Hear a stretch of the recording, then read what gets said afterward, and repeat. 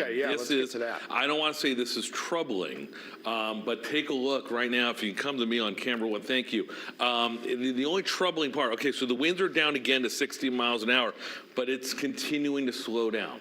It's now down to 12 miles an hour. So this was, again, about 2 hours ago, we were at 16 miles an hour. And I know you're, again, if you're thinking, well, 4 miles, that's not much. I can run that. Okay, fine.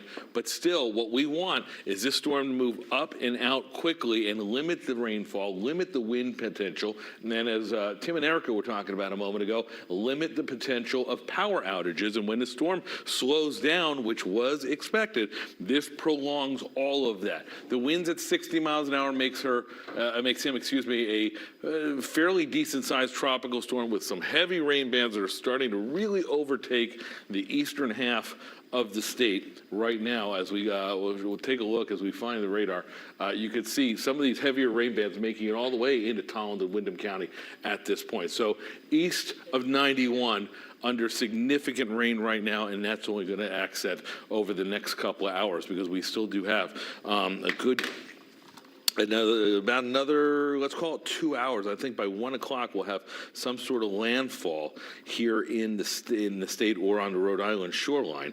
Again, moderate rainfall, heavy rainfall, as Angelo was just showing us, take you down from New London.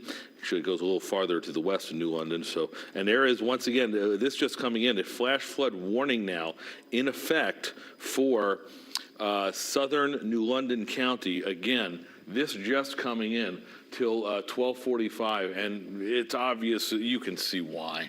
This is some very heavy rain that's starting to push on through.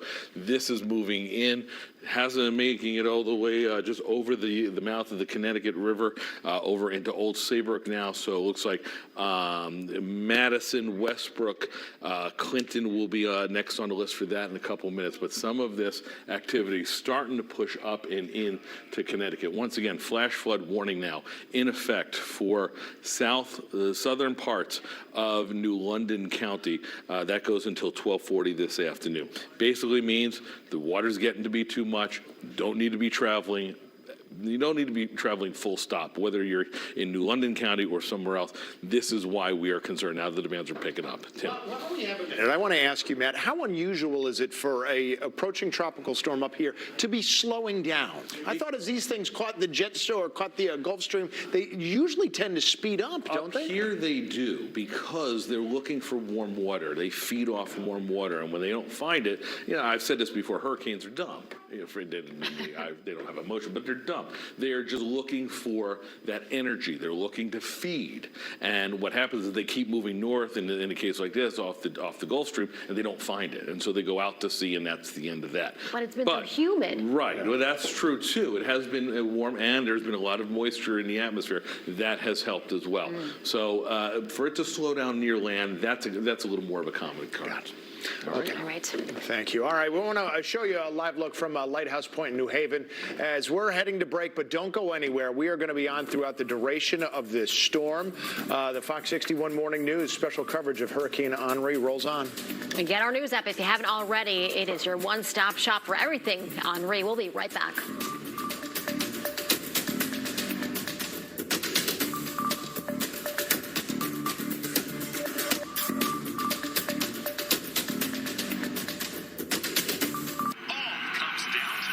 It all comes down to this. The Giants score, and our guy brings home the bacon. But isn't he an Eagles fan? He's from New Jersey, but his mom grew up in Philadelphia, so it could go either way. It's a win-win.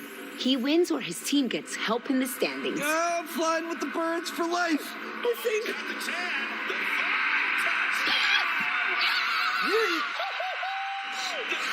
Never had a doubt. Download the DraftKings app and feel the NFL action like never before.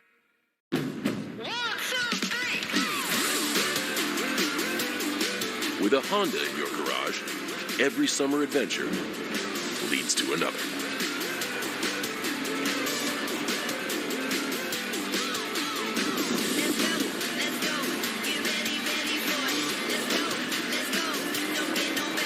Get an incredible summer offer on a new Honda, only at the Honda Summer Sales Event. Ready, set, go.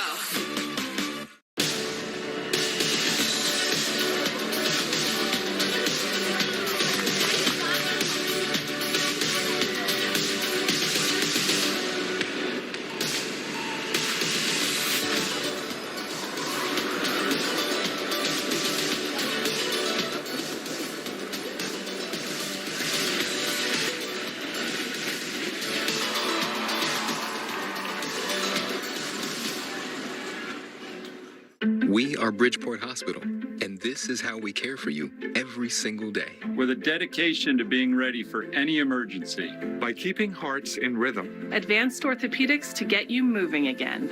With the utmost precision for treating strokes. And an unwavering dedication to you, our patients, your families, and the communities we serve. As part of Yale New Haven Health, everything at Bridgeport Hospital is done with the greatest of care. LeafGuard has earned the Good Housekeeping seal 16 years in a row. LeafGuard, the only seamless one-piece rainwater management system with 14 colors to choose from. LeafGuard, the gutter that never clogs, guaranteed with a lifetime transferable warranty. And remember, LeafGuard has more than 1 million satisfied customers. Because it can handle the volume of rain. Looking at how these have worked, the extra large downspouts, I don't think a standard gutter could handle the volume. Don't deal with those old gutters any longer. Go to the phone and call in now to take advantage of $99 down, $99 a month, and $99 installation on LeafGuard. And if you call today, we have a nice gift for you. A $25 Amazon gift card with your in-home estimate and free gutter inspection. Don't miss out on this limited time offer, $99 down, $99 a month, $99 installation. All local, all morning. The Fox 61 Morning News starts now. It is 11 o'clock this Sunday morning. We are going to show you a live look at Narragansett, Rhode Island, which is, well, if we have that, most likely going to be very close to where Tropical Storm Henri officially makes landfall. Although that landfall might be a tiny bit later than expected because the storm is slowing down, and in a small sense, that's not the best news to hear. Yeah, well, we are glad you're with us here on Fox 61 this morning for our special coverage of Tropical Storm Henri. We're going to be here for you all morning, all day long. Again, thanks for being with us. I'm Erica Arias. And I'm Tim Lammers. Of course, all of Connecticut right now is still under a tropical storm warning.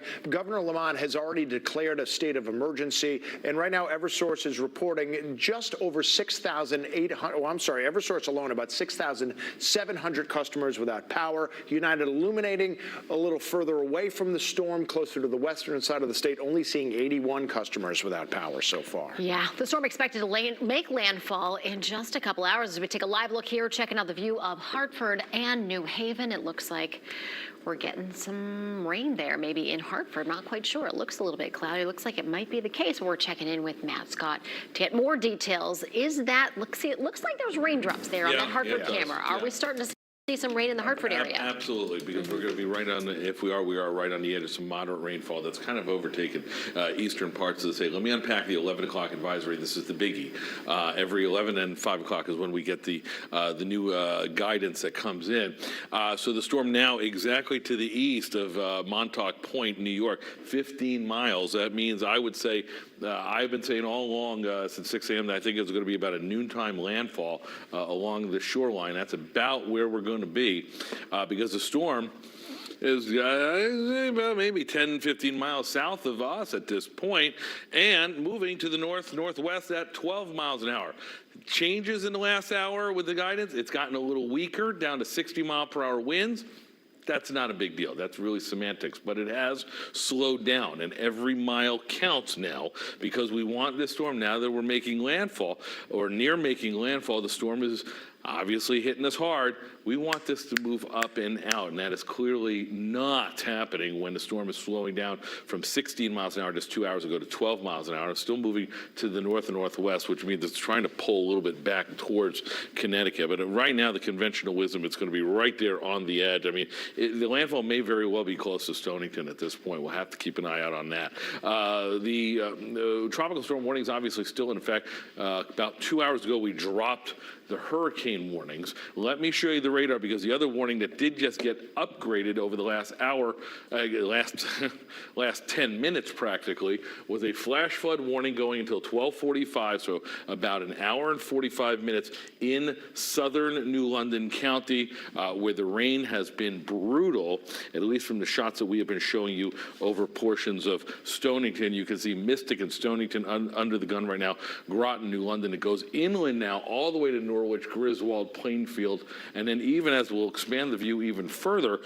we've got some significant rain in Windham, Lebanon, Columbia, Colchester. So clearly these bands are starting to make it move and hold their intensity as they move in towards the north and the west. This very heavy rain over parts of Stonington, that has just now begun to affect New London County. So as we pull out the view and you see Hartford now on the sides, you've got steady rain down 91 and eastward. You've got a band over about, let's call it Westbrook and Clinton, getting ready to move through Madison right now. It's activity, again, trying to move off towards the north and the west. But that's, again, we're going to pretty much see all of eastern Connecticut get hit by that over the course of the next hour or so. Put the loop in motion. You can see some moderate rainfall pushing through New London and Groton Harbor right now, down by the ferry landing and ferry launch, and then over into Old Saybrook by Fenwick as well. Look at the buoy wave heights. We put this up to show you that close to the heart of the storm, we're seeing 13 to 14 foot waves. Now, we're not going to get that by the time the storm moves over in, but I will tell you the one thing that again, we don't have going for us is the fact that because the heart of the storm is just to the east of Long Island, you know, if the storm was going to track over Long Island, and I know Long Island is not big, it's very narrow, but at the very least, that would have, you know, kind of broke up a little bit of the oomph of the storm, just taking a little of the wind out of the sails, so to speak. It's still over open water, so there's no real indication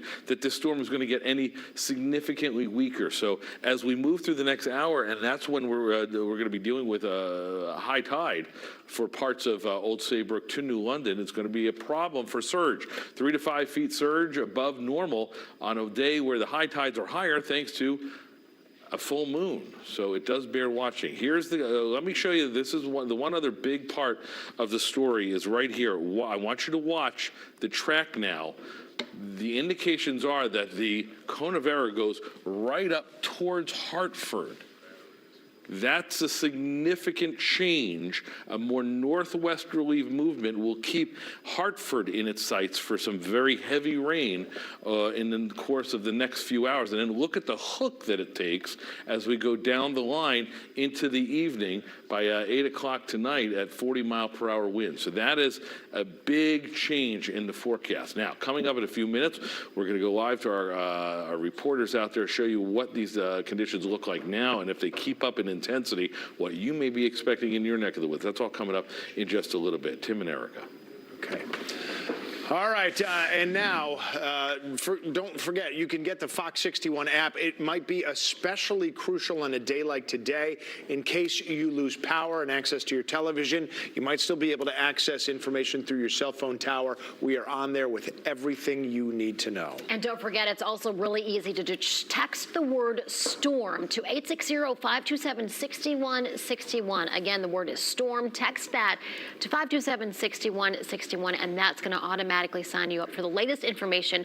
Anything that has to do, any big important stuff with Henri, that's going to show up right onto your phone. All right, right now, 11:07, we're going to go down to Stonington once again and check in with Angelo Bavaro. He is bearing the brunt of what's happening out there right now. Angelo.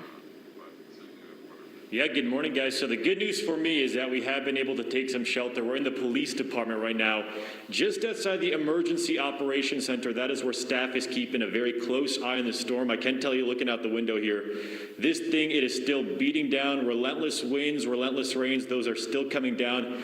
But here to talk more about what exactly is going on at the Emergency Operations Center, we've got First Selectman Danielle Cheeseborough. Thank you so much for joining us this morning. I know there's a lot going on in there. First of all, break down what exactly is happening in that room. Thank you so much, and thanks for covering this. So we have a great team compiled. They've been here since midnight last night. We opened the Emergency Operations Center, and at 8 a.m. this morning, we declared an official state of emergency for Stonington. But so back there, we have representatives from Eversource helping arrange issues with power outages. We have our police captain, chief, and a lieutenant in there helping to augment dispatch calls. And then we have 4 other people helping with direct calls that will come in to the emergency operations shelter, ranging from mostly calls about power outages but also questions about other services during the storm and after. And as you mentioned, we're also right across from our emergency shelter at the high school where we have 6 people there now. It does remain open if people need to, although we are encouraging people right now to just stay where they are. Yeah, and you mentioned a lot of great information right there. I want to start off with those issues that you may be seeing right now. Looking at the Eversource map, we've got, I think, 500 power outages right now. What's being done to address that? Any updates on that front? Yes, so as soon as an incident is reported, it goes into the system. For something that large, that affects that many customers, that will become a priority. The other priorities would be if a nursing home or congregate care facility or one of our sewer plants. So we're watching all those closely. We also do have a tree down with live wires. So something with live wires that's blocking a road will become a top priority. So Eversource has the unenviable job of trying to prioritize and manage all these power outages. And we are expecting major power outages, not just in Stonington, but of course across the state. So we're urging residents to be patient, to understand it might take some time to get power back. Post-storm, we'll have cooling centers if it gets hot next week, and charging stations, likely at some of the firehouses, at the high school, and some other locations. And you mentioned that down tree. Do we know where that is so people can avoid that area? And are you seeing any other issues like that, at least right now? Yes, as of probably 15 minutes ago, it was still down on Liberty Street in Pawcatuck, which is part of Stonington. And so they are working quickly to address that one. Gotcha. And any other issues that we're seeing right now with the storm rolling through? It seems like this is the worst. We've seen it all morning long. Yes, we're definitely at the worst part right now. It could get worse, though, and we just really are urging people. We've noticed some people are out kind of observing the storm. Now it's time to go home, take shelter. Very concerned about storm surges, so please don't go down to Stonington Point or some of the other areas that are a high risk for storm surges. That's where most people lose their lives in storms like this, so please, wait, watch it on the news. Don't go down there yourself. And as we talk about this track, we're talking about these worsening conditions outside. As you look at the forecast, meet with other officials, what are you guys planning for the rest of the day? Yep, so obviously the storm sped up and came back to Stonington. So, it looks like we'll have another call with the state officials and agencies at noon today, and then we'll regroup with our team. We've been touching base really consistently with our fire and EMS and police. They've been wonderful to work with.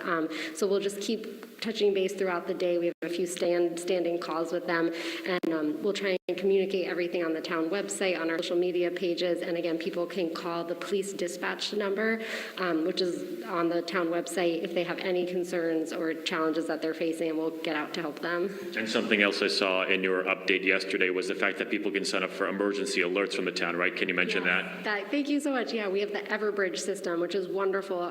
In a town of about 19,000 people, only about 8,000 have signed up for them. So we are really encouraging people. You can go to the Town of Stonington website. You can sign up really quickly. They can come via email, text, phone call.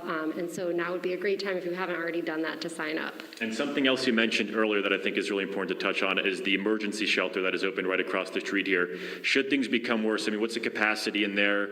How can people get there and, set up? The Red Cross has been amazing, as have our school department and cafeteria and volunteers. So there is a lot of capacity across the street. If it should come to that, definitely come there. There's generators, there's showers, there's food, there's cots that the Red Cross puts out. People can also bring an animal, bring it in a crate, but we have the gymnasium set up for animals. If you have special medicine, we have a nurse on staff who's there, can also help with any issues. So we do encourage people, if you need it post-storm, to come there. And again, check in with us, because if we have extended power outages, we could likely use the facilities there if people need to shower and things like that. And just to wrap things up, message for people at home. Like I mentioned, we were at Stonington Point, saw a lot of people out there on bikes, walking around, walking their dogs. Probably not the best idea right now, right? Yeah, we'd implore you, even if you're curious, just stay home right now, because obviously you're putting yourself, but also the emergency first responders who will have to come out at risk. So please stay home. Now's the time, just for at least another few hours. There you go. First Selectman, thank you so much for joining us. I know it's incredibly busy. And guys, I can echo that, because we were just at Stonington Point standing outside, and take a look at my boots here. I'm completely drenched. So this is definitely a nice break being inside. First Selectman, thank you so much for having us in here, keeping us warm. I will send things back to you in the studio. All right, Angelo, thanks so much. Okay. Right now, we're going to be going down to New Haven. We're checking in with Julia LeBlanc once again. She's there in the Elm City, but stand by with us because we are about to get an interview with Governor Lamont. But again, let's go right now to Julia in New Haven.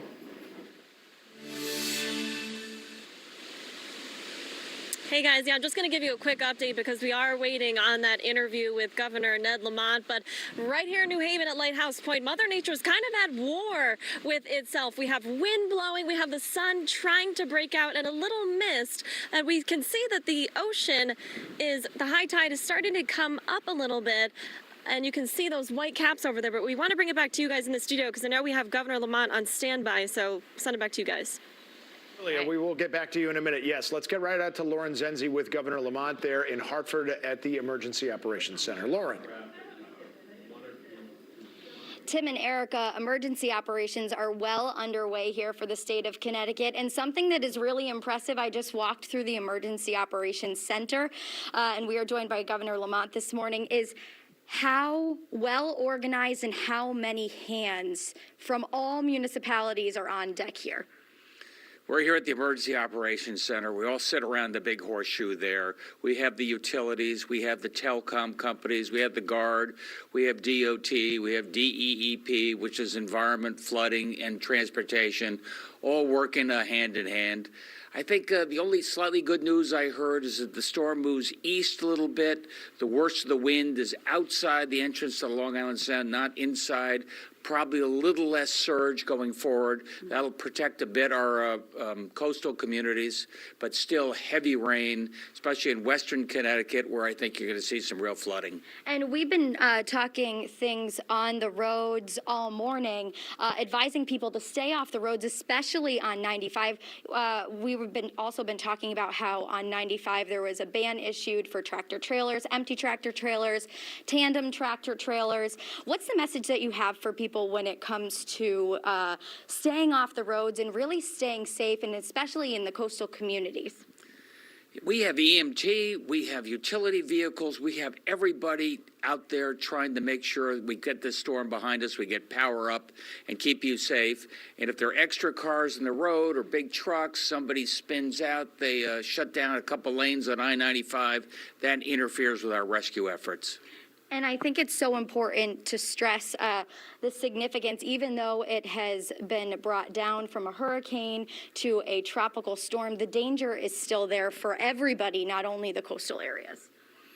Yeah, don't let tropical storm, don't let the name Henri imply that this is not a really severe storm. It's rain on top of already drenched soil. What that means in terms of flooding, what that means in terms of trees that get uprooted, fall over a power line. The jury's out in terms of how severe the damage is going to be, but we're prepared for the worst. And here at the Emergency Operations Center, talk to the audience about how much things are forever changing here. How many meetings, how many different facets truly go into making the decisions, not only on the roads, but with evacuations and things like that as well. Well, I'll give you an example. We had the guy for the National Weather Service, and I thought you look at the radar map and you see, okay, there's a lot of rain over there. They can see exactly where the rainfall is concentrated, how that will impact the Connecticut River, and what parts of the Connecticut River might flood first, so we can notify municipalities and respond accordingly. It's gotten more precise. And how important is it that each municipality, I know that we have our Fox 61's Angelo Bavaro in Stonington this morning, and he is getting absolutely pummeled out there. How important is it that each municipality really has their own jurisdiction to be able to make these tough decisions to keep everyone in the community safe? Yeah, great question. So every one of our communities, they have their own emergency operations center, just like this is the one for the state. They have their liaison with Eversource, United Illuminating, so they have their direct contacts. Because you point out, it's all local, and every town is, look, out there in Groton, New London, Stonington, like you said, hit hard. We've had to close down and evacuate a couple of nursing homes, a few nursing homes already. Out on the other side of the state, it's going to be wet. Absolutely. Now, when you look at how much has changed, not only since the past couple of days, but last night, today, how confident are you that, Eversource, UI are able to keep up with all of this and keep things going? I can tell you they're online with us every day, 3, 4, 5 times a day as we do our centers. They're reaching out much better with the mayors. I've heard that from the mayors. I know they have twice as many teams on the ground today as we had a year ago because there weren't enough teams on the ground during ICEA. Now it's trust but verify. Absolutely. I mean, it's a little disheartening and a little concerning to hear possibly 8 to 21 days without power. That's a lot of days without power, without, air conditioning, especially with a possible heat wave coming. We just had that discussion. I said, what are you talking about? 21 days, 90-degree weather. 21 days is some legal term they have for this type of a storm. I guarantee you, we're going to hit the ground running. We're going to go after those biggest concentration. If there's an outage, take care of those folks first. Maybe there's somebody at the end of 100 yards of a driveway that takes a little bit longer to get up. No 21 days, no way. Absolutely. And that is a really comforting thing to hear, because I don't think any of us want to be without power for 21 days. I know last summer I had no power for about 6 days, and that felt like eternity, especially in the middle of summer. Now, lastly, Governor, what is a message that you have for people right now that may be watching, whether it's via the television or if they've already lost power on an app? I think my message is, I know you had something else in mind for a Sunday in August. You know, it's been a really tough year and a half. I think you've got a team in place here in Connecticut that's going to do everything we can to protect you. Make sure we get your power up. I'm sorry, it's going to take a few more days of patience until we get this thing behind us and we get the repairs going in a big way, but it's going to be a good time by the end of this week. We're working it. Absolutely. Governor, I know that you have a lot of work to do here at the command center. It's truly an impressive effort. Like the governor was saying, all hands are on deck here, whether it's the Red Cross, state police, emergency services, you name it. They are here making sure to keep everybody safe. Governor, I appreciate your time. Nice to see you. Absolutely. We'll continue to keep you up to date all morning long on the latest with not only Governor Ned Lamont, but also Eversource and everything as it becomes available on air, online, on the Fox 61 News app. We're live in Hartford this morning. I'm Lauren Zenzi, Fox 61 News. Back to you. All right, Lauren, thanks so much. And of course, we're going to continue to stay on top of this. And we want to keep reminding you that you can get all this information on our news app. We've been talking about all these power outages. If you lose power, you can still stay connected with the Fox 61 News app. And again, you can text the word storm to 860-527-6161 as we take a live look here. We're checking out this view. I believe this is Shoreline, New York, once again. Yes, Which and that not is far from Fire Island. Right. About halfway west to east across Long Island right now. Talking about power outages, you see that graphic on your screen that the Eversource said the outages could last 8 to 21 days. You also just heard the governor say he does not think 21 days is a reasonable upper estimate. Time will tell with that, but of course Eversource is preparing resources as Henri is getting ready to make its landfall right near the Connecticut-Rhode Island border. Real quick, the Eversource website just updated. It was standing at about 8,200. Now Eversource customers, as far as out of power, 10,735. So that number just jumped by about 2,000 customers. Yeah, so it's closing in on 1% of the entire customer base in Connecticut for Eversource. So still a far, far cry from the hundreds of thousands. But that may change because there's also been a slight change in the track. As far as what Eversource is trying to do to make sure it's prepared, the company's president and CEO, Joe Nolan, said 4,000 crews from around the country are coming to Connecticut. They got several hundred utility vehicles coming into the area as well. They're saying every single community will have at least one dedicated truck to get to downed wires. But that being said, there's only so much they can do in terms of restoring power quickly. Still don't know just how many people are going to lose. Initial estimates were close to 600 to 800,000 customers.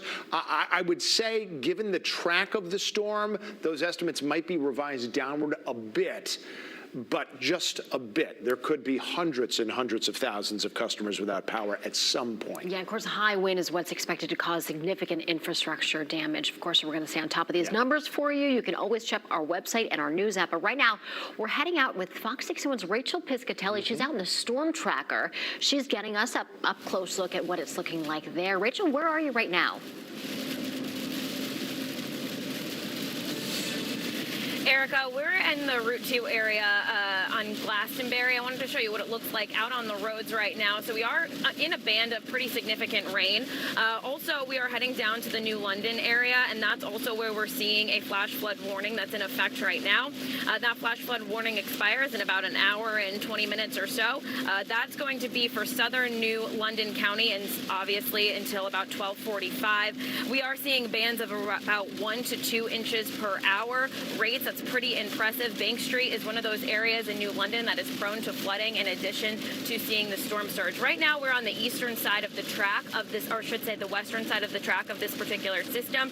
So with that, we are going to be dealing with those heavy rains off and on throughout the next several hours. So we'll continue to be monitoring this very closely. Again, we are in the Glastonbury area of Route 2, and we are seeing a pretty heavy rainfall at this point. Now, the worst of the winds right now are being really confined to the eastern side of the storm. Reports of Buzzard Bay, Massachusetts, seeing reports of sustained wind speeds of around 47 miles per hour and gusts up to 58 miles per hour right now. Also seeing 35 mile per hour sustained wind speeds in the Narragansett, Rhode Island area. And that's honestly where we're heading, right by the border of Rhode Island and Connecticut. So we'll continue to keep you posted every step of the way on our journey to New London. But that's a live look outside out on the roads. We'll send things back over to you guys. All right, Rachel, thanks. As I've been saying all morning, it's the coastal communities that are going to get hit the hardest. Yeah, and New Haven, right, about halfway across the state, west to east, has not gotten hit as hard as Stonington, but we want to check in now with Fox 61's Julia LeBlanc, who has been updating the conditions there. For the most part, every time, Julia, that we've checked in with you, it's been fairly good news. Not too much wind and rain. Looks like it's more or less the same now, yes? Yeah, I guess I am bringing the good news today, huh? Seems like it here in the city of New Haven. But like I was saying earlier, I really do feel like Mother Nature is sort of at war with herself right now because we have rain sort of drizzling down. We also have the sun trying to peek out a little bit. And then you can see these storm clouds now starting to come out. But if you take a look behind me here at Lighthouse Point, you can see those trees thrashing around right now and looks like a puddle from the rainfall that we saw earlier. Heavy rainfall earlier this morning. Looks like it came up right there. If you take a look over here, you can see they've put sandbags, doing a lot of preparation here at Lighthouse Point to make sure everything is safe and secure.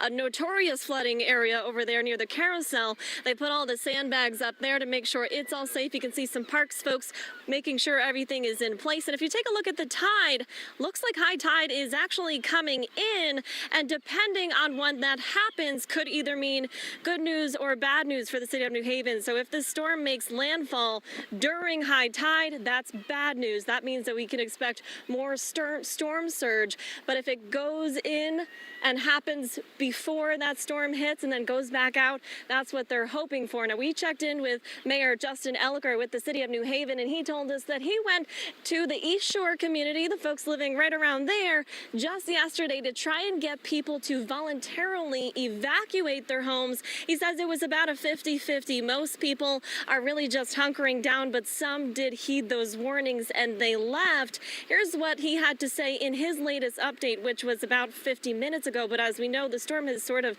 changed track since then. But here's what he said about 50 minutes ago.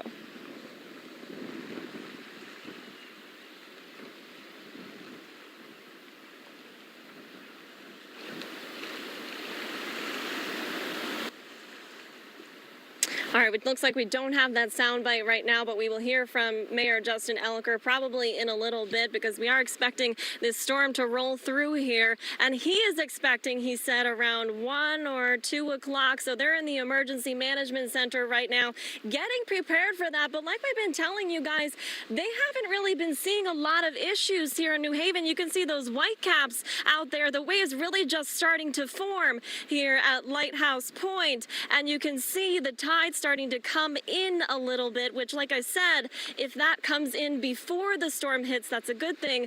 If it comes in as the storm is hitting, not such a great thing. But again, I think we have that soundbite from Mayor Justin Elliker. Let's listen to what he had to say in the Emergency Management Center now.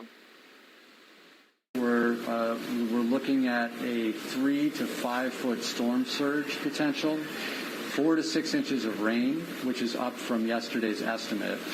Winds will likely be tropical storm strength, a 50% likelihood of winds being above 58 miles per hour. And we're watching very closely the timing that the storm hits us, because high tide tomorrow is at approximately noon and then at midnight. Yeah, so things looking a lot different for the city of New Haven versus what we thought was going to happen late last night. The city of New Haven was really in the eye of the storm last night. Now it looks like Stonington, where Angelo has been all day, is really where things are going to get rocking and rolling as they are right now. But here in New Haven at Lighthouse Point, the Seagulls, they're just enjoying a nice little high tide here. We'll send it back to you guys in the studio. All right, Julia, okay, thanks Julia, so much for the update. thank you so much. Checking power outages right now. Eversource is reporting 10,700 customers without power, just under 1% of its total customer base. United Illuminating has only had several dozen at any given point because they are further west. I think the big news, the big update in the last 10 minutes, Canterbury, that small town near the Rhode Island border on the eastern side of the state, just had a huge number of outages for that town, over 1,500. That's over 2/3 of the entire town of Canterbury is without power right now. They've actually gotten the most in the state. Stamford has been a recurring problem over on the western side of the state at about 1,100 outages, but that's still a relatively small percentage overall. So we're looking at 10,000, still seeing this number double every hour or so. Of course, we're expecting the rate at which we're seeing these outages reporting to really start picking up now that we're getting closer to the landfall of Henri. If you are without power, you can just text the word storm to 860-527-6161. Just text one number, and then you will get a lot of that information sent right to your phone.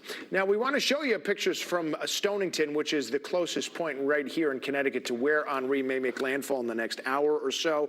Stonington has 730 customers without power. North Stonington, right north of them, about a quarter of the town is without power, with about the same number of outages. All right, and we're checking in with meteorologist Matt Scott. We're saying Stonington maybe going to make landfall, All right, but we've been talking about westerly Rhode Island. And you know what? I mean, it's a toss-up right now. So it could be Stonington, it could be westerly Rhode Island. Now, clearly, the storm is a little bigger than those two towns. Yes. So this is just for the history books for posterity. Exactly. Yeah. But I want to tell you, speaking of the history books for posterity, where the latest track, and I'm going against something that I say all the time. If you've watched our show every day, we know you do. We're grateful for it. You hear me say, ignore the line in the middle, right? Okay. Yep. The line in the middle goes right through New London. Oh. Okay, New London, and then heads for Willimantic. So there's that's where the conventional wisdom is taking it now. And I say that because here's the track over the next 12 hours. We're going to unpack this. It's coming down at 11 o'clock. Okay, so 60-mile-per-hour winds, a little weaker. That's good news. However, moving to the north and northwest at 12 miles an hour. That's slower than the last couple hours. That's not good news because that prolongs the rain, prolongs the wind, prolongs the potential for flooding and power outages. But the cone of error, which now is, if you've noticed, it's narrow because all the spaghetti models, all the different guidance models that we look at, they're all in sync. They are not going all over the place with Henri. So there's the border, so either Stonington, westerly Rhode Island, Misquamicut will definitely feel the main brunt of this, and then towards New London, and the change at 11 o'clock has been now towards the north and west, going right for Hartford practically. And I know what you're thinking. If you're watching us in Hartford, in West Hartford, especially after what happened with Fred last week on Thursday, getting 4, 5, 6 inches of rain, you don't need this. You do not need this at all. Here's the way the time shakes out. By tonight, 8 o'clock, this storm is north of the Mass Pike and now into the Berkshires. So again, do the math. 12 miles an hour, this is about 60 miles an hour, and here's another 30 getting up into western Massachusetts. So that's about right over the course of 8 hours. 12 times 8 is 96 miles. Yeah, I would say that. So that's what we're looking at. We're looking at about 6 hours of suffering with this storm between now and 6 o'clock tonight for the bulk of this storm, the bulk of Henri, to be in Connecticut before it turns up into Mass and then makes that right hook towards Manchester, the leftovers going through Portland and all of vacation land beaches in Maine, because it's going to be a tough couple days. I said this earlier, if this is your beach week up in Maine, first couple of days are going to be a little sogified. Now, let me show you the radar. Again, flash flood warning. Rachel Piscatelli mentioned this for southern New London County, going for another hour and 15 minutes. And the reason is this big band is the first major band to have moved in now that the storm is obviously very close to us here in Connecticut. We will look at, we'll go in a little closer and show you some very heavy rainfall right now from Niantic through Lyme, Old Lyme, there's Lyme, you're next on the list. Old Lyme is under the gun right now. Haddam, East Haddam by the Goodspeed Opera House. They've battened down the hatches for their Goodspeed by the River shows. And then back over into casino country, it's gotten a little quieter. Ledyard, Montville's seeing the final throes of this wave. And then it's gotten a little quieter in Groton.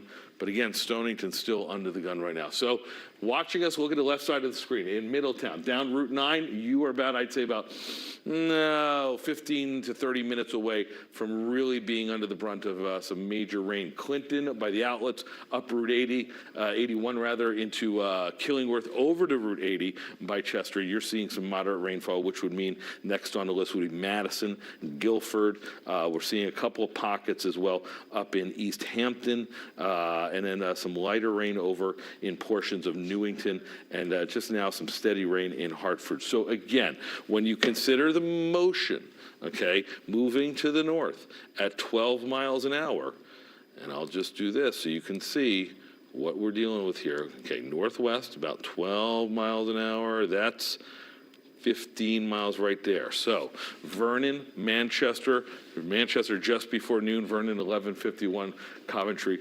11:44. Stand by for that. In the meantime, let's go ahead and show you the bigger picture.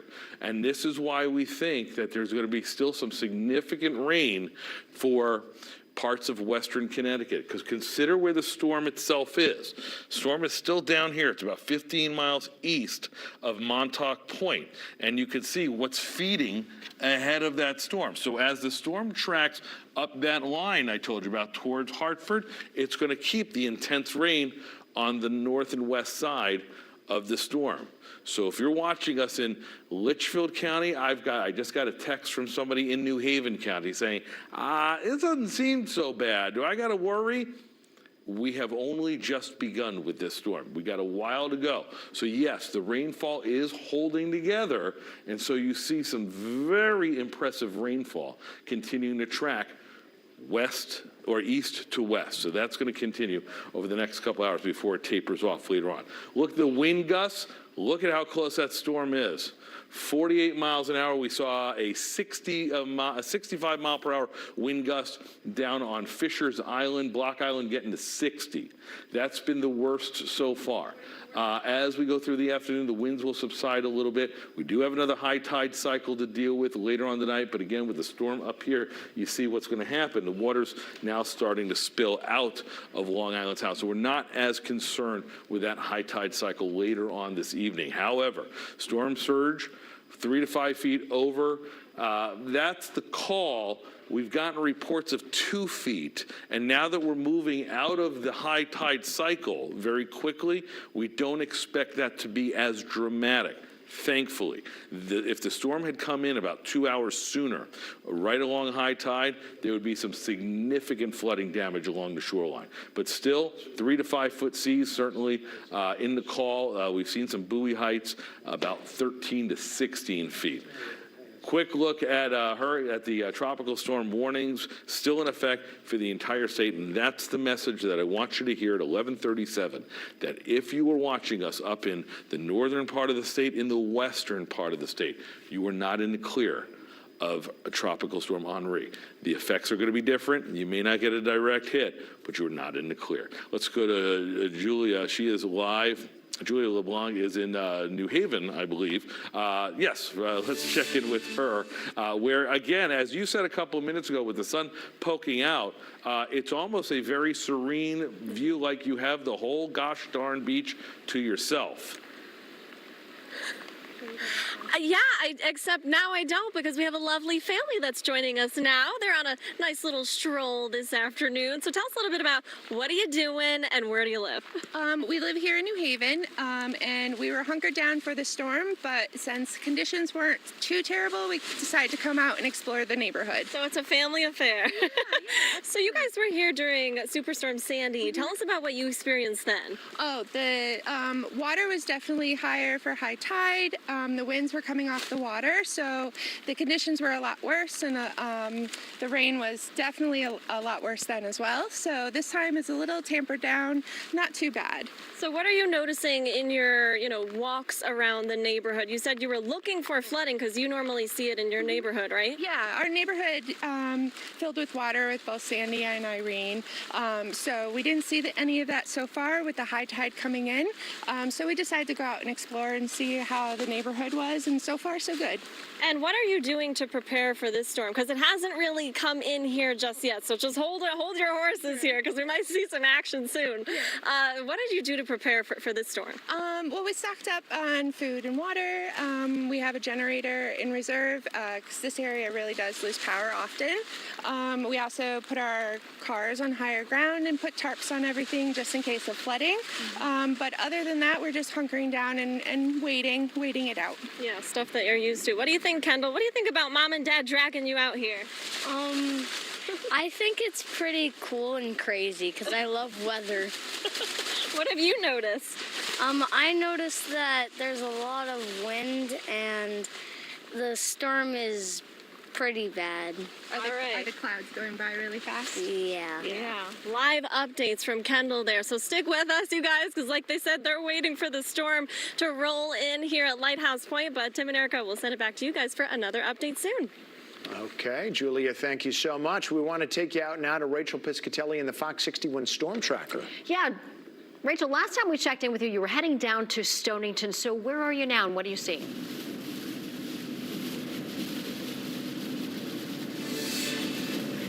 Yep, so we're still continuing on Route 2 in that general direction here, and we are now in Norwich, and the rain is coming down pretty heavy. I wanted to show you what it looks like on the roads. Certainly some ponding issues out on the roads. When you see rainfall rates and up to 1 to 2 inches per hour, it is really dangerous to get out on the roads. There is definitely that concern of hydroplaning. So obviously stay in, hunker down.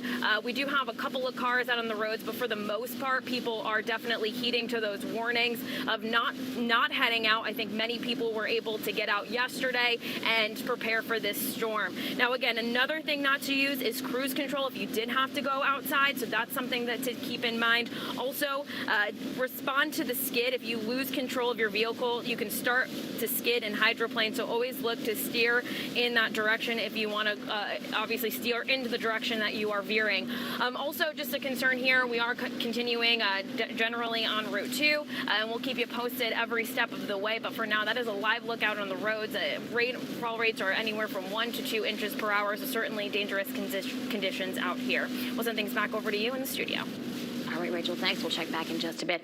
Right now, we're checking in with Keith McGilvery. He's joining us right now in the studio. We've been talking about power outages. You were speaking with not just the governor, but also Mayor of Hartford and also our Congressman, Chris Larson. Chris Larson and Senator Chris Murphy. So this conversation, this topic of power outages is very much on the minds of so many of our elected officials.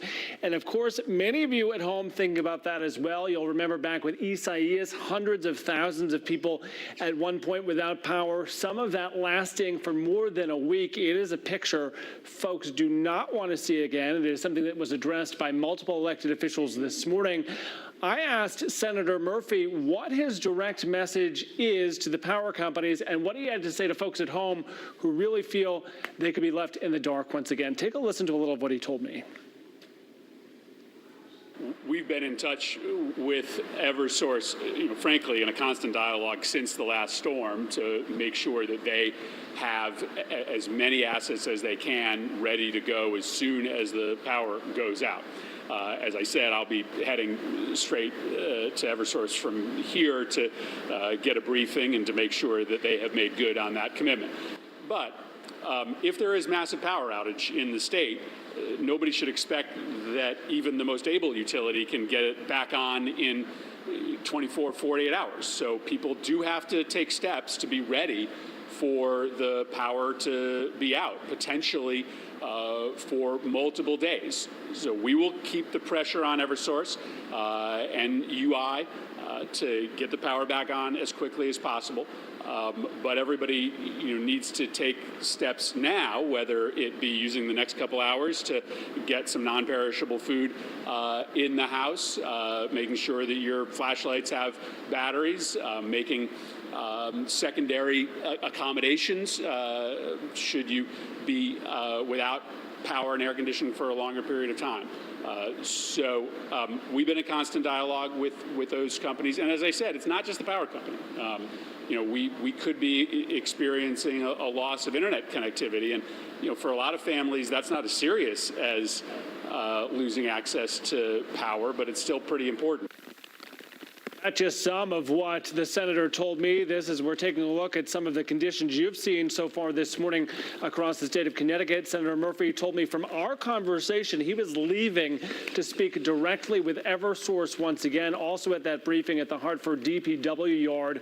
Mayor Luke Bronin, who told me that he spoke directly with the head of Eversource yesterday. So both of these elected officials saying that this issue is very much front and center. Of course, a concern moving forward once this storm passes is some significant heat that could be headed to our region and the implications of that for many communities and people who may be living without power or just folks who may not have air conditioning. I took that part of the conversation directly to the mayor of Hartford. You'll hear what he has to say on that front coming up in our next hour. But we are tracking those numbers. Tim and Erica hoping for the best, but these officials say they're really going to hold people's feet to the fire when it comes to getting that power back on as quickly as possible.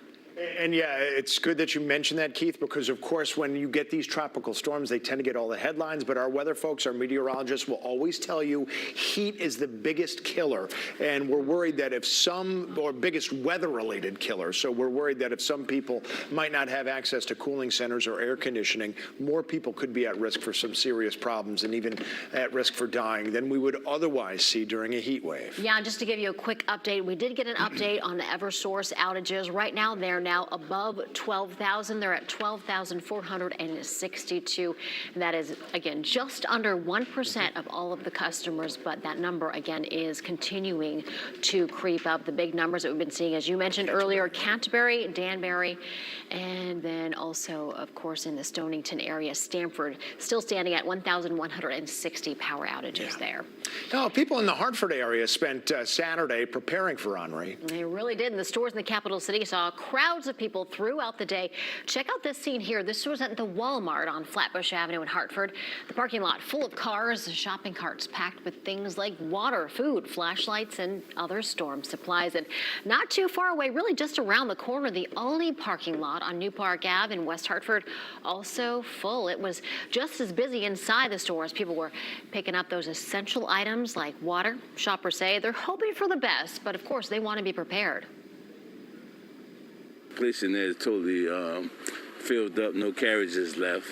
So everybody's panicking now. Hopefully it's not too hard and it's mild, and we brace for the worst, We'll see how it goes. It's like, I hope I don't lose power, but if I do, just deal with it. Now, the gas pumps were also busy, too. A long line formed at the BJ's gas station at that same shopping center. Also on New Park Ave, early Saturday. So we spoke to people who said that they think that the wait was worth it, just to make sure that they were fully prepared for that storm. Just gassing up, getting flashlights and batteries, the essentials.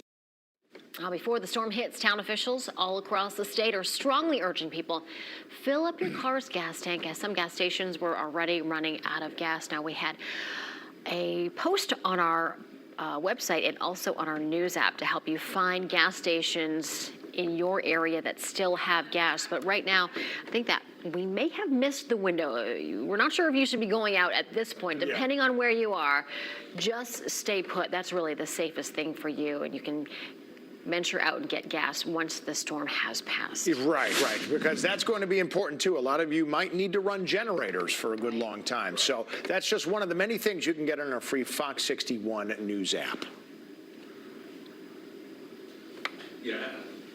Absolutely. I mean, only because, we talk about in terms of preparation that it's, it's not just the gas, it's not just the food, but it's also the money going to the ATM, because you don't want to be a part of the huge crowd doing it, certainly the day before, or even worse, the morning of. So that window has closed for now. So hopefully, the worst comes to worst, you'll use the gas, you'll eat the food, you'll use the money. It won't go to waste. Right. Better to have it and to not use it than to not have it and go scrounging for it after the storm is done. Right? So, okay. Let's talk about the latest with the storm. Again, 45 minutes ago, we got the major update, which a couple of people grabbed me literally in the newsroom and said, hey, what does this mean? Well, let me unpack it for you. 15 miles east of Montauk Point. I was wondering if the official landfalling was going to be Montauk. It was close, but no. And now it's a toss-up. The line right through the cone, and I'll show you the cone in just a moment, has it 50-50. It's either going to be Westerly or Stonington, I think, at this point. Misquamicut may be in the brunt of the action. And from there, it goes right through Ledyard, and then possibly heading just outside of Hartford. And I'm going to show you that track. So here are the good, the bad, and the ugly. The good, the winds are down a little more. Okay, that's fine. Even better, we're now coming into noontime. The storm has not made landfall. We didn't think that was going to be the case, but we're now moving out of the high tide cycle. So that's good. We're starting to see the water recede. That's going to keep storm surge a little lower. If this storm had come in about 2 hours earlier with the high tide in a full moon cycle picking up, storm surge might have been really, really devastating in some parts, especially for Rhode Island and southeastern New London County. The bad, the movement keeps slowing down a little bit. I don't think it's going to get too much more slower than this, but we got, as I mentioned in my last segment, we got about 6.5 hours of this storm tracking directly through the state when it's moving at about 12 miles an hour. So we'll keep an eye on that. Again, tropical storm warnings remain in effect for the entire state. All the hurricane-related stuff for Connecticut, for the Long Island Sound and Long Island have been dropped. Here's the latest. There is a flash flood warning in effect. Again, New London County till 12:45, so about another hour. And as I mentioned, some of these feeder bands that are kicking in are not weakening as they make landfall. That's not going to happen. So you've got some strong rain right now, and I'll go in a little closer with the radar. Right now, you're seeing some very intensive rain across Lyme and Flanders, East Lyme to Old Saybrook, there it is, right up the Route 9 corridor. So next on the list will be Essex, Chester, Haddam, East Haddam, stand by, and down the line, some of this is going to be clipping North Madison, which is already seeing some decent rain, up 79 right now, Killingworth and Durham. Still seeing some very impressive rainfall in East Hampton, now in Colchester. Again, moving to the north and west at 12 miles an hour means it's not very fast. So that could dump a lot of rain in a short amount of time, which means I suspect these flash flood warnings issued again, primarily right now, just for southern New London County, will be picking up and spreading across the state. So I just got a text from somebody in New Haven County saying, I'm a little concerned. What's with the sunshine? So hang on, all this is going to be heading your way. Buoy wave heights have been between 11 and 13 feet. Again, we're not looking for that on the immediate shoreline, but that's what this storm has had past inference about in terms of how intense that the water has been. So that storm surge warning, again, still in effect for the entire shoreline, even down in Fairfield County. If you remember with Sandy 12 years ago, excuse me, it was in 2012. So 9 years ago, you have a lot of problems, mainly down in Fairfield and New Haven County, because all the water was pooling up into Long Island Sound, had nowhere to go. Well, later on, with a more northerly flow, there's going to be the water spilling out. So with the next high tide cycle, we're not as concerned, I should say. Here's the track, and this is what we were talking about. The one thing that really surprised everyone in the newsroom when the 11 o'clock track came in was a big turn to the direct northwest, almost up through Hartford. You see where the track goes by 8 o'clock with a weakened storm at 40 miles an hour. Still a tropical storm, barely. Actually, a tropical depression at that point. But here's the deal. That's about 6 hours right there of intense rainfall, those feeder bands going up and into Hartford, Towland, Windham County, moving away from the shoreline. So there is still plenty of time for all of this rain, for you to get a good dosage of rain in parts of the state that you would not otherwise think that you'd be getting rain upon in terms of a tropical storm or a hurricane.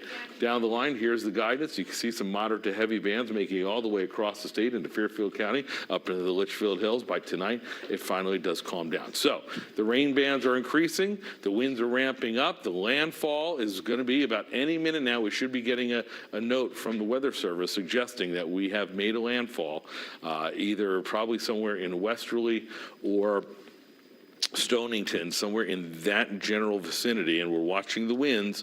Storm surge, we've made it through the high tide, so that's certainly some good news there.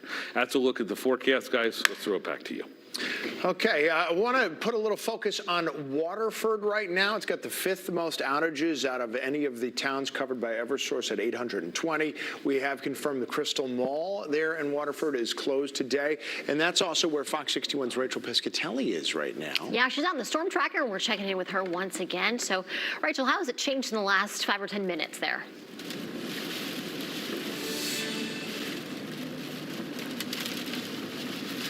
Yeah, so we are still seeing those significant rain bands, obviously, in the Waterford area. I also wanted to turn your attention. We are seeing also some issues in terms of a lot of sticks and debris out off on the road. You can kind of see that here just to the left side or right side of your screen, rather. You can see some of that debris from the trees just along this particular road. Now, we're on Route 32, just to give you an idea of where we are. We're continuing to head south to New London. Right now, again, just those heavy rain bands. We still have that flood warning in effect for this area. That also includes New London until 12:45. We are seeing anywhere from 1 to 3 inch per hour rain rates. That's very impressive. That is going. You can see the wind is just blowing some of those sticks across the road here. So it is.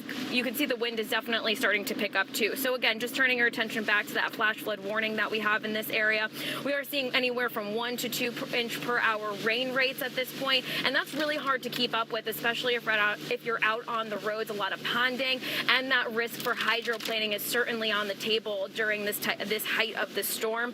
We've already seen anywhere from 1 to 3 inches of rain fall in this area, and we're continuing to see that rain, heavy bands off and on as we go on through the next several hours. So we'll continue to monitor the situations again out on the roads, but again, that chance for some flash flooding in this area, as well as, or just turn this around here because we are going to go through some significant ponding. You can kind of see that as we go through. So there is ponding out on the roads. These rain rates are really impressive, and we'll continue to monitor this as we continue our journey into New London. But that's a live look outside out on the roads. We'll send things back to you guys in the studio. Okay, Rachel, thank you for that update. Stay safe out there. The Connecticut Department of Public Health has issued a warning about carbon monoxide. A lot of people improperly using fuel burning equipment during times like this where their power outages can really be a problem. So the state just wants to remind all of you that portable generators can cause a lot of carbon monoxide poisoning if they're not used properly. Of course, indoor use of grills, that's always a bad idea. That also can lead to problems with carbon monoxide. The symptoms include headaches, fatigue, dizziness, confusion. And of course, if you get to the point where you've lost consciousness, you better hope somebody else is around there that still has it, because then you're in real trouble. So consult a doctor immediately if you start to get that dizziness, that fog, that confusion, and that you don't know where it's coming from. Carbon monoxide could be the cause. And we have another important warning for you from the Department of Consumer Protection about scams after the storm. State law prohibits price gouging on consumer items and energy resources during a civil preparedness emergency, like Tropical Storm Henri. Governor Lamont declared the emergency on Friday. Also, energy dealers are not allowed to charge excessive prices for energy resources. We're talking about heating oil, gas, propane, or other sources of energy. And be aware of scammers who are offering to clean up or repair for a low service. Make sure you stick with us. We have a lot more coming up still ahead here on Fox 61 as we continue to monitor Tropical Storm Henri. We will be right back.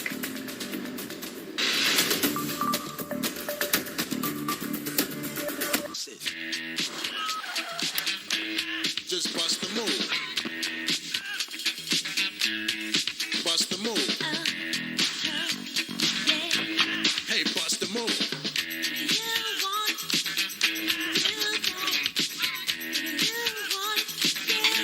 Move in with Frontier, and all the things you love about the internet will move with you without an annual commitment or data caps.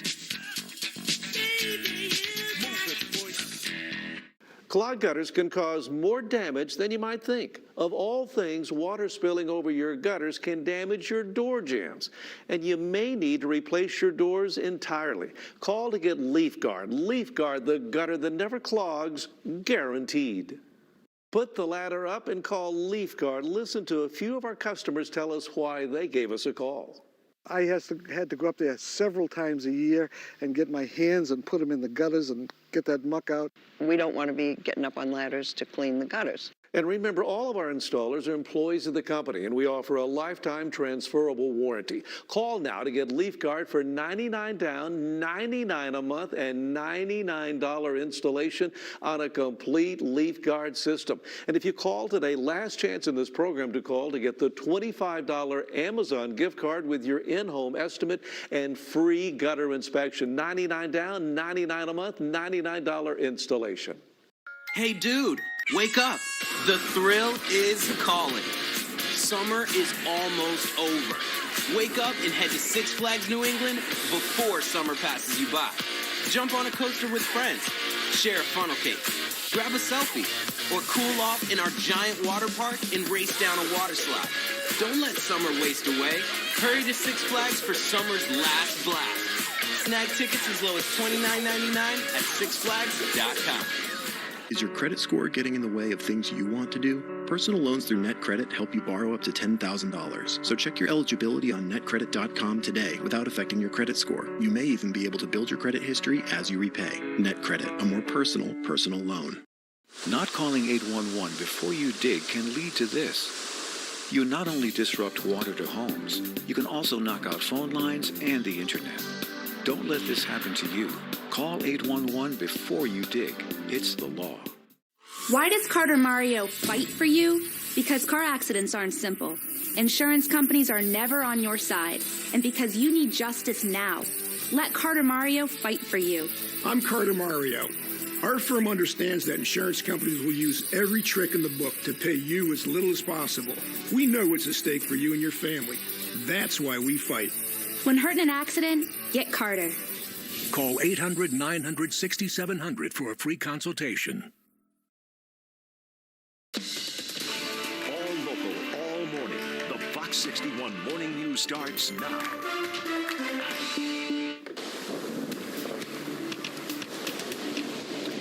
Well, it is noon on this Sunday, and we are continuing to track Tropical Storm Henri as it is making its way up the coast. This is a look at Shoreline, New York, which is about halfway down Long Island on the Fire Island side. There has been heavy surf there for at least the past couple of hours. And we also have a live look, I believe, at Narragansett, Rhode Island. Westerly, Rhode Island is about the area where the storm is supposed to make landfall.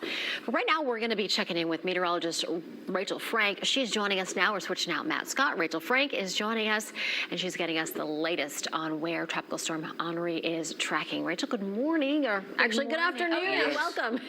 It's noon now. I can't keep track of what day it is, let alone what time it is here moving forward. And we are stacked. We've got the entire weather team here. Sam Perry's here, and it's Sunday. All right, taking a look now. When we were talking about the Tropical Storm Henri yesterday, making landfall right up the Connecticut River Valley, that was a worst case scenario for us. That would mean major power outages for the state. Now that the track has shifted farther east compared to where it was at this time yesterday, and we did bring you that update at 11 o'clock at night, that shifted some of the worst winds to the east of Connecticut. Now, there will still be power outages. There are still power outages that are ongoing through the state, but I think the major impact, or the top impact out of the storm, is really going to be for flooding wind, or rain, I should say, not flooding wind.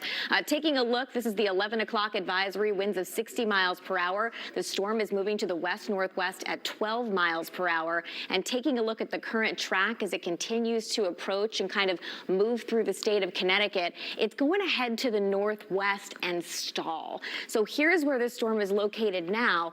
Here's where the storm is going to be at 8 o'clock tonight. So it doesn't move very far as we head through the next 12 hours or so. And whenever you're talking about very slow-moving storms, you're talking about a lot of rainfall. Remember what happened when we had the remnants of Fred that moved through several days ago? That was just several hours of rain that caused issues. This is going to be for far, far longer. And after that, taking that right-hand hook. I wish that hook happened a little bit sooner, though. Taking a look at current wind gusts, Groton up to 45 miles per hour. Wind gusts aren't too bad in western Connecticut. They're not expected to be bad in western Connecticut, where outages will probably be less prevalent. But where that eye and around where that eye kind of treks through the state, that's where you're going to see the worst conditions. Now, taking a look at the forecast peak wind gust, and we have frequently been below what the National Hurricane Center and what the National Weather Service was forecasting for this. Western Connecticut could see a peak wind gust anywhere between 35 to 45 miles per hour. We get that all the time. However, with a very wet ground, that can kind of magnify the impacts for us and make it easier for trees to come down. And we're already seeing those outages really come up in southeastern Connecticut. And again, keep in mind, these are not sustained winds, but we could see gusts up to 65 miles per hour for southeastern areas, and that would be a worst case scenario. So taking a look at the satellite and radar and getting a closer look at those heavy rain bands, I mean, this is the stuff that storm drains just cannot keep up with. It is raining too heavily over a short period of time. And also, to put it into context, it's been a crazy wet summer, one of the wettest on record for July. And with Fred's tropical rain bands the other day, it's kind of a recipe for the worst case scenario for flooding situations. So we are thinking that there will be areas where rivers and streams rise quickly. There is already a flash flood warning up for southeastern Connecticut, and also for poor drainage areas, and unfortunately for basements too.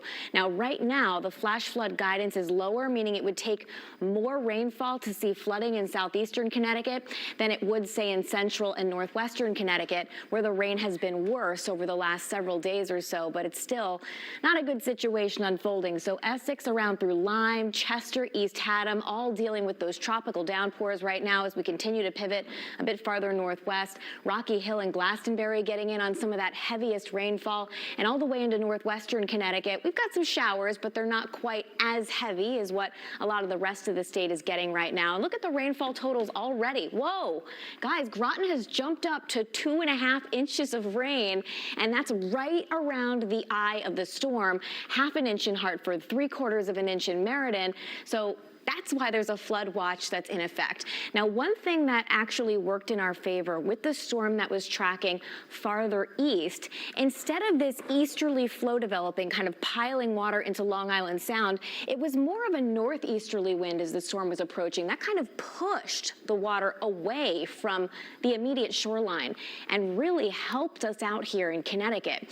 Now, on the backside of the storm, you can still see that southerly flow kind of kick back into gear. So that's when you're seeing see those waves start to look a lot crazier if you live along the Connecticut shoreline, but a surge of about 1 to 3 feet instead of what the National Hurricane Center was forecasting at around 3 to 6 feet.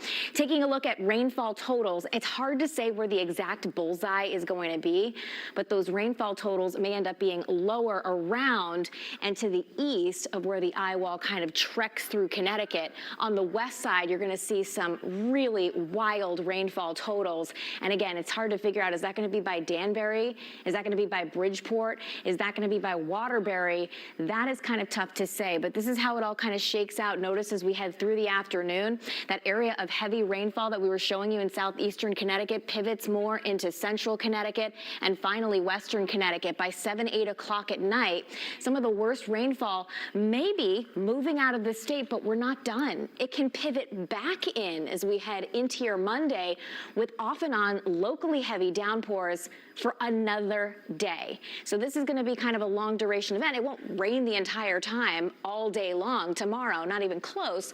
But again, we'll have these off and on showers, locally heavy downpours. And one thing I was thinking about yesterday, Sam, let me know if you heard anything about this. You know how we always talk about the chance for tornadoes on the eastern side.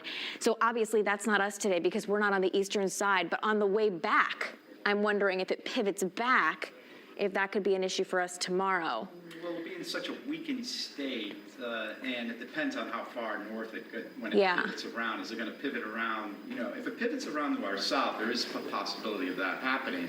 But I think if it's further... I'm sorry, I know you guys can't hear Sam so well. You can't hear him? A lot of us were watching that turn because for a while the National Weather Service almost had it as if the storm was getting onto the Mass Pike and heading east. Right. And that turn was happening very close, and that's why a lot of northern Connecticut and western Mass were seeing maybe 6 to 10 inches of rain. It looks like that turn is going to happen further to the north now, which I think would be a good thing overall if it happens. And it will be in a weakened nature, as Sam was kind of mentioning. I'm not sure if you could hear him. So by the time it kind of pivots back around and through, well, we are looking at some additional kind of outer rain bands of this system. It may kind of limit our threat for severe weather, which would be good. So kind of the bottom line, we are still looking for some coastal and especially inland flooding. Good news is because the storm did not move inland from the water, from Long Island Sound, you don't get that kind of push of tidal into river flooding as you would as if it made landfall in Connecticut. But we're still dealing with some strong gusty winds that are out there, guys. Not the worst case scenario, but still enough that it's going to take down some trees and power lines, unfortunately, again, especially because of that wet ground. And some of those outages could be long duration, especially just because this is a regional issue and a lot of folks may be needing to get restored.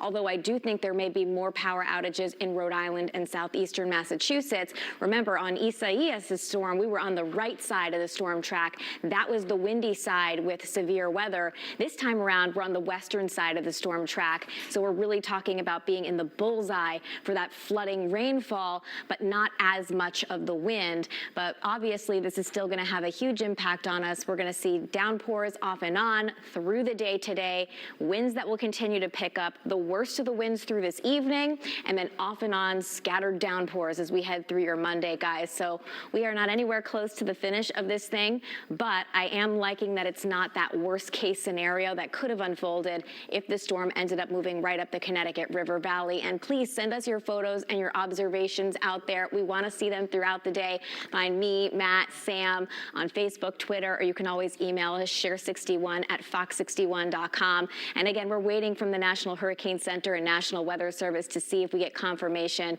on another official landfall after the storm moved right over Block Island. We're going to take a look at wave heights coming up, kind of how this could all shake out here moving forward on the backside of the storm, and future wind gusts coming up in just a little bit, guys.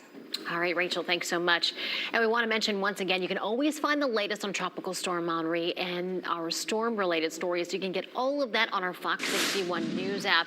It's such a great resource. It's really your one-stop shop to keep you informed on everything, Henri. Now, we've been talking about the coastal communities. They really are expected to get hit the hardest by the storm. But so far, New Haven has made it through relatively unscathed in terms of both rain and power outages. Fox 61's Julia LeBlanc continues our live team coverage from New Haven. Now, how's it looking at this moment?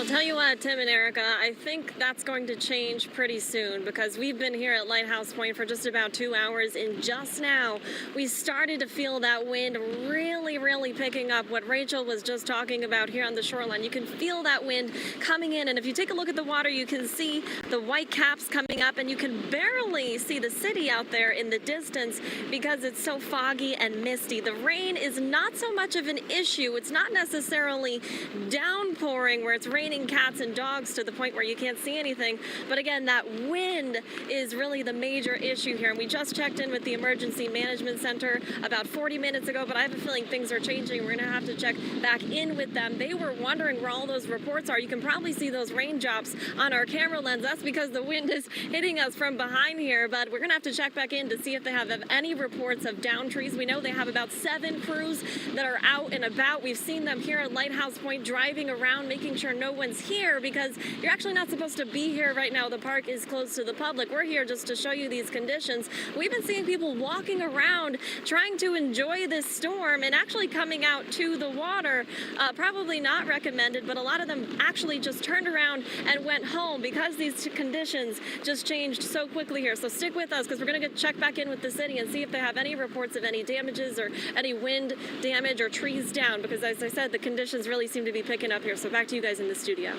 Okay, Julia, thank you. Thanks so much. Just want to give you an update on power outages here. About 20,000 Eversource customers without power, 1.5% of the customer base. So by no means is it widespread, but we're starting to see a pattern emerging.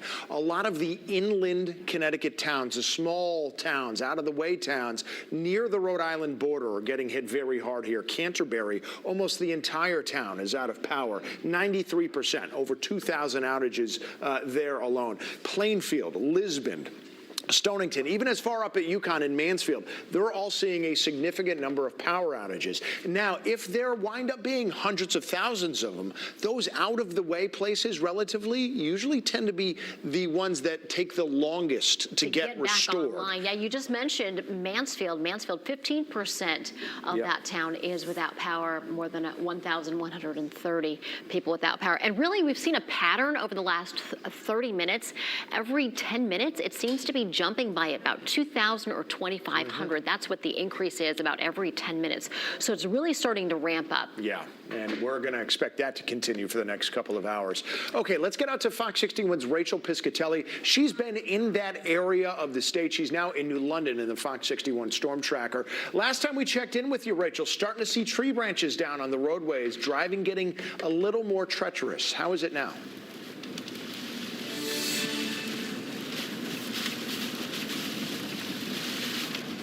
Yeah, that's right, Tim and Erica. So we're in the New London area, just north of Bank Street. Now, we have seen several roads that have been closed, and officials are blocking those off as there is some flooding, anywhere from 1 to 2 inches of rain just across the roads at this point. We'll flip this over, show you what we're talking about here. We are also seeing, as Tim mentioned, still seeing those branches out on the roads as those winds begin to continue to pick up.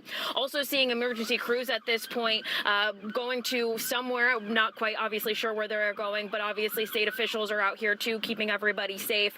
And now again, we are seeing several roads that are closed. So the one thing that I would say is just turn around if you have to be out on the roads and they are blocking that road off. I talked to the official that was blocking off Pequot Road, and he said that folks are just going around him and they're not avoiding those areas. And I would just recommend to do that because you don't know how deep that water is as you continue to drive through it. So it could be very, very dangerous. Again, out on the highways, there is that potential for also if you are hydroplaning, so that is definitely a concern with these 1 to 2 inch per hour rain rates. It's really hard for our storm drains to keep up with, so definitely a concern out on the roads too as that wind begins to pick up too. So that's a live look outside on the roads here in New London. We'll continue to monitor. We are actually going to be heading to Stonington at this point, so we'll take you on that journey with us too over the course of the next 30 minutes or so. But for now, live in the Storm Tracker, Rachel Piscatelli, Fox 61 News. All right, Rachel, thanks so much. Yeah, we're seeing all those branches on the side of the road, and it seems like, she's in a little bit more of a densely populated area, so there's not as much there. But we're taking a live look here once again out of New London. This is where Rachel is. Yeah, and rain is the biggest problem here. Not seeing a lot. You can see a bit on the bottom right-hand side of your screen that the trees are blowing, so I think it's windier than it looks. There's just not a lot to blow around from the vantage of that earth cam. So we're going to keep an eye on that. For now, though, we've got more people out and about with a look at how these conditions are on the ground. Taking a look here in Hartford. Boy, it is coming down to beat the band there as well. It sure is. Let's head out to Fox 61's Matt Karen. He's letting us know what's happening out there as well. Matt, what are you seeing? Where are you right now? Yeah, hi everybody. We are live in the storm tracker here. We're on Route 9 South in Higganum right now, heading toward Haddam. We're actually on our way down to Old Saybrook, and I'll flip the camera here and give you a look at what conditions are like on the road. You can see we've got our windshield wipers on full blast, and it's clear sailing right now. There's some puddling and ponding, but the good news here, we've not seen a lot of vehicles out on the road. So the people who can stay home, looks like they've decided to do that, which is great. And we switch the camera angle here, and we can give you a look in our rear view. Okay, and you can see our roof camera here. And it looks like we're having a problem with our shot here, so we'll just turn the camera back towards me, and we will keep you posted on any updates here from the storm tracker. Right now we're on our way to Old Saybrook, right on the shoreline, Middlesex County shoreline, where voluntary evacuation orders have been issued. We'll send it back to you guys in the studio. All right, Matt, thanks. Yeah, as we just saw, starting to ramp up there. Yeah, okay, let's head down a little further west on the shoreline to the New Haven area. That's where we find Fox 61's Gabby Molina. She's at Fort Hale in New Haven, and are things starting to ramp up there, Gabby? Yeah, Erica, they are. Even in just the last half hour or so, we've seen the wind kind of start to pick up. It wasn't an issue, again, like a half hour ago, but it's definitely starting to pick up. The rain also starting to come down a little bit, but nothing that's too big of a problem at this point. I'll step out of the way to give you a look, though. We have seen a lot of people out here on the pier, walking over to the pier, kind of some curious onlookers getting some pictures and videos before things get worse, but you can see that there's no one out there now. A lot of people starting to kind of clear out of this area as well, but definitely this spot has been attracting people. Taking a look at the water, you can see it's definitely starting to move a little bit faster, starting to pick up. It's getting foggy in the distance, but this is kind of what we've been seeing all morning here in New Haven, just gray skies and that little bit of rain. But again, things are starting to pick up. You know, a little while ago, we did see a man out here. He had a big purple kite that he was trying to fly, and he ended up just packing things up and going home because there was no wind at that point. So I think that if he were here now, he would at least be able to get it in the air, because when he was here, the rain was a little bit bigger of an issue. So again, we are keeping an eye on conditions here. The wind, pretty calm right now, but we are noticing it starting to pick up, so we will keep you updated out here in the New Haven area. And if you have any pictures, videos, damage that you want to share with us, download the Fox 61 News app, and you can use the Near Me feature. It's the easiest way to share photos with us. Live in New Haven, Gabby Molina, Fox 61 News. All right, Gabby, thanks so much. Well, right now, once again, we have this live look here, looking at New London live, courtesy of EarthCam, as all of New England is bracing for a tropical storm Henri. We've been seeing this. It seems like it's becoming just worse. You can't make out as much right now. But the wind is blowing there. You can see it on the bottom right-hand side of your screen. The Connecticut Department of Public Health has issued a warning to everybody out there about carbon monoxide. That's because this is the time that a lot of people start using some fuel-burning equipment in improper ways during power outages, which can be incredibly dangerous. So they just want to remind you that portable generators and grilling indoors, which should never be done, both of those can very quickly lead to carbon monoxide poisoning. The indoor generator being, of course, if it's not properly ventilated, like people running it inside or in the garage garage a little too close to a door where there's not a lot of ventilation. That's where you can really run into a problem. Otherwise, those generators can be lifesavers for a lot of people, especially if you've got some pumps attached to them, a lot of refrigerators. So just use them responsibly. Here's what to look out for if you're worried about carbon monoxide poisoning. Headache, fatigue. Really pay attention to if you suddenly get dizzy or confused and you can't quite pinpoint why. And of course, if somebody suddenly loses consciousness, that's your huge red flag. Call 911 in that case, or consult a doctor immediately if you or a family member see any of those first 4 symptoms. Because if you don't know where it's coming from, there's a very good chance it could be coming from carbon monoxide if you've been running that generator or if you've been grilling indoors. And here's another important warning for you from the Department of Consumer Protection about scams after the storm. State law prohibits price gouging on consumer items and energy resources during a civil preparedness emergency like Tropical Storm Henri. Governor Ned Lamont declared an emergency on Friday. Energy dealers are not allowed to charge excessive prices for energy resources like heating oil, gasoline, propane, or other sources of energy. And be aware of scammers who are offering to clean up or repair things at your home at a very low price without a contract. Usually they'll come and just knock on your door and say, hey, I'll do this for you and this for you for just this amount of cash. The Department of Consumer Protection says stay away from those folks. Make sure you have a contract. That is a big no-no to do that. All right, on to the forecast as we bring in meteorologist Rachel Frank. And we do try to address a lot of the questions a lot of you write in. We did just get an email from Wendy in Volantown. Thank you so much for writing in, Wendy. Now, Volantown's a little bit north of Stonington, right in the path of it. And she wrote to say, Rachel, with this new track that has pushed things a little further to the west, places like Volantown that used to be on the left side are now on the right side. Does that mean they're going to be affected by heavier winds? I just feel like it's a good chance to give a little primer about sort of rain side versus wind side and what that means. Yeah, so the left side of the storm, and this really only happens in this part of the country. Down south, you see these very symmetrical storms, but as the storms come up the coast, they start to transition into what's called an extratropical storm. So they're turning into storms that we more typically see around here, and they get very lopsided. So yes, the left side of the storm is where you typically get the heaviest rain, and the right side is where you get the worst wind. Isaias, we were on the right side. Yeah, because that came up New York. We remember that. Not only that, but a threat for tornadoes.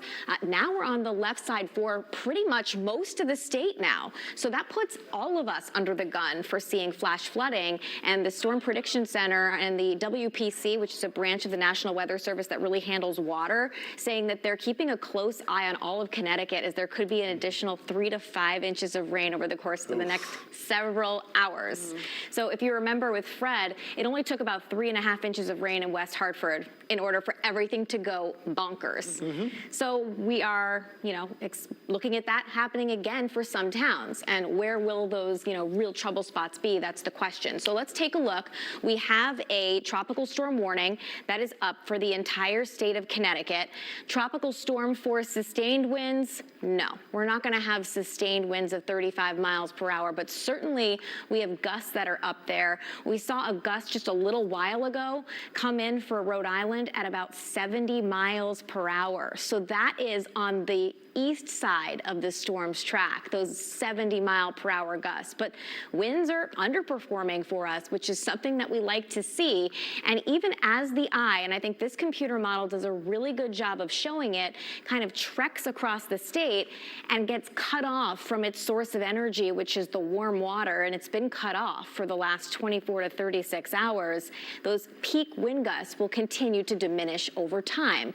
So we are still talking about the chance for gusts up between 35, 45 miles per hour, and maybe on the high end up to about 55 miles per hour, but likely not any higher than that. Now, about 45 miles per hour is the criteria where we start to see down trees and power lines begin to come down. And I do think that this will be kind of, unfortunately, exaggerated, the outages that we get, because it will get so rainy and the ground will be so wet.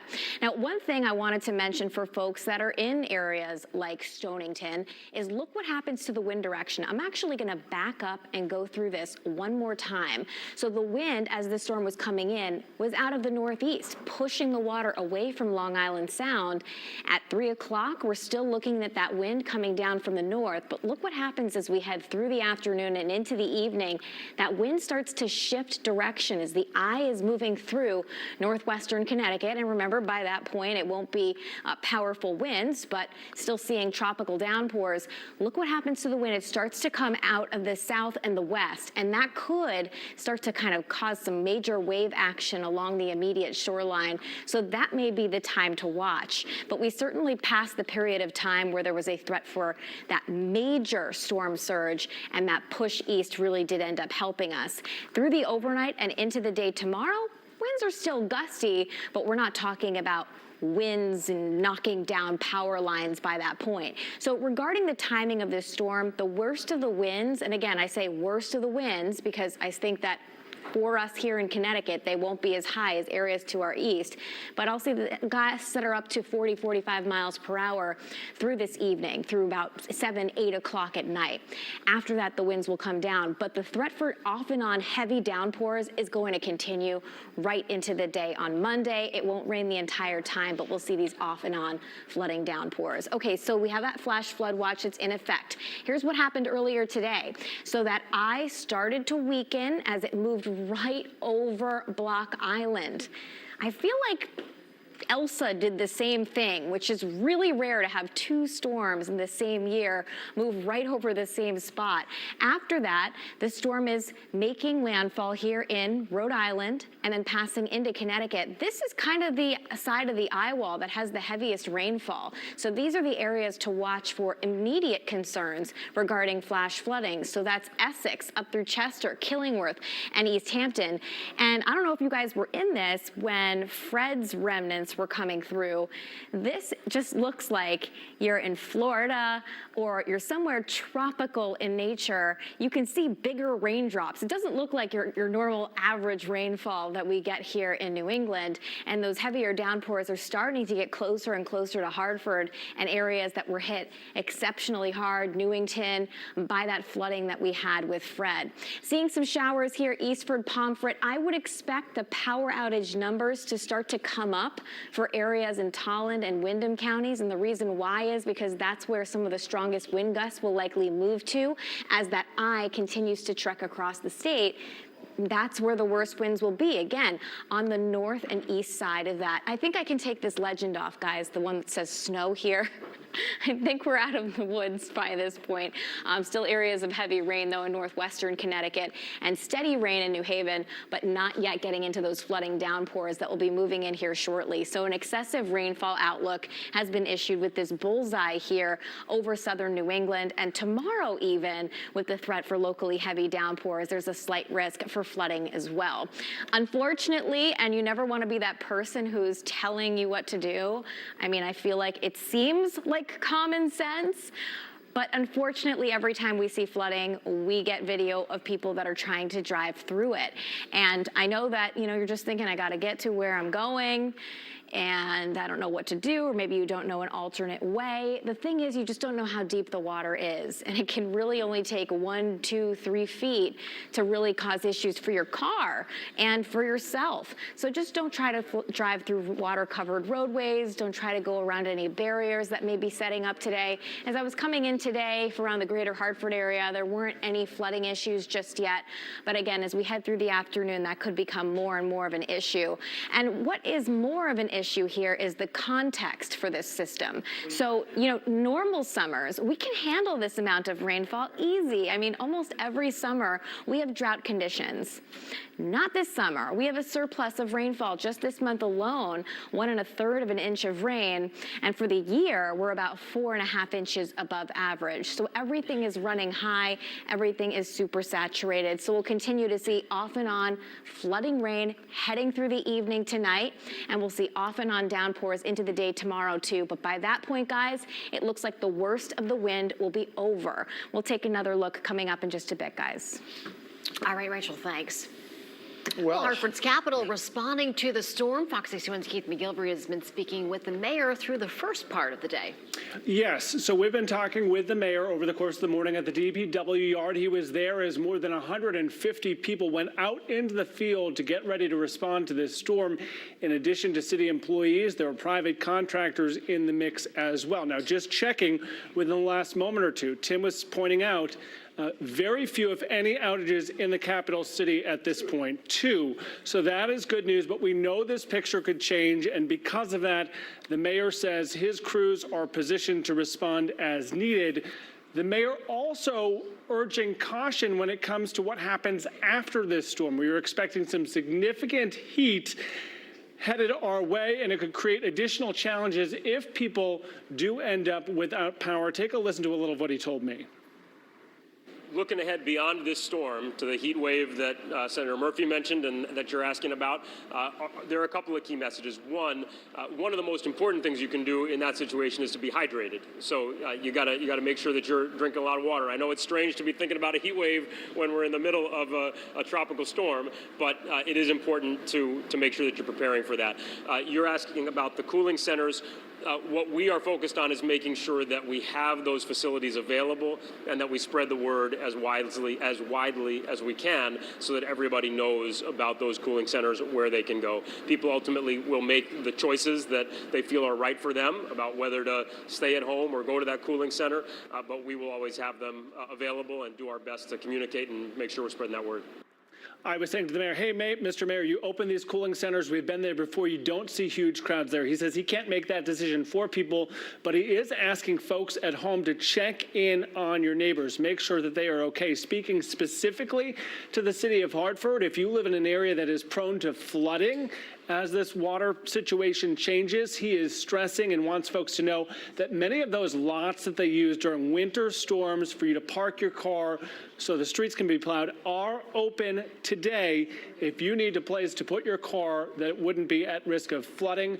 That information on the city website if you were looking for those additional details. The mayor also echoing what we heard from Senator Chris Murphy and from the governor. They have very low tolerance for the types of power outages we saw during Isaias. The mayor telling me he spoke directly with the head of Eversource yesterday, that they are staying in contact as well, hoping to really avoid any of the problems we saw this go around the last time we saw some significant storms. So we're tracking that. I asked the mayor to stay in touch throughout the day as that picture changes, and I'll be joining Jen Bernstein at the desk from 1 until 6. So our team coverage very much continuing throughout the day. Back to you guys. All right, Keith, thanks so much.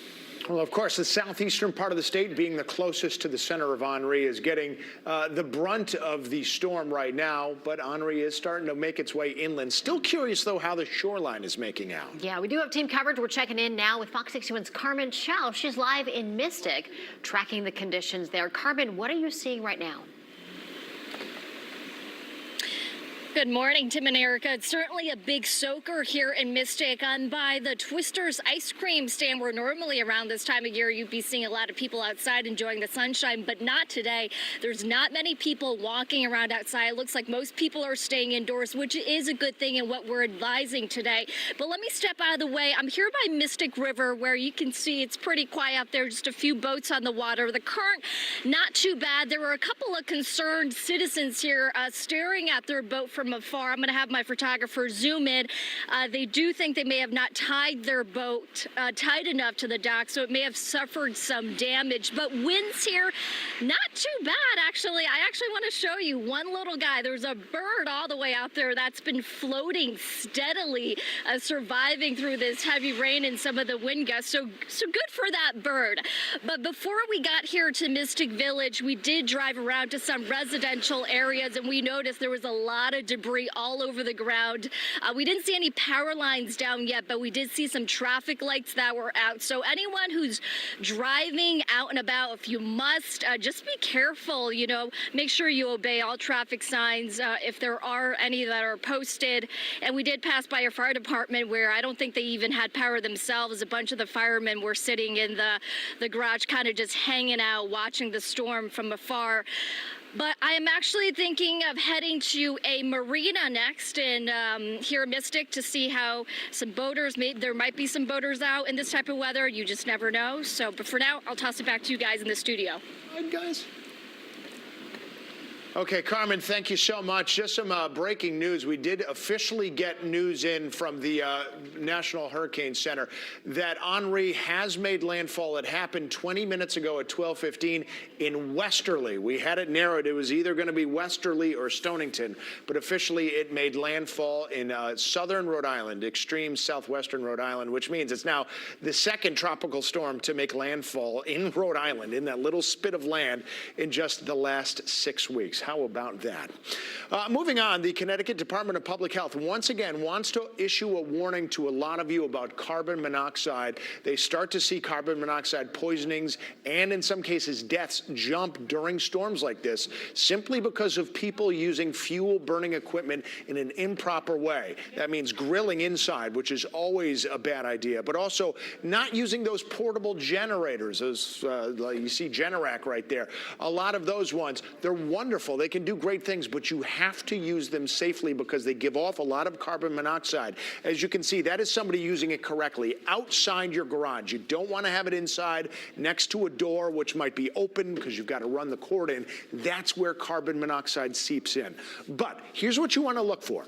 If all of a sudden you get a headache that came out of nowhere, you feel tired, especially if you feel dizzy or confused, and of course, if any member of your family loses consciousness, please call for help right away. Those are the real symptoms that if there's no other real explanation for them and you're running a generator or grilling nearby, could be a sign that you're getting too much carbon monoxide. And we have another important warning for you here from the Department of Consumer Protection about scams after the storm has passed. State law prohibits price gouging on consumer items and energy resources during a civil preparedness emergency like Tropical Storm Henri. Governor Ned Lamont declared the emergency on Friday, so energy dealers are not allowed to charge excessive prices for energy resources like heating oil, gasoline, propane, or other sources of energy. And be aware of scammers who offer to clean up or repair things at your home at a low price for cash and without a contract. By law, home improvement projects must have a contract. And just want to get you a quick update on the power outages for Eversource. We're seeing them creep up a little bit more now. They're now standing at just over 21,000. And once again, the eastern inland towns are the ones really getting the hardest hit. We're looking at you, Canterbury. Good morning if you're watching from Canterbury on the app, because chances are it's through the app. 93% of that town has no power right now. Plainfield up there, Stonington, Groton, Lisbon, Mansfield. You see the pattern. A lot of these inland Connecticut towns that normally can take a lot longer to get their power restored. Although if power outages remain relatively low, we should see them get cleared up a lot sooner than that 8 to 21 days that was thrown out there. We earlier on the Fox 61 Morning News heard directly from Governor Lamont, who basically said that 21-day mark is unacceptable and probably would not happen anyway. Yeah, I mean, you were talking about Lisbon, 1,200 people there, 1,200 customers. That is 63% of the entire town. That's just a lot of outages really right there. Is. Well, Tropical Storm Henri moving its way through Connecticut. Yeah, Fox 61's Matt Caron has been out and about. He was in the Fox 61 Storm Tracker. The last time we checked in with him, he was in Higganum. Matt, where are you now and what are you seeing? Hi, guys. Yeah, right now we are in the Storm Tracker, and we just arrived in Old Saybrook, which is our destination. And I'll flip the camera around, and you can see what we're seeing on the roads. We're passing a Cumberland Farms gas station here. It looks like they have power on.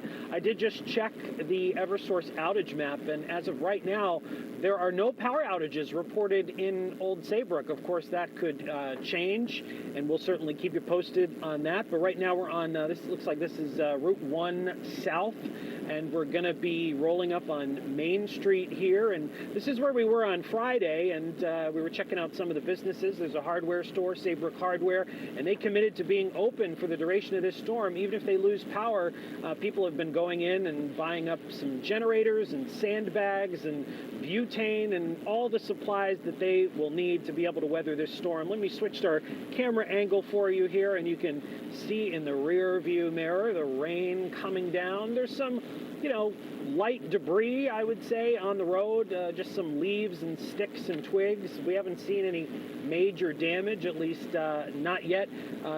Voluntary evacuation orders, by the way, were issued on Saturday here in Old Saybrook for about a quarter of the town.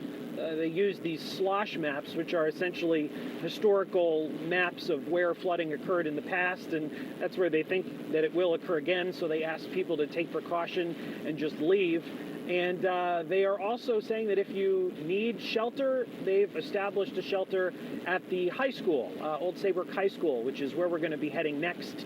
And we are going to be meeting with the chief of police, who's also the director of emergency management. Right now, I'm told there are about 15 to 20 people that are taking refuge at the high school as a shelter, where they have food, towels, places where you can charge your devices. There's a marsh next to us on the right here, and you can see getting pretty close to the road. But right now, just some puddling and ponding and some light debris here on the road in Old Saybrook, the Middlesex Shoreline community. And we'll also head down by the water as long as we can get there and it's safe to do so. And we'll try and give you a look at what those waves are doing by the resort hotel there that's right by the ocean. But for now, we'll send it back to you guys in the studio. All right, Matt, thanks. All right, from where Matt is right there, we're heading down to the Shoreline, checking in with Gabby Molina in New Haven. Gabby, how's it looking? Erica, it's looking a lot more wet than even just a few minutes ago. The rain really starting to come down now. We're at Fort Hale Park in New Haven right now. I want you to take a look at the water. The rain, again, really starting to come down and those waves starting to pick up a little bit as well. What we're not really seeing down in this area too much right now is a lot of wind. It's been really not that windy out. I mentioned a little bit ago that there was a man out here trying to fly a kite and it just wasn't happening for him because it wasn't that windy. We are seeing a little bit of wind at least, and it picked up. It seemed like it was picking up at least about a half hour ago, but it really hasn't gotten that windy yet. And I think that that's what we're maybe going to see in this part of the state is just a lot more rain, and it is starting to get very, very wet out here. There have been some lower lying neighborhoods in New Haven that mayor asked people to evacuate from that were maybe a little bit more prone to flooding. So we'll definitely have to keep an eye on that, especially as, again, we really start to see this rain start to come down. I don't know if you can see the trees in the distance there. You can see what I'm talking about, that they're not moving like crazy. There's a little bit of wind, but I mean, really nothing more than you would typically see this close to the water. But again, starting to get very, very wet out here. And there have been a couple of people that have been coming by, kind of curious, taking a look at the water, but most of those people have started to clear out as conditions get a little bit worse out here. So we're going to stay on top of it and be bringing you updates throughout the day. For now, live in New Haven, Gabby Molina, Fox 61 News. Okay, well, Gabby, thank you so much. All right, turning now to the Weather Watch. Getting more viewers in. Let me see if I can pull up who sent it. He was asking about Enfield up in the north. David Scour asks, does Enfield have to worry about winds? It seems like the storm keeps moving. Was just wondering. Okay, well, to the point that Rachel made a few minutes ago, the whole state, especially now that we know that the landfall has been made in westerly Rhode Island, the entire state kind of on the wet side of the storm, not so much the winds. Gabby just said a moment ago, I think Gabby was a little kind of caught off guard, was expecting to kind of hunker down in New Haven. Not a single power outage yet. Exactly, yet, and here's hoping that's the way that stays. We can tell you a couple of things. Again, headline number one, 12:15, the storm made landfall, westerly Rhode Island. So here we were just yesterday thinking that we were going to have the first hurricane landfall in 30 years in Connecticut. We didn't even get a hurricane. We didn't even get a landfall. So it's 30 years for all of New England. That's true. 91. That is true. But we went 0 for 2 with that. But new update, and we're going to show you this on the graphic in just a second. Flash flood warning has been now extended, including a good chunk over here. Well, okay, you tell me which place to go. I'll back up over here, guys. Thank you. Hi, nice to see you. We have a flash flood warning now in effect for a good chunk of Middlesex and New Haven County, and that goes until for about 3 hours, I believe, 3:45. We'll show you that in a second. And if you're thinking, well, that's a long duration, well, you're right.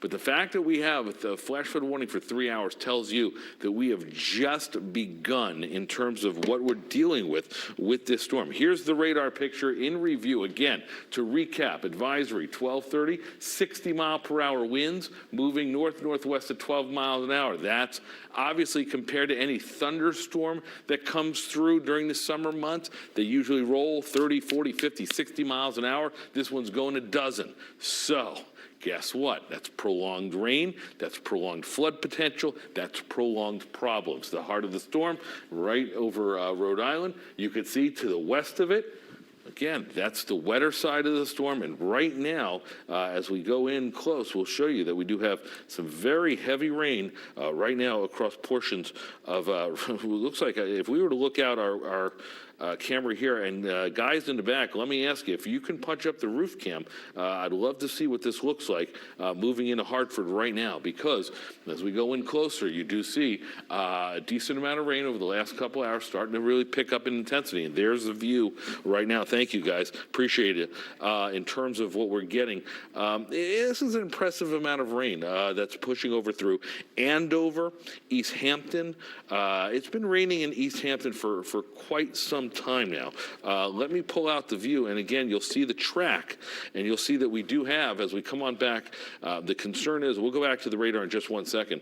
As a matter of fact, we'll just show you to you right now, that we do have, for the most part, as we take a look in close, we've got some strong rain across Haddam, East Haddam, Durham, and you can see the green box. This is where the new flash flood warning is. This one goes until, so the one that was up already over New London County, that goes until 1:30. This box, this is the one that goes for a longer duration until about 3:45, I believe. 4:15, I was close. East Haddam, under the gun, where you see the oranges right now. This is some significant rain across Durham, Hamden, up through Bethany, up 15 to Cheshire. Significant rain there, but the bulk of it still pushing from west to east. I'll tell you what is making me cautiously happy right now. Look at the shoreline. There's not as intense rain across 95 and Route 1, where it's a lower location for flood potential.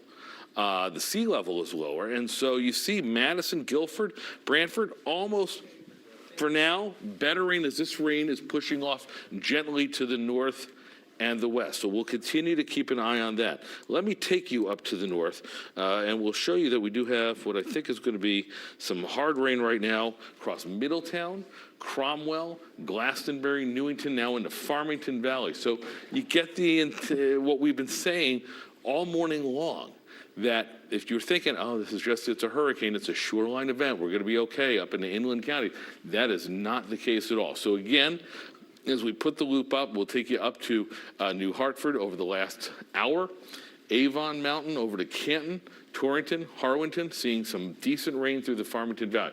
The Winfield, look how as we go through the evening, it just slowly moves up. So we're expecting tropical storm force winds that are going to continue well into the evening hours. And again, we can go past this because the storm surge warning is still in effect for much of the shoreline, actually all the shoreline, for the duration of the storm.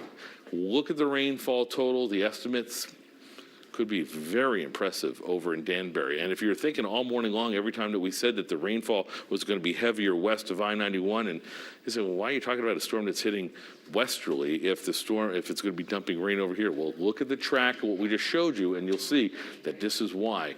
Hartford west, 3 inches, 4 inches, possibly 6 inches in some isolated spots. So one more look at the radar in review as we go ahead, and you see that over the next couple of hours, it's going to be till about 6 o'clock is what I've been saying for significant rain. The wind will go a little longer than that. It'll taper off overnight, but continue a couple of drips and drabs. A couple of moderate pockets, and you notice they start to switch in the location. They start in the rotation. They start to push around back west to east again, pushing right around the back edge of that storm.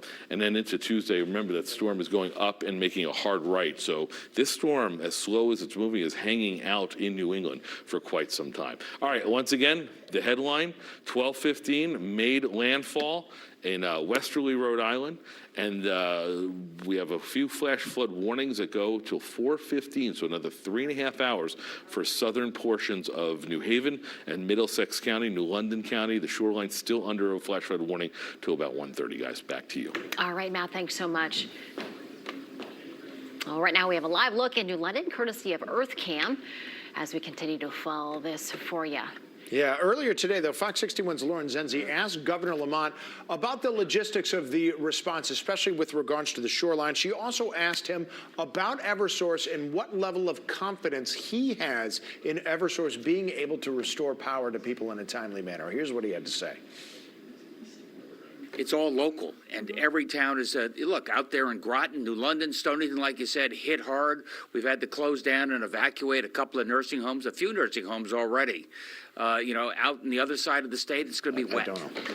Absolutely. Now, when you look at how much has changed, not only since the past couple of days, but last night, today, how confident are you that, Eversource, UI are able to keep up with all of this and keep things going? I can tell you they're online with us every day, 3, 4, 5 times a day as we do our centers. They're reaching out much better with the mayors. I've heard that from the mayors. I know they have twice as many teams on the ground today as we had a year ago because there weren't enough teams on the ground during ICEA. Now it's trust but verify. Absolutely.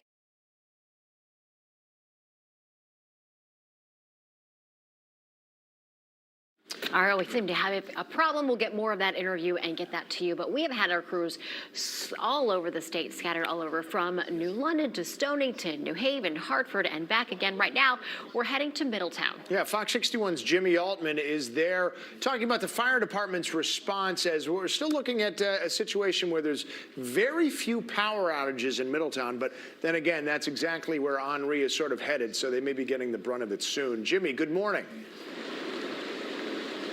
Good morning, Lambs and Erica. Yeah, to your point, Tim, I mean, during Isaias, it kind of started off slow, and we kind of got lulled into this false sense of security, and then it came in and hit, and winds came in, and rain came in. We have gotten some gusts here in Middletown. We're on Main Street, but nothing particularly, I would say, at all dangerous. You can see the rain's coming down at a pretty good clip now, but I would say all told, maybe we have had a ½ an inch of rainfall here on Main Street. Yes, we are at the Middletown Fire Department. These guys are some of the best in the business, and they will be busy certainly over the next 2 days. Nick Mayo is a lieutenant here. He is a special ops expert as well. We've done work over the years. And Nick, I guess my question to you is biggest concerns as this storm is starting to move in on Middletown. Some of the concerns that we're going to have is the high winds, and then along with the rain coming in, the flooding, making sure people stay off the roads and stay safe. As the winds pick up, we could see down trees, down power lines, things of that nature. So we just want everybody to stay safe and do what they can to stay safe. Absolutely, Nick. We talk about Route 9, right? Harbor Park, and we've done just your garden variety summer storms that have flooded that out. There's no doubt that that is not a place you want to be today, right? Sure. I mean, Route 9 always has the potential with the Connecticut River there to flood, especially in the Harbor Park area. So we have seen that flood in the past for lesser storms, and especially with the amount of water coming down through the river, Route 9 could potentially become affected later on today, depending on the storm. To this point, Lieutenant, anything that you've responded to that's related to the storm? As of now, a couple of the crews have gone on routine emergency medical calls. Other than that, we have not responded to anything yet storm-related. But we've been here all day getting everything ready, our portable pumps and our generators and things of that nature, and we're staffed accordingly for that today. I was going to say, we were talking earlier, and you had mentioned you have extra staffing today, and that makes sense. Sure. So right now, we're at a level 2 for us in our storm coverage. Normally, we have 3 engines and a ladder truck staffed. Today, additionally, we have an extra engine and a heavy rescue staffed along with our pickup truck. So the extra staff will be here for the fact that, we may have more calls coming in, down power lines, trees down, things of that nature. So we brought the extra guys so they're here in the station, and we're ready to go whenever you get called out. You've been doing this 10 years. You have your master's in fire safety from University of New Haven. Your best advice is? Stay home, stay safe. If you have an emergency, call 911, and we'll do our best to make sure that we're ready and available for you and the citizens of the city of Middletown. We appreciate your time. Oh, no problem. All right, thanks, Nick Mayo. And we will have more here from Middletown and all around the area coming up. For now, we're live in Middletown on Main Street. Jim Altman, Fox 61 News. Tim and Erica, we will send it back to you. All right, Jimmy, thanks so much. We appreciate it. Okay, we bring in meteorologist Sam Samperi, just one of our team of meteorologists working through Henri at this point. And boy, we just got that big glob of rain now in the central part of the state. It looks like more and more flooding is going to become the concern. That's right. And as we just spoken about westerly Rhode Island, well, notice how the system is to our east now. And yesterday we were thinking go to our west. Well, not the case. Now we're into this heavy band of rain. So again, we've been talking about it since the last few days, and we're looking at this storm. It's all dependent on the track. When it goes to our east, we get the heavy rain. When it goes to our west, we get the damaging winds and even some spin-up weak tornadoes. Now, what's going on now is the system is just moving on land, and you're bringing in all this heavy moisture off the Atlantic, the tropics, and take a look at how it's just spinning all this heavy rain. And now we've had some flash flooding going on, and expect the flooding to continue for the next 5-6 hours right now. So all the flash flooding and the warnings you're hearing about are going to be expanded. And so right now is the time to kind of stay off the roads, especially in those back roads. And zooming in a little bit here, you can definitely see this heavy rain now moving through eastern and central Connecticut. And take a look at this real heavy rain moving into just to the east of Windham right now. Let me see if I can just take a look at that over in Andover. I mean, we're talking rainfall rates of 1-2 inches an hour. This could cause some major flooding across the area. So again, for the next 5 to 6 hours, we're going to be tracking this as Henri is basically just going to slow right down across our area. We still have the flash flood watch. Well, there's a lot of flood warnings now starting to take over, and all this rainfall basically. We're going to get more than 3-4 inches. I think where you do get some of this heavy rain now, maybe pushed back a little bit, where by the time this storm is all said and done, it will be upwards of 5-6 inches, even in central Connecticut. So this is something that, again, we are tracking, hour by hour, and we'll have more updates coming up in the next hour. Now we send it back over to the desk, guys. Okay, thank you so much. Here's a look again from New Haven, where the wind has not really been much of a problem. They are just looking for rain. Thankfully, it looks like based on Henri's timing and location, flooding because of high tide is not going to be as much of a concern either. Yeah, but right now, the power outages, at least for Eversource, are sitting at 22,000. Stick with us. We'll be back in just a moment.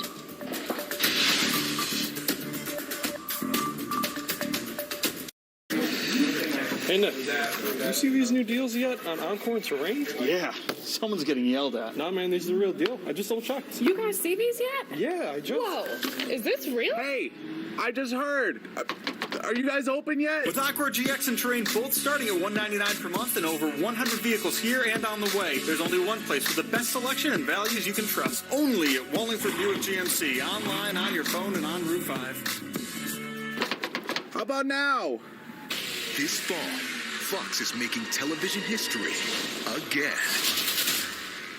Undiscovered talent get the chance to perform as their avatar alter ego. It's the world's first Avatar singing competition series. You have to see to believe. Who will be your alter ego? A new competition series, Wednesdays after The Masked Singer, this fall on Fox. If you see breaking news, send it to us with Near Me on the Fox 61 News app. It's a way for you to help Fox 61 News report what's happening across Connecticut. It's fast, it's easy. And it's another reason why you can expect more from Fox 61 News. Find the Near Me button on the bottom right. Tap the Share With Us button. Upload your photos and videos, tell us about it, and submit. Near Me, only on the Fox 61 News app. Expect more. Connecticut weather is always changing. Still very humid out there. No matter where you are, you can always expect more from the Fox 61 Weather Watch. We don't scare you, we prepare you. Every time we get to 6, 7, here comes the other band. More tracking, more forecasting, more perspective. Weather for your hometown. The only morning news with 2 meteorologists. All morning long. Straightforward without the hype. All local, all morning. The Fox 61 Morning News. Connecticut weather is always changing. Inland, the shoreline, the Northwest Hills. No matter where you are, you can always expect more from the Fox 61 Weather Watch. Weather for your hometown, all morning, all day, and all night. More tracking, more forecasting, more perspective. Where and when you need it on the Fox 61 News app. And now on Roku and Amazon Fire TV. We don't scare you, we prepare you. Expect more. Expect more. Expect more from the Fox 61 Weather Watch. Connecticut weather is always changing. Inland, the shoreline, the Northwest Hills. No matter where you are, you can always expect more on the Fox 61 Weather Watch. More tracking, more forecasting, more perspective. Weather for your hometown, all morning, all day, and all night. Where and when you need it on the Fox 61 News app. And now on Roku and Amazon Fire TV. We don't scare you, we prepare you. Expect more. Expect more. Expect more. Expect more from the Fox 61 Weather Watch.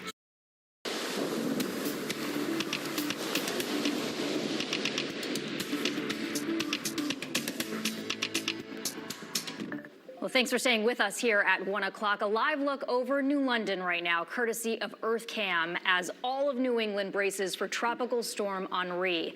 Looking live outside right now from Hartford and New Haven. We have team coverage across the state. We're hoping for that live pic. I don't think we have it. So here's New London. There we go. You can see a rain event right now. Hartford and New Haven, you can feel those gusty winds when I was just coming into work right now.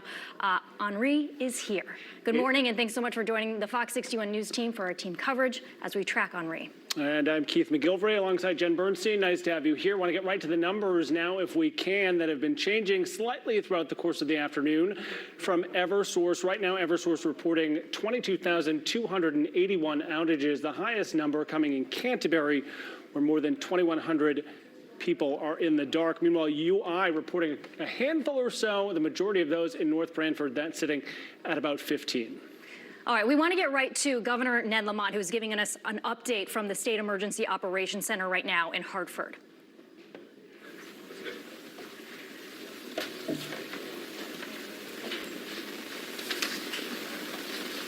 All right, good afternoon. Susan and I just wanted to give you another update on now Tropical Storm Henri.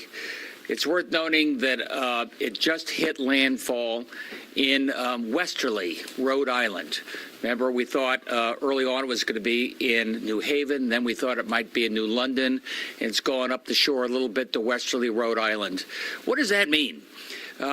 I've had it explained to me that hurricanes pick up speed when they're over water. They lose potency when they're over land. So where it hits land is an incredibly important detail. Hitting Rhode Island, which is just down the road, they have 75,000 outages in Rhode Island, given the nature of that hit there. I was just on the phone with Governor McKee up in Rhode Island saying anything we can do to work together to keep people safe. 75,000 in Rhode Island, 24,000 in Connecticut at this point. That number is concerning. Most outages in southeast Connecticut. Canterbury, I'm afraid, seems to be number one. Stonington, number two. Plainfield and other towns as the storm continues to move from southeast or northeast, northwest Connecticut. You'll see that over the next 12 hours or so. We're at 24,000. Compare that to 800,000 that were the outages we had at the worst of ICEA. But we're still just getting started. We'll have to track this very closely going forward. 75,000 Rhode Island, 24,000 Connecticut, 7,000 Massachusetts, 2,600 New York.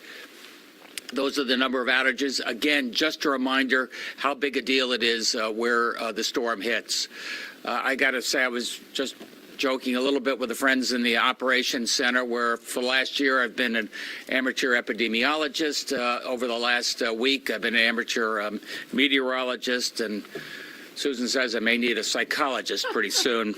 But fortunately, I've got David Manning here. David is here on loan, National Weather Service. So we have a real meteorologist to help answer your questions. It's fascinating. They have planes flying through the hurricane, monitoring in real time, along with the radar, along with what you get with satellite delivery, tracking where the densest of the rainfalls are.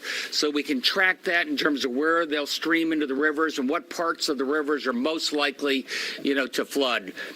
So our team, I think, here is well organized and working this very hard. Broadly speaking, the other thing moving the eye of the storm up to westerly is it's outside the entrance to Long Island Sound. Outside the entrance a little bit means less storm surge inside Long Island Sound, less storm surge along our coast, which I think makes an enormous difference. A little less wind. You know that we've gone from a hurricane to tropical storm, but don't get complacent. As I said before, Sandy, Icy, those were not hurricanes either. Because the terrain is so wet, you do have just a 40, 50 knot gust, knocks over trees, and that's why we're watching the power outage situation so carefully. You know, with that, I got to say, we've been in close contact with FEMA, who've been incredibly supportive. They've got water resources up here and water trailers. They're over at our New Britain facility right now. We've had to close down several nursing facilities, move people there, residents there to more safe, secure places as well. And, you know, with that, we're happy to take your questions. I mentioned David Manning, National Weather Service. Brenda, Regina, Marissa Gillette, I think you know Marissa, runs Pura, and very close relationship in terms of monitoring what's going on with our utilities and telecom. Can you tell us which nursing home had to be evacuated?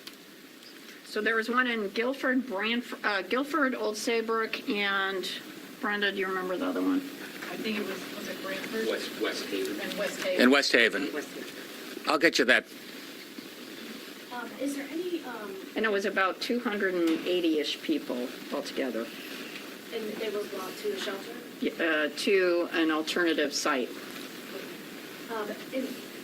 Going into this afternoon, are you worried about flash flooding? We saw last week in Hartford and in West Hartford all of this flash flooding really taking control of neighborhoods. Are you concerned about that today? I'm concerned about that. I think that's the biggest risk that we have right now. As you know, we had a lot of rain over the last week. The topsoil is thin. You have rock underneath. That means the topsoil is filling up like a sponge fills with water. That water is pouring off right now. We have some potential for urban flooding, not to mention the highest tides, as I said yesterday, due to the full moon. So we're following the flooding possibilities very carefully and tracking that. Right now, mayors working with their local emergency centers and give us the information so we can all respond accordingly. Governor, after the storm is over, we're expecting high temperatures, which could be a problem for some people who have lost power. What is the state doing to help them? The question is about the possibility that there are going to be electric outages, people without air conditioning, 90-degree temperatures next week. First and foremost, we're getting the power back on. As I said before, we got twice as many crews on the ground as we've ever had before, really prioritizing the densest areas where you have the most outages so we can take care of people there. Secondly, in terms of generators and the such, we've got standby power to back that up. That's particularly concerning in places like nursing homes where they can't. And finally, we have the cooling centers. And worse comes to worse, and they can't get air conditioning in places where people absolutely need it, not to mention power just to keep your medicine and your food safe will get you to a cooling center. And people should call 211 to find out where they can charge their phones, take a shower, be in the AC. A lot of municipalities are standing those up. You know, I know that we've been focusing a lot on the shoreline because those areas are getting hit really hard right now, but we know that a couple of days ago, Litchfield County was hit really hard with flash flooding and lots of power lines and trees down. Are you anticipating, and I don't know if anyone's in the National Weather Service can help out. Yeah, I'm going to introduce David to Doug. I can just tell you right now, you looked at the track of this storm. It's going right across from eastern Connecticut to, northwest Connecticut, and that's where most of the rain will be dropping. But David, do you want to add to that? Sure. Right now, our forecasters are monitoring all the information that we get from this storm, and as the heavy rainfall moves into the northwest part of the state, we will be watching and issue flood warnings and flash flood warnings as the situation dictates. So once we get the rainfall that actually hits the ground, we'll issue the necessary warnings. Marissa, I'm sorry. Can you talk a little bit about what folks who have lost power should be looking out for since the new law was passed? What are some of their rights with the utilities? Sure, great question. So the Take Back Our Grid Act, which was signed into law by the governor last fall following the August tropical storm, empowered PURA to hold the utilities accountable in ways that we have not seen before. One of those includes being able to file, residential customers being able to file for reimbursement of lost food and spoiled prescription medication. You also are empowered to receive a $25 per day credit for outages that last longer than 96 hours. The 96 hours is also the same provision for the lost food and spoiled medication. That clock, importantly, doesn't start ticking until damage assessors can get out into the area. So basically, once the storm has left the area and damage assessors can get out there safely, that's when the clock starts ticking. And how does one get a damage assessor to their area? Sure. The damage assessors are proactively deployed by the utilities. So the number of damage assessors that both utilities have to deploy was one of the findings from our tropical storm investigation mandated that they greatly accelerate the number of damage assessors and that they have to get those damage assessors out into the field as soon as it's safe to do so. So once this storm moves out of the area. And Jody, I think Eversource told us that they had 600 damage assessors ready to go. Yeah, absolutely. This is a question for Kurt. Do you think the cost-plus model of utility delivery is still compatible with the growing threat of climate change and more storms? Is it possible that utilities should bear more risk than the consumers are bearing? I would agree wholeheartedly with that statement, and I think you saw the governor endorse that approach last year as well. So the switch from the cost-based rate-making model to a performance-based regulation is underway. PURA opened that docket in June, and we're already making strides towards that. So I think I've been pretty vocal about the need for the shifting from the ratepayers to the utility shareholders. Excuse me, and you will see us undertake that in earnest over the next year. Has there been an update on how COVID is going throughout the hospitals? What are folks seeing from a weekend? This kind of complicates it. We've got layers of issues happening. I haven't seen the weekend numbers yet. I'm going to get that. We were flattening the curve at the end of last week, but we are working very closely because we're bringing in utility folks from all over the region as far afield as Texas. You know, some places are more infected than Connecticut. So I can tell you that Deirdre Gifford is very conscious about making sure that testing and vaccinations are available for all the people coming into the state to deal with this hurricane. Would you like Paul to give you the update on the nursing homes? Sure. Good afternoon, Paul Mounds, Chief of Staff for the Governor. Just on the nursing home update, first of all, I want to say Commissioner Gifford, as well as... Okay, so right now, we were just listening to an update from the governor, Paul Mounds, who's part of his staff, talking about this evacuation that happened at, it sounds like 3 area nursing homes, or in 3 towns. Yes, so we're looking at Guilford, Old Saybrook, West Haven, 280 adults evacuated this afternoon from those nursing homes. But again, you know, they're updating us on this storm, which made landfall at 12:15 in westerly Rhode Island. So a lot of the winds, as our meteorologists have been explaining, are more towards the Rhode Island area. But here in Connecticut, they are preparing for flooding. They are indeed. It's something we have followed throughout the day. Some 75,000 people, our neighbors in Rhode Island, meteorologist Rachel Frank, in the dark at this point, compared to about 24,000 here in the state of Connecticut. Governor Lamont saying he's been in touch with officials there in Rhode Island to see how these states can help each other as this storm really progresses. Hi, guys. Hi, Rachel. Yeah, hi. Yeah, so obviously this is not that worst case scenario that we were fearing. About 24 hours ago, even, the National Hurricane Center had the storm making landfall right up the Connecticut River Valley. And while, you know, technically looking at geography, this is not a very big track difference or track change, it does have huge implications on our weather, because as they were just talking about, and as we've been talking about, the worst wind is always on the eastern side of the storm track at these latitudes, and the worst rain and a better chance for flooding is on the western side. So now that would mean not that worst case scenario that Eversource was talking about regarding outages. Still some outages. There are some out right now, and the only number of outage that really matters to you is am I going to lose power, right? So I wanted to talk about where the storm ends up going from here. So it's going to continue to move into Connecticut. And after that happens, we're going to see on the eastern side of the track some of those stronger gusts. Now, I don't think we'll see gusts up to 65 miles per hour, but occasional gusts up to around 55 miles per hour are certainly likely, especially for Tolland and Windham County as that storm continues to trek across the state.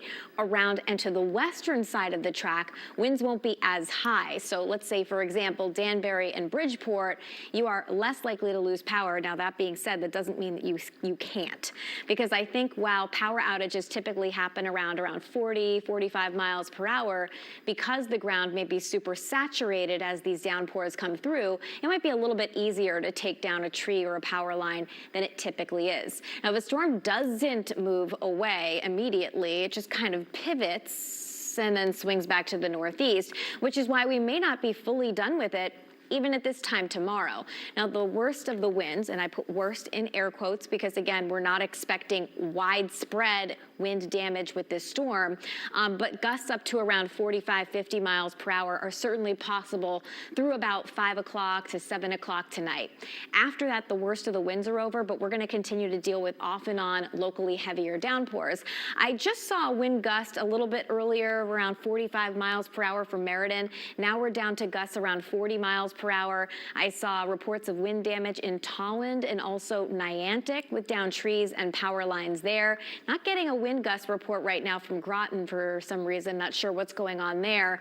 But obviously these are not quite as high as they could have been with a storm, a tropical storm, moving into Connecticut. So taking a look out several hours from now, this is towards 4 o'clock, as that eye continues to kind of trek across Connecticut, noticing again on the eastern side and the northeastern side of wherever that eye goes, that's where you have that potential for higher wind gusts than, say, areas to the southwest. Another thing I wanted to point out was it really looks like we dodged a bullet with regard to the worst storm surge from this storm. And one of the reasons why is because of that easterly track, the wind was more northeasterly this morning, kind of pushing water away from Long Island Sound. That really helped us out.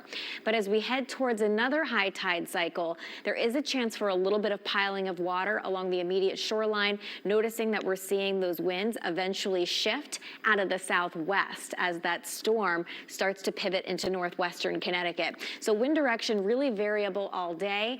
Another thing that I went to a workshop with Eversource a little bit earlier this year that they mentioned was when you get a strong southerly wind, and this isn't going to be too bad, but sometimes it can take down trees a bit easier as well, just because we're not used to getting winds from that direction here in Connecticut.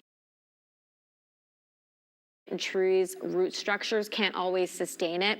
Heading towards 11 o'clock at night, winds are no big deal. It's just breezy. And heading through the day tomorrow, it's breezy as well. So let's talk about what the radar is doing right now. So here's the center of the storm, again, after making landfall in westerly Rhode Island, continuing to kind of pivot into Connecticut, and look at some of these heavier rain bands. And these are, you look out the window and not all rain is created equal. You can see these giant raindrops coming down within these bands, and they can collect about 2 inches per hour, which means if this rain were to sit over the same area for an hour, 2 inches would collect. So we are talking about some really wild rainfall rates that are out there. One thing that's good is areas to the southeast that have already had very heavy rain are now getting a little bit of a break in the action. So we like to see this thing move, but things might be slowing down here over time and not move quite as quickly as they have. So Tolland over through Vernon, seeing those 2 inch per hour rates. So really wild stuff there.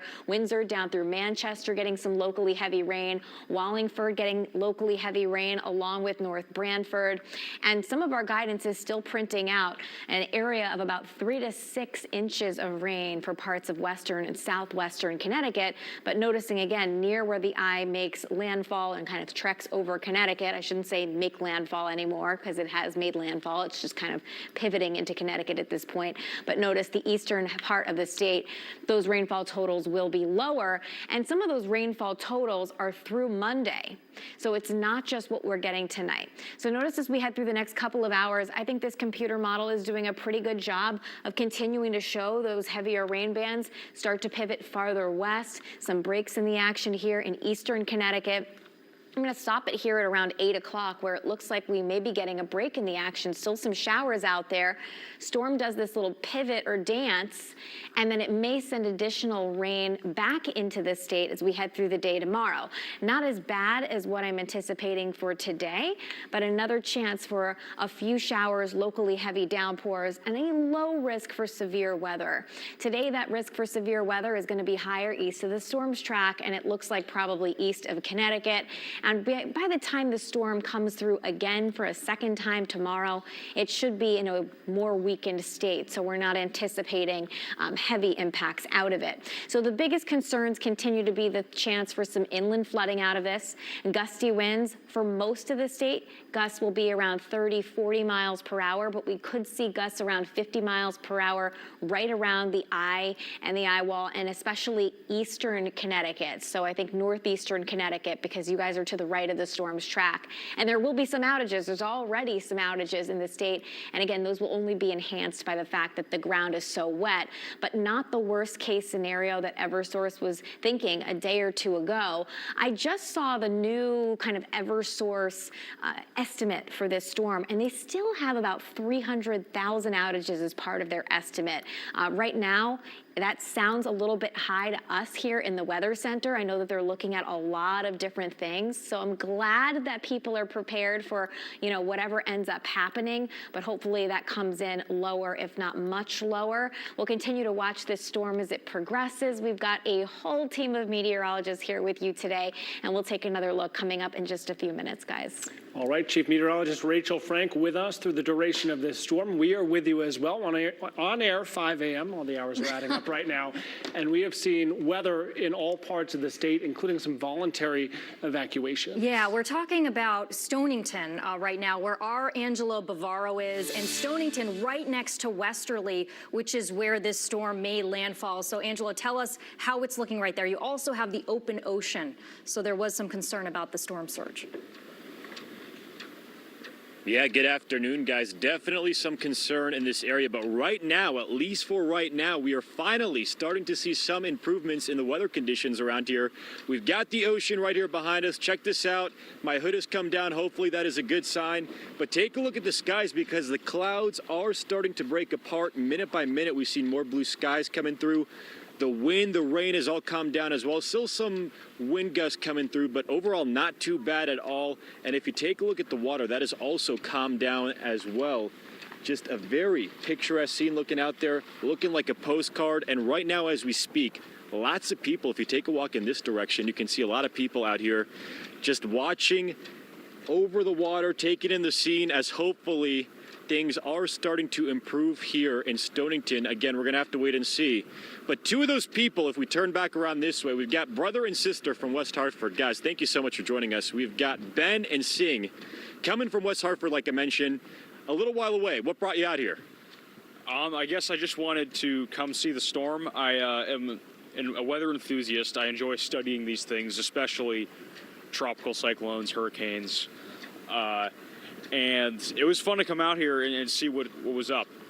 Although I did notice the outer eye wall, sort of with the outer bands, was stronger than the inner one, which is wasn't what I would expected. I came here, I thought it was going to have a real bite to it, but it didn't.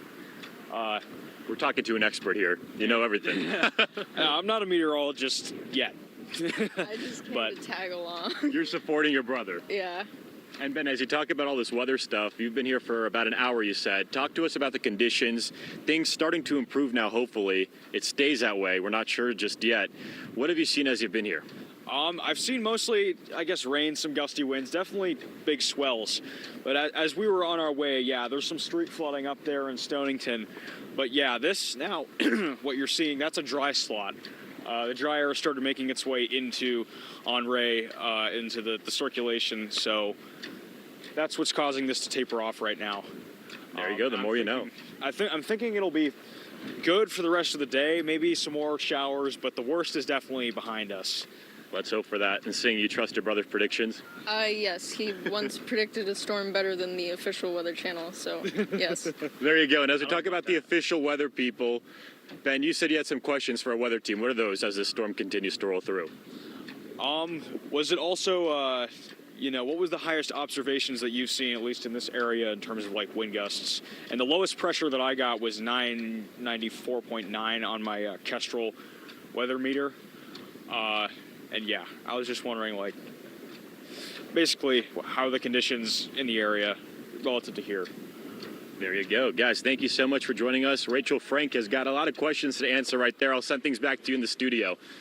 All right, Angelo, I just was talking to them, and they are working hard on this next thing. We have like 4 meteorologists over there right now. We're going to get an update from them in a moment. Yeah, and a good time to point out, if you're an amateur meteorologist and you can do it safely, we want to see your video near me, right on the Fox 61 News app. Any video or pictures that you can do safely, we would love to share. And Stonington looking a lot calmer than it was earlier. And we want to go to Fox 61's Carmen Chow. She's in Mystic, which is also near Stonington, a little more here in the western part of Connecticut. Well, let me correct that. Eastern part of Connecticut on the western part of Stonington. So Carmen, tell us how it's looking there.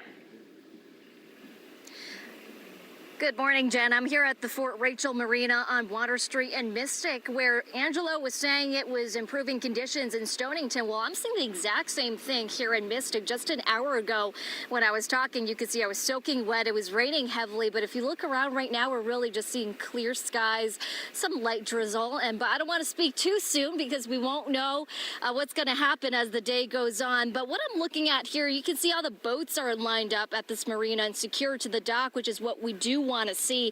Now, boaters were advised to secure their boats with double ropes with a planned strong wind gust. Now, this is not the weather to be out on the water today at all. It's not something that's worth even thinking about and risking your life for.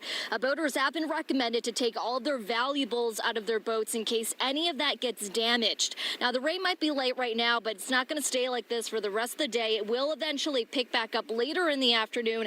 And again, as I mentioned earlier, we did run into some residential areas where traffic lights were out. So if you're watching and you live here in Mystic and you see flooding, you're dealing with an outage, I do want to talk to you. You can always email our newsroom or you can message me directly on Twitter.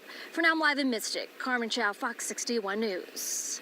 We are always live, we are always local, and by my count, I saw 5 meteorologists in this building and the storm tracker so far today. We have you covered. So we just saw the shoreline. Where's Sam over there? Yeah, I'm here. We just saw here? the shoreline, and it was looking, on the calmer side. I mean, the clouds looked dark, but they were both standing there. There wasn't driving rain. So tell us where this storm is and the impact on Connecticut right now. Well, right now, the storm is basically just coming in to southeastern Connecticut. And what we're starting to see here are some pretty heavy wind reports right now. And what we're also having to see happening here, see how we have this circulation right now. It's just coming into southeastern Connecticut, and you can see these bands of heavy rain. And because the storm, again, is to our east, we're getting the heavy rain and not the bad storm. So as a result of all this heavy rain going on, basically we have the flash flood warnings going on.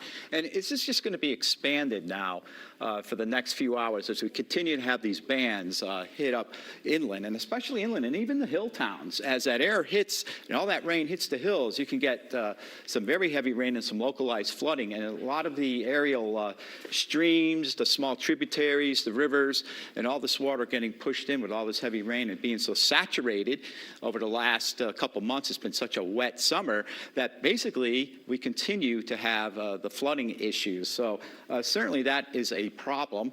And let me just go over to the control center here as I'm trying to work things out. And anyways, we zoom in a little bit, and up to the north here, we see that we have some pretty heavy rain going on, moving up to Tolland County here. And basically, we move into the area now, and what we have going on is that very heavy rain moving into Lincoln. Oh, okay, thank you. Thank you. We're switching some graphics around, so we'll go here. Let's track Henri. You can see that the worst winds are from the northeast. Of course, we got on and off rain, and we got the the continued of the watches and the warnings going on. So back to the radar again, as I was telling you about all this heavy rain moving up in the eastern Connecticut along I-84, going through Tolland County, Vernon, and moving up to the north and west towards the Hartford area and also Windsor Locks. And again, spinning this, you can just see how the storm is just rotating, and it seems to be slowing down a bit, and that's the problem with this system now. So our concern is the flooding. That's what's really taking over. Yes, we've had to deal with some wind gusts, but again, because we're on the wet side, we continue to have the heavy rain pouring down. And so when you get this kind of heavy rain where you're getting 1 to 2, even 2.5, 3 inches an hour, this is the problem where you're also going to get flash flooding, basement flooding, poor drainage flooding as well. And again, you could see zooming in up the 84 corridor from Hartford through Manchester and up through Tolland and into Wyndham and Union. You got all this heavy rain going on, and now this is spinning into the Hartford area, the I-91 corridor, and now it's even going to get into western areas. And for the next 6 to 7 hours, it's really the heaviest rain is going to be concentrated central and western Connecticut. So certainly we are watching all these now flash flood warnings going on. Now we have an aerial flood watch across the Housatonic River, and all these rivers too, low-lying areas, they're really susceptible to some heavy flooding for this afternoon and into this evening. As far as wind gusts are concerned, now we're lowering them down quite a bit to where we're really observing that the wind gusts are 35 to 45 miles per hour across the area, the highest across the eastern areas at this point. But again, it's not the wind as much. But the problem is, even with a little wind, because the ground is so saturated, it doesn't take much wind to knock down some trees going on. So certainly, again, we're just going to be dealing with quite a bit of heavy rain for the next few hours. These are the latest wind gusts. You could see, in the last hour or so, now these are reporting stations, okay? You tend to get a lot of higher wind gusts too, maybe near the Groton, New London. We weren't seeing any reports there. Maybe the sensors knocked out. So we have that east wind, and now because we're on the western side, we're in the northerly flow. So those are the latest, and let's take a look at the current wind speeds. Now, they are sustained at 23, 17 miles per hour down the Connecticut River, but look over in Groton, New London, again, near the shore, but as we've been saying, it's from the northwest here. So that is kind of good news that the water's been blown away, and so all that storminess that we were concerned about, because the storm had moved further east instead of coming into western areas, we don't have that high storm surge and that high south to southeast wind going on. So that's another reason, one of the reasons why we do not get these strong winds when the wind is out of the northeast is just simply because of the land. And land tends to slow down the wind, friction, and the hills and all the trees in the woods. So these are the reasons why, one of the reasons why we don't get the strongest winds. We get the strongest winds when the storms go over to our west, when we get the winds off the south, off the ocean. There's nothing slowing the wind down. We don't have a lot of landmass to our south. We just have Long Island Sound. So the winds really kick up when it goes the other way. So again, we've seen some max wind gusts now of 36 miles per hour inland here over the last few hours. Bridgeport coming in at 29 miles per hour. And again, these winds continue to crank for now, but nothing that that we could have had if that storm had gone over to central Connecticut or western areas. Right now, we have temperatures in the 70s, 71 Waterbury. Temperatures really is not a concern when you get these kind of systems in here. It's just, it's very moist, it's humid, and we put this into motion, and you can see that, we still have some pretty good winds going on. These are just some wind gusts. The models may be a bit high based on the observations, but as we move along into this evening, into tonight, the problem is the storm is just going to slowly move through central and northwestern Connecticut. Here's the center of circulation, really. And so we're going to turn the wind around to the south. And these are not sustained winds. These are just gusty winds from time to time. And I have a feeling they won't be quite that gusty. And then we get up tomorrow morning, and we're still going to be dealing with this system, and we're still going to be dealing with some on and off rain showers. So that's the problem with this system. When we slow the storm down, again, it's not really the wind and the storm surge that takes over. It is the flooding concerns that we have, and actually some trees are being damaged. So you see how the rain starts to taper off from east to west. Remember, going backwards here as the storm circulates and goes up to our north and west. Out in eastern areas, southeastern Connecticut, we're starting to dry out for a while early in the morning. And then tomorrow morning, as the storm wants to do a loop-de-loop, now, what we were talking about earlier is if the storm goes to our west and it starts to spin around, would we start to see some weak spin-up tornadoes? And I'm really not really concerned too much about that. Could there be something on the flank, on the western flank of this? It's possible you might get some severe weather, but I'm not really too concerned with that setup. Again, as the system spins around, it just spins around, and when it does this, you know that it's just stalling out. There's no jet stream to push it away.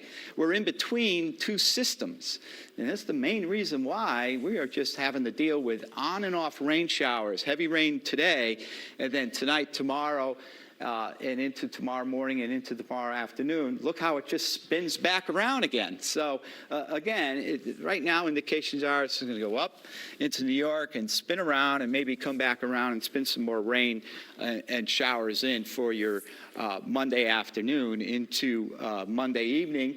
And finally, just maybe by Tuesday, we can finally really start to dry things out.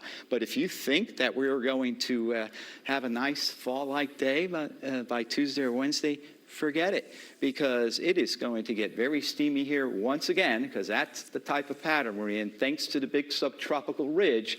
The big Bermuda high that we always talk about really has been under control for most of our summer. So again, the rest of this afternoon into tonight, we're going to continue to have bands of rain, heavy rain with some localized flooding, of course. We already have those flood warnings overnight. We're going to continue to have periods of rain with temperatures averaging in the upper 60s, lower 70s.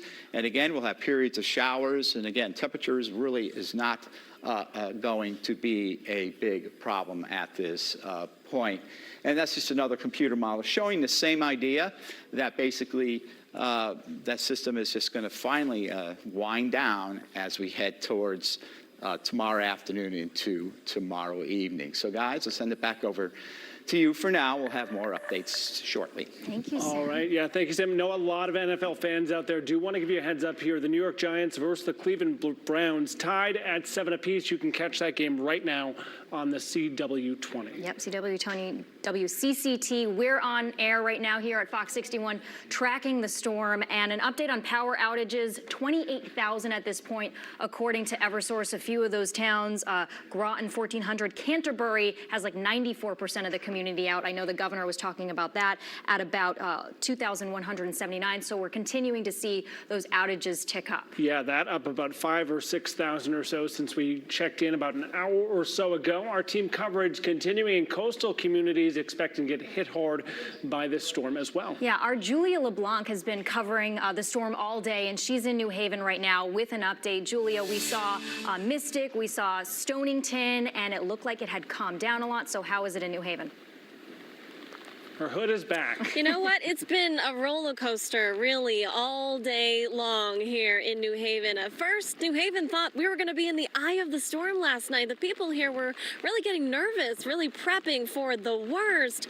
But really, it looks like we are getting an okay scenario here. You can see this right here along the shoreline is the best case scenario for the folks in New Haven. You can see the tide has sort of subsided, which is what Sam has been talking about. The water really being pushed back into the Long Island Sound, whereas in other scenarios it was going to be coming up and causing some storm surge problems. However, that chair just about 2 hours ago was pretty much almost like a third of the way underwater. Right now you can see it's sitting pretty in sand right now, but we are feeling that rain coming down. We're feeling the wind. It's not as heavy as it was when I just checked in with you guys just about an hour ago, but if you take a look at some of those trees and that seagull that's struggling a little bit, you can see see that there are winds here, but they're not those like really, really strong gusts we were feeling when we were towards the lighthouse. Of course, right now I'm feeling that strong gust, like I said, just like a roller coaster out here. But even in these conditions, the folks here in New Haven, they've been coming out to the water and actually making it a family affair. Take a listen. That's a part of it. That's the best part. Yeah, I mean, if it were always the same, it would get quite boring. So this is part of the adventure. It's awesome. It's so awesome. Like, we're gonna be flying. A really cute account there from a family here that lives just along the shoreline. Now, they tell me they actually live on higher ground, so they don't typically see a lot of flooding here. However, they say a lot of their neighbors might get hit pretty hard here because we are seeing some of that flooding away from this sort of direct shoreline here out in the neighborhoods right near the shoreline. And that's where our Gabby Molina is. So we're going to be checking in with her hopefully soon. I know she's been seeing some flooding in some of the area neighborhoods. We're also expecting an update from Mayor Justin Elicker really soon, and as soon as we hear that, we will bring that to you, of course, live here. So we are live in New Haven at Lighthouse Point. Julia LeBlanc, Fox 61 News. Julia, the newest member of the Fox 61 morning team, she is earning her paycheck indeed, introducing us to some great families throughout the day. All right, Fox 61's Chelsea Strub is in East Haven along Cozy Beach right now. We want to check in with her. Chelsea, tell us what you're seeing there. Hey, good afternoon. That's right, Chelsea Stroop here on Cozy Beach in East Haven. And right now we're seeing a lot of wind. We're seeing a lot of rain, not so much the wind. But it's not keeping people from coming out here to see what Henri has in store for people. All afternoon, we've seen people come to this beach, even flying kites. Right now, the best way to describe it here is wet. There's a lot of rain pouring down, and it's kind of a consistent rain and a steady rain. And we did run into one child today who came out here hoping for more wind because he was trying to fly his kite. I was flying my kite. What was it like? Was it really windy? Not that windy. More wet than windy, right? Yeah, So did it fly well or no? a little bit. What do you think about all this rain coming in this storm? It's making it get spoiled. So I guess he means the rain is spoiling his kite flying here. But, you know, kite flying, not the number one thing you want to do during a tropical storm. And that's just one extreme to the other that we're seeing in the Cozy Beach section of East Haven right now. We're seeing some houses boarded up. We're seeing some sandbags outside a restaurant here. We're in the East Haven Town Beach section. A police officer let us know where we were. We weren't quite sure. But we are near Cozy Beach, right off Cozy Beach Ave. It's one of the places that had a mandatory evacuation as of 9 o'clock last night. But as I said, that's not keeping people from coming down to the beach to see what Henri has in store for them. Right now you can see the coast is pretty calm. We're not seeing a whole lot of water come up here on the beach, but we do have houses in the distance that are boarded up. So I think people are preparing for the worst. The worst we are not seeing yet. As I said, it's just very wet here, a lot of rain. I do have some wind coming at me, but nothing too crazy just yet. So we're going to keep an eye on things here in the Cozy Beach section of East Haven for you guys. That's where I'm reporting live. I'm Chelsea Stroop for Fox 61 News this afternoon.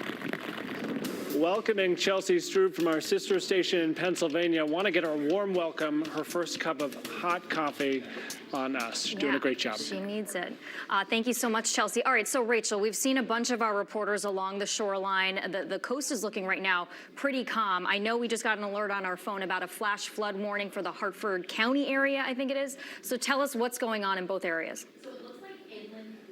Can you guys hear me? All right. It looks like inland flooding is going to be a major issue compared to, or a bigger issue, I should say, compared to coastal flooding at this point. So the worst winds are always going to be to the east side of the storm track. That is away from the shoreline. Now, that being said, right now, the winds at the shoreline are blowing away from the beaches. As that storm starts to move into northwestern Connecticut, the wind is going to switch direction. It's eventually going to come out of the south over Long Island Sound, and that might throw people off guard because that will still be gusty, and now we're talking about the wind kind of pushing some wave action onto the beaches. So that'll be the next thing to watch for folks along the immediate shoreline, and anybody could get locally heavy rain with this system. Now, right now, one trend that we like is that the storm is moving along, so it hasn't really quite stalled just yet. We hope that's a trend that continues. Taking a closer look at some of the damage that we've had so far, everywhere you see that little hurricane icon, that's areas where the National Weather Service is reporting some wind damage. So we're going to start off our little tour here in Tolland County. This is in Coventry. A tree down on State Street. That happened a little bit earlier this morning at around noontime. This is in New London County in Norwich. Multiple trees down on roadways in that part of the state. And now in Ledyard, which is in New London County, the DOT was reporting that Route 214 was closed in both directions and wires were down on the road as well. In Niantic, and I actually have a photo in just a moment that I got from one of my viewers, so I don't know if this is the same one. A fallen tree blocking the southbound lane of I-95 in Old Lyme. And now this is going to be in Pawcatuck in New London. A tree down on North Main Street in Stonington. That happened around 8:30, so hopefully that's cleared up by now. And it also looks like there is a report of some flooding in here too. So a report of some flooding. This is in Norwich. This is on Route 2 East, which is closed due to flooding. And that report was at 1 o'clock in the afternoon. So let's talk about what's going on right now. Here's that locally heavy rain on the western side of the storm's track. And again, right now it's moving fairly well.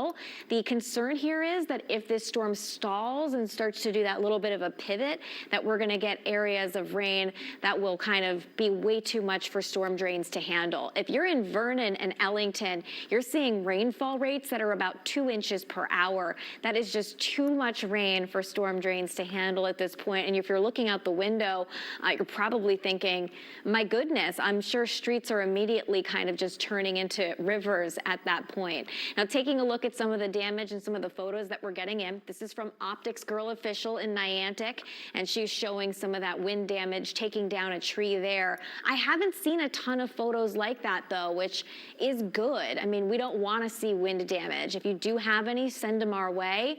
And we've got another video. This is one from Windsor, just showing the trees swaying, but, you know, nothing too violent out there. And this is from Tolland Alert on Twitter. This is on Babcock Road, and this is in the distance. You can see some cones that are up because some trees are down here in the distance. What we're looking at here regarding rainfall totals so far is in southeastern Connecticut, we've seen anywhere between 1 to as much as 3 inches of rain, and obviously we're not done yet. About an inch of rain for Meriden through the Hartford area, about a half an inch for New Haven and also for Bridgeport, and we're not done yet, as the National Weather Service saying an additional 2 to 5 inches of rain could fall. So there's an excessive rainfall outlook kind of bullseye here, not just including Connecticut, but including areas from New York State, from Albany down south through northern New Jersey. This doesn't just have to do with how much rain has come down today or how much will come down today. It also has to do with how waterlogged we already are. So we've had all that rain back in July that kind of sets the stage for how wet it's been. And we had all of that rain with Fred's remnants as that line kind of pushed through. And all of that just kind of adding insult to injury. So when you do see that moderate risk for excessive flooding, what that means is there's a 20 to 50% chance of flooding, flash flooding occurring within a 50-mile radius. And also heading through the day tomorrow, there's a slight risk for excessive rainfall too. Let's take a look at the future wind here moving through time. And again, these gusts are not that worst case scenario. If we had a hurricane that made landfall right up the Connecticut River Valley, this would have been so much worse for us. But luckily, again, the storm already made landfall in Rhode Island, where reported gusts were up to 70 miles per hour in spots. And now what happens is the storm will continue to weaken over time. So we've got a gust up to 40 miles per hour possible here as we head towards 3, 4 o'clock. Gusts close to 30 miles per hour, Hartford and Enfield. As that eye starts to track into northwestern Connecticut, the wind is going to shift direction. So I was talking about this a little bit earlier. You can see the wind kind of piling water here onto Long Island Sound and causing some wave action too. So the bottom line here is kind of moving forward. We're going to see those off and on downpours continue. And while in most cases we would not see a lot of downed trees happen in a situation like this with wind gusts around 35, 45 miles per hour, one concern that we have is that normally when you have this dry ground, it kind of keeps root systems locked into place. But when you have very heavy rainfall, that can kind of loosen those root systems and make it more susceptible to wind damage. Now, hopefully this is not a big issue for us, but it's certainly something that we're going to have to watch as we head through the evening. What you're looking at right now are wind gusts that are manageable, around 40 miles per hour for the Hartford area. I don't think these wind gusts are going to spike dramatically unless a thunderstorm develops. So we're not going to see all of a sudden the winds go crazy. If you're in Waterbury, if you're in Danbury, if you're in Bridgeport, the threat of damaging winds is minimal. If you are in Tolland, Windham counties, you have a better chance at seeing close to 40, 45 mile per hour gusts as that eye passes and you're on the eastern side of it. So I would say these are the areas that might be more susceptible to seeing a few downed trees and power lines here moving forward than areas to the southwest, although areas to the southwest may be under the gun for more heavy rainfall. So not everybody gets all of the threats that are on the table for this storm, but you know, kind of pick your poison here moving through time. I think northeastern Connecticut will get less rain than southwestern Connecticut. So it's either the windier side or the wetter side, but it looks like right now we won't be at the worst of the wind even in northeastern Connecticut. What did you say, Melissa? I didn't hear you. Nope, can't hear you now either. All right, we're gonna go to Lauren next. We'll look at the roads. Hi, Lauren. Hi. You have been talking about all of the downed trees and power lines, and luckily we haven't been getting a ton of those photos in, but like Rachel said, if you do see something and you are able to document it and share it with us, share61 at fox61.com. You can also use that Near Me feature right on our Fox 61 News app. Super easy to find. Let's get you right out to the map, though, because we are seeing, indicated by all of those exclamation points, those blinking red exclamation points, lots of road closures in the areas, like we said, on the eastern part of the state because of downed trees and power lines. Also want to quickly mention Rocky Hill Ferry and Chester Hadlime Ferry are both closed for very obvious reasons as well. In Ledyard, Route 214 is closed in both directions because of a tree down on wires. We also have Route 197 in Woodstock closed, and that's right at Route 198 because of a tree down in wires as well. That is something that you are going to hear me say over and over again, tree down in wires. That's mostly what we're seeing right now. In Windham, Route 14 is closed between Stanley Street and Lovers Lane. 4 trees down in wires as well. And in Union, Route 190 is closed at Route 171. And also in Barkhamsted, Route 219 is closed at the Heartland Tunnel because of a tree down in wires as well. And in Brooklyn, Route 169 is closed at Blackwell Landing once again because of a tree down in wires. And in Lisbon, lastly, Route 12 is closed in both directions at Hannum Road because of debris down with wires. And actually one just popping up in Ledyard once again. Route 12 is closed in both directions because of debris down in wires. Taking a closer look, as you can see, this is only going to hopefully not get worse, but unfortunately we might see that as the case. Also want to mention, if you do have any flights over the next coming days, Bradley International Airport did put out a notice saying be sure to check with your airline prior to leaving. Also something to note is that all trains, Metro North, Shoreline East, Amtrak, all suspended for the foreseeable future. It's 1:52 here in the Fox 61 CTDOT Traffic Center. Guys, I'll send things back over to you. All right, thank you, Lauren. We will check back in just a little bit. Meanwhile, we do want to get you caught up on the latest on outages right now. 28,000 customers in the dark at this point. For Eversource, a bit of context for you on that front. When we joined you around 5 o'clock this morning, that number at 996 jumped to about 12,000 around lunchtime and up significantly at this point. Some of the hardest hit communities still at this point, Jen. Ledyard, Preston, Lisbon, Stonington, Killingly, Mansfield, Groton, all north of 1,000.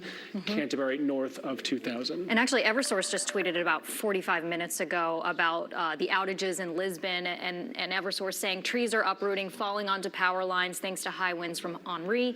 And they tweeted a picture of Kendall Road in Lisbon where about, 45 minutes ago, 1,200 customers were out. I'm not sure what that number is exactly now, but still over 1,000 is what you just said. So we're continuing to watch this again. Chief Meteorologist Rachel Frank was just talking about how the ground is saturated. We have had so much rain from July, and we had Storm Fred the other day, and so that's what they're concerned about at this point. All right, our team coverage continuing across Connecticut at this point. Want to get you live out to Fox 61's Jimmy Altman in Middletown. Jimmy, you wore the right raincoat today. You were getting soaked a little bit earlier. How are things now? Yeah, and I definitely need it. I brought an extra one today as well, Keith. In the last hour, the rain has really picked up.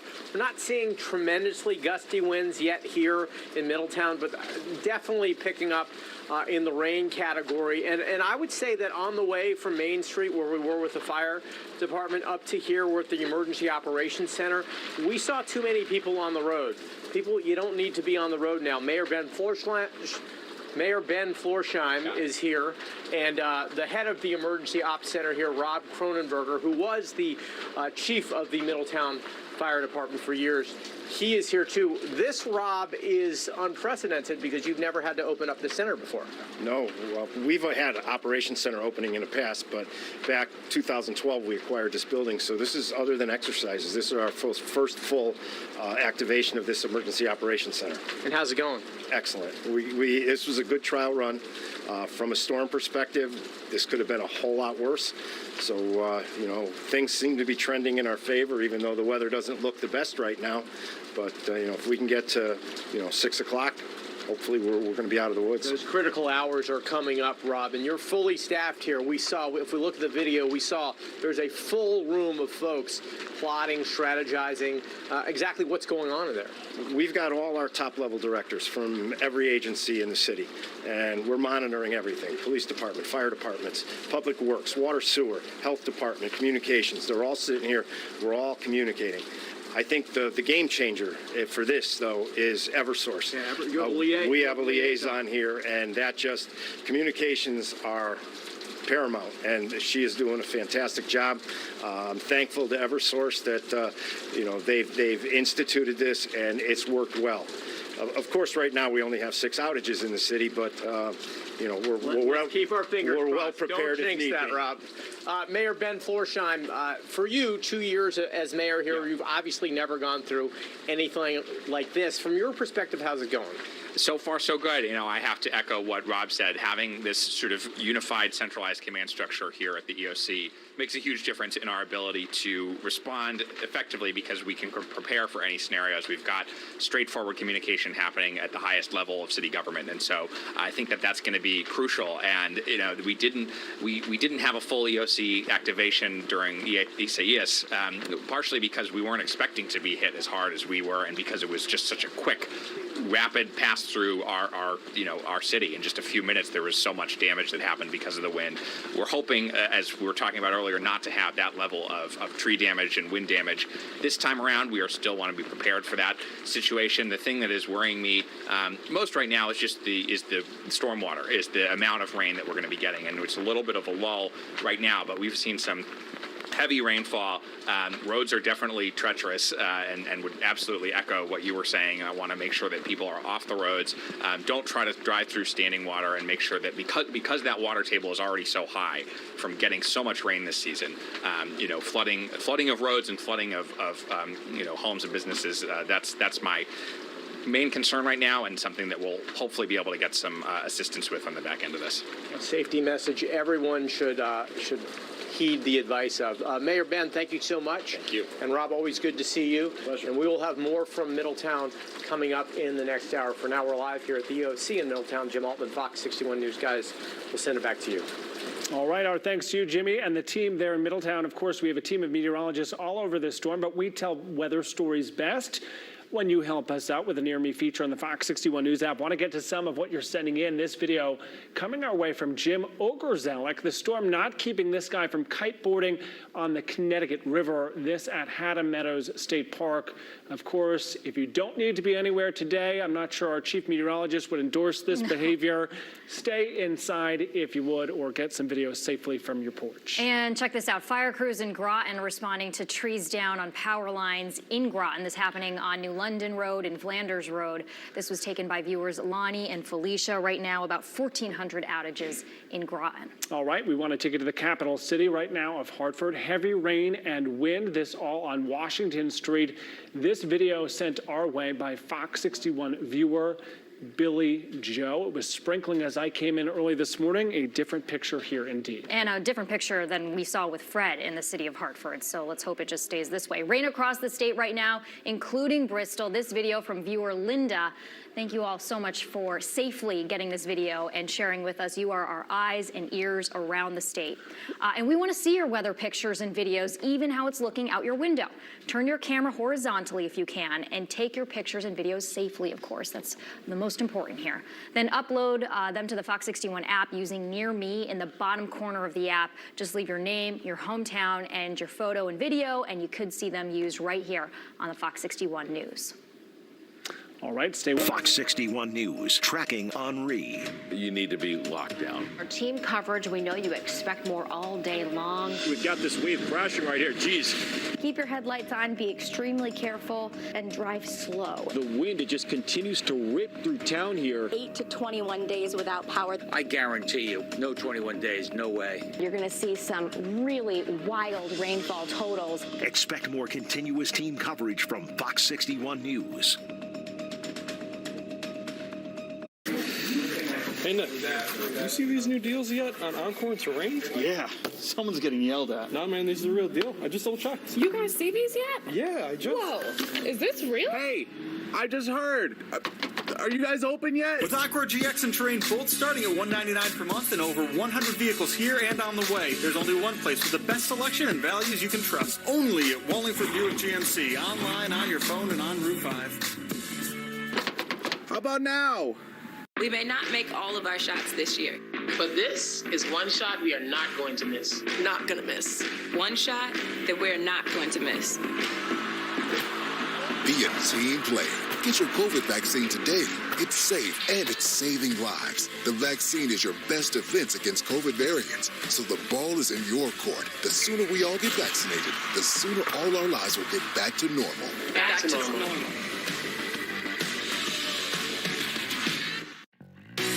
Break out, I wanna shake out, I wanna get out. I gotta move. It's gonna be a Subaru summer. Savor summer in a brand new 2021 Subaru Ascent with 3 rows of seating for up to 8 passengers. Buy with 0% financing or lease for only $279 per month. It's gonna be a Subaru summer. It's gonna be a Subaru summer. Yeah, dude, that doesn't look good. I know what to do. I'm going to cashnetusa.com. I can apply in minutes, and if approved, I can have the money as soon as the same business day. Go to cashnetusa.com to apply for the money you need. Hey folks, Russ here at Express Kitchens. We have thousands and thousands of kitchen cabinets ready for immediate pickup. Our cabinets are all plywood box construction. Quality, quality, quality. That's right, all plywood with dovetail undermount soft close glide. We also have thousands and thousands of square feet quartz and granite. Now get your kitchen delivered in just 5 working days. Your kitchen delivered in 5 working days. Express Kitchens, growing, growing, growing. Most people know the best value on the road is a new set of tires from Town Fair Tire. Because Town Fair beats every competitor price with our guaranteed lowest price on every name brand tire. Plus, Town Fair gives you more free services for life than anywhere. It's simple. For the best value on name brand tires, nobody beats Town Fair Tire. Nobody. Name brands at discount prices. Town Fair Tire. Whether it's 35, 65, or even 20 miles per hour, speed limits are created to keep everyone safe. Not only the driver, but for all the people on the road around them. Speeding is more than breaking the law. The consequences are far-ranging. When you speed, it's easier to lose control of your vehicle. It takes more time to stop once you detect a danger. And crashes are more severe and lead to more severe injuries or even death. Follow the posted speed limits, because when speeding kills, it's never an accident.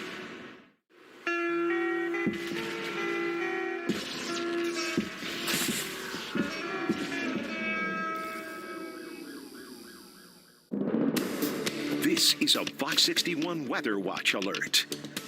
Thanks so much for staying with us. At 2 p.m. on this Sunday, we are tracking Tropical Storm Henri. And this is a live look over New London right now. And look at this. We are seeing blue skies through those clouds. This area hasn't seen that in what, I guess 24 hours maybe. And if you look at a map right now, and Rachel Frank's going to show us the radar, New London is kind of out of the storm path for now, it looks like, and she'll give us a full view of that. Let's look right now also live over Hartford and New Haven, and you can see we definitely have rain in both spots, especially here in Hartford. Thanks so much for choosing the Fox 61 News, and our team coverage with here tracking Henri is on the air, and we're glad to be here. Indeed. Keith McGilvery alongside Jen Bernstein, 2:03 this afternoon. Quick heads up, if you're looking for that NFL game, the Giants versus the Cleveland Browns, that's on the CW20 right now, so you can catch that there. Of course, weather is our focus throughout the afternoon and will continue to be so through the evening. Want to get caught up on the forecast. Yeah, Chief Meteorologist Rachel Frank joining us right now. So Rachel, tell us what the radar is showing you.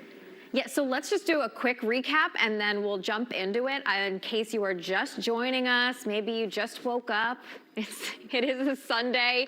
This storm has made landfall farther east than we expected at this time yesterday, and also at a weaker intensity. And that has really helped us out regarding the worst of the winds missing us here in Connecticut. Now, that being said, there are still some outages and there will continue to be some outages, but it looks like flooding rain is the biggest concern over the chance for strong gusty winds with this event. I just talked to the team of Eversource engineers. They work with UConn and they have this outage prediction computer model, and right now they're predicting 175,000 outages across the state. That is down from what they were predicting a couple of days ago, which was anywhere between 400,000 and 800,000. And even 175,000 sounds really high to me at this point. Now, moving forward, we've got winds of 50 miles per hour for the storm. It's moving to the northwest at 9 miles per hour, so it has really slowed down, and the storm is expected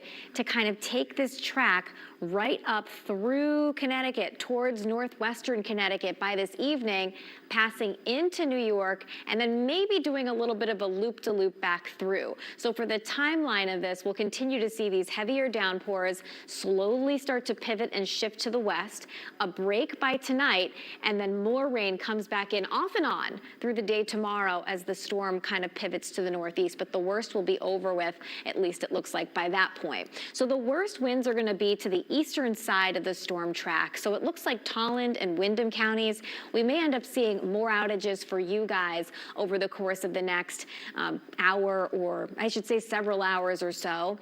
And also right around where the eye ends up tracking too. So if you're in Middlesex County, if you're around Hartford County, and if you're in northeastern Litchfield County, we're not expecting, 65 mile per hour gusts around this thing, but there could be gusts up around and over 45 or 50. And when you get gusts around there, you can see some outages, and that may be made a little bit worse by the fact that we're expecting so much rainfall and that the ground is really saturated. So again, that track still takes it and kind of curves it back to the northeast. Another thing that the National Hurricane Center has mentioned with their latest update that just came in is they said that they may end up canceling storm surge warnings. They said they canceled all of them, but all of them still appear to be up. So I'm not really sure. I'm going to look into that for you guys. But a flood watch remains in place, and there are flood warnings that are in place too. We've seen areas get 2-inch per hour rainfall rates, so that's just too much for storm drains to handle. I wonder if the Groton site, Sam, Nick, maybe check to see if they lost power.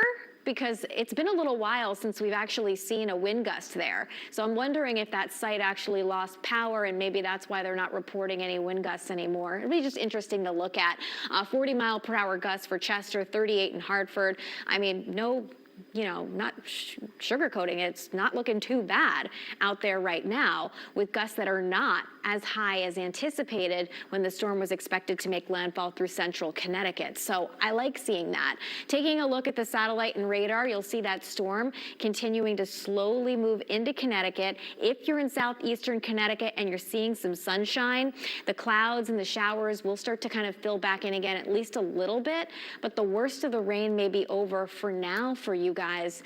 Now, areas that are getting locally heavy rain from northern Connecticut down through Waterbury, we'll see what this wants to do. If this continues to move just as much as it moved through parts of eastern Connecticut, flooding may not be as bad as anticipated, but the idea or the thought process behind everything yesterday was that this storm would kind of stall over the state. It really hasn't stalled as badly as was initially expected either. Enfield dealing with that heavy rain, so is Simsbury and Avon, again, pouring right now. And I've been mentioning it kind of looks like tropical downpours. You have these really big raindrops, and we're just seeing some steady rain right now in Sharon, but probably nothing that you haven't seen, many times so far this summer.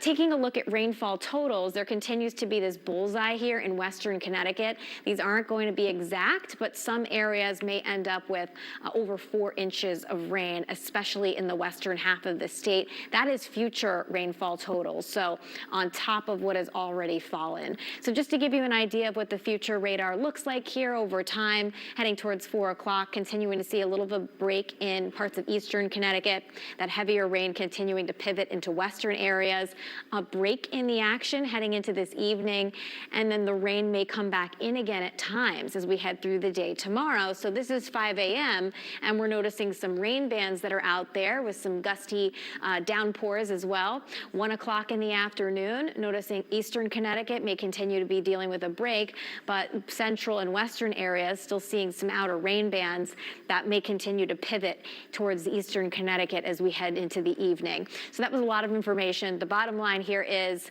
I would say, the chance for gusts that could bring down a few tree limbs and bring a few additional outages would be through about 6 o'clock, 7 o'clock tonight.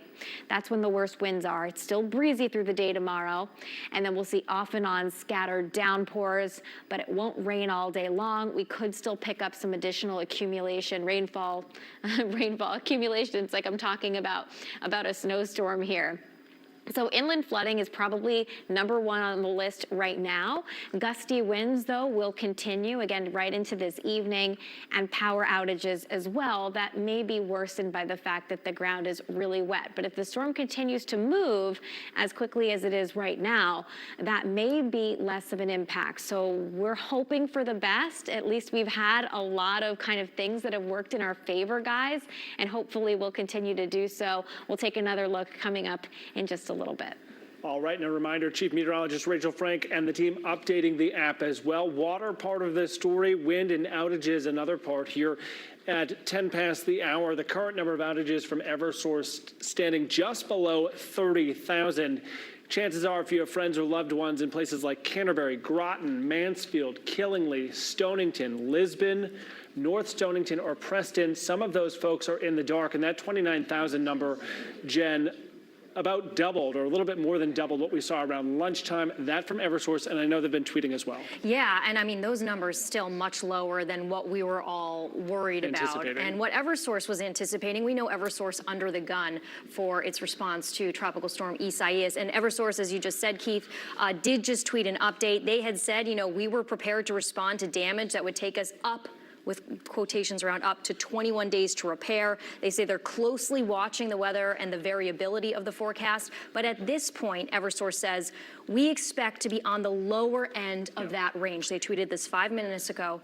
That means that they do not expect a 21-day restoration effort here in Connecticut. And while Eversource says they have a long afternoon to go, they're going to give us an update a little bit later today. But their crews around the state, and we know that they had also brought in contractors helicopters from outside of the state to help with that storm response. And of course, folks, remember during Isaias, folks were without power for a significant amount of time. The governor shooting back forcefully today at the thought of a 21-day outage, saying, oh no. So their feet are to the fire on this one. Our team coverage continuing all throughout the afternoon. I want to get to Matt Karen, who is along the shoreline in Old Saybrook.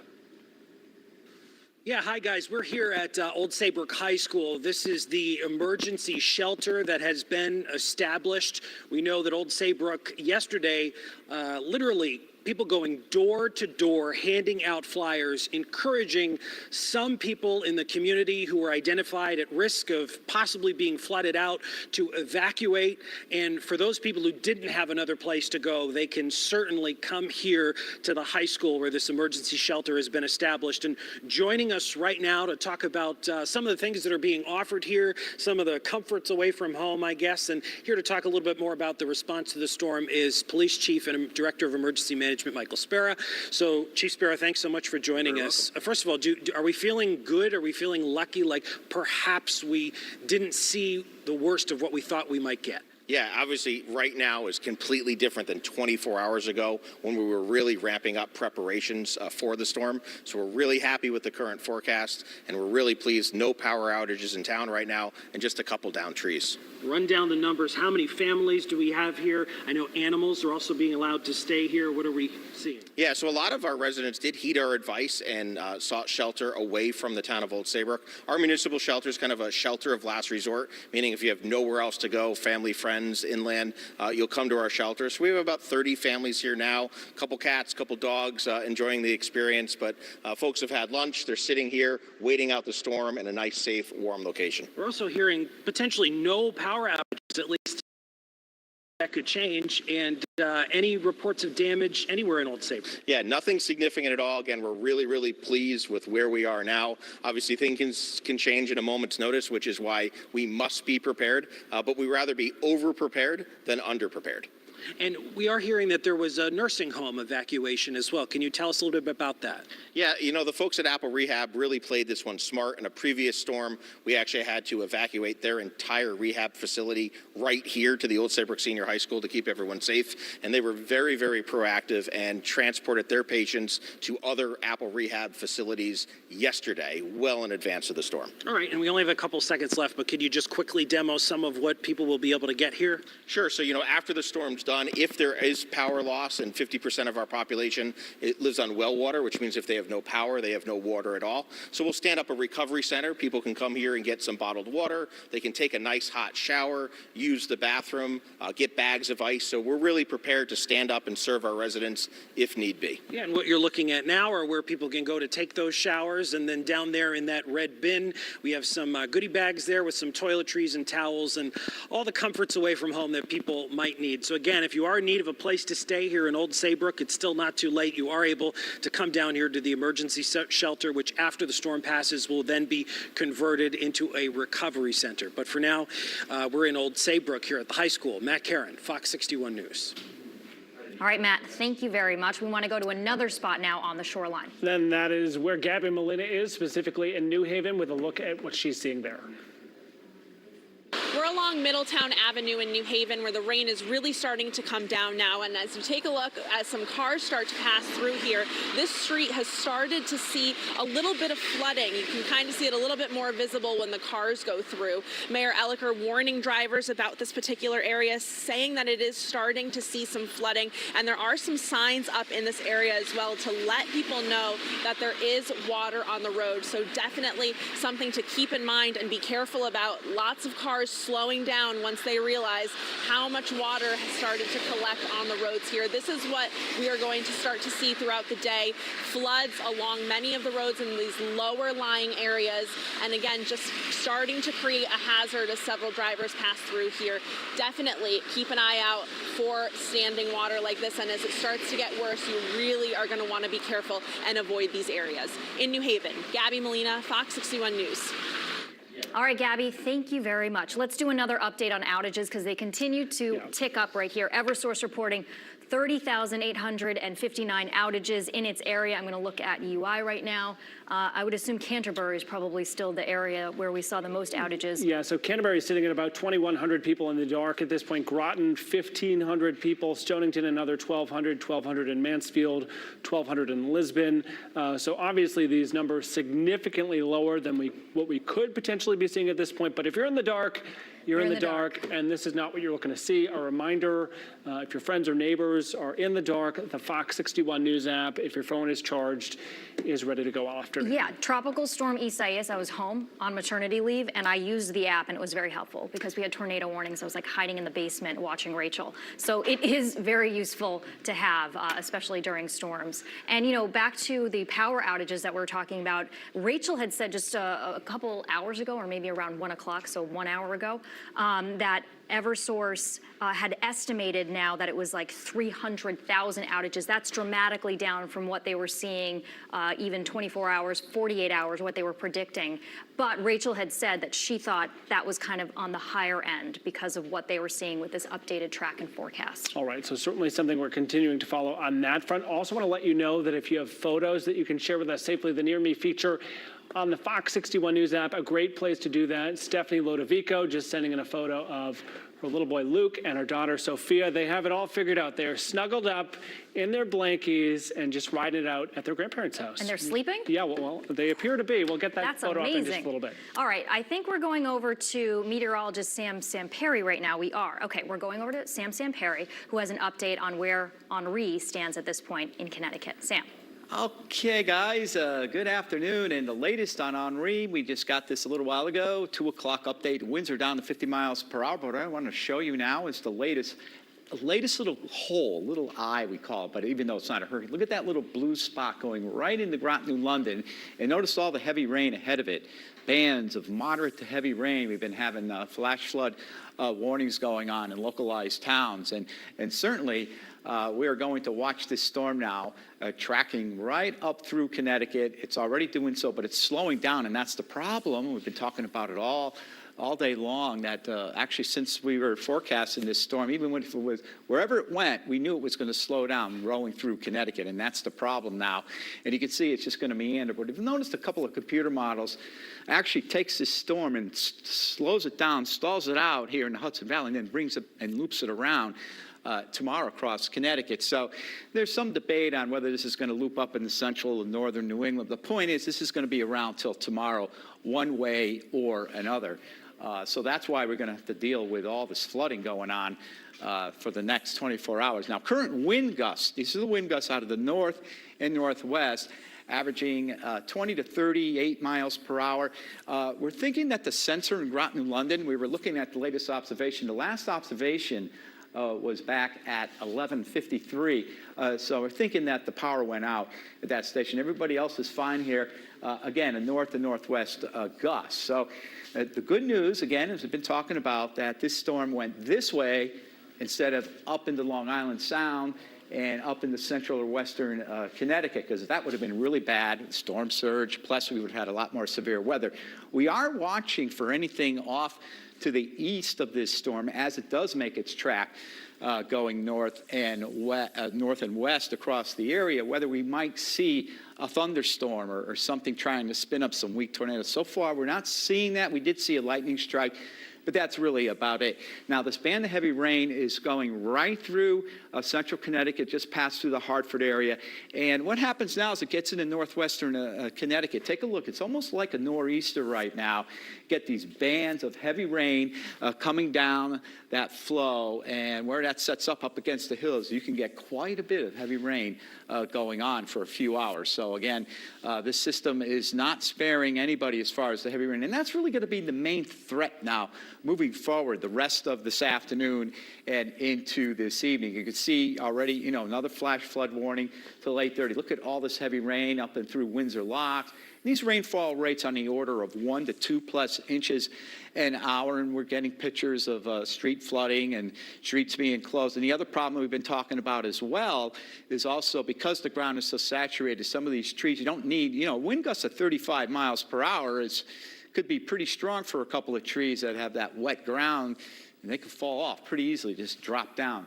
You see up through Windsor Locks and the Enfield now getting into some moderate to very heavy rain up through Enfield, 91. You get the flash flood warning now being reposted up here in northern Hartford County, moving towards the west.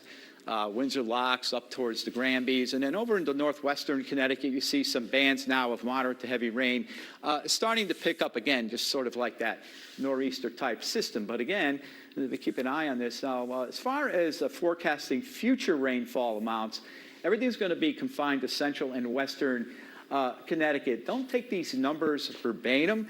2.4 in the future, it could be 3.5. It can be 5-6 inches where you get some of that band. The idea is the heaviest rain central and western Connecticut, where we can pick up 3, 4, 5, 6, 7, maybe even 8 inches of rain. You got to think about when you get 1 to 2 inches of rain an hour, a few hours does it.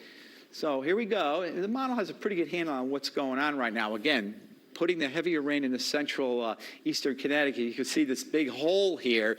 And so, yes, even though it's not a hurricane, we always talk about a hurricane with the eye, but because it's a tropical storm, it just got broken apart. But it did have a little circulation there, and like I said, we had a little clearing. So for now, in the eastern areas, we're going to call it for the showers. The heavy rain is going to taper off the scattered showers.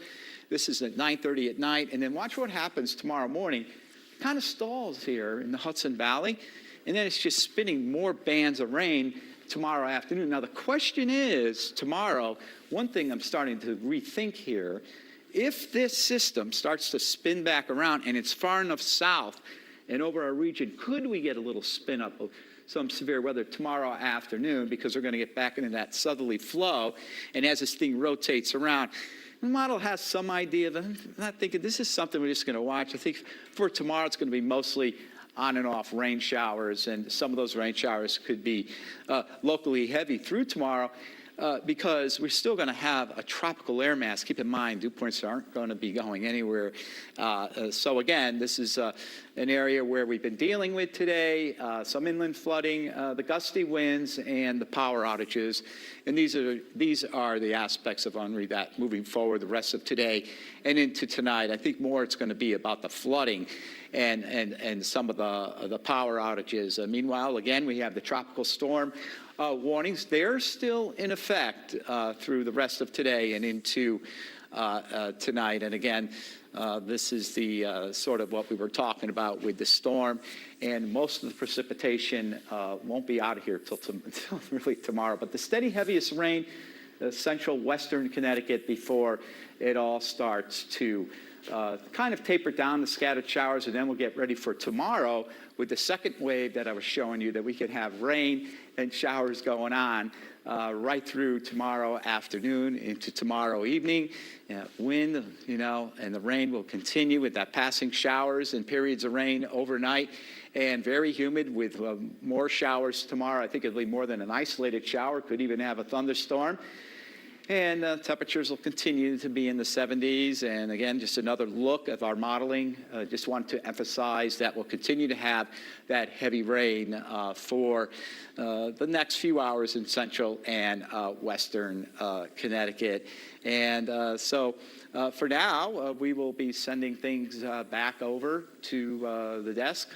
And we'll have more updates coming up in a few minutes. You got it. Thank you, Sam. Meanwhile, we read all of your emails that are coming in. So thank you for those of you who are sending us updates where you are. Daryl, Lloyd, Nicolene, Stephen, they're asking about the football game. That is on the CW20 right now. The Browns and Giants are tied at 7. Boy. So if you're looking for that. And then just a quick reminder from the city of Hartford. I was talking with the mayor earlier today, and what they've done in the city, Jen, is they've opened up all of those blue light lots for people to park their cars if you live in a neighborhood that's prone to flooding. So important. So you don't want to mess around with your car. Those lots are open. They're available if you need them. If you're not in Hartford, you're in another community and flooding is a potential for you. You want to try to get that car to higher ground. Well, can't forget those images from just last week. Was it last week? Tropical Storm Fred in the city of Hartford. I mean, they had some severe flooding on those streets, and those blue lights usually just used during snowstorms. So here we are in the middle of August using the blue lights get your cars to higher ground just to be safe, of course. Absolutely. Okay, so our coverage continues. We want to go right now to Fox 61's Rachel Piscatelli in the storm tracker, and we're told you're in the area of Ledyard, Rachel, so tell us what you're seeing.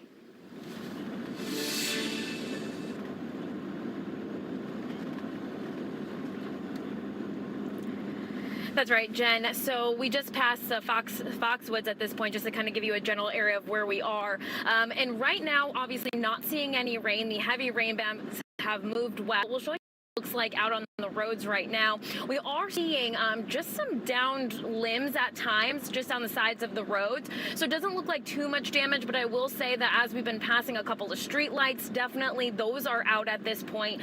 So just be mindful of that if you're heading out the door. The worst of the rain is over for generally this portion of the state. So I'm again in southern New London County, but there could be occasional downpour at this point, but the heaviest rain has really moved into the Mansfield area, into Wyndham, Storrs, Tolland, Ellington, even Enfield at this point, seeing some very heavy rainfall. So generally in this area, as you can see on this on the sides of the road, I'm going to try and use this 360 camera that we have. I'm not very good at it, so bear with me. But you can see just on the side of the road here that we do have just some down tree limbs, some branches on the side. So gusts definitely came through, but I think we were spared the worst of the winds. Again, still seeing an occasional gust upwards of 30 to 35 miles per hour. You can see here that the trees are also swaying in the wind as well. So that occasional gust here out on the roads, but again, we're in that Ledyard area, and that worst of the rain is over. That rain really moving into areas in Windsor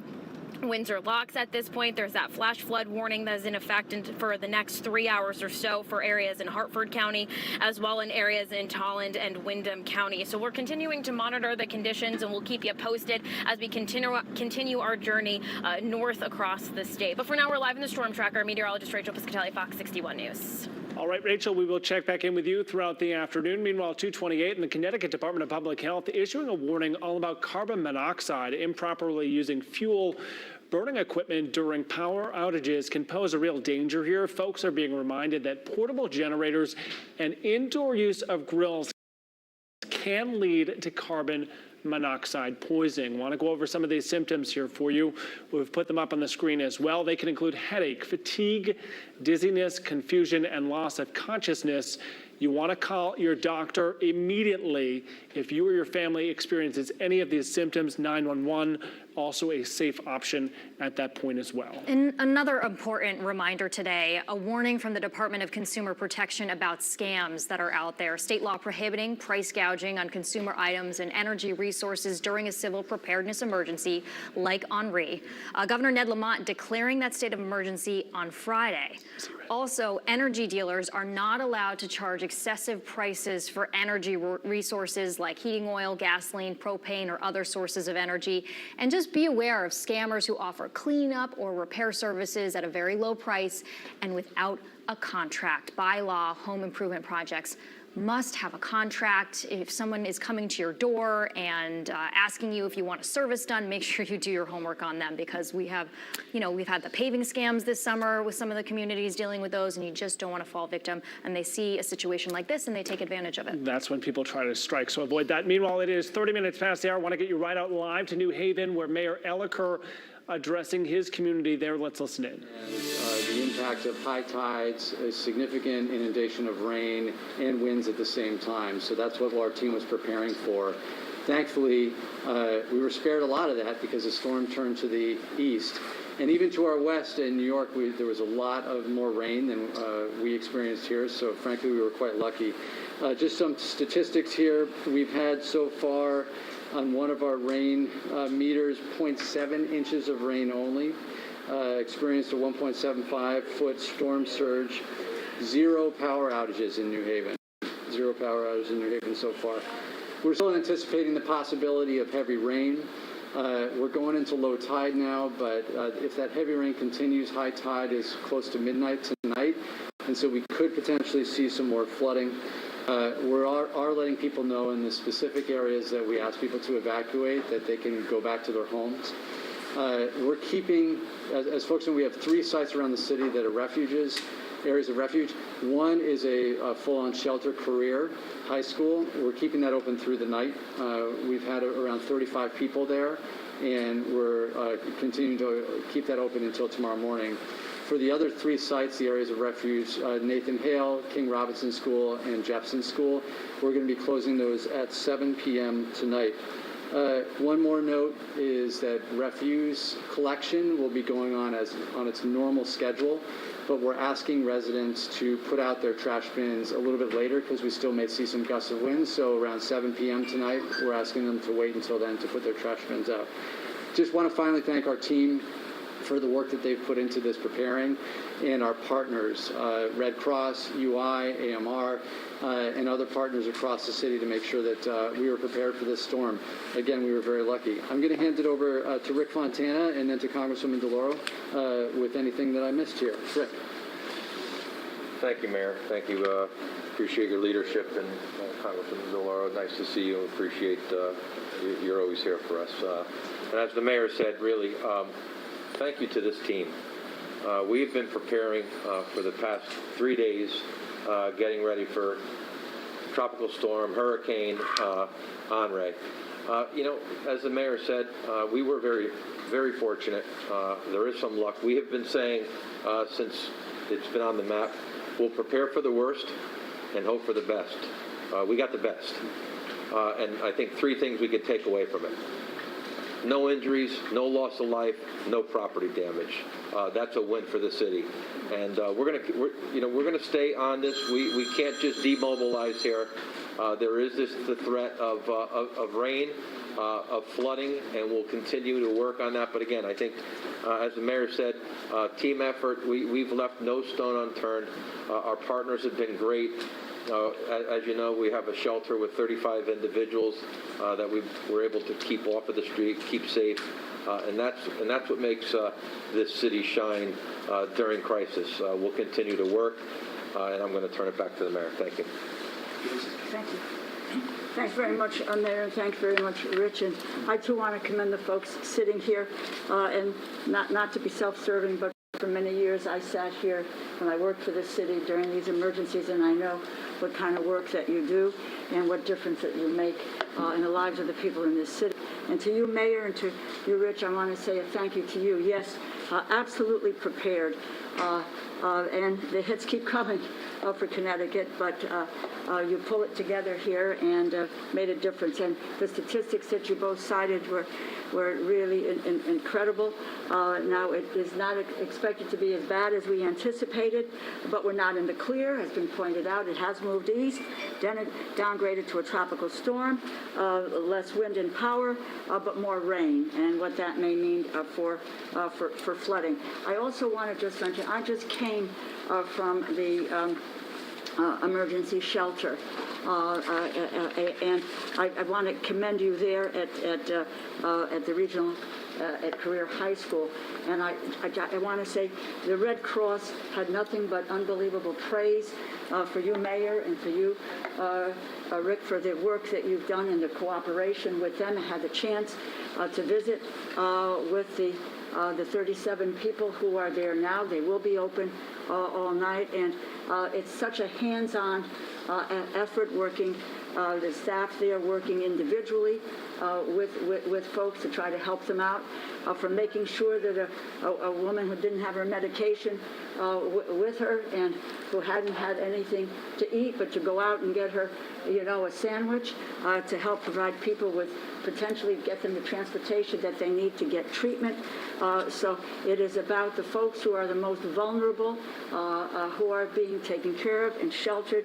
And I congratulate you, Mayor, and also the Red Cross for the excellent efforts. In terms of the federal side of this equation, you all know that the congressional delegation signed a letter to the president asking for an emergency declaration, which has been granted. The president swiftly granted that, and what that means, Connecticut now has public assistance available, 75% reimbursement, and the assistance with regard to debris removal will be critical. I've been in touch with the Department of Homeland Security. I've asked all of our municipalities I'm born and raised in this city and represent this city, but I represent 24 other towns as well, and I've been in touch with all of the mayors of first selectmen in the 3rd Congressional District, and chatting with them about what's going on in their communities and asking them to keep track and asking New Haven to keep track of all of the expenses that we're incurring, so that becomes part of the emergency declaration. And what I also will be doing is reintroducing something called the Debris Act, which we've been working on for a long time, which would help homeowners in terms of the removal of debris, which can be of assistance to the city as well. Just let me, my office is available for what folks might need. I ask people, as I know the mayor, Rick, have asked folks, don't be out if you don't have to. Don't ignore streets that are flooded because you don't know what the depth of that water is. And we will work together, as we have in the past, to do all that we can to make sure that the city and the city and the cities and the people have what they need in order to, excuse the pun, weather this storm. Thank you very much, Mayor. Thanks, Congresswoman. Any questions from folks? Mayor, when did you say those people could go back home, the ones that were evacuated? So immediately, correct? Yeah, we think we're keeping the 3 sites that are refuge sites open until 7, but people can go back home immediately. Will those continue to be open for people who have power outages if those happen later? So we think it's unlikely that we're going to see a lot of power outages because most of the wind is behind us. They're going to be open until 7, but if people have severe problems, they can go to Career, which is going to be open all night. Okay. And I see you have a map from 2014 of a flood zone of New Haven. Do you have an updated one or a percentage of how much of New Haven could flood? You want to talk about this, Trayvon? Yeah, that flood map is actually post-hurricane or Superstorm Sandy, and we use that as the greatest potential to have to evacuate. So we use that map very closely, but we use what you can see up here on our screens. It's called HERVAC. It's a very timely, real-time, provided by the Department of Homeland Security. It's an asset for towns throughout Connecticut and throughout the country to provide the best data in the most probabilistic area or path that a hurricane will take. So that's what we do use that. It's a very important tool, and everything we do is literally based off the data that we receive from HERVAC. Very, very good tool to use in the Emergency Operations Center. But go ahead, Giovanni. No, I was just going to say, so the FEMA updates the flood maps periodically. I think that's probably the latest update, and we adjust it.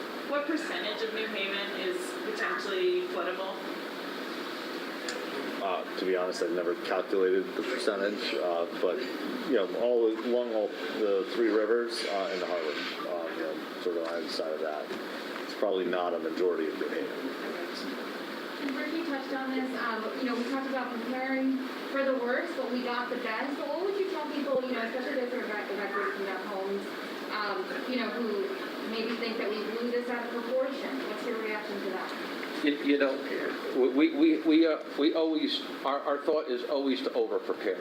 We've done that consistently for many years in New Haven. It's easier when we are getting storm reports and updates from experts, but it's easier to upscale before the storm, and then we'll make the determination based on all of our folks that are here in the Emergency Operations Center and those out in the street. It's easier to scale back. Never easy to scale up during a storm. So we do our best to over-prepare, and that is by design. All right, we have been listening live there to Congresswoman Rosa DeLauro, New Haven Mayor Justin Elicker and his team give a briefing. It started about 10 minutes ago. The major headline here, Jen, at least one of them, is that right now more than 30 people are taking advantage of an overnight shelter in that community, but also learning that folks who are forced to evacuate because of the potential for flooding are at this point allowed to go back home. Yeah, which is such good news. Big news. I mean, New Haven really breathing a sigh of relief. I mean, that's what it sounded like during that press conference. Mayor Elicker saying they got 0.7 inches of rain.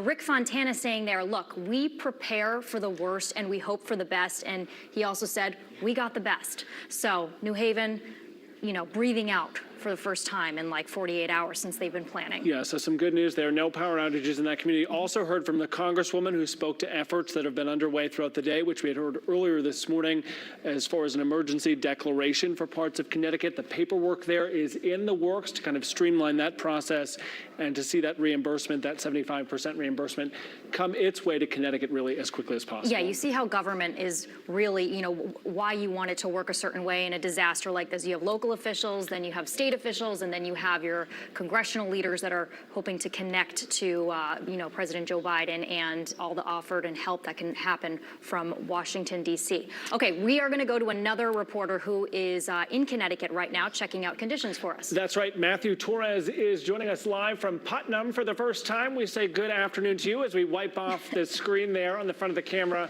so we get a nice clear picture. Matthew, I suspect there's some rain out there for washing off the lens there. Good morning. Good morning. Good afternoon.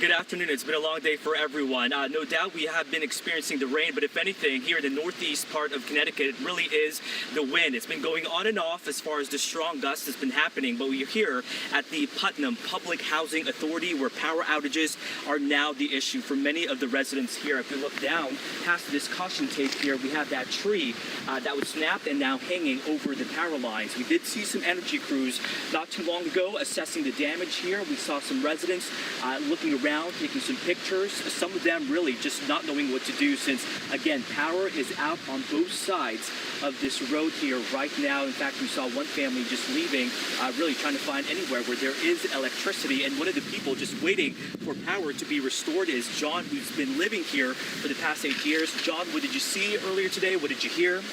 Well, about 11 o'clock, a little after maybe, I heard crackling. I looked out my window and saw the tree fall. We lost power since then. City Electric Company's been up here already. They can't do nothing until the tree company gets here. But I find it amazing that they were here this quick, as we waited sometimes days before they've gotten power back to us. And I find that kind of odd because we have people here that rely on oxygen. I myself rely on a CPAP machine at night to help me breathe when I'm sleeping. So you're concerned as far as when power will be restored, obviously for your medical condition and for many people's medical condition as well. I am concerned. You know, people without their oxygen, they're just not going to make it. And, you know, it's got to be on right away for a lot of the people up here. It's public housing. It's housing for the elderly. You know, stuff like this needs to be addressed quickly and not have to wait days or whatever it may take. Realistically, you said in the past it may take a couple of days even after any severe storm. Obviously, with the gravity of the situation here, are you hoping for the best or are you somewhat pessimistic about what may happen? Well, I'm hoping for the best of what happens. You know, the last storm that we had, the last hurricane we had in this area was about 30 years ago. About 8 years ago, I lived 2 streets over, and we've had power where we've been out a little over a week, almost 2 weeks.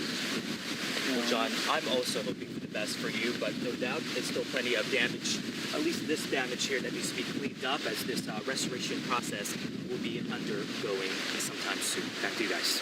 Matt Torres live for us in Putnam this afternoon. Appreciate that, my friend. Do the best you can to stay dry. Meanwhile, can you tell I'm the 4 a.m. guy with the 4 p.m. gal because I'm saying good morning. We got an early start today. Day. I mean, you were live in Hartford all morning looking at what their preparations are, and you usually do morning, so it's understandable. Keith, we'll give you a pass on that one. Live and local all day. Yep. Our coverage is going to continue right now with Fox 61's Matt Caron, who has been on the Shoreline reporting. And Matt, we see you are right by the water there. I saw you tweet just a few minutes ago saying, dare I say, it looks calm out here. It does.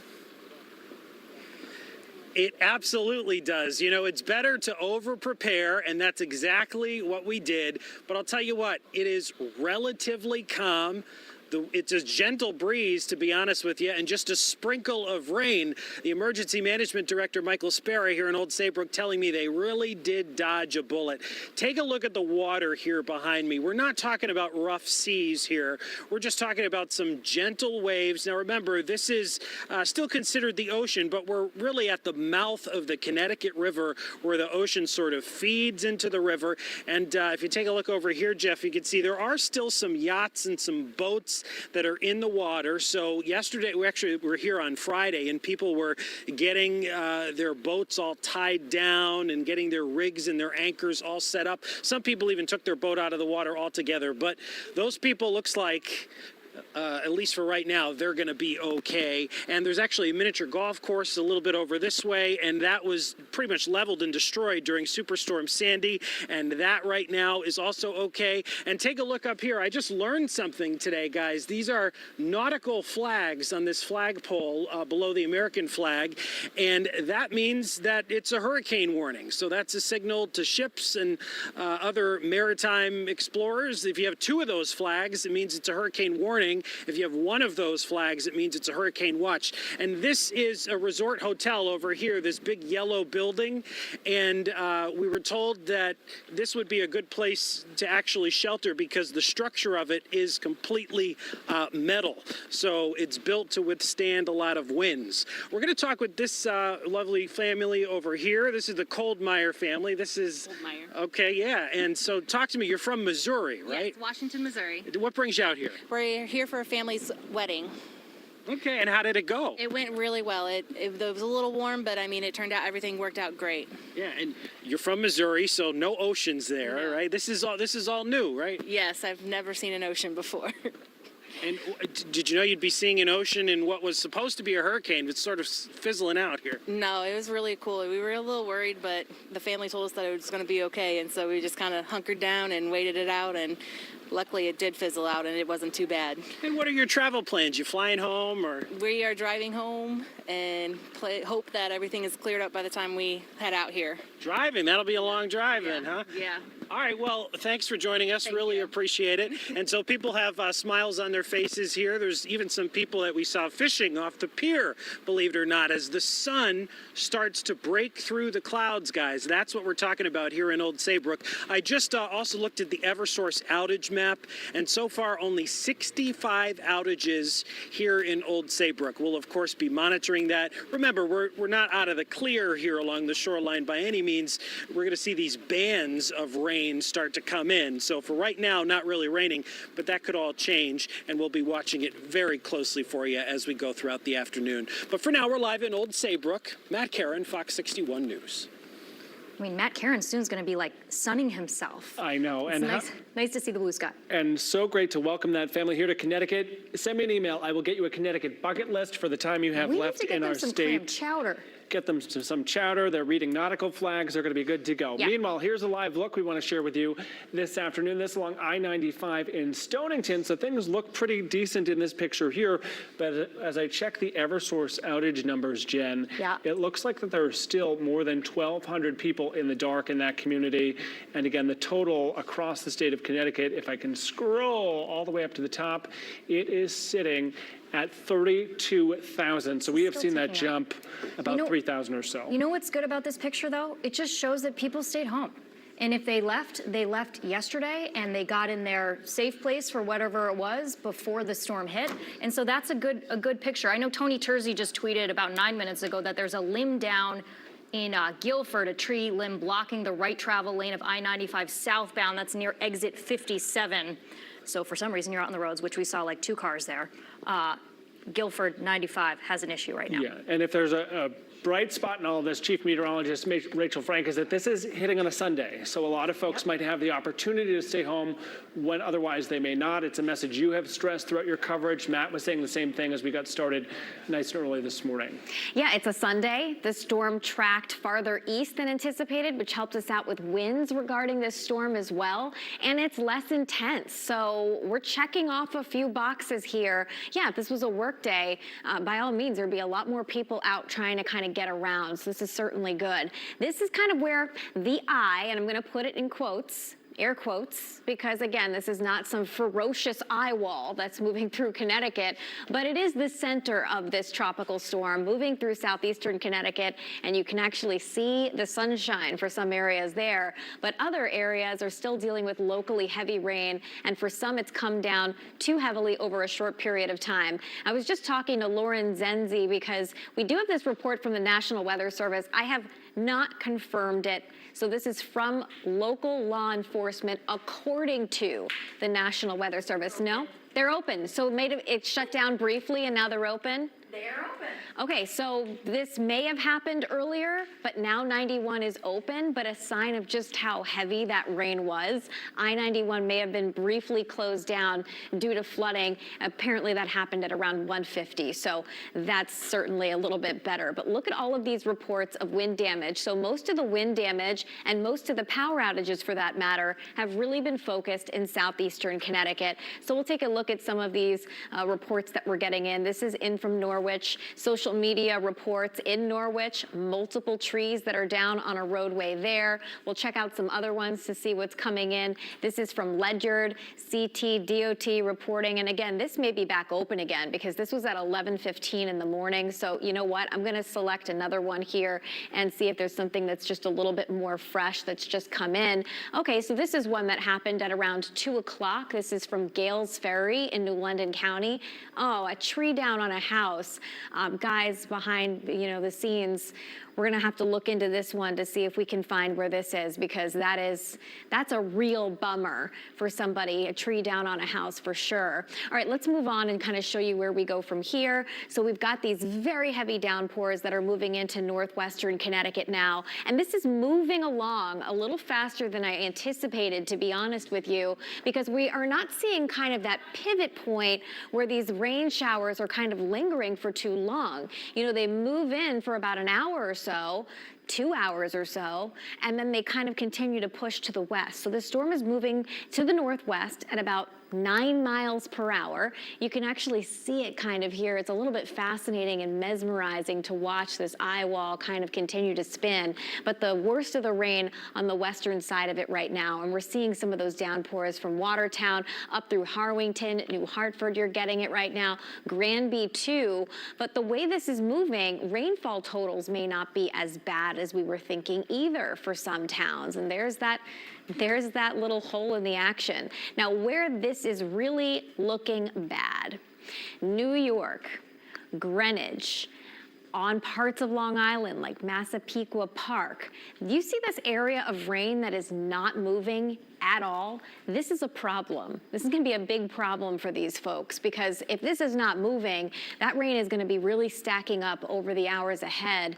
And it must be some kind of area where the winds are kind of converging together. We've got plenty of tropical moisture. And the concern is, will this line of nearly stationary rain eventually start to try to tick up into parts of Connecticut? So that's something that we'll be watching as that eye eventually treks across the state, basically through Hartford eventually, and then eventually in northwestern Connecticut.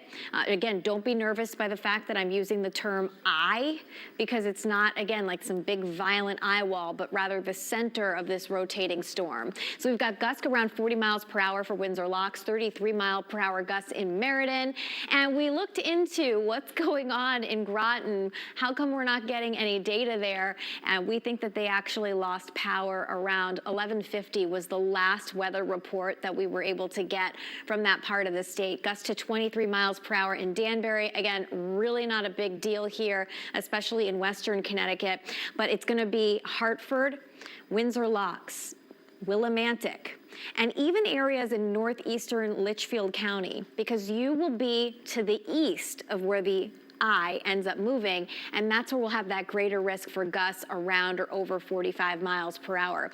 By the way, we're going to continue to deal with off and on downpours right into the day tomorrow. Probably not as heavy or as widespread as today, but still keeping that umbrella handy. We're going to take another look coming up in just a few minutes, guys.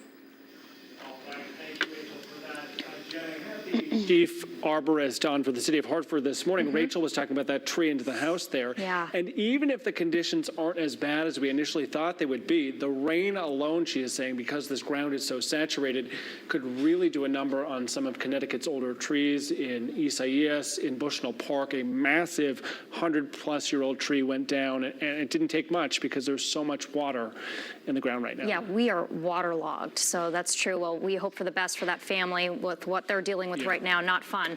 We want to go right now to Sam Rogers, who's in New London for us right now. Sam.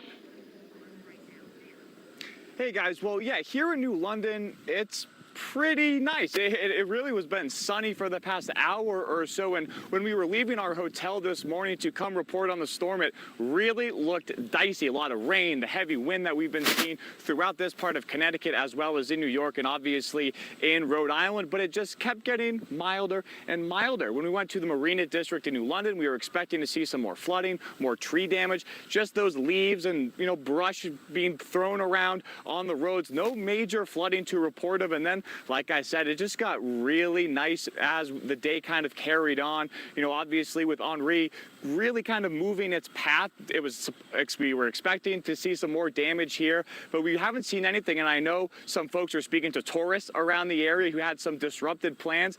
We spoke to those folks as well here in New London, right at the state park here, and some folks from Utah had a whole day planned. They were going to hop on a ferry, go to some local museums. All those plans, unfortunately, were canceled, but we're happy that they were able to get out now, walk around, and I think I might be jinxing myself a little bit because I've been nonstop talking about how nice it's been, but we see here from both directions some cloudy skies about to roll in. We are expecting those bands of rain to come back really throughout the evening, but the most recent data so far from Eversource, about 124 power outages here in New London alone, so not that many as maybe some folks were expecting, but obviously we'll be watching that when the rain and the wind picks back up. But guys, I think I have to keep saying it again, it's not too bad right now in New London. I want to let folks at home know we are adapting and moving crews around the state as the storm moves. We are moving as well. Learning within the last couple of minutes that a tree is down into a mobile home, this in South Windsor. So we are watching that for you. Meanwhile, we tell this weather story best when we have your help. Our meteorologists and reporters are all over this, but if you are seeing conditions where you are and it's safe for you to do so, we'd love for you to share your pictures and video with us. It is easy, right on the Fox 61 News app, the Near Me feature right in the lower corner of the app. Send them our way. We will be sharing throughout the day. It is 2:59. We will be right back.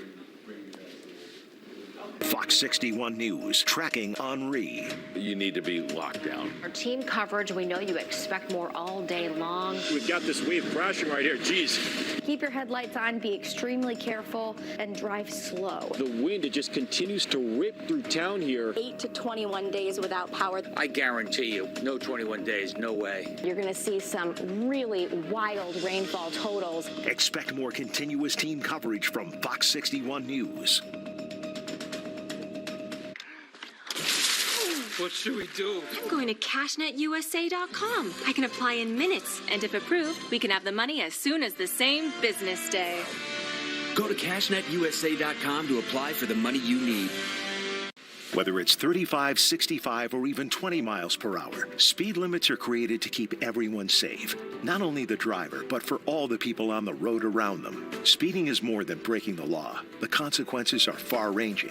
When you speed, it's easier to lose control of your vehicle. It takes more time to stop once you detect a danger, and crashes are more severe and lead to more severe injuries or even death. Follow the posted speed limits, because when speeding kills, it's never an accident. Why did the chicken cross the road? To get to SK Lavery, of course. She needs new appliances for her coop and knows there's only one store to go to, SK Lavery. She's having the entire barnyard over for dinner and needs to make sure her new appliances will be there on time. There's no reason for you to peck around. When it's time for new appliances, it's time for you to fly over to SK Lavery. They'll give you something to cluck about. SK Lavery, we're your #1 appliance store. Saving starts with getting internet and mobile from Xfinity. You can save up to $400 a year on wireless. Plus, get a 5G phone on us, and for a limited time, $300 back. Don't wait. Switch today. This fall, Fox is making television history again. Undiscovered talent get the chance to perform as their avatar alter ego. It's the world's first Avatar singing competition series. You have to see to believe. Who will be your alter ego? A new competition series, Wednesdays after The Masked Singer, this fall on Fox. It all started back in the 50s, and now, to better serve you, Suburban has a huge inventory of new Subarus. Certified pre-owned all-wheel drive Subarus, plus 100,000-mile warranty as low as $16,995. Your WRX STI headquarters. Stay cozy and warm this fall holiday season with a gift from your friends at AirTemp. 5 lucky winners will win a free furnace tune-up from AirTemp in Newington. Enter today at fox61.com/contests.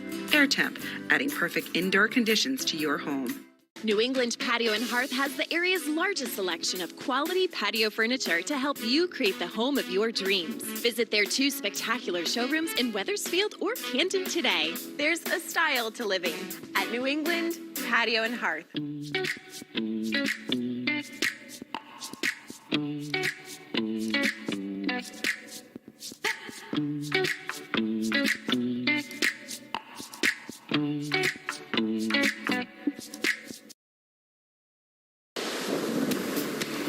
And welcome back, everyone. Just about 3 o'clock here on Fox 61. Keith McGilvery alongside Jen Bernstein, and we are following some breaking news right now on the roads. We want to get right over to Fox 61's Lauren Zenzi, who has breaking news from one of our major roadways here in Connecticut. There's a big problem. Unfortunately, here at 3 o'clock, this is not something I want to report because fortunately, everything has been relatively quiet on the roads until now. Let's take a live look outside in Hartford right now. I-91 northbound as you're approaching the capital city right near exit 27. This is for Airport Road. This is an absolute disaster. There is flooding. There are accidents. There are cars that are sideways. Unfortunately, I did try and speak with Connecticut State Police. They are extremely busy right now, so they were unable to give any excessive details.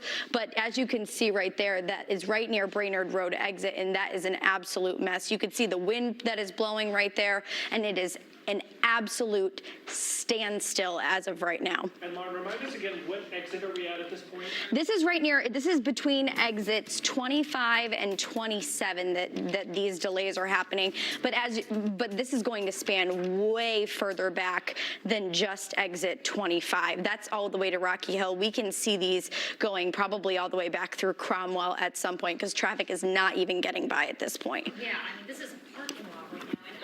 Assume, as you just said, that traffic's just going to continue to build. Well, and you can see the cars. There's a couple of cars right where Connecticut State Police are stopping people. The cars are completely sideways. It's just an absolute disaster at this point. And I don't know, are these emergency vehicles that are all the way in the back there, or those could be people's emergency lights on too? So we're just not sure at this point. Lauren, I just wanted to point out quickly, if I could, as we're looking at these live images, if you are hearing from a loved one or family member who is in this backup at this point, and they have hands-free and can do so safely. It looks like traffic is starting to get by in that left-hand lane. They're just starting to let traffic by in that left-hand lane. It does look like they're emergency vehicles because we just zoomed in a little bit there. So, yeah, as Keith said, if someone knows what's going on there safely, please let us know. Here's another look at the backup here. What did Melissa just say? Okay. Thank you. All right, so our producer just told us that we actually have a state trooper on the phone right now who can give us an update. So let's listen in. Who's joining us right now? Trooper Munoz, Keith McGilvery alongside Jen Bernstein. Munoz. Thank you for calling in, a close friend to the show. What are we looking at live out here on 91? We just we have an accident here. We don't have much information right now, but we do have an accident on 91 in the area of exit 27 northbound.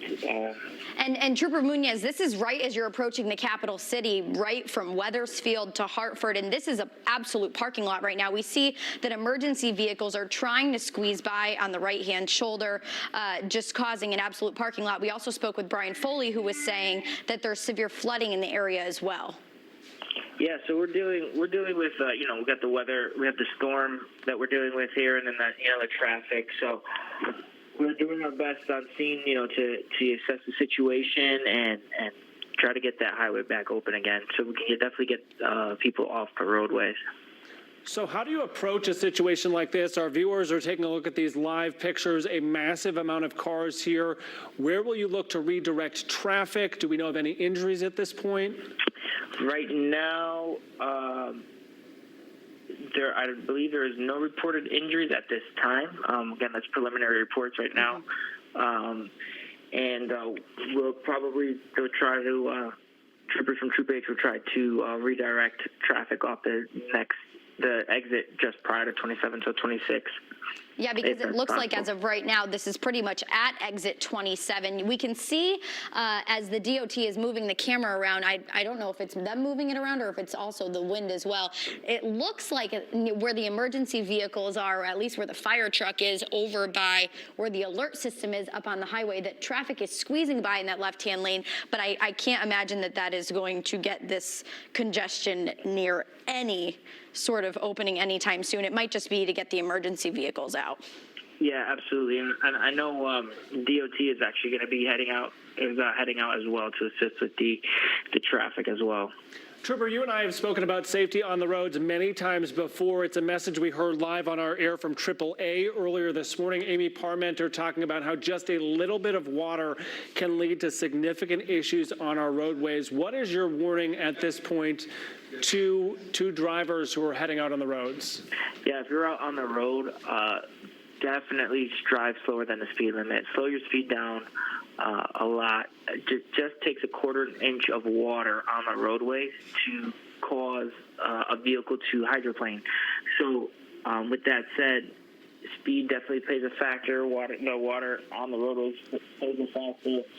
So we just have to really slow down, ditch distractions, leave enough space between other vehicles around, and just be aware of your surroundings. We might come up on a down tree or down wires. If that's the case, just let the local PD or fire department know. Yeah. Go ahead, Lauren. And we talk about over and over, I know that you said that you were talking with Amy Parmenter this morning, Connecticut State Police. This is the perfect reason why we always say give yourself not only plenty of time to get where you need to go, but plenty of distance in between cars. Because if something like this happens and you're one of those first 50 cars where the highway is completely shut down, we were seeing cars that were completely sideways, which means those people have to slam on their brakes in order to safely stop, and that's not safe at all. Absolutely. And if you begin to hydroplane, that's the last thing you want to do is slam on your brakes. So if you do see that, you want to give yourself enough distance between you and that vehicle in front of you or around you, and try not to, jerk the vehicle in one direction or the other, or slam on the brakes, or make any abrupt movement to take any abrupt actions while you're driving, because that can cause you to hydroplane as well. Trooper Munoz, we're going to keep these images up as we continue to talk to you, trying to learn more if you're just tuning in. I-91 North shut down between exits 25 and 27. Lauren's thinking this is more at the 27 Brainerd Airport exit. And Lauren, you were going to say something else? I just got a tweet in from someone, Chris Bouzakis, who says water is completely covering parts of 91 North in this area. I just had to take a detour off the exit. Be safe, everyone. Okay, so that might be one of the reasons why we're seeing this issue here. Trooper, while we do have you on the phone, I do appreciate your time. Obviously, the condition along I-91 North. Curious what, if anything, you're seeing in other parts of the state at this point. Are there other issues elsewhere? Obviously, this is one of the most significant, but what are you folks following at this point? Any reports of accidents so far? Yeah, so we do have reports of accidents. We do have reports of accidents and other vehicles that have spun out throughout the state.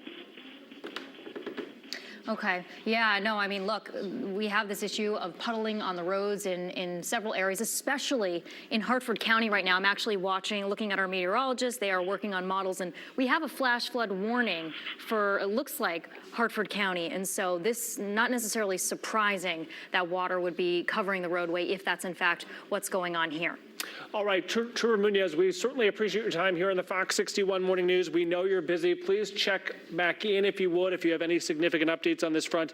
Again, the breaking news here on I-91, this significant backup this afternoon at about 10 past 3. Fortunately, at least at this point, Jen, no reports of any injuries. That is something we will continue to monitor. But again, Trevor Munoz, I appreciate your time, and check back in as you learn more. Yeah, thank you very much. And we watch a tow truck, it looked like, headed towards that area. Okay, so we want to get to Sam Perry with an update on the forecast. Sam, we are looking at what's going on I-91 in Hartford right now, and if it's true that there was water covering the roadway, you're probably not surprised given the radar right now. Oh, not at all. And you know, you get 1 to 2 inches an hour, you get flash flooding, you may have ponding of the roadways, you're driving, and all of a sudden you do some hydroplaning. You don't need much water. So it's good news that no one's hurt.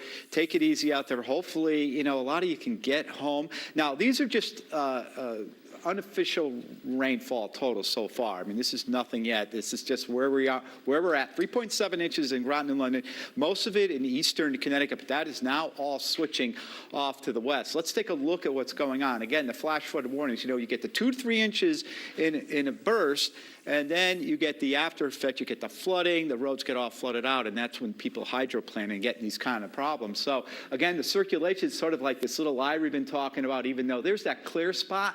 So now that's moving in. It's probably in the Norwich area right now. Meanwhile, right ahead of that was all the heavy rain. And look at the bands of heavy rain. Just give you the whole picture.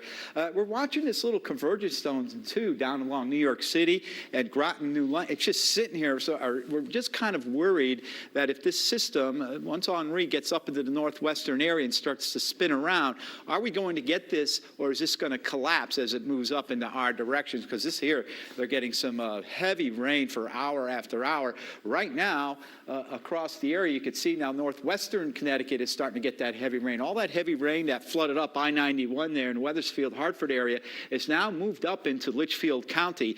And again, this is where Henri is. It's moved in just to the south of Windham right now, up through Norwich and heading towards the Hartford area, the actual center of it. Meanwhile, you saw the camera shaking, so you know you still have some wind gusts of 20 to 40 miles per hour going on, and they're just gusts, keep in mind. And looking into western areas, you could see that moderate to heavy rain across Litchfield, Morris, and Washington, up through Torrington, up through the Route 8 corridor, Route 44. When you get up to New Hartford, some moderate rain moving on, and you get the flash flooding. That heavy rain that made it through the Granbys now are moving up into the Heartland area. And again, where you get this heavy rain of 1, 2, maybe 3 inches in a quick burst, this is where you get this quick flash flooding until 5:30, because we still have some rain going on in the background. You can see that all that heavy rain moving on up, and it continues to fall. There it is. There's the circulation, guys, right here, going right up to Norwich, almost getting into East Hampton. There's the center of Henri. It's actually into southeastern Connecticut right now in northern New London County. And meanwhile, they're getting a little lull in the action. Good. We can use the lull in the action as far as heavy rain. You know, we are happy that the storm went a little bit too far east. So what? You know, we didn't get the damaging winds, but the problem now is this constant banding of heavy rain. And again, getting a lull in eastern Connecticut, but it's all coming down across western areas and southwestern Connecticut in the Greenwich area, the New York City area, and moving through the Groton, New London. I keep thinking Groton, New London, because that's where basically the worst part of the winds and where the system went. So right now we're into the New York City area, and again, look at how everything is kind of settling down across here, just sitting there.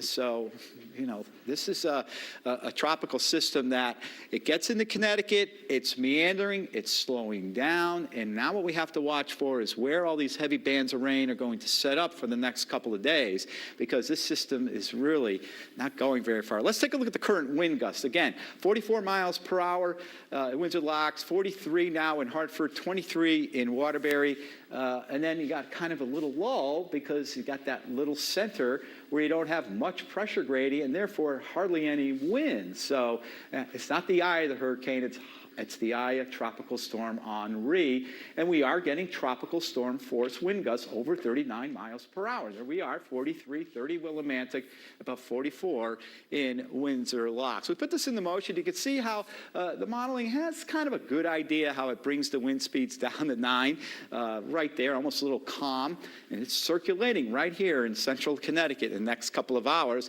and then it goes on up to northwestern areas, and then we turn the wind around back to the south and southwest. So when that happens, you're going to have some wind gusts now along the shoreline picking back up from the other direction, from the south and southwest. And then the system kind of goes out into the Hudson Valley, and then we'll watch what happens by Monday morning, and you keep the wind on going across the region right through tomorrow, although that wind is not too bad. And we have something, Rachel. A report in about some flash flooding. I haven't confirmed this yet, but it's concerning enough that I think we should maybe mention it in Manchester. Okay, so we have some major flash flooding now going on in the Manchester area.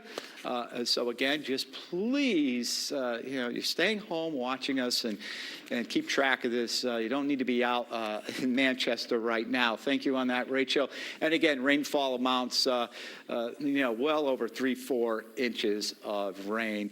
So I'll send it back to the desk for now. We'll have more updates coming up.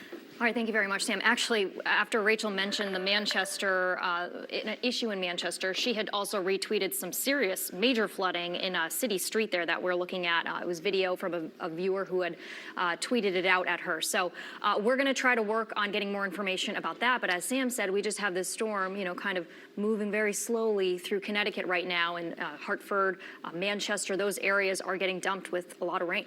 Yeah, so let us know what you're seeing where you are. The Near Me feature, the lower corner of the Fox 61 News app, helps us tell this story best. We also have a team of reporters all across the state at this point. Jimmy Altman joining us once again from Middletown. Jimmy, what are you seeing where you are? So, Keith, I was listening to Sam's forecast just in the last minute or so, and he was talking about bands coming in, bands coming out. So that's what's been happening here in Middletown and Cromwell, across the bridge in Portland. These bands come in, and then things start to dissipate. So we are in a lull right now. A little bit of rain coming down. We get a few gusts of wind. But we've just gotten a lot of jabs. No big punches. I was here for Irene. I was here for Sandy. We were all here last year for Isaias. Punches from those storms. Haven't felt it here, at least in Middletown and this Middlesex County area yet. A beautiful shot here onto the Connecticut River, and we're in Harbor Park, and you guys know Harbor Park is notorious for flooding right off Route 9 where traffic is moving. As we've said all day, there shouldn't be this many cars on the road, but there are motorists out there for whatever reason. No problems with the roads here now, certainly not Route 9. And again, this is very susceptible to flooding. The river, let's talk about the river.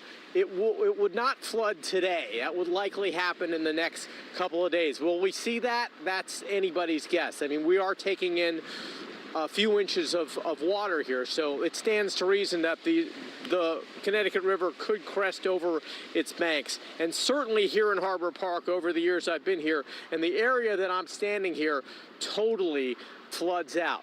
Not the case yet. We will certainly keep our fingers crossed here in Middletown and try to ride this out with the rest of everybody else. And for now, we are live at Harbor Park in Middletown. Guys, we'll send it back to you in the studio. All right, Jimmy Altman, appreciate that. Want to send out a quick hello to J&J Construction out of Meriden. They are texting me saying they have meatballs and cannolis ready for us. It is a kind gesture. save them for folks who are out there getting wet. I was about to say, our crews in the field deserve those. They deserve do them a little sound bit more. good, though. They are tackling trees all across the region. They are. Okay, and speaking of trees being down, we want to go to Rachel Piscatelli. She's in Canterbury right now, where about, 95% of the town is without power. I think it was 2,100 power outages there right now. So a lot of people in the dark. Rachel, can you hear us? What are you seeing and what are you hearing? Okay, it doesn't look like, oh, there she is. Rachel, can you hear us? She has a bit of a delay, so. Yeah, Jen and Keith. So I'm right here in Canterbury, right near Howe Road. I can, yeah, can you? Oh, sorry. Yes, I do have a bit of a delay, kind of working with the technology here, so I definitely can hear you guys. And right now we're in Canterbury, right near Howe Road, where this road is going to be closed. This is right across from Route 12. Wanted to just kind of give you some idea of where it is. It also near Howe Road and again Route 12. So this particular road is closed at this point. If you can kind of look in the distance past the road closure sign, what we're looking at here is a couple of branches down, but also, and it's kind of blending in, so it is a little tough to see. Even my photographer and I had a bit of trouble seeing how far down that wire was down, but it's just past. I would say if you see that white mailbox, if you just kind of move your eye a little bit closer, you can see that wire that is down. So it really is difficult to see. So when you see these road closure signs, I mean, definitely, I don't need you to, you don't want me to tell you what to do, but I would just advise to kind of make sure that you're heeding to all these warnings because, again, that wire that is down is very difficult to see. Now, we're not seeing any rain at the moment, kind of a lull in the action, as meteorologist Sam Samperi did mention, but earlier today we were seeing 1 to 2 inch per hour rates, very impressive. So we were also seeing areas that were prone to some minor flooding. And again, if you happen to be in the Manchester area, as Rachel Frank just mentioned, we are still seeing 1 to 2 inch per hour rates, even though it's not happening in my live shot. So just be mindful of that as well. We would just recommend, staying inside, riding this out, and we'll continue to keep you posted every step of the way. But again, this road is going to be closed. This is right near Route 12 in Canterbury near Howe Road. And we'll keep you posted on any other road closures that seem to arise as we continue on throughout the day. But for now, live in Canterbury, meteorologist Rachel Piscatelli, Fox 61 News. All right, Rachel, thank you very much. Appreciate it. Yeah, and good time to just remind folks, there can be a lot of curiosity in a storm like this, but we have heard it before. You want to stay as far away from those down power lines as possible. We never know if they're live. Often young people set out to explore on an afternoon like this. It can be incredibly dangerous, if not deadly. And that is the task at hand for these power crews who are professionally trained to handle all of this. Yeah, especially because, especially if one of those power lines goes down where there's pooled water, do not go near that because they need to come, the power company needs to come before tree workers can even work to shut off the power so that those tree and line crews can get there and start restoring your power. A lot of people involved in the restoration process. Yeah, so leave that to the professionals. We have a team across Connecticut this afternoon. Chelsea Strube is at Cozy Beach and East Haven with an update for us on what things look like there. Hi, I'm Chelsea Strube on Cozy Beach. This area of East Haven was under a mandatory evacuation as of 9 o'clock last night. Right now, conditions seem to be pretty calm. The best way to describe it here is wet. A lot of rain is falling here. There's a wind gust here and there, but not too terrible. It's not keeping people from coming to this beach and seeing what Henri has in store for this part of Connecticut. We're seeing a lot of people come to look, even making TikToks here on the beach. This is me and my friends being ourselves. And so you came out here to do TikTok dances? Yes, exactly. We're not worried about potential for flooding, high winds, rain? I mean, yes, but not right now. And that's just one extreme, and then we go to the other. We're seeing houses and businesses boarded up here along Cozy Beach. We're seeing sandbags here to protect some homes and businesses, but it's not keeping people from coming to Cozy Beach, this part of East Haven, to see what Henri has in store for this area. We're seeing a lot of people here who are waiting for the storm to get worse.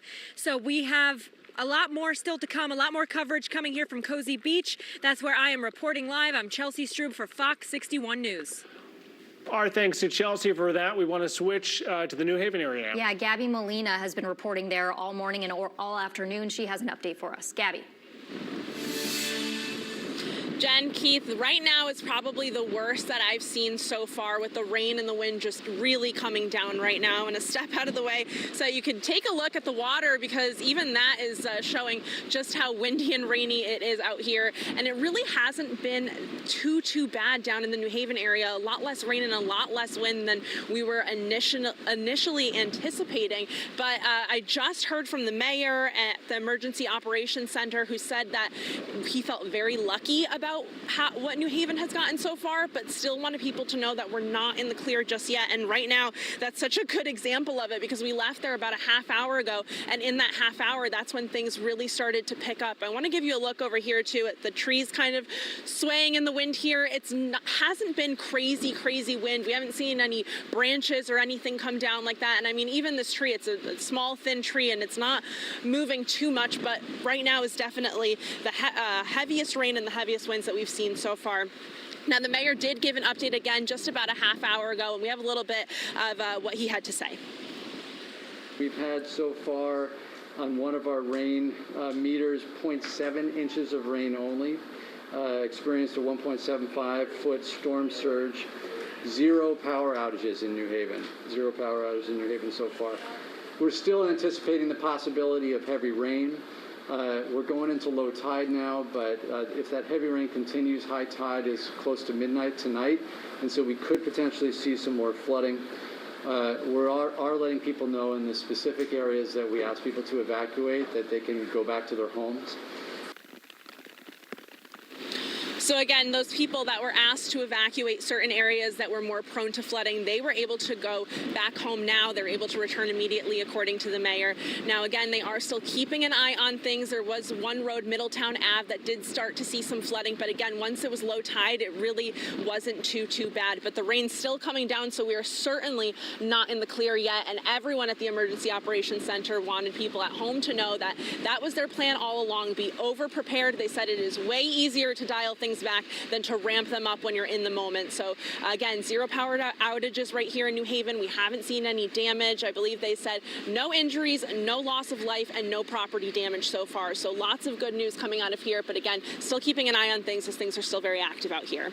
Jen, Keith will send things back to you. All right, Gabby, thank you very much for those updates. We want to turn our attention back up here, up north in our state, to the Hartford area, where there's a big problem on 91. Indeed, we are following some significant breaking news there. I want to bring Lauren Zenzi back into the conversation. You have been talking to your sources, also sharing images of what we're looking at. What's going on? Well, let's take a live look outside right now. This is on I-91 northbound. This is an absolute mess right near exit 27. Traffic, as you can see, they had let that stretch of traffic. There was probably about, 200-300 cars in that area. They let that through, but we just heard from Brian Foley, actually, that they're having traffic detour off of 91 onto Route 3, which that means that is several miles back. This is already, as you're approaching the capital city, right between Wethersfield and Hartford. Route 3 is pretty much going Rocky Hill and Cromwell area. So they have traffic stopped further back, and that is why I was looking at the cameras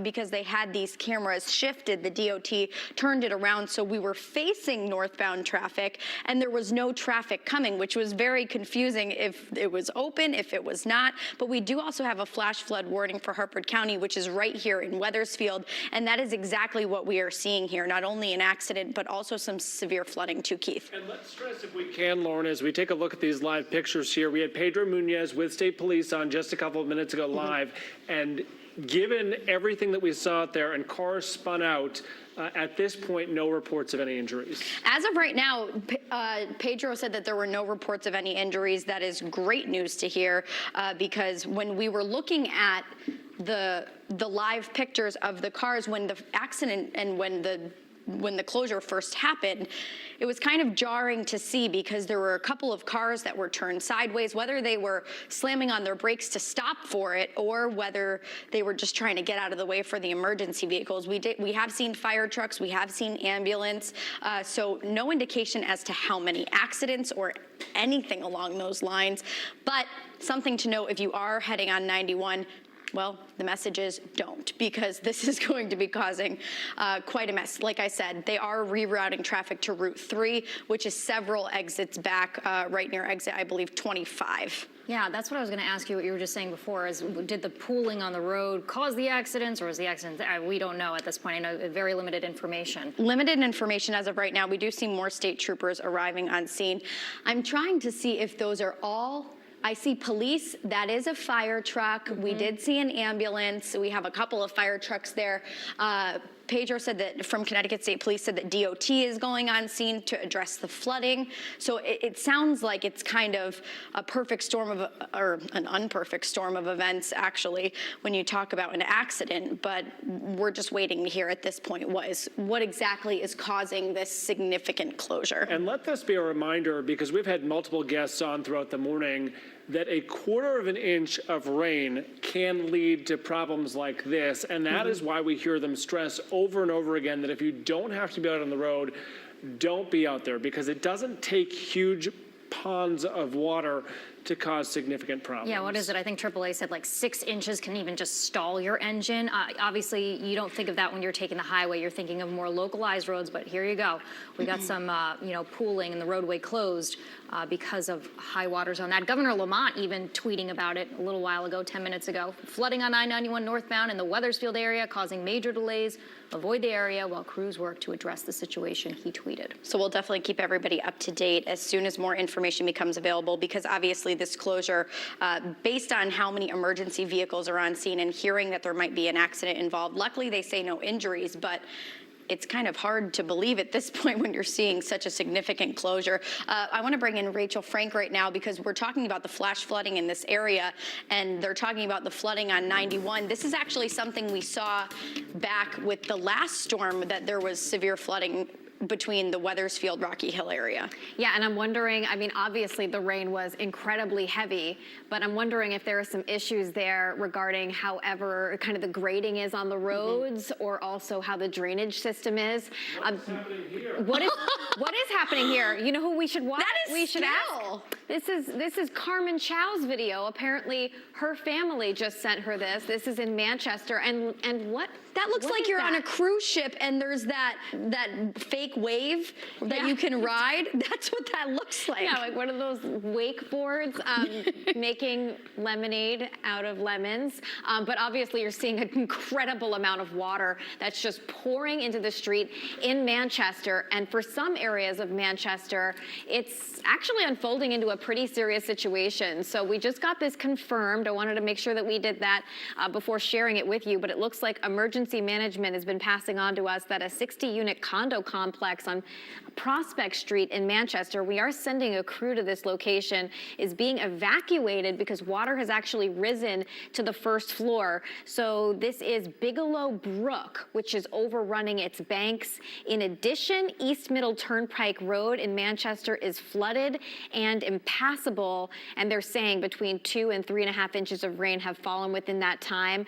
Emergency management, and thanks to the team for getting this info for me. They're saying it is not an emergency situation. There are no electrical wires that are exposed as the water continues to climb. So that's certainly good news. And it looks like 12 people were affected from that. So it's kind of weird that I'm talking about a condo complex. This guy's just having a grand old time here behind me.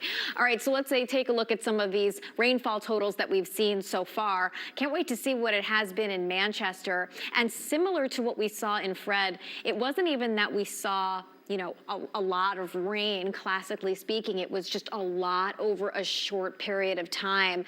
And at, rivers and streams, they were already very high. So it just doesn't take much to kind of aggravate the situation. So New London, 3.7 inches of rain. Norwich, over 3 inches, close to 3 Groton, a little over 2 in Durham, and around an inch of rain so far in Stamford. So around north and east of where the storm is tracking, that's where you're going to see the highest winds. And this is about it. I mean, a lot of people are writing in saying, are the winds expected to get worse? They will if you're in northwest Connecticut. You might see gusts again around 45 miles per hour or so, but we are not anticipating all of the sudden winds to intensify and get out of control. And I'm just very happy to see that, because if you get the wind and the rain together, obviously you're going to talk about bigger issues here at play. So this is what is going on with Henri. It made landfall pretty much right over Block Island, and after that, westerly Rhode Island. And now here is the eye wall. I'm going to continue to use air quotes because I don't want it to sound scary to you. This is not, some big fierce hurricane eye wall that's slicing through Connecticut, but rather almost the center of circulation of this storm in particular. Now, one thing that we're kind of watching here, big picture, as that eye continues to track from southeastern Connecticut, eventually right around through Hartford and then even northwestern areas, is that the rain's moving. So we get these areas of heavy rain, but then they move on. This is not moving. So Sam was talking about this a little earlier, and we've got Nick here too, just kind of analyzing the situation. This is probably the biggest concern here at the moment for folks to the south. What was it, Brooklyn, Sam, that ended up getting?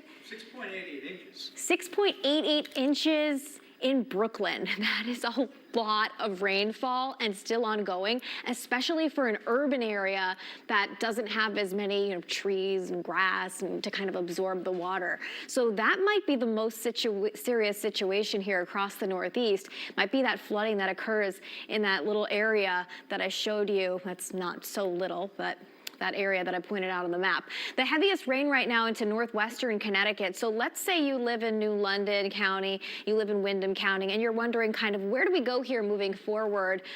Your worst of the rain is over for you guys for now. I do think that we see showers kind of fill back in again at some point through the evening tonight and through the day tomorrow. But the worst is over, and if it was better than you anticipated, again, we'll just consider it to be a bonus at this point. A very heavy rainfall, Cornwall, up through the northwest corner here. And we're just seeing pretty steady rain, but nothing, tropical or too bad from Oxford down through Seymour, Ansonia, Easton. 7.82 inches. Whoa, excuse me, 7.8 inches in Brooklyn. That's even more. So this is the area, again, that I think is of the most concern. And initially we were wondering if this area might start to push north into Connecticut.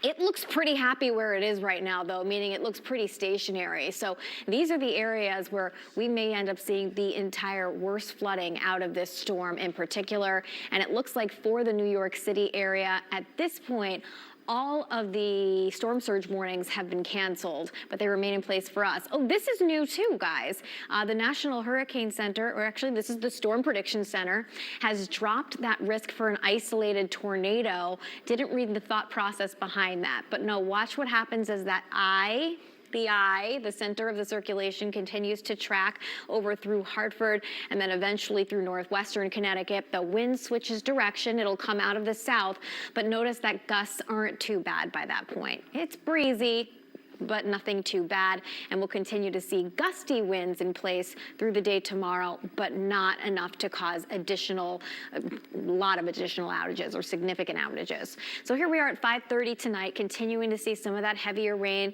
kind of pivot towards the west.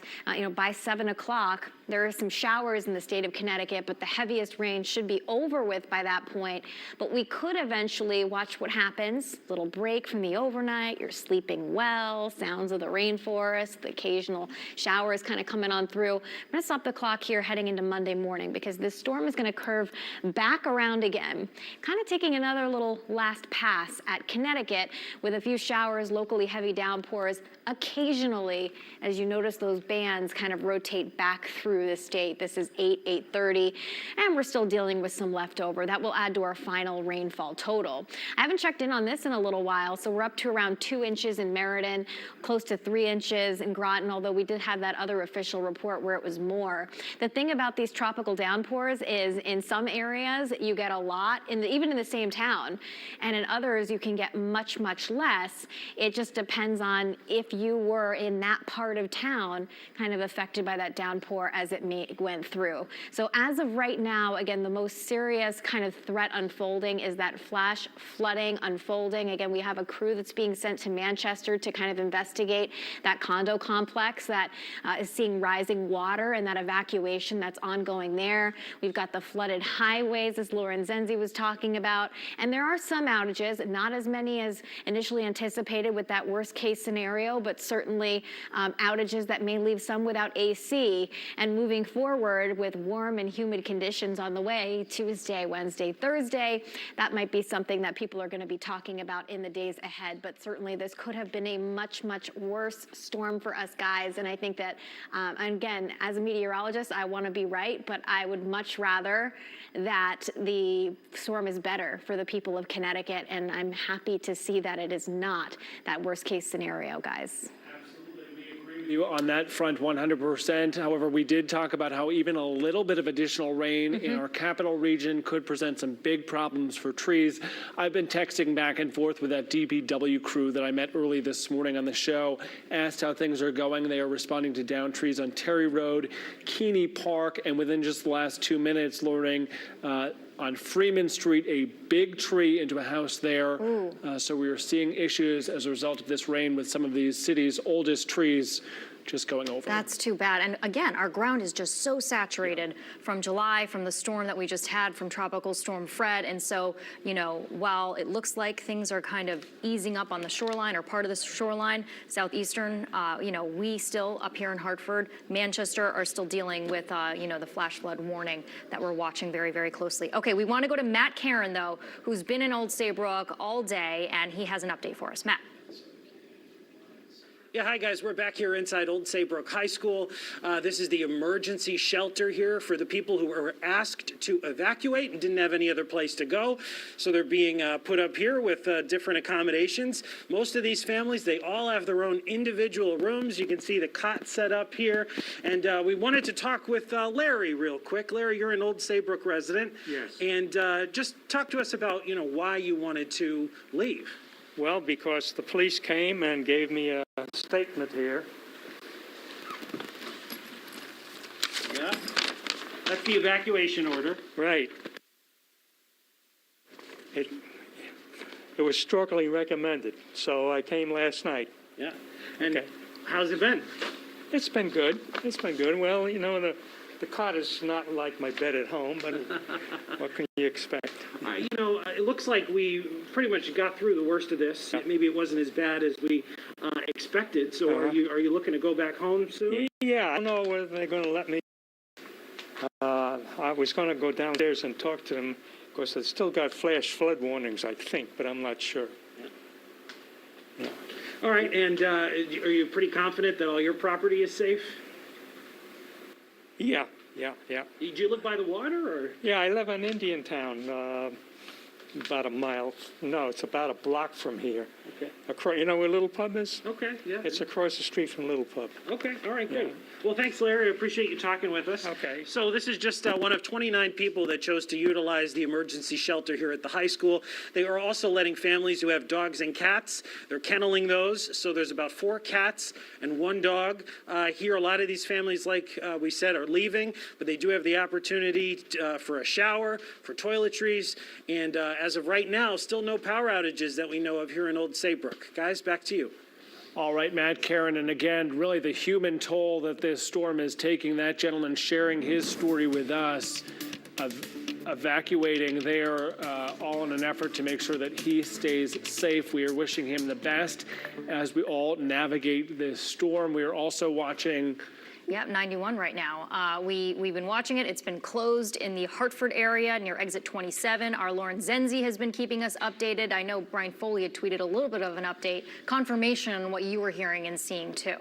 So, yeah, Brian Foley with Connecticut State Police did put out just a few minutes ago that they have brought industrial pumps onto the highway to pump out the water, and there is also a couple of accidents going on right now. We actually are going to be hearing from Brian Foley in just a moment. He said that he's going to be dialing in any moment, but I do want to bring you out to a live look of I-91 because as you can see, Keith and Jen, it is just still completely shut down. There isn't any traffic as of right now per se. That is because traffic has been stalled. Several exits back being detoured off onto Route 3, which is in the Cromwell Rocky Hill area. Lauren, give us some perspective here. It's 3:45 right now. We've been following this for quite some time. And again, there is a bit of good news, at least at this point, no reports of any injuries. But when did you first get wind of this all unfolding? It's been about 40 minutes, I would say, since this unfolded. And when we first looked at it, it was a mess. I mean, there were hundreds of cars, and it looked like they were all sandwiched in as close to each other as possible.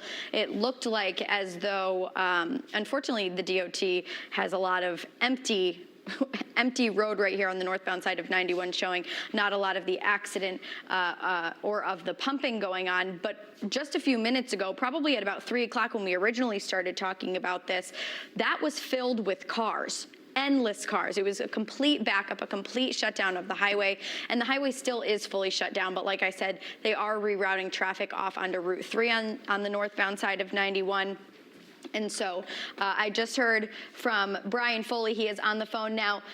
Foley, there is a lot going on 91 on the northbound side. You mentioned in a tweet that there is industrial pumps out there now, causing quite a mess here on 91 in Hartford.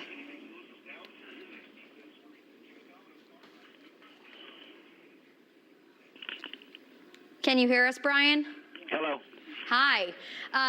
So like I was just saying, it has been a messy situation out there on the northbound side of 91. What can you tell us? I saw a tweet that you just tweeted out a couple minutes ago that there's some industrial pumps out there working to get the flooding down. Yeah, so thankfully we have DOT and Connecticut State Police here in the command center here in Hartford, the Emergency Operations Center, and they reported that there was water over the roadway there. But if you look at that exit 27 right there in the Wethersfield Hartford line, that's under construction. The area is all pretty chewed up. They have the contractor underway, but it started to flood over the highway, and DOT was there very quickly with their industrial pumps. However, there were a few accidents ahead of that happening as well, and so Connecticut State Police also has an accident investigation on the highway. Only minor injuries, I'm told, thankfully, at this point. But you figure you have CSP doing a couple accident investigations in one lane or one or two lanes, and then you have the flooding going over 2 or 3 lanes on the other side. All that resulting in a detour off of 91 north to Route 3, then I believe over to Route 2, and then back over. Now, Brian, do we know if the accident or accidents that were caused on the northbound side, was that from the flooding? Was it a hydroplaning situation, or what do we know as of right now? It's too early to give you a confirmation, but preliminarily, yes. Due to the flooding, they had to close down multiple lanes, and then the accident investigation piece as well. They ended up having to close the entire highway. But yes, they believe that's due to the flooding. Brian, Keith McGilvery joining you as well. I appreciate your time this afternoon. I wonder if you could go big picture with us. Obviously, this one of the more significant scenes we have seen throughout the course of the day today. What are we seeing statewide? We checked in with Trooper Munoz a little while ago. What do you know? Just heard from the Commissioner of the Department of Transportation and some folks over there. They have 9 closures total around the state, which really isn't that bad. Only one of those at this point is due to flooding, and that's the one you're looking at there on 91 North. The rest are due to trees or trees and power line combinations for the closures. Obviously, 91 being the main one right now. So DOT's on all of them, and local fire or police or state, depending on where they are on the rest of them.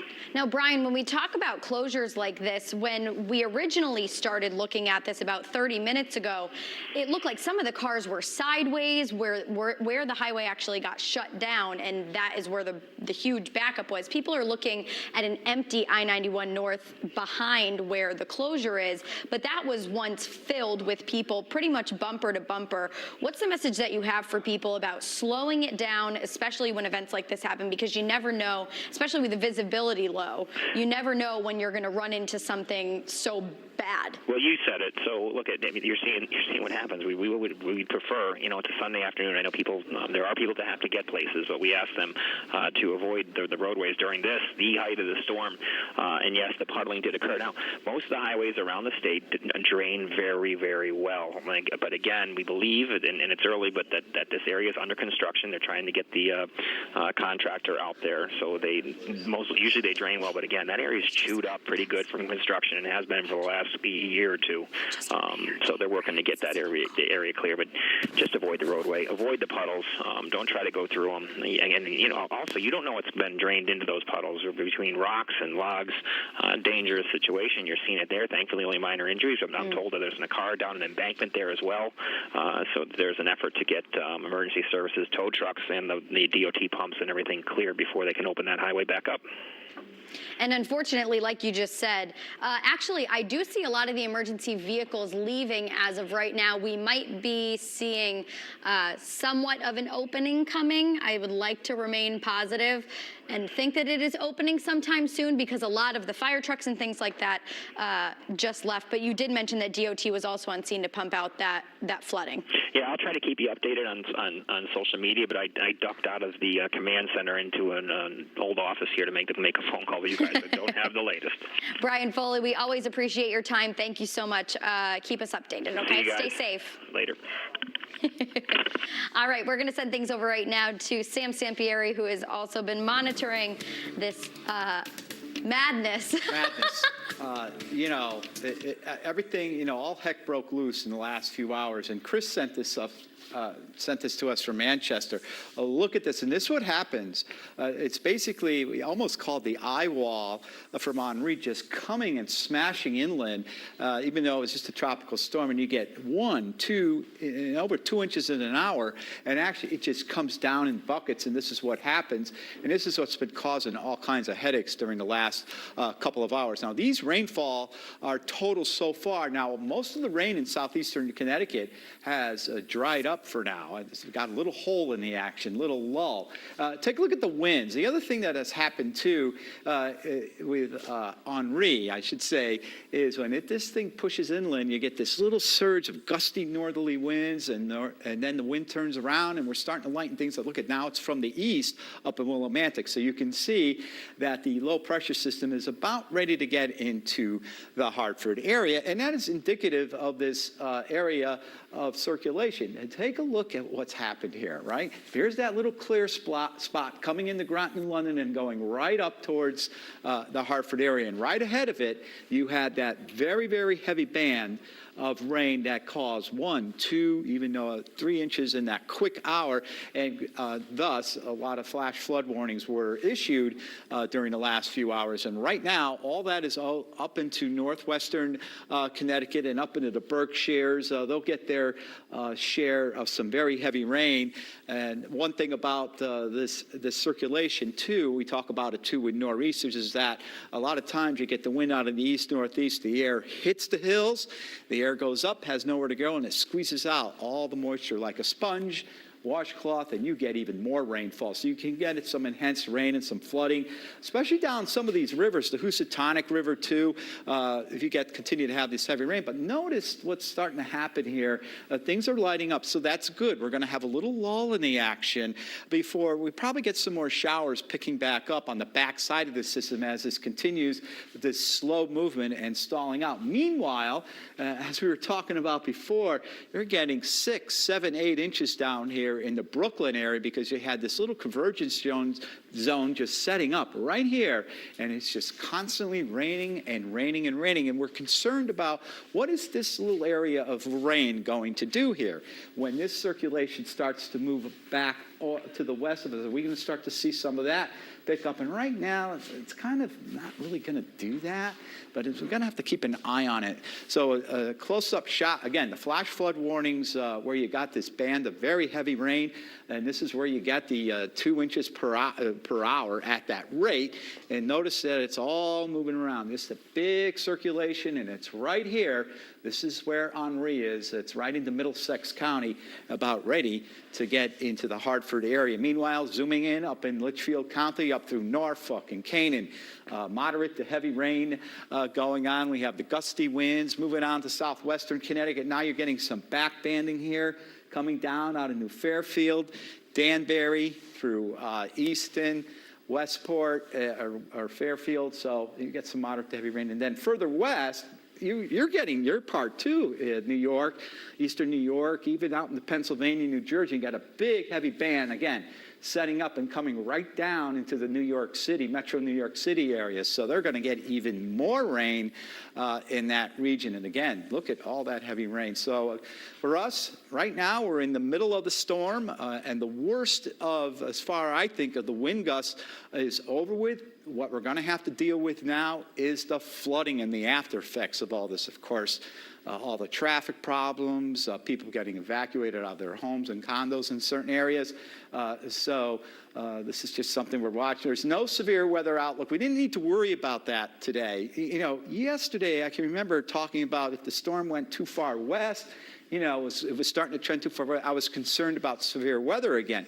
Well, because of the way the system is set up, I'm not that concerned right now. I'll have to see about tomorrow, and I'll share that in a second. You can see how in the next hour or two, we're going to have this center basically over Hartford, and then it goes up into New York, and then it spins back around, and we get a south wind, and bringing those wind speeds back up a little bit. So we put this into motion, and the model has a fairly good handle. I may be overdoing a little bit of it, but right now you get the idea that heavy rain will be confined to western areas, and then overnight, basically, we'll have a couple of showers go on, and then we'll deal with more showers, and I'll have more details, and Rachel and I will have more details coming up shortly. Guys? Thank you very much, Sam. We appreciate that. And right now we're hearing about some flooding issues in Manchester. Want to get right out to Fox 61's Michael Wooten on the scene with the latest. Michael, we see some activity behind you. What can you tell us? Yeah, we're here at Millbridge Hollow Condominiums. You can see the water kind of pouring over into the parking lot behind me. The fire department is here on scene.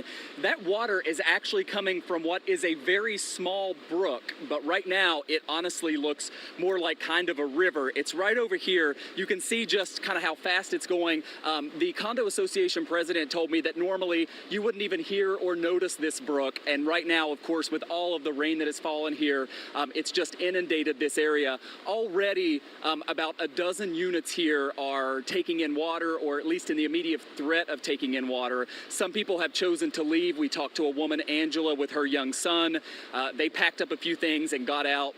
She was trying to go to a friend's house, but she was told that the road to get there is blocked, so she's not sure where she's going to go right now. She's in her vehicle. A few other people walked out just a few moments ago, kind of in their bare feet, grabbed a few things, wanted to kind of get out. The worry here is that this small brook is going to continue to pump water into this area, and so they're watching it very closely. Finally, the other concern that they have is that the water is going to get into some type of pumping station, and it could impact the water, the electricity, and the sewage to this facility. So they're monitoring that very quickly. They may have to cut off the power and other utilities here if it gets worse.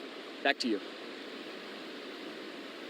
All right, thank you to Michael Wooten for that. We obviously will check back in with him. A scary situation there for a number of homeowners, many of them evacuating right now. Yeah, that is scary. We are going to have Manchester Mayor Jay Moran call in at some point during the 4 o'clock hour, hopefully a little bit after 4, so we'll get an update from their Emergency Operations Center on what's happening in the town right now. All right, a reminder, send us your photos with a Near Me feature right on the Fox 61 News app. Our live team coverage on Fox 61 continues next at 4. Stay with us.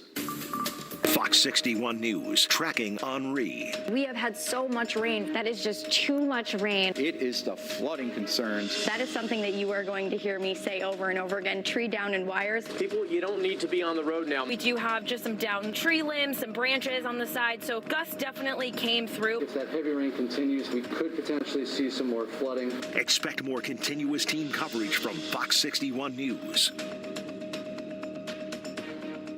You can always expect more on Fox 61 News. And now you can stream it right to your home. We begin here with breaking news. Fox 61 News is now on Roku and Amazon Fire TV with live Fox 61 newscasts. Breaking news from around Connecticut, Verify reports, plus the latest forecast from Chief Meteorologist Rachel Frank and the Fox 61 Weather Watch team. It could absolutely pour. On demand whenever you need it. Fox 61 News on Roku and Amazon Fire TV. Search Fox 61 and download the app today. Stay cozy and warm this fall holiday season with a gift from your friends at AirTemp. 5 lucky winners will win a free furnace tune-up from AirTemp in Newington. Enter today at fox61.com/contests. AirTemp, adding perfect indoor conditions to your home. Vaccines normally take years to develop. How can the COVID-19 vaccine be safe and effective? That's a fair question that a lot of people have been asking. Governments all over the world invested billions of dollars in research. Thousands of scientists around the world worked 24/7. This vaccine is based on years of proven research. And thousands all over the world did their part by taking part in a trial. So if you haven't gotten the vaccine, please consider it. It's the safest and most effective way to get back to normal. My part-time service in the Army National Guard makes it possible for me to be more for the community I call home.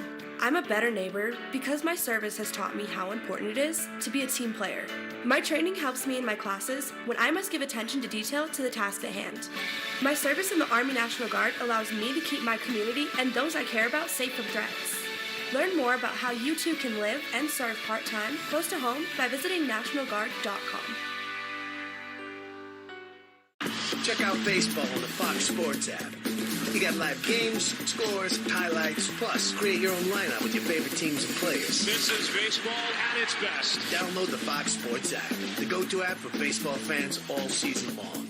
Hey folks, for us here at Express Kitchens, we have thousands and thousands of kitchen cabinets ready for immediate pickup. Our cabinets are all plywood box construction. Quality, quality, quality. That's right, all plywood with dovetail undermount soft close glide. We also have thousands and thousands of square feet quartz and granite. Now get your kitchen delivered in just 5 working days. Your kitchen delivered in 5 working days. Express Kitchens, growing, growing, growing. At Toyota's national sales event, we don't just help you get the perfect vehicle.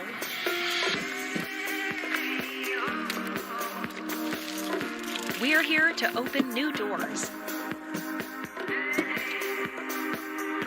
that lead to your road to greatness.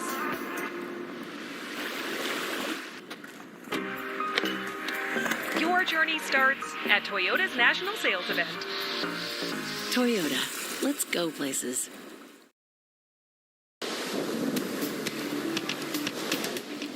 A live look right now at New London, courtesy of EarthCam. We are, dealing with Tropical Storm Henri that made landfall at 12:15 this morning in Rhode Island. And while we saw some nice skies in New London a little while ago, Rachel had said that we could see some rain and some clouds move back in, and I think that's what we're seeing at this point. Indeed, we have. We have been live and local with you since 5 o'clock this morning. The picture from Hartford and New Haven. 2 cities that are also wet and gray in our 4 o'clock hour as we continue our team coverage across the state of Connecticut. Thanks so much for joining us. I'm Jen Bernstein. And I'm Keith McGilvery. We have coverage throughout the day. Want to get you caught up on the latest power outages as they stand right now in our 4 o'clock hour. Within the last few seconds, Eversource updating their totals, and right now 29,472 folks in the dark at this point. Some of the hardest hit communities: Canterbury, more than 2,000, Killingly, Woodstock, Lisbon, Mansfield, Plainfield, Thompson, and Brooklyn, all above 1,000 at this point, with another 999 in Groton. And again, the numbers on your screen are actually not right now. What Keith just said is the number of outages, 29,000 here in our state, but it's not just the outages, and that's a smaller number compared to what we were predicting and what everyone was seeing, but it's really about the flooding right now.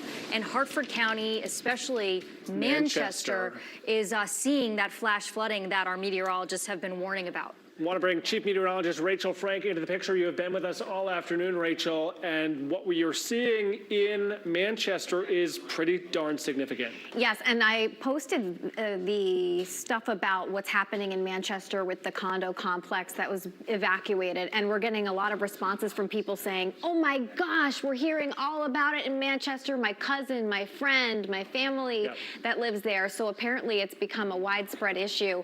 I also just heard there is a river called the Folly River near Wethersfield. Remember how we were seeing that flooding in Wethersfield? The National Weather Service said that they suspected that it's because that river flooded. So you're not seeing this big, widespread issues across the state, but there are trouble spots, and those trouble spots are, more than problematic. So let's show you guys. This is from Chris in Manchester, where the water is basically coming out of the streets. So we've got areas of heavy rainfall that has moved out, but the flooding issues have persisted. This storm has actually kind of helped us out a little bit. It made landfall farther east than we anticipated yesterday. It was weaker than it was anticipated, and while there are still some decent rainfall amounts that are out there, this could have been a lot worse for us, especially if we had to deal with more of the wind impacts. So here is the latest update in from the National Hurricane Center taking this storm, and that's the center of circulation, basically right across Connecticut, eventually exiting right around Hartland or Granby, and then popping back into Massachusetts. But it's really not going to go anywhere fast. So here's where the storm's located now. Here's where the storm is located at 8 o'clock at night. And then it might even kind of do this little loop-to-loop where it curves back to the northeast. So overall, we're expecting more off and on showers, not just through the evening tonight, but also through the day tomorrow.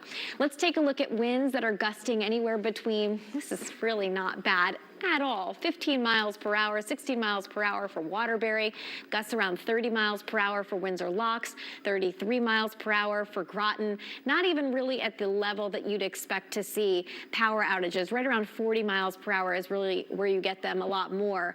Now, because the ground is wet, you might get more outages than you typically would.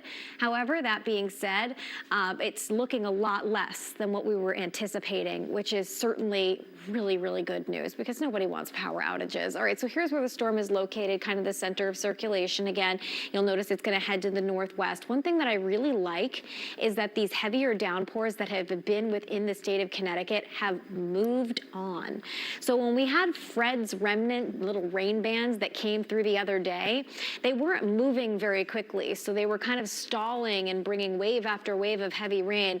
This is pivoting on through. So we're taking some of the heaviest rainfall and now we're pushing it into New York State, Fairfield County, seeing some bands of moderate showers, but we're not seeing anything that storm drains can't handle, at least with a little bit of time. Canaan seeing the heaviest rain right now here in northwestern Connecticut and also anywhere from Danbury over through Bridgeport. Just a steady rainfall right now, Beacon Falls through Bethany and New Haven. And if you're looking to the south and west, this is one of the biggest concerns, although it's not for us here in Connecticut. These are the only areas where things have remained fairly stationary, and this rain has been just piling up. Brooklyn, when we last checked in, had around 8 inches of rainfall. So that's how close we were to getting those, destructive amounts of rainfall. But luckily, not in the state so far. I have seen some reports of around 4.5 inches, though. So notice where we go here moving forward as we head towards 6 o'clock tonight. We'll continue to see a few showers, chance for a locally heavier downpour, but likely the worst will be over with for the evening once we head into the early evening or so. A little break in the action, but then here comes Henri, not as anything intense, but still bringing a few leftover locally heavy downpours right through the state. So the bottom line is we're going to get this rain out of here. A little break in the action, but still off and on showers and locally heavy downpours as we head through the day tomorrow. You'll notice a breeze, but I think the worst of the wind will be over with by that point. So we still have tropical storm warnings that are in effect throughout the entire state of Connecticut. I do not expect tropical storm force winds.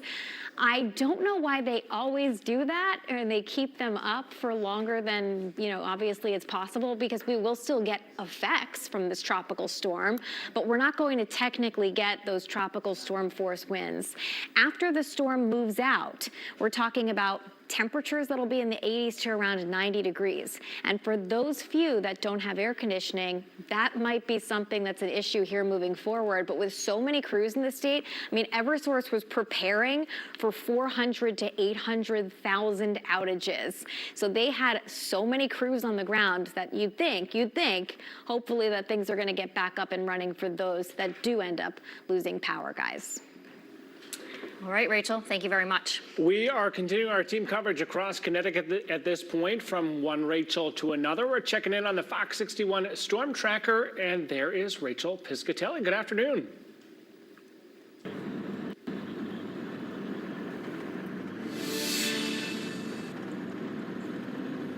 Hello, good afternoon. Yeah, so we are actually traveling from Coventry to the Lisbon area, and I wanted to show you what it looks like on the roads right now. Overall, we are not seeing any rainfall. The rain has been over for the last, I would say, 2 to 3 hours.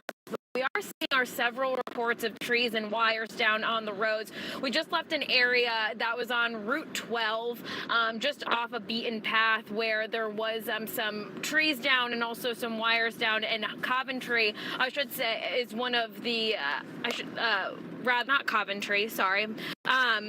but rather we are seeing some areas that are seeing some significant power outages, but overall things are looking okay. Again, out on the roads here, overall looking okay. Again, reports of some trees and wires down rather, but right now things are quiet here as we continue our path to Lisbon. Roads, we'll send things back over to you guys. All right, Rachel, thank you very much. Fox 61 Storm Tracker out on the roads. And I guess I'm turning over here now. Hi. Okay, our storm coverage continues. And I think right now we are going to go to the mayor of Manchester, Jay Moran. Mayor, can you hear me? I can. Good Wonderful. afternoon. Thank you so much for calling in. I know you're extremely busy right now. Oh, you're welcome. So I saw that you tweeted earlier that you all have an emergency operations center up and running. You have people there, but we're hearing about some major flooding in your town. In fact, some of the worst flooding our meteorologists are seeing in the state. So tell me what you're dealing with at this point. Well, that's the only thing we're dealing with. Thank goodness there's only 3 outages, and trees aren't down, but we've had several streets underwater, and we're just telling our residents to stay home, and if you're out and you see a street that's underwater, please avoid it and turn around. Don't try to drive through it. Now, you had you had sent me a picture that Manchester Fire had tweeted of a fire truck out on the road. Hopefully we can get this on television at some point, and a car stuck in the roadway there with high water. Were there any rescues that had to be made, or were those people able to get out of the car safely? I heard that everything was okay, the latest, but that was at the very beginning when they pulled up. They thought their car was going to get through fine. But I don't have an update. If I have one, I'll send it to you later. But so that's why we're telling people don't try to drive through, especially a car like that one. It was a smaller car. Yeah.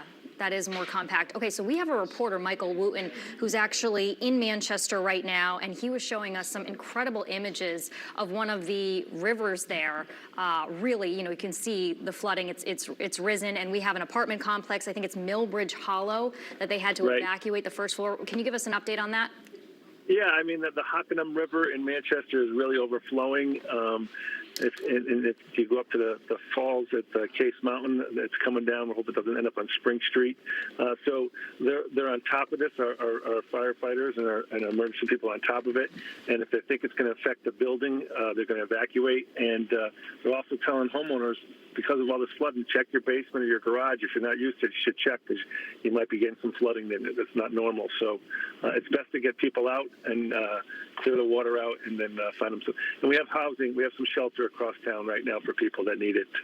So are people showing up? Because I know at first, when the storm makes landfall down in a southern area or Rhode Island, but when the storm came up through Connecticut, people up here are like, okay, we're seeing some rain. But now that the rain is falling, especially in the northern part of Connecticut, this is where people might have an issue, right? You don't want them to get complacent. They don't see much rain. There isn't any wind, but we're going to continually have flooding because we're going to have moisture and rain till tomorrow. So, after last week's rain, there's a lot of water, and again.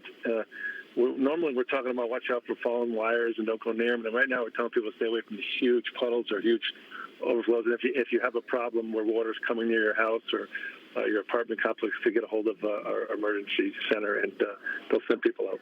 And I know when people see like puddles of water and, people want to go out, they want to go in a tube in it, or they want to walk in it. And it's just a reminder to really avoid that if you can. You don't know what's in the water, right, Mayor? There could be chemicals, there could be sewage.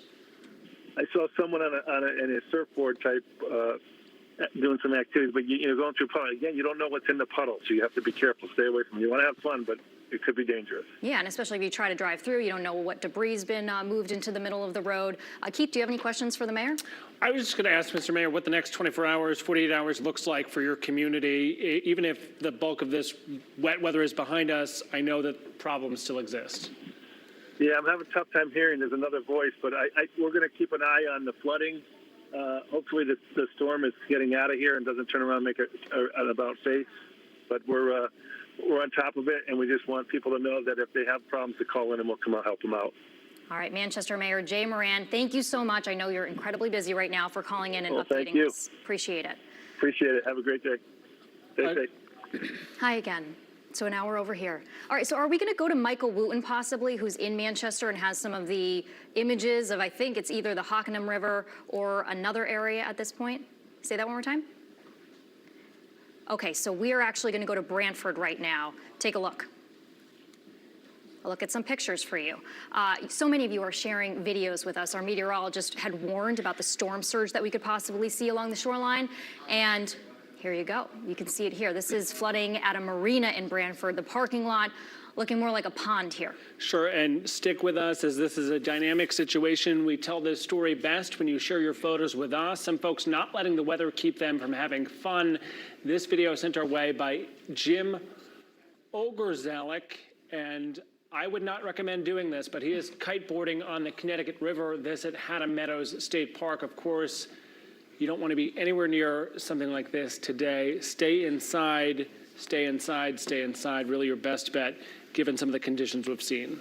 Especially on any of the rivers, because you're going to see those rise, and we don't want anyone going on them. It's just not a good idea. Of course, we want to see your weather pictures and videos, even what it looks like outside of your window. Just make sure you turn your camera horizontally. Don't shoot it vertically, if possible.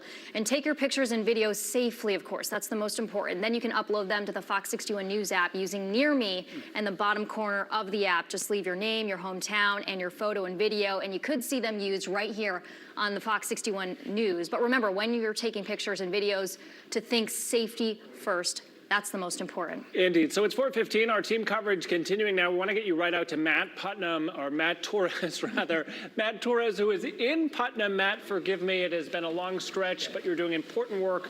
What are you seeing where you are?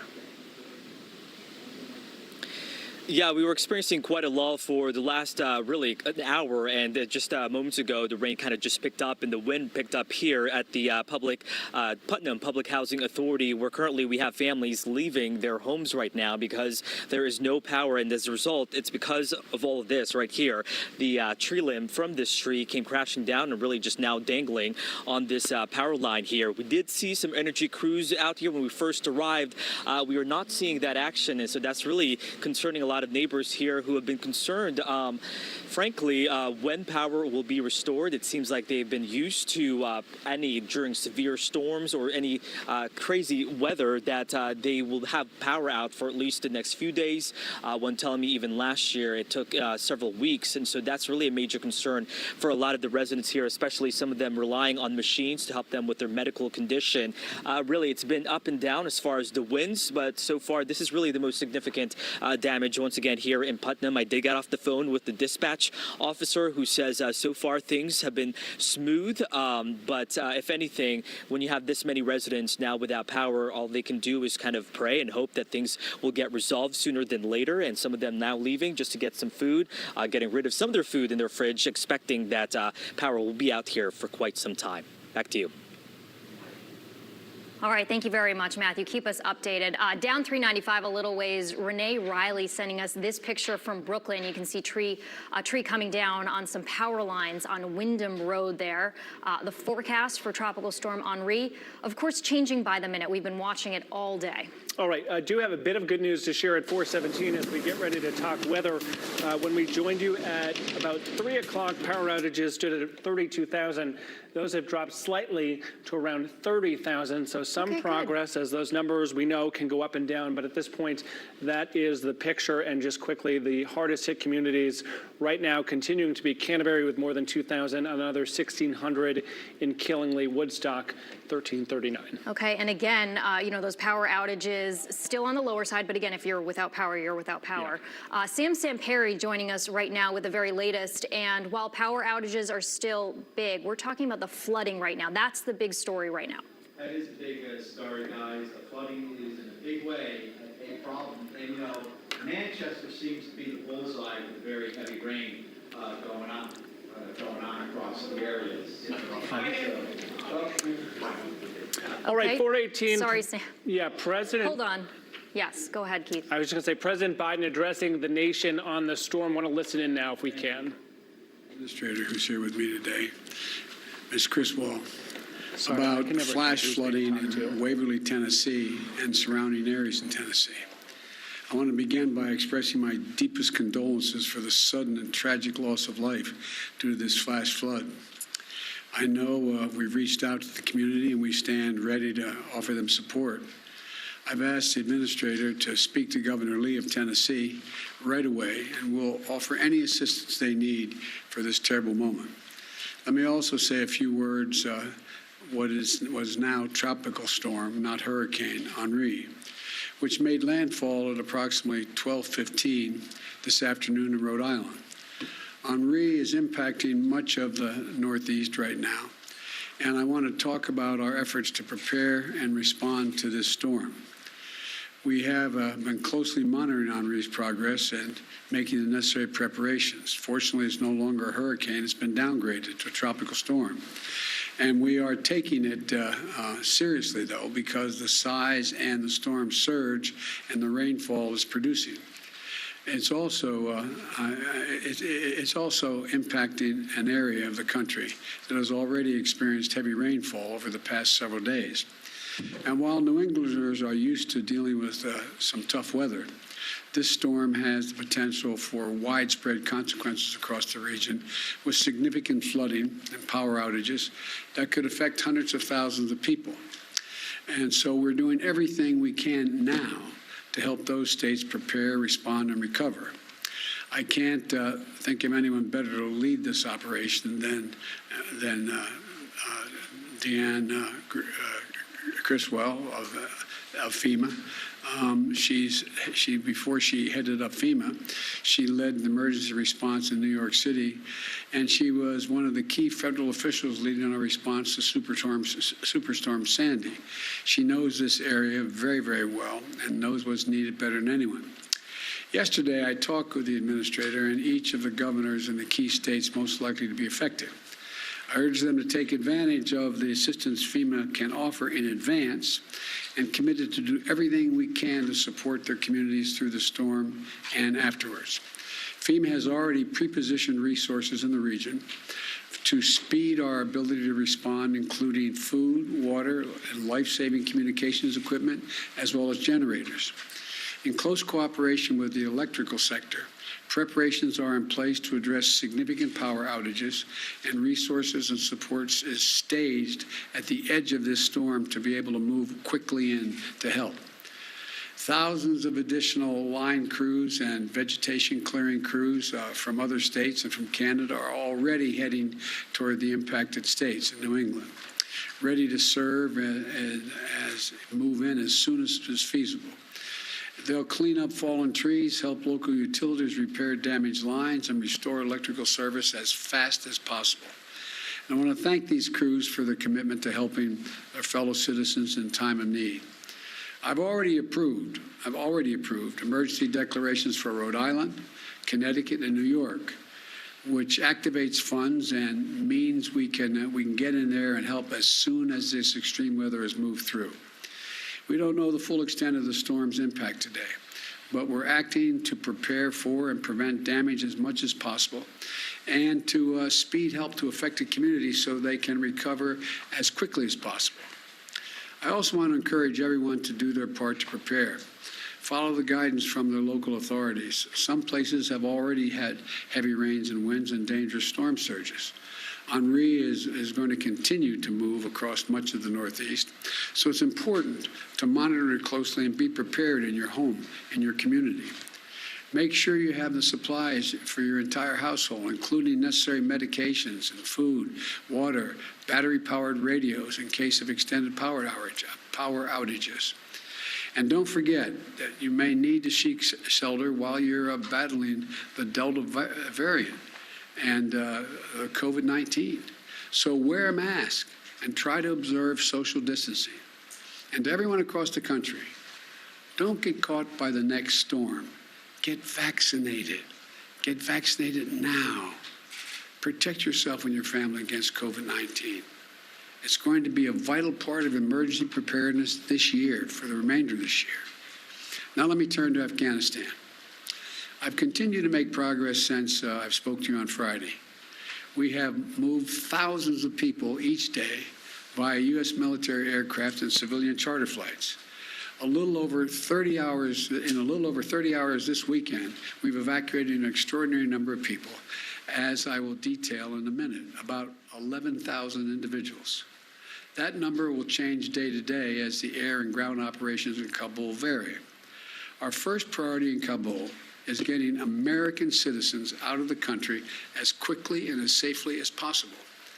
At my direction, the State Department continues to reach out to the remaining Americans we have identified by phone, email, and other means to ascertain their... All right, President Biden addressing the nation from Washington, D.C., specifically talking about Tropical Storm Henri and its impact here on us in New England, also talking about other topics, using the opportunity to tell people to get vaccinated and also updating us on the situation in Afghanistan. Indeed, speaking specifically to Connecticut, Rhode Island, and New York, saying that the progress has been made in making that disaster declaration. Of course, that's what's going to allow our communities to get that 75% reimbursement as we tackle the problems ahead of us, saying FEMA is already in the region with things like food and water that power and utility companies really, and we've seen this before, coming from across the United States and Canada to help tackle this problem. Yeah, the president essentially saying the federal government has our back with Tropical Storm Henri right now. Okay, so let's go over to meteorologist Sam Samperi, who has an update on this track for us. Sam.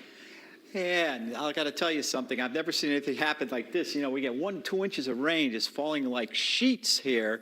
And basically what's going on is it hit Manchester and really clobbered them with the 2-3 inches in a very short period of time. We have radar showing that we have still some flash flood warnings and continuing where you got all that heavy rain up here in the Manchester area. But notice how we're getting a little bit of a hole here in 395 corridor up through Groton, New London. It's sort of like where Henri has gone, and the center of circulation is now right into the Hartford area. And you can see that a lot of that heavy rain is moved away now up into northwestern Connecticut and also down across New York City. They've really gotten clobbered down in the Brooklyn area with upwards of 7 to 8 inches of rain. And there's sort of a convergence zone that's just sitting there right now. And basically, it continues to rain fairly hard across the area. So once again, we're watching this very carefully, and we do have see that the winds are gusting at about 20, 25 miles per hour. I see wind speeds at 33, and basically that is going to continue to be the case for the next hour or so as Henri continues to move to the north and west across the area. Meanwhile, we are watching also the area of low pressure that is moving along up through the Hartford area. We have the flood aerial watch right through 8 o'clock. We still have some flash flooding going on in the Hartford area right now, and also watching the Housatonic River here with all that heavy rain. There's sort of a watch there going on. Meanwhile, as you move through this afternoon into this evening and tonight, we're going to have some scattered showers. We're going to watch the rotation of Henri go back around, and we might have some moderate to heavy rain showers coming back overnight and into tomorrow morning, 5:30. You can see that basically we're going to have some scattered showers on and off. And then the thing is still spinning, except now it's spinning off to our west. We've turned the wind around. And basically, we're going to have these bands of rain now moving back in for tomorrow morning into tomorrow afternoon. And you can see that's going to be very humid. And look at how it just continues to spin. It's like a spoke wheel. Just the wind just keeps turning and turning. Moderate to heavy rain through Willimantic through tomorrow evening. And finally, by tomorrow night into early Tuesday, we'll start to clear things out. Let's take a look at the latest wind gusts. You can see they're not that bad right now. They're down to 29 miles per hour Providence, 26 Hartford, 17 in New Haven. These are sustained wind speeds. They were up there before, but the Windsor Locks coming down, 24 miles per hour, 18. Not as bad out in the Waterbury area. These are the max winds that we've seen today. And you can see Hartford coming in at 43 miles per hour, wind gusts of 44 in Windsor Locks. Danbury, Bridgeport, not too bad, but Greenwich coming in at 42 mile-per-hour wind gusts. So again, we're going to have these temperatures not going very far for the next couple of days. There'll be highs in the 70s today and tomorrow, maybe up near 80. And then what we're going to be watching for is it gets very warm and humid as we head towards the middle and end of next week. So the summer heat will be sticking with us even after Henri moves on by, guys. Heat will be on. Sam, thank you very much. Just an update right now. Governor Lamont did just tweet out that travel ban that was happening on I-95 for empty tractor trailers, tandem tractor trailers, as well as motorcycles is going to be lifted at 5 p.m., so in about a half an hour. But he does say if you can stay off the roads to the greatest extent possible until this storm has passed, he requests that you do so. All right, some good advice there. I want to continue our team coverage at just about 4:30. Jamie Bittner joining us from New Haven. And Jamie, good afternoon to you. What are you seeing at this point where you are? Well, it's funny. If you would have asked me about an hour ago what I was seeing, I would have told you not much. But right now, the wind has really picked up. And if you look over the Pardee Parkway seawall, the waves out there are getting pretty choppy, and the rain is really coming down. New Haven officials say that they prepared for the worst, but they believe they got the best. There are no power outages in this area right now, they say, and people who have been evacuated from their homes earlier can now return. Those refuge centers will stay open until tonight. Now that this wind is picking up, it will be interesting to see if those power outages begin. But right now, it's pretty calm in New Haven, except for this intense wind that just moved in here. Live in New Haven, Jamie Bittner, Fox 61. All right, talk about a wet and windy welcome to Connecticut for Jamie. Our thanks to her for that. Did want to give a quick shout out to Fox 61 viewer Mary Dunn, who wrote in thanking us for our coverage this afternoon. Of course, we appreciate that, but want to pass it along to really the men and women on the front lines of doing the hard work today. Of course, and our crews have been amazing today. They've been all across the state watching as this, was coastal, and now, of course, we have people spread out throughout the state, including up here in Hartford, Manchester area, where we're seeing a lot of rain. And we had that situation on 91 where the entire highway near exit 27 in Hartford was shut down because we had water on the roadway there. State police having to go in and pump it out. Yeah, an incredible situation there. Fortunately, no injuries, but even the smallest amount of water can do some significant damage. We do want to remind you that we tell this weather story best, not only because we have Chief Meteorologist Rachel Frank and her team, but we have you at home as well. Send us your photos, your video, all with the Near Me feature, and it's located right on the front of the app. Yeah, it's pretty right easy. on the front bottom. Click a few buttons, you can send your imagery our way, and we're doing our best to share that really throughout the afternoon. Okay, so I think we're going to go to Julia LeBlanc right now, who was in Norwich earlier today with an update.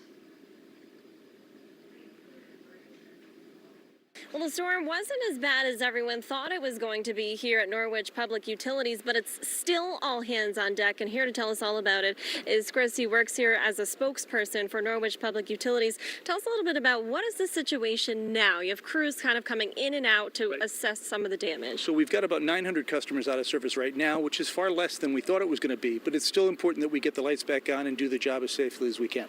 And what were you preparing for? What was the preparation like over these last 48 hours? We were preparing for the absolute worst. All the forecasts indicated that we'd have a very strong tropical storm, if not a hurricane. So that to us means 12 to 14,000 customers out of service. So to this point, it's been a much lower number, but we know that the weather can change quickly, can change dramatically. We're certainly prepared to respond if anything changes. But at this point, we're getting ready to get these last 900 customers back in service. And how long do you think that's going to take? What does that response look like now that the storm has sort of subsided for now? Well, for now, it looks like it's a typical day where you've got a couple of outages. We've got 5 or 6 that we've got to take care of. The last estimate I heard was about 4 or 5 hours. So we'll be able to get everybody back tonight. But then again, we've got to be vigilant and make sure that if things change, we're ready to go. And did you guys bring in any outside resources here, or was it all local? Well, we were preparing to do that. We made some preliminary inquiries to see if we could get mutual aid. As it turned out, luckily, we didn't need it. But again, we're keeping the lines of communications open, and we're ready to ask for help if we need it. What would your best advice be, to customers right now who might be waiting for the power to come back on? Well, we always say two things: patience and safety. Safety first of all. If there's a downed wire, you've got to assume it's energized at a potentially lethal hazard. And patience in that it takes a long time for us to get the lights back on sometimes, and it's very labor-intensive work. It's very dangerous work. So we want people to be patient. We want them to be safe, and we know that we're very good at what we do out in the field, and we'll get the lights back on in short order. And what would you say to folks at home who might say, it was overplayed? It's better to be safe than sorry, right? Right. You always prepare for the worst and you hope for the best. And at this point, knock on wood, it looks as though we've had the best possible scenario. But there's still a lot of people out of power in Connecticut, very few of them here in Norwich. So we just need to be vigilant and get the job done. All right. Well, thank you so much. That's the story here at Norwich Public Utilities. We are happy that things turned out the way they did. And thank you for all of your hard work over these last couple of days. Back to you guys in the studio. All right, thank you very much, Julia. Let's go over to Chief Meteorologist Rachel Frank, who has been, searching through Twitter, people sending you stuff in while you're watching the radar and doing 20 things. What's going on? You're a magician. Half meteorologist, half magician, I'm learning. I'm importing photos, videos. Keep them coming. We love to see them because, I can look at the radar and wind gusts till I'm blue in the face, but I don't know what that equates to with you guys on the ground. And, this hasn't been one of those storms where we're getting a million photos a minute, which to me means there's not as much damage and as much flooding. So we like that. We don't want people to have to deal with that. But here are a few reports of flooding and wind damage that we have out there. Of course, we're not completely unscathed. Jeff in Mystic saying that this tree ended up coming down and actually damaging the bridge's gate here. So this is in Mystic, Connecticut. We've got another photo. This is really beautiful. Bo said this is from Groton Long Point. Love the flowers in the foreground. You can see the water. But now look at the sky. Look at these clouds. And this is actually from the center of the storm, kind of looking at Henri's eye wall. I'm putting it into air quotes because we both know that this is not very significant eye of the storm. We were just talking about, do we show this or do we not show this? Because it's probably very dangerous and dirty to do that. We don't know what is in this water that's coming out, what it's rolling over here in the grass. But I did want to show you that there's a lot of flooding that is ongoing in Manchester. Unsure if that is kind of starting to recede, but there are several rivers that have overcome their banks. This is actually from Carmen Chow's family, so we'll have to talk to her about that. This is from Optics Girl Official in Niantic, another look at a downed tree limb. And what you're looking at here is the radar of Tropical Storm Henri. So what happened was the storm ended up kind of making landfall on Block Island. I'm not sure why they didn't officially call it a landfall. I mean, I think entire Block Island was within the eye at one point. After that, going into westerly Rhode Island. And where the eye makes landfall ended up having a big impact on our weather. So, this isn't a very big distance going from southeastern Connecticut to Rhode Island. Where the eye ends up making landfall has a big implication on our weather, though, because as we've been talking about kind of leading up to this storm till we were blue in the face, to the left, or to the right side, I should say, of where the storm makes landfall, that's where the worst winds are. And to the left side, that's where the worst rain is. So that really put us in line for getting flooding, but kept the worst winds and the worst power outages to the east of the area. And one thing that we've been talking about, and you probably heard Sam mention it, we're really watching this stripe of locally heavy rain that has not moved over the last 6 hours or so. Most of the rain that's been in Connecticut has at least been moving through. So what you're looking at here, everywhere you see that little hurricane icon, those are just reports of wind damage caused by this storm. Let's see, I think there's a couple new ones that have just come in. This is from New Britain, large tree down on power lines. That's on Biltmore Street, and that came in a little bit before 3 o'clock. We've got flooding reports of I-91 being closed earlier today. This one was in Wallingford, but obviously we know about the other one in Wethersfield too, and likely Folly Brook, the result of that. Let's just take a look at a couple additional reports here of wind damage. A tree down on a house. I did report this to the newsroom. I'm not sure if they did any investigating, or I hope this didn't end up happening. You know, we get these reports in from the National Weather Service, and you hope that ones like a tree down on a house are not true. If it is true, we hope everything is okay for you guys. Checking in on another report. This is in Ledyard, and this was earlier today, so it looks like a road was closed, but it may be back open again. Let's see what this report is here offshore. This is on Plum Island. 60-mile-per-hour sustained wind measured. Woo, Sammy, you see that? 60-mile-an-hour sustained wind, but that's on Plum Island, so that's offshore, not here within Connecticut in the mainland. And in Middlesex County in Old Saybrook, a tree down on power lines. That was at 11:35. Okay, back to satellite and radar we go, and you'll see how this storm continues to just kind of fall apart here, which is something that we want to see because the ground is already soaked, already waterlogged. I'm sure if you have a sump pump, it's working around the clock to kind of get that water out of your basement here at this point. We have steady rain right now through Litchfield County, through Hartford County, looking at southwestern Connecticut, Ansonia, Shelton, the New Haven area, seeing steady rain, but not so much that our storm drains couldn't handle this. Taking a look farther to the southwest, this is the area of the greatest concern, and it's actually looking worse and worse over time here. So Ramapo, New York, all the way down into northern New Jersey, this is a growing area of very heavy rainfall, and this may not move over time because what's going to happen is this storm is going to pivot and it will move back to the northeast, but as its pivot point might be right around here, that heavy rain might end up being where the worst flooding for this entire storm ends up happening. As we've been mentioning, there's a low risk for an isolated tornado in this storm, but it looks like the Storm Prediction Center has said, maybe not so much. They've kind of taken out that risk for us today, which is really good news. I mean, we've got those rain bands that have kind of moved out for the most part. So heading through the next couple of hours or so, it doesn't look like we're going to see any renewed chance of very heavy rain within the state. So we're just kind of dealing with whatever leftover flooding was caused by the storm. But watch what happens as we head through the day tomorrow. That storm pivots back into the state. So we'll continue to see off and on showers, locally heavy downpours, and the chance for some breezy conditions, but certainly not damaging winds as whatever is left over comes through. This is 4:30 in the afternoon, 9:30 at night, and we're still seeing leftover showers. So while Henri didn't have, major impact on most of the state of Connecticut, it's certainly going to still outstay its welcome. Now, if you're along the Connecticut shoreline, what happened today when that storm ended up making landfall to our east, it really helped the storm surge situation. And the reason why is because the wind, instead of coming out of the south as the storm approached, it ended up coming out of the northeast, and that helped kind of push wind away from the Connecticut beaches. I'm not expecting, big storm surge heading into tonight. I'm thinking that they're probably going to drop those warnings, but we are still talking about rough surf and maybe some minor coastal flooding into tonight's high tide. And one of the reasons why is because we'll have this sustained wind kind of coming over Long Island Sound and pushing up against the beaches. So that may be something that you'll have to look forward to.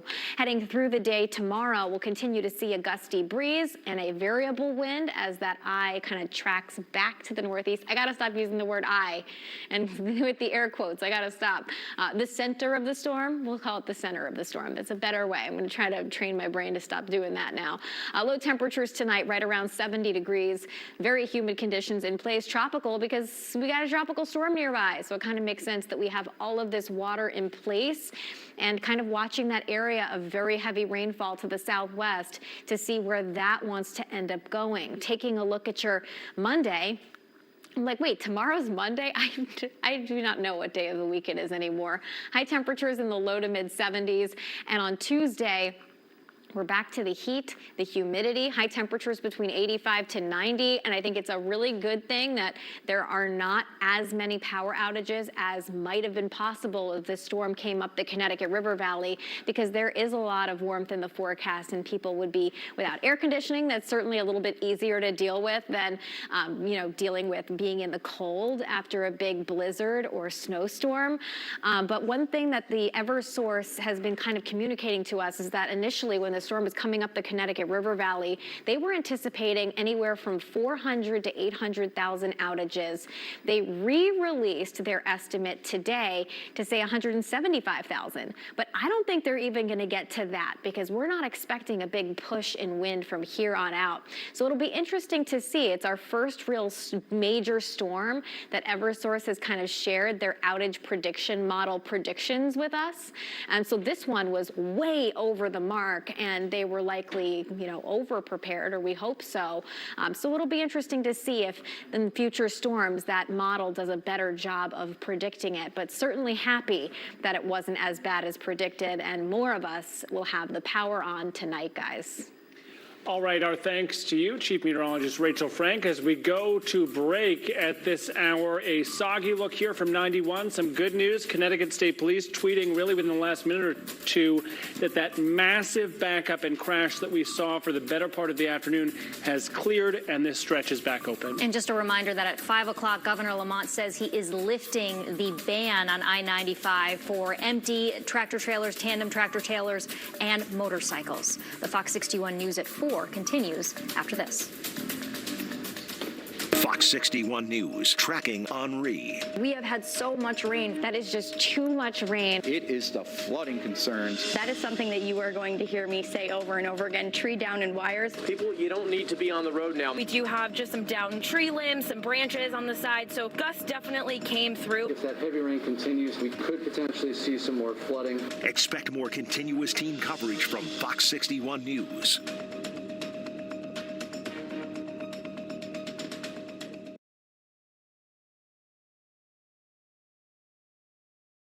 Another day, another chance. Make the most of it with a network that can deliver gig speeds to the most businesses. And get the advanced cybersecurity solutions you need with Comcast Business Security Edge. Ask how to get Comcast Business Security Edge to help protect all your connected devices. And get started with a great offer on fast and reliable internet for just $69.99 a month. Plus, ask how to get free installation and a prepaid card up to $650 with select bundles when you buy online. Call or go online today to learn more. Comcast Business, powering possibilities. I started this firm with a small office and big dreams of becoming a champion for the injured, a trusted leader in our community for generations to come. More than 30 years and thousands of cases later, we're living up to that promise with a team of accomplished attorneys, including the next generation, who will continue the fight for justice. If you've been injured, our family will always do whatever it takes to make sure your family is protected. When injured, get Carter. Evangelist Jesse Rich speaks the truth. But it's resisting those thoughts and not acting upon them. And I thank you, Lord, for your word. Your word never fails. Your word never changes. Sickness and disease I've been redeemed from. And I thank you, my body's healed and whole according to the word of God. And just go over and over that. Don't get off. Don't let the word depart out of your mouth. Keep the word in your mouth. No matter how you feel, keep saying what the word says. Jesse Rich, Sunday morning at 5:30.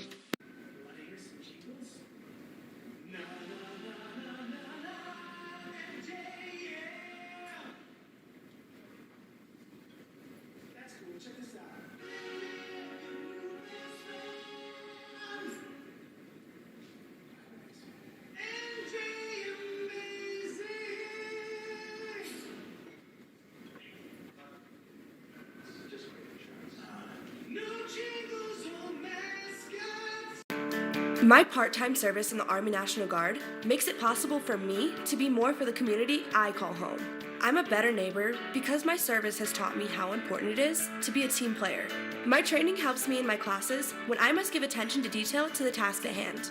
My service in the Army National Guard allows me to keep my community and those I care about safe from threats. Learn more about how you too can live and serve part-time close to home by visiting nationalguard.com.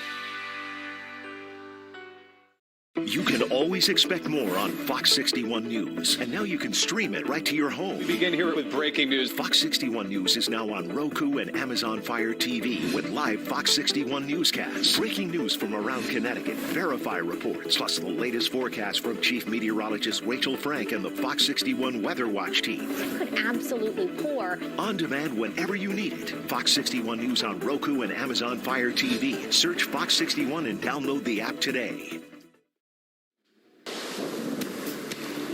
Thanks for staying with us. Our coverage of Tropical Storm Henri continues here on the Fox 61 News at 4 o'clock. It does indeed. Keith McGilvery alongside Jen Bernstein. Thanks for being here. Want to get right to Jimmy Altman, Fox 61's Jimmy Altman, who's been out in the elements for the better part of the afternoon for us. Jimmy, you don't look all that wet right now, which is probably a good thing, my friend. Change up.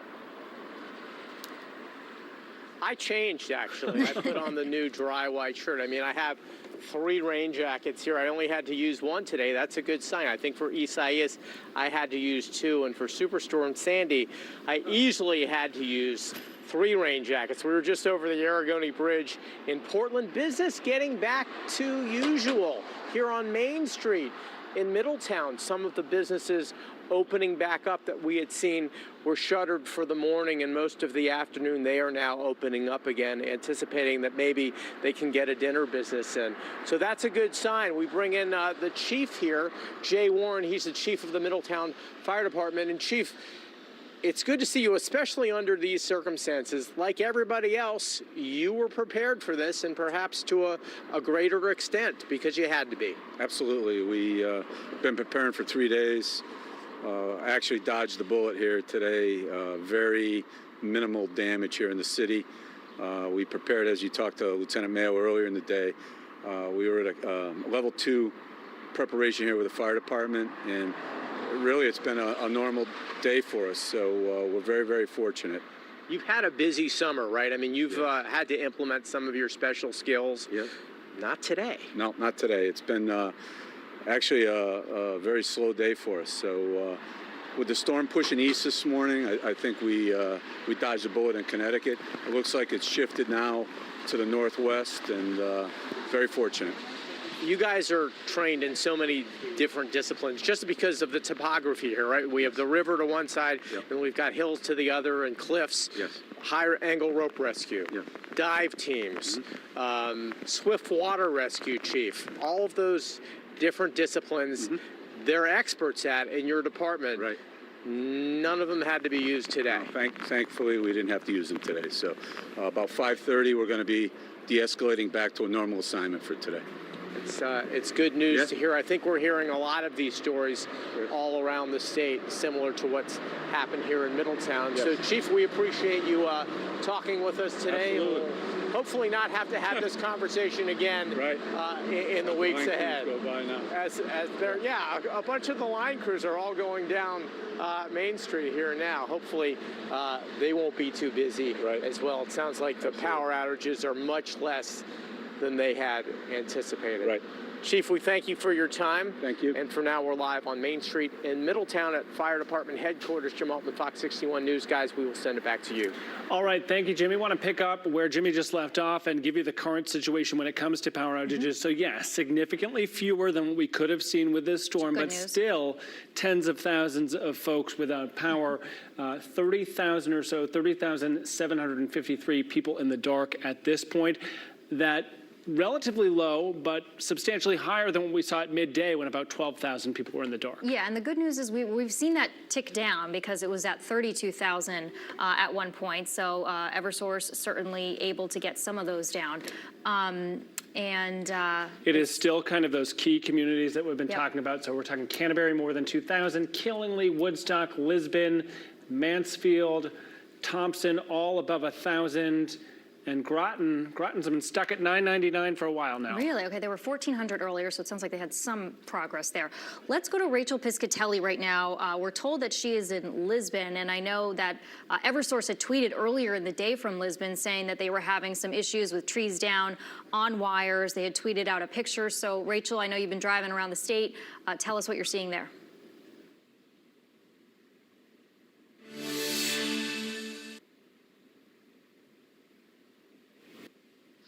Yeah, Jen and Keith, so we've really been confined to, honestly, Route 12. We were in Canterbury earlier, and we brought that to you live where we did see some trees and wires down just off of Route 12. We continued our trek to here in Lisbon. Now, I wanted to show you this road closure that we have. This is going to be because of a tree, and the tree is completely across the road at this point. There's also some wires down. This is going to be on Route 12, right near where it meets Mell Road and Canahan Road. So now it's the portion of Mell Road that's kind of of connected to Jewett City. It does look like folks can take Barber Farm Road to get around this road closure, and that'll bring you right back to Route 12. Again, Lisbon at this point is reporting about 1,200 folks without power. That's, to put it into perspective for you, that's 63% of the town without power, which makes it the fourth highest right now in terms of numbers with folks without power. Again, this is going to be on Route 12, right near the intersections of Canahan Road and Mell Road. You can see that tree is just laying on the road at this point. On the other side, it does look like crews have just arrived to hopefully remove that tree. There's also, again, wires down connected to that tree too. So just be mindful of that. Road closures. We're continuing our journey here in Lisbon, again on Route 12. We'll keep you posted on any more damage that we happen to come across. But for now, live in Lisbon, meteorologist Rachel Piscatelli, Fox 61 News. All right, Rachel, please keep us updated. And we also have a look at some of the damage in Canterbury, where we know we've seen a number of outages there. It's still sitting at like a little over 2,000. I think 94% of the town of Canterbury without power at this point. You can see this tree down on Miller Road. This photo sent in by viewer Amy. Thank you very much for sending that to us. She says the tree came down and took out power to her family's home.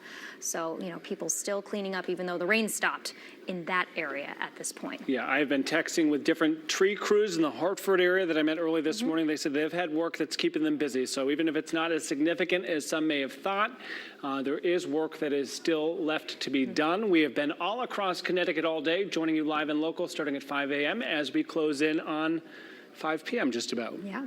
Keeping you updated. Okay, so we're going to go right now to Carmen Chow, who's in Groton. Carmen's been all over the state today, too. So, Carmen, it looks like you're near a closed-off roadway. Tell us what you're seeing. That's right, Jen. I'm on South Road in Groton, where you can see behind me the bridge is actually flooded with water. We saw several cars drive through it or on the side, but we also saw one car drive through it, and then it damaged that car's engine and had to be rescued. So that's why you're seeing those barriers there. So my go-to line when you see something like this, just turn around, don't drown. You don't want to ruin your car or risk anyone else's life. Now, once the skies began to clear up earlier, people on New London Road in Groton were seen walking their dogs and checking in on their neighbors, so it was a very tight-knit community there. Generators were also heard throughout the neighborhood. Some prepped ahead for the storm by buying coolers with ice so their food doesn't go bad. Utility crews were also seen repairing downed power lines, and traffic lights were also out. Officials are reminding drivers to reach intersections as if there are stop signs. And over on Jupiter Point Road, police told people to evacuate there, but some chose not to and decided to hold off to see how the storm would be. We knew it was going to happen. I gave the generator a dry run Saturday. Kind of jealous that my neighbor over here has a permanently mounted whole house generator and I have a standalone. A little more work. Yeah, but now, as I said, we anticipated it. There are so many false alarms lately with the weather that the weather has lost all its credibility, and you know, this is another example. They're predicting winds in the vicinity of 70 knots, and we're lucky to get 35. And back out here live, just to emphasize, if you see flooding like this in your area, we don't recommend driving through it, and instead just take a detour if you can. For now, I'm live in Groton. Carmen Chow, Fox 61 News. All right, Carmen, important reminders there. AAA saying earlier today, 6 inches of rain can make your car stall, so you don't want to drive through that stuff. Absolutely. We do want to let you know that we are following a significant story out of Manchester this morning, an apartment complex. Many of the folks there needing to be evacuated due to some significant flooding. We're going to have a live report there as we continue. The Fox 61 News at 5 is up next. Fox 61 News, tracking Henri. We are following some breaking news right now on the road. One of our major roadways here in Connecticut, there's a big problem. This is an absolute disaster. There is flooding, there are accidents, there are cars that are sideways. If you are heading on 91, well, the message is don't. Incredible amount of water. All heck broke loose in the last few hours. Expect more continuous team coverage from Fox 61 News. Summer is the perfect time for outdoor fun, so you don't want to be up on a hot roof cleaning out clogged gutters. Instead, call LeafGuard. Get the gutter that never clogs, guaranteed. LeafGuard's patented design works on the principle of liquid adhesion to draw rain in while leaves and debris just roll off. Plus, LeafGuard works so well, it's earned the prestigious Good Housekeeping seal 16 years in a row. Enjoy your summer and stay off the ladder. Act now for incredible savings. Just $99 down, $99 a month, and $99 installation on a complete LeafGuard system. Plus, call during this program for a nice gift. Receive a $25 Amazon gift card with your free in-home estimate and gutter inspection. With LeafGuard, you can get it and forget it. Call now for $99 down, $99 a month, and $99 installation on a complete LeafGuard system. 35% off almost everything in the store, plus an extra 10% off? Are we kidding? No. We're Pilgrim Furniture and Mattress City. Come celebrate our first 60 years with 35% off, plus an extra 10% off, plus special financing with no money down. Come save like never before. But hurry, get great deals and impossible prices during our 60th anniversary sale through Monday at Pilgrim Furniture and Mattress City. When you're seriously injured, call a powerful law firm and find out what your case is really worth. Is your credit score getting in the way of the things you want to do? Personal loans through NetCredit offer fast and flexible lending. Borrow up to $10,000 and choose repayment terms that work for you. You may even be able to build your credit history as you repay. NetCredit, a more personal loan. Imagine if Sun-Made raisins tasted like vanilla, chocolate, strawberry, or peanut butter. They do, with yummy Sun-Made yogurt-covered raisins made with whole fruit. Imagine that. Broken air conditioner? That could be a $4,400 bill you weren't expecting. Fridge on the fritz? That could cost you $2,500. Get the First American Home Warranty Plan. And when a covered item breaks, call or click. That's it. And we'll repair or replace it for you. We have plans that cover air conditioning, most appliances, plus heating, plumbing, electrical systems, and much more. Plans start as low as $25 a month. Why let a major system or appliance breakdown bust your budget or go through the hassle of trying to find trustworthy service people? Saved us thousands of dollars. And I know they have my back. Last year alone, we saved our customers over $140 million. Don't wait until it's too late and you're stuck with a huge repair bill. If you don't have First American Warranty, get it. Call 1-800-653-4313 or visit protectmybudget.com for a free, no-obligation quote. That's 1-800-653-4313.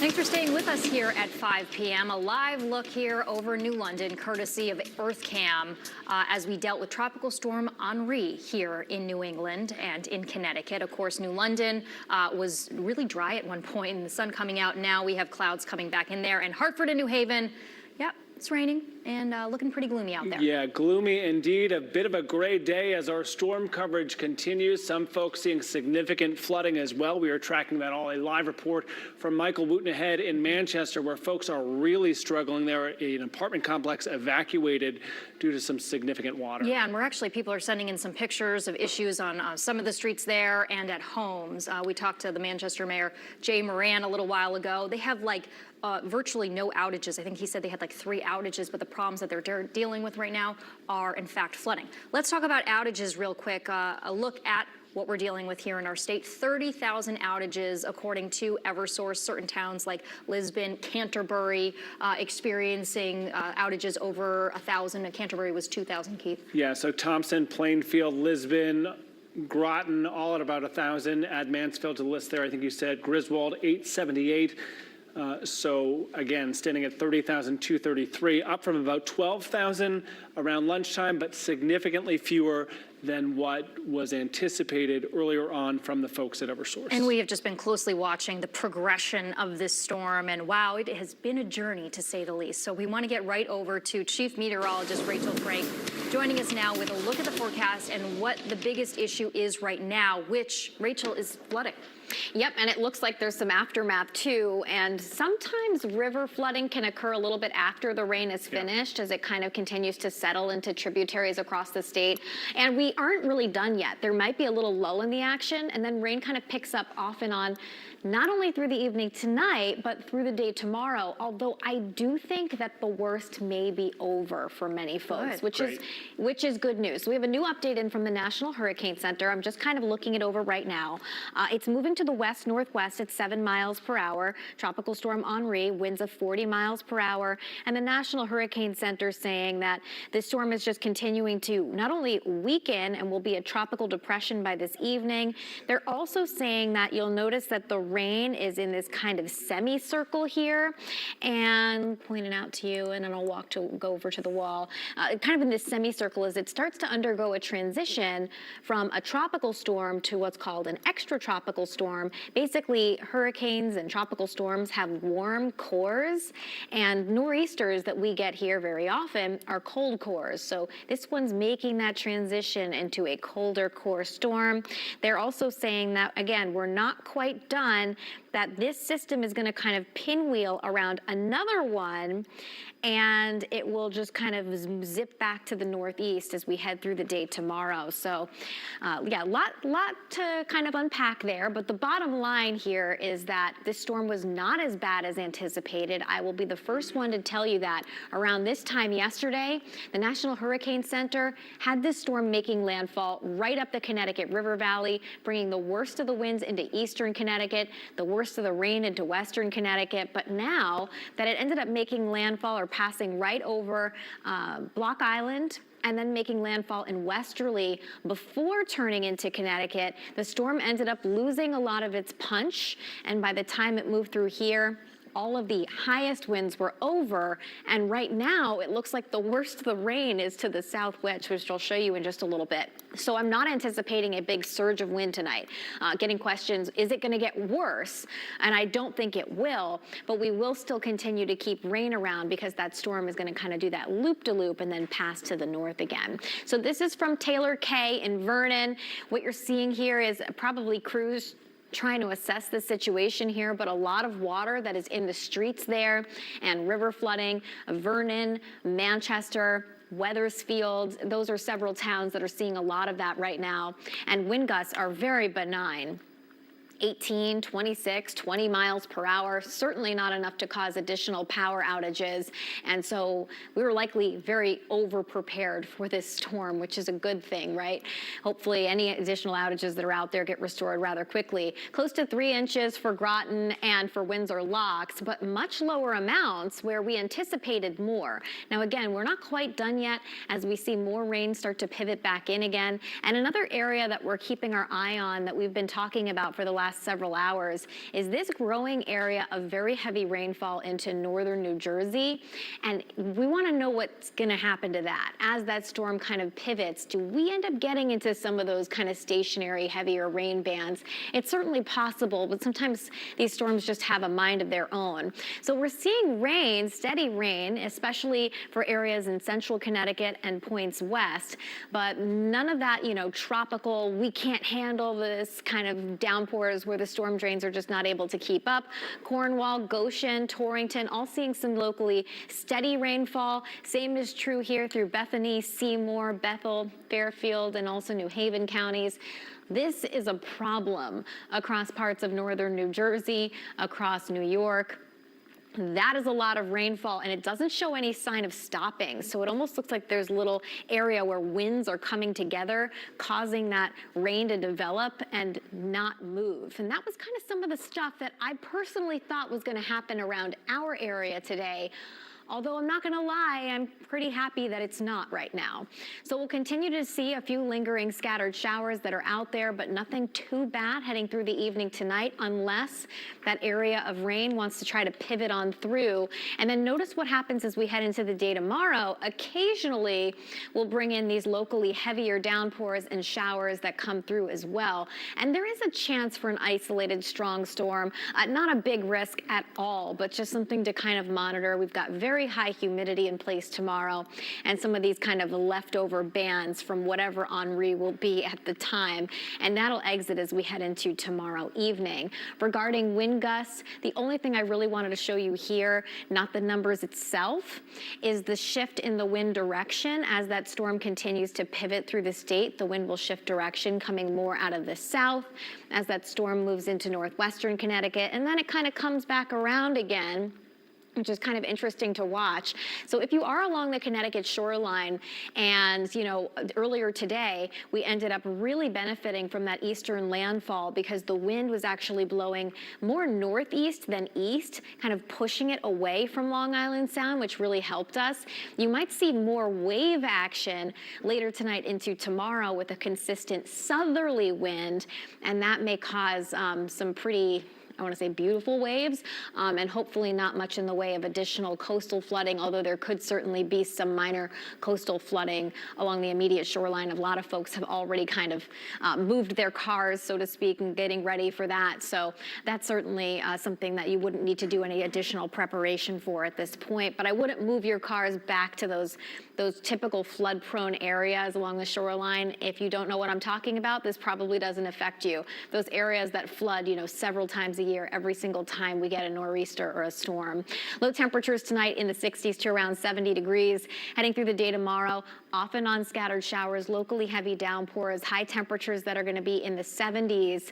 And then moving through your Tuesday, that's when the heat starts to come back into the mix. And it looks like we're going to have several days of some of these warmer temperatures and higher humidity for those that maybe still don't have power, but hopefully everybody is back up and running here shortly. Since there's not as many outages as expected, hopefully there's a lot of crews out there to help restore you, guys. All right, thank you for that, Rachel. We are checking back in. Of course, we're going to be with you throughout the night tonight at the Fox 61 News at 10. Wanted to take a quick moment and pitch the Fox 61 Morning News. Of course, we're the only station. Do you know we're the only station live and local 4 to 11 a.m.? I knew that, but it's a good reminder here. Yeah, especially on a more serious note, on a weather story like this, there's going to be a lot going on. Even if this storm winds down with flooding and neighborhoods rebounding, we're going to cover it all for you throughout the morning. So stick with us for that. If there are things going on in your neighborhood tomorrow morning, let us know. Sheriff 61 at fox61.com. But still a lot to get to this evening. And you're going to be back on in the morning. That's going to be a quick turnaround. You're going to be tired. I don't normally drink coffee, but I might start tomorrow. Okay, that's a good thing. Right. We are going to start. Did you say we're going to Rachel Piscatelli? We are actually going to go to Gabby Molina. Gabby Molina has been in New Haven all day. So unless she's moved around, Gabby, tell us where you are and what you are seeing. Jen, Keith, I'm in Milford now. We just got to Walnut Beach a few minutes ago, and it's pretty chilly out here. I think it's a mix of being soaking wet from all the rain earlier and a little bit of wind being right here on the water. But things are really not bad right now. The wind, I mean, it's coming, off the water, but it's nothing super crazy. And you can take a look over there. There's a bunch of people out here. It's really not that bad. We haven't run into any flooding. I talked to Milford Police, East Haven Police, West Haven Police. None of them are receiving any reports of any flooding or damage. We heard from New Haven Mayor Justin Ellicker a little bit earlier, who said that he felt really lucky that this part of the state kind of got spared once the storm changed its track a little bit. Hours into this now, I mean, I even see, I don't know if that's a great idea, but some people heading into the water at this point. But it is not over yet. We are still raining out here.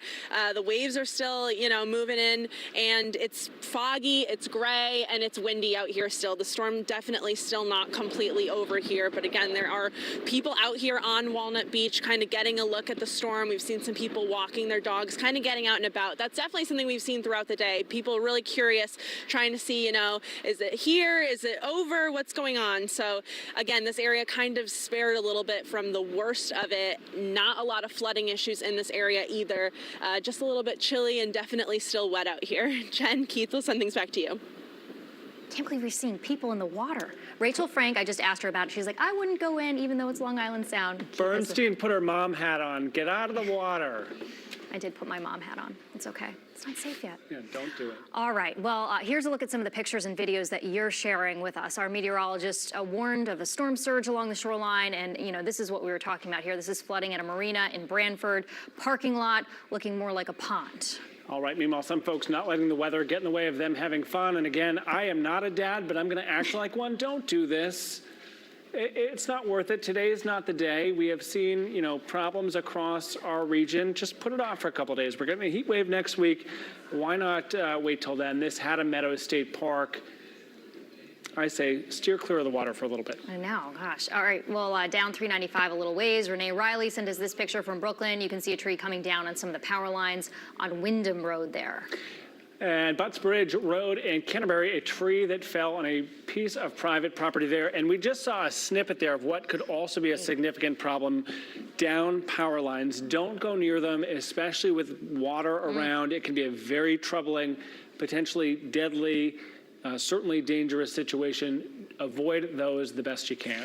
And we have some more incredible flooding video out of Manchester. Take a look at this. I haven't seen this one, so we're watching this live, but sent in by the Diana family. This is Gerrard Street right now, flooded, obviously. Flooding literally taking over this whole road here. We had talked to Manchester Mayor Jay Moran just a little while ago. He said power outages are not the problem right now, but flooding is. They have an emergency operations center open, watching all of this and reacting to what they can. Not a good situation there as well. Of course, we wouldn't be able to share any of this with you without your stepping up to the plate to help us out as our storm team coverage continues. We have made it so easy to do. So if you haven't downloaded the new Fox 61 News app yet, go ahead and do that, because what it will allow you to do, you click on the Near Me feature right on the bottom of the page and allows you to send us your photos and video pretty darn easily. It's a couple buttons. If you can get it safely, we would love to see it. We'll be sharing it throughout the night to night and again on the Fox 61 Morning News. Again, we couldn't do it without you. It helps us tell the weather story best. So true. I feel like we're sitting here like, don't do that, but you're showing do it video. Safely from your back deck, your driveway. Okay, so we're going to Rachel Piscatelli right now, and Rachel's been all around the state. She's back in the storm tracker right now in Lisbon. You were outside of the storm tracker a little while ago showing us some debris that was on the road. I think it was a big tree, if I remember correctly. So tell us what else you're seeing in Lisbon.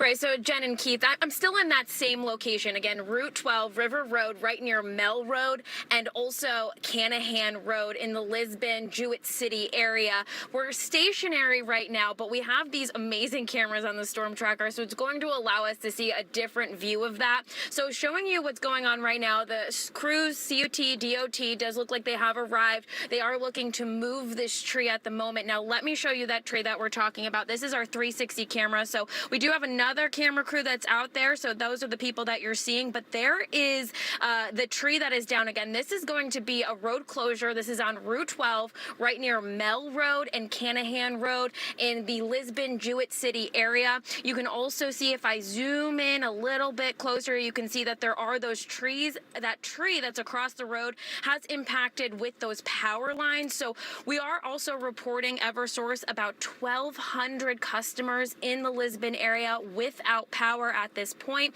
So again, we do have the Connecticut DOT trucks here. Hopefully they'll be able to move this within, I would say, the next hour or so. But again, that tree is all across the road. This is going to be on Route 12, right near Mell Road, and also Canahan Road.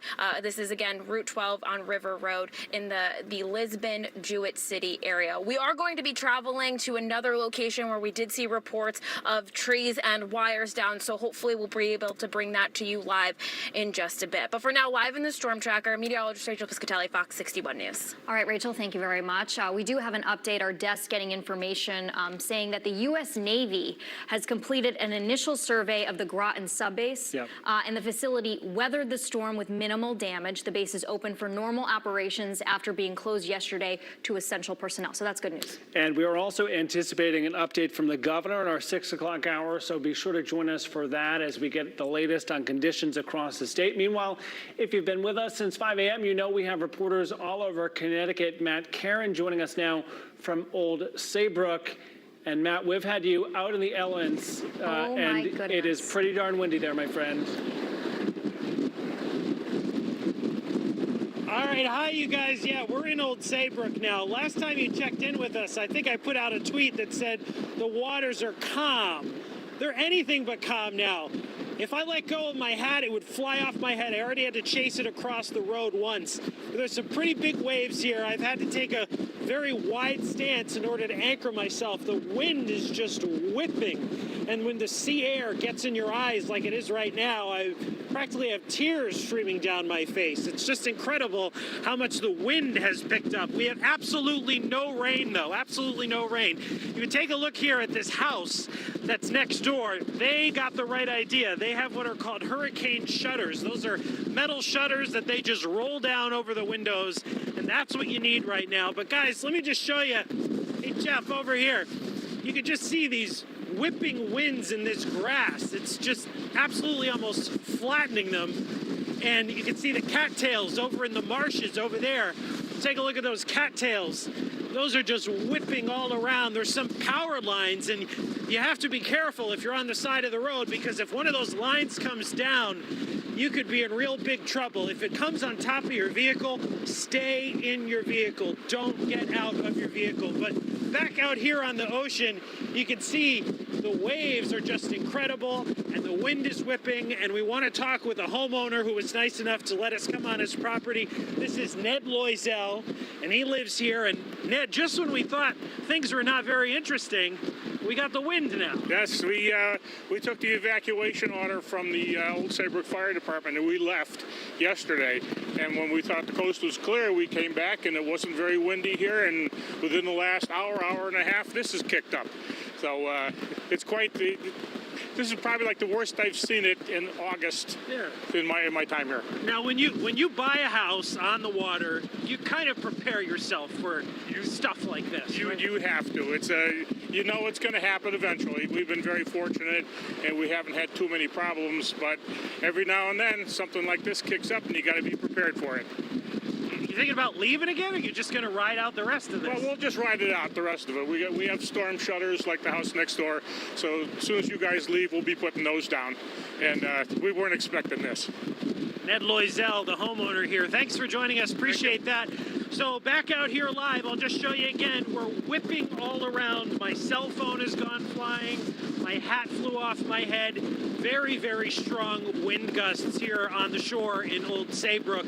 We are expecting a 6:30 update. Eversource is staging all of their crews over on Donnelly Avenue with the CEO, Joe Nolan, and Craig Hallstrom, the Director of Operations. We're going to be over there live at 6:30. We'll, of course, stream it to you. You know, and as bad as it looks here wind-wise, the good news, at least for right now, is very limited outages. Last time I checked, only 65 outages here at Eversource, although that may certainly change with the amount of wind that we're getting. Only 2.3% of the state of Connecticut Eversource customers, that is, are without power. That is much less than the up to 70% that was predicted that we could get from Tropical Storm Henri. We will, of course, continue to keep you updated on air and online. But for now, we're live on the shore in Old Saybrook. Matt Karen, Fox 61 News. All right, Matt, I hate to stay on that shot any longer than we needed to, but my hat is off to the two of them out there. Photographer Jeff Foss is manning that station as well, so kudos to them. And I'm thinking, Matt Karen's little one at home, baby Landon, must be watching the TV saying, what is happening to Dad? Yeah, that He's blowing around. That wind was so strong, and kudos to Ned, the homeowner who stood out there and actually talked with us, which is great. But you can see, I know, Sam, if you were looking at the shot there, you could see the dark clouds over to our left if you're watching the screen, and then the sun coming out over to our right on the shoreline. Pretty incredible images over there. It is incredible, and now Henri is right through central Connecticut, guys. So here we are watching Henri get right through central Connecticut here. And basically what's going on is the system has moved on off right through central Connecticut, and I'd like to have switch over here to the radar. And so we're having this little issue anyways. We'll have to see what's going on here. We could see that we should be over max 1 here, but that's okay, guys. I'll just try to put the show in order here and see what we got going on. And we have to play a little computer game there, Rach. I think we're we're kind of stuck, that's all. So anyways, what's going on is the storm is centered over in Hartford right now, and basically it's spinning most of the heavy moisture off to the west, okay? And with that happening, all the heavy rain now is moved off. So what we get is this lag time flooding across the area, and that's what's been going on over the last couple of hours. And you saw Matt there holding on to his hat. Wind gusts 33 miles per hour, Groton, New London, Old Saybrook. Now you see 23, so you could see the winds 30 miles per hour there where he was standing. But the wind really is not the issue here.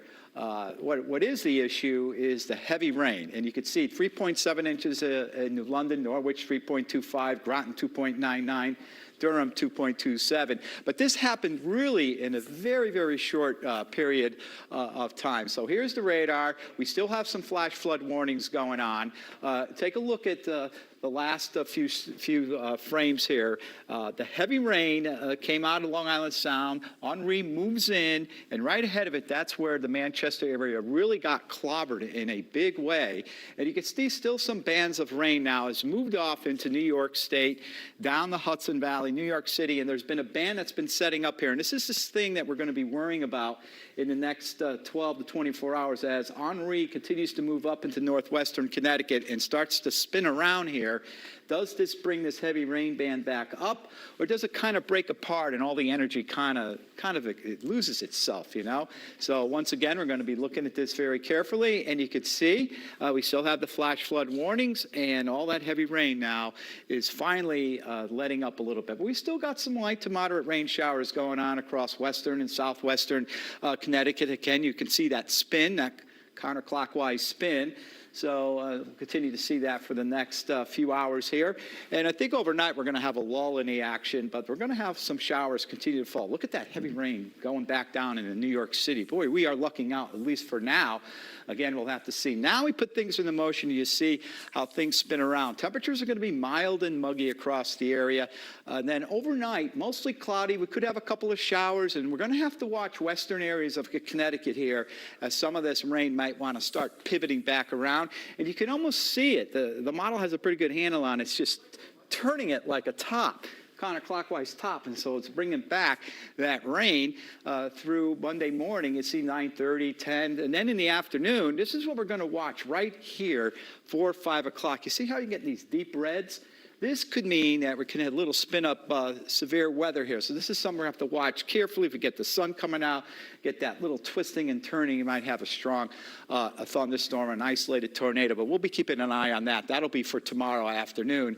Meanwhile, after that, we kind of try to clear out. And finally, by Tuesday, we should be doing a pretty good job of that. And there's the wind field once again. You can see it spinning around, and that's what I'm talking about. Once the storm goes to our west, then we turn the wind back around to the south and southwest, and that'll bring up that mild, moist, muggy air. And you see the wind speeds and wind gusts averaging at about 20, 25 miles per hour. So really the wind is not the big issue. Temperatures right now, tonight, are going to average in the upper 60s to lower 70s. They really won't go very far. We're in a muggy air mass. That will continue to be the case. Tomorrow we'll have periods of rain and showers, maybe a rumble of thunder, with temperatures averaging in the 70s. Finally, mostly sunny, but it will be very warm and humid because high temperatures will average in the mid to upper 80s. It will feel like the low 90s because the humidity is going to be with us. And checking out the Fox 61 7-day forecast, showing you, look at this, Wednesday 90, 92 on Thursday. Friday, we finally get a break, and could it be, just could it be, guys, that by next weekend we can have some comfortable weather? Well, we'll have to see about that. But there we go. Back to you. Man, do we deserve it. We would take it, yeah. We will take it, that's for sure. Okay, so a few updates before we go to break. 6 o'clock, the governor is going to hold a press conference with an update on the impact of Henri on Connecticut. From the Emergency Operations Center in Hartford, we will bring you that live. And then live in the Fox 61 Morning News, you heard tough talk from Senator Chris Murphy and from the governor when it came to how Eversource responded to this storm. We are going to hear directly from Eversource in our 6:30 half hour, so be sure to join us for that as the Fox 61 News continues. We'll be right back. Fox 61 News, tracking Henri. We are following some breaking news right now on the road. One of our major roadways here in Connecticut, there's a big problem. This is an absolute disaster. There is flooding. There are accidents. There are cars that are sideways. If you are heading on 91, well, the message is don't. Incredible amount of water. All heck broke loose in the last few hours. Expect more continuous team coverage from Fox 61 News. Protein, sugar, or taste? Why do we have to choose? Just choose Hood Cottage Cheese. With more protein than hummus and half the sugar of low-fat yogurt, you'll find endless combinations without compromise. Hood Cottage Cheese. Always good, always Hood. Why does Carter Mario fight for you? Because a serious injury changes everything. The road to recovery is hard, and because you shouldn't have to go it alone. I'm Carter Mario. There's too much at stake for you to take on the insurance companies on your own. We'll handle your entire injury claim and help get the money you deserve. When seriously injured, get Carter. When hurt in an accident, you need to get Carter. Call 800-900-6700 for a free consultation. Welcome to Toyota's National Sales Event. Thanks, I'm here for a great deal. Great deals are kind of our thing. You can save on the 2021s while they last, like Camry, Venza, Corolla. Watching them come and go is really getting to my neck. Occupational hazard this time of year. Got to keep it loose. You can lease a new 2022 Corolla for just $159 a month, or lease a new 2022 Corolla Hybrid for just $159 a month. Plus, every new Toyota comes with Toyota Care, our no-cost service plan. It all ends September 7th. Toyota, let's go places. I'd do anything for you, dear. Anything for you mean everything to me. I know that I'd risk everything For one kiss, everything. Yes, I do. Anything. Is the sweater too much?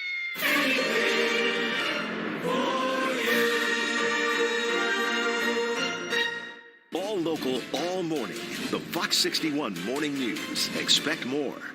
A Beauty Rest Queen mattress for just $4.99? Are we kidding? No. We're Pilgrim Furniture and Mattress City. Celebrate our first 60 years with great deals and impossible prices. Get yours before they're gone.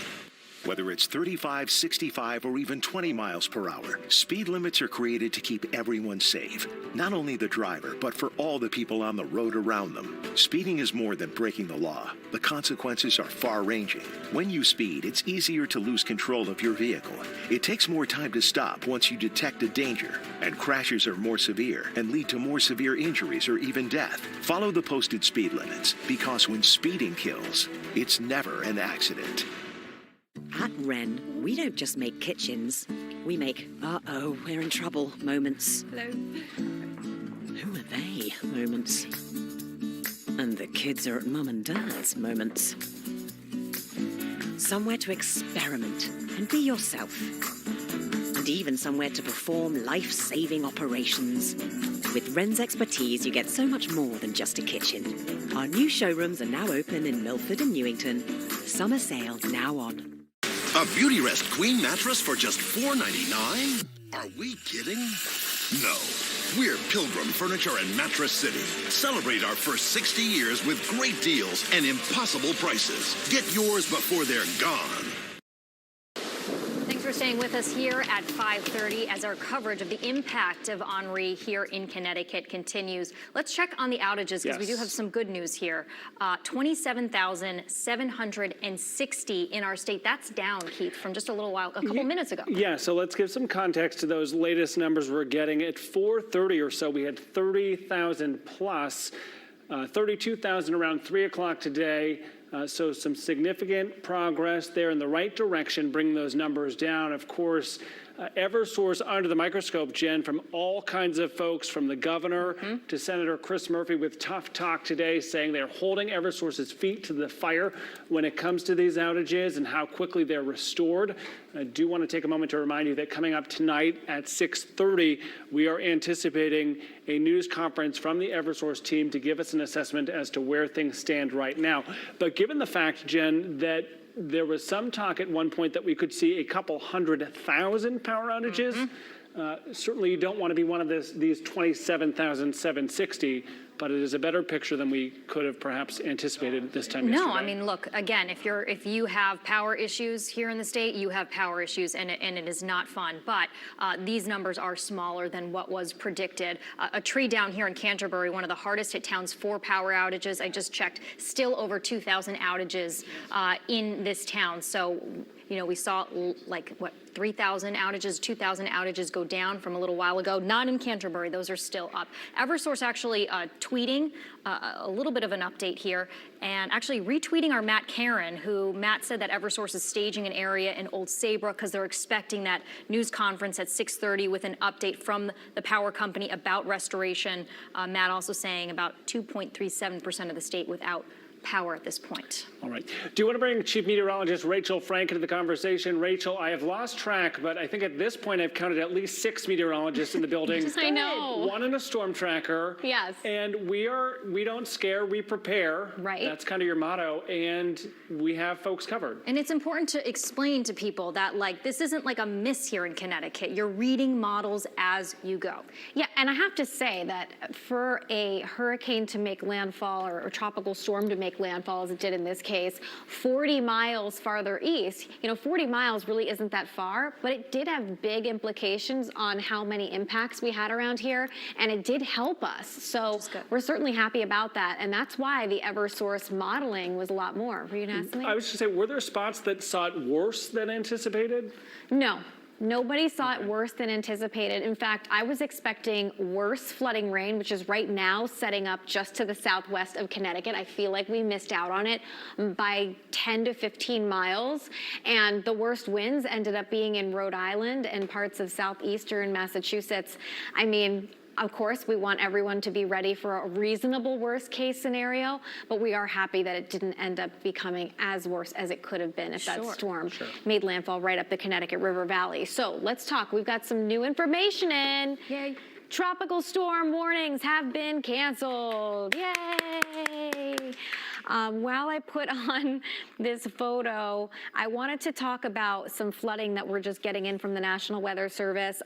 Just going to read this statement from them. Excessive runoff has led to sharp rises on the north branch of the Park River in Hartford. You're actually looking at flooding in Manchester right now, so this is not video of Hartford. It's 1 foot below flood stage at 8 feet, and when that river gets to 8 feet, it does cause flooding to occur near the University of Hartford campus, so just a heads up there in case that affects your life at all.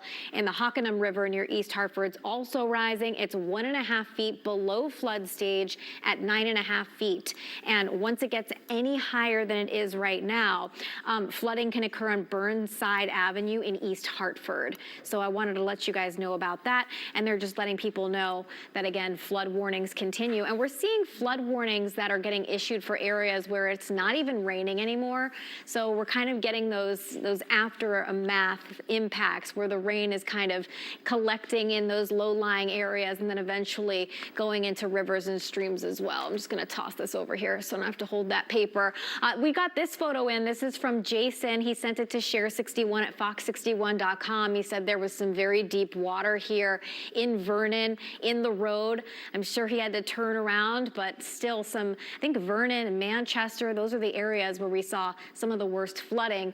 These are just the National Weather Service official rainfall totals, right around 3 inches in Groton, right around 3 inches for Windsor Locks. But we are seeing some scattered 4-inch amounts here through the state, but much lower than expected for Waterbury, for Bridgeport, where we expected this little pivot to end up happening, which I'll show you in just a little bit, but it's happening just to the southwest of us. So what you're looking at here is peak wind gusts, no biggie for Danbury, huh? 23 miles per hour, 45 miles per hour for Windsor Locks, and around 40 miles per hour for Greenwich. And this is what winds are doing right now. Really not a big deal at all. Although, you're definitely feeling the wind, especially if you're on the Connecticut shoreline. And along the Connecticut shoreline, we do expect that shift in the wind direction coming more out of the south here moving forward.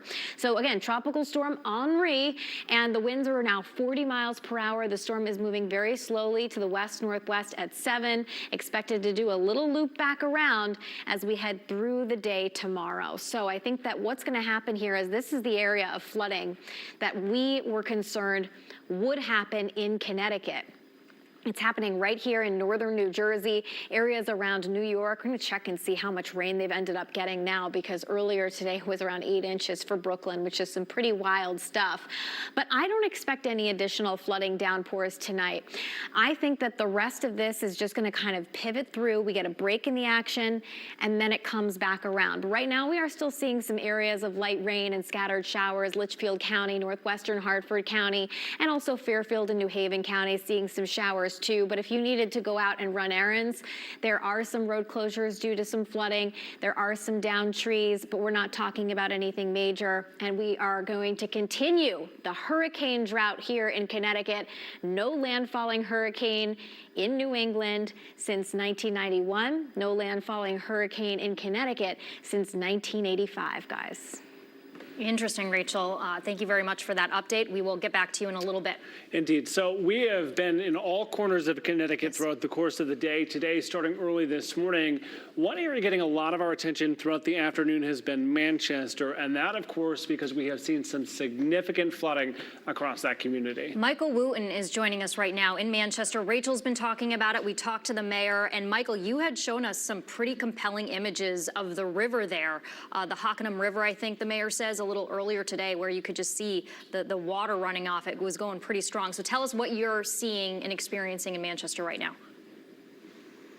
Yeah, and earlier we were also at a condo complex where some people had to self-evacuate because the water was coming into their property. The good news is that conditions are improving here, and improving pretty rapidly. Not surprising considering there's no rain falling right now. We all know with flash flooding, the water comes up very fast and it can also recede very fast. This is East Center Street. It's a busy thoroughfare through here.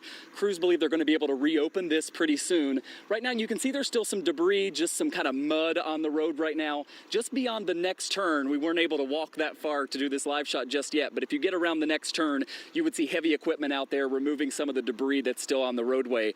Once they do that, they're going to be able to reopen this road. Earlier, the water was coming across here, so they had to shut it down. Unfortunately, I was just told some of the homes in this area, we're at East Center Street and Girard, some of the homes here got as much as 5 feet of water into the basement. Also some water getting into, the first floor of some places, depending on exactly how they're laid out here. So there is going to be some damage here. There is going to be some cleanup, but the waters have really receded pretty quickly. Crews are making good progress in getting everything cleaned up. And again, they think they're going to be able to get this roadway open soon. I mentioned that condo complex earlier. They're keeping a very close eye on what is just the little brook that is right beside there. Because remember, all this water is flowing in not only just the rivers, but also some very small waterways, and things can rise and fall very quickly. Thankfully, right now, almost the sun peeking out here. Not quite, but it looks like it could happen.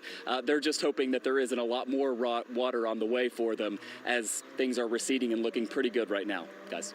Michael, Michael, thank you very much, first of all. But it's so interesting to see the street, right now. He's saying those waters receding because the thing with flash flooding is it comes on really quickly and it recedes just as quickly. Yes, so we're glad things are improving there. Someone else we want to check back in with, our own Matt Karen. And Matt, the last time we saw you, I felt like I needed to go out there and help hold you to the ground. It was pretty darn windy. It still is. And it looks like it still is.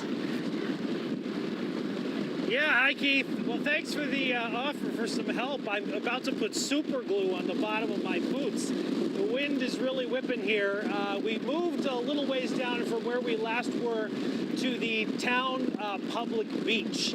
And this is technically closed. They closed all the beaches and parks yesterday. The gate is closed, so nobody can park here. But people are still gathering here at the pavilion to sort of try and break up the wind. And they're actually walking down onto the beach. I've seen a couple people in the water. Wouldn't advise doing that, but it is low tide, so you can see the waves out there. take a look at those waves. You can see that they are really, well, it's low tide, but certainly they're a lot bigger than they were before. There's people walking along the beach here. All these houses along the shoreline are just getting pummeled. A lot of them have those hurricane shutters on them to protect the glass from being shattered. But you can take a look at all those long grasses and just the wind that's whipping here, and that's sort of the story of the day, at least the latter half of the day. We thought we were in the clear, we thought we were out of the woods, you know, and then all of a sudden the wind started really coming. I want to bring in Leora Marin here, who's joining us. She's an Old Saybrook resident, and just talk to me, why'd you decide to come down to the beach today? This is my serenity in life. I love the beach. I love to fish. I fly fish. I do everything. So this is my serenity. What do you think about the weather? That's not so serene today. It's kind of knocking me over, so. Yeah. But. You knew there was a hurricane coming, and what'd you do to prepare? Anything? Well, I'm grateful to be in an apartment where I don't have to worry about anything. Yeah, this is my go-to. Yeah, and luckily everybody's safe and everybody seems to be having a decent time out here. So thanks, Leora. I appreciate you joining us. I know, it's almost like we have to anchor each other. I need to put on some pounds. It's all right. It just sort of is what it is. It's hard to even hear. All right. But anyway, God bless Fox News. Thank you very much. All right, so anyway, we're going to send it back to you guys in the studio, but the wind is certainly whipping here on Old Saybrook Beach. Matt, Karen, I am glad you still have your hat. I'm glad you're safe, and our thanks to those folks who agreed to help us with our storm team coverage. Yeah, today. no, I mean, leaning on each other in times of need there. Yes. That's what we just saw. Interesting, we're going to be watching because high tide will be at midnight. Matt was just showing that it's low tide right now, so we'll watch for that. And then Rachel had just said, I was like, why is he getting those winds in Old Saybrook? And she said that it is some of the outer bands of the southwest quadrant of the storm. Did you like my terminology there, Rachel? Quadrant of the storm that he's experiencing down there in Old Saybrook. We always learn something from the Fox 61 weather team. I know, I'm a weather nerd, so I just sit there and watch Rachel all the time. Okay, we are going to go now to, wait, you had an update on something, right? Because you were looking at video that you have. So I just got some video that we're going to try to turn pretty quickly. I was talking about those crews in Hartford that I met this morning that were responding to downed trees. Well, this massive tree crashed into a house in Hartford. Fortunately, it does not look like there's tons of damage, but we see kind of the heroic efforts, the Herculean efforts rather, to get the tree off the house. That video just coming in from the J&J team in Meriden, trying to turn that around to kind of show you these folks in the front lines responding to this damage. It's pretty impressive Doing work. some important work there. Okay, so let's get a check in Waterford right now. Sean Stackhouse is joining us from the shoreline, looks like right on the beach. So Sean, tell us what you're seeing there. Are you seeing those winds that we just saw Matt Karen standing in? Yes, we're seeing a lot of those similar winds, something that could almost just knock you over. The pressure of the wind coming at my back has me a little unsteady, but we have been in the New London and Waterford area throughout the day today, and these are clearly the strongest winds that we have seen. We have not seen that major rain or flooding impact in this area, and right now the story is the winds. Right now, waves are really starting to pack up, and they are crashing against these rocks here right by the water. We have seen a handful of folks out and about walking the beach who are just looking to enjoy Henri and what it is bringing to this area. But there's not too many folks out. Again, we're in Waterford at Harkness Memorial State Park right now. The plants as we came in had been whipping. The wind has really taken control in this area. Probably good conditions for flying a kite, but you may want to reinforce that so it doesn't just blow away on you. But again, we're going to be keeping tabs on the New London and Waterford area for Fox 61. We're down here from News Center, Maine, and this is weather we do not typically see up north. We're used to blizzard-like conditions, so getting to experience a tropical storm with you folks has been quite the enjoyment for myself. For Fox 61 News, I'm Sean Stackhouse. Sean, appreciate the assist. Yes. Welcome to Connecticut. Hopefully you can stick around for a bit after this all clears up. show them around. I would love that. I would love that. Sean, thank you very much. Okay, let's go over to Sam Perry. And Sam, you know, we're seeing some heavy flooding in Manchester, or we did. It looks like it might have receded in some areas. So tell us what's going on there. That's right. Well, we just got this picture in from Dawn in Manchester, and her backyard is flooded up. You can see in the background there, all that water coming up towards her house here. About 4.5 inches fell. I just took a look at some new rainfall amounts. 4.5 inches fell, and mostly within 3 to 4 hours. And you could see that up here we've had all these roads being closed in Tallinn due to flooding. We still have the flood watch in effect, and National Weather Service is still thinking 1 to 3 foot storm surge because we have another high tide cycle. This would be towards midnight into early tomorrow morning, and that's because of the back edge of this storm. That's what they're thinking. How much rain has fallen? So notice that we had a big swath of 2 to 3, 4, 4.5 inches coming from Groton, New London, right along on Henri's path, all the way up to Windsor Locks. And, you know, Windsor Locks, they had wind gusts of 44, 45 miles per hour right as the center of the storm moved in. So hefty amounts of rain. And here are the wind gusts that happened during the height of the storm. Hartford coming in at 43 mile per hour wind gusts. And these are impressive considering the winds coming out of the north here. 23 in Danbury, 29 in Bridgeport, 42 in Greenwich. I'm just thinking to myself, Windsor Locks, that's down the Connecticut River Valley. The wind was screaming down the wind, and we still have that wind out of the northeast. Cranking along those wind gusts. Now, the satellite radar composite showing that you can just see the spin. It's just spinning like a top, counterclockwise. There's Henri going right into Hartford. You could see the whole motion over the last few hours. Storm came out of the Atlantic, hit Block Island, got to Groton, New London, and went right into the Hartford area. And right ahead of it, you had the bands of moderate to heavy rain. And again, all that heavy rain now is up into western, actually now in eastern New York, down in New York City. There's been a band of rain hanging around. Now there's some new rain, but what we're thinking now is, you know, how much rain will pivot around. I think it's going to be more in a way of bands of showers as we move along between tonight and we move along through tomorrow. Again, this is just the leftovers of Henri, the latest advisory, tropical storm Henri. Maximum winds are 40 miles per hour, which we did realize, and now it's just cranking right along our little state of Connecticut. And, you know, as I said before, and I always talk about this, we're one of the smallest states in the country, right? And here we are, we're right down in the weeds with a storm track between going to the west, central, and eastern.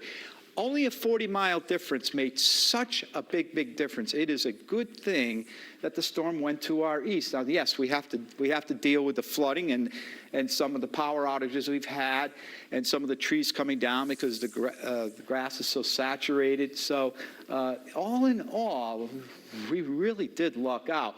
And again, here's another look of the radar, and you can see a big hole, big donut hole right now in the center of Connecticut.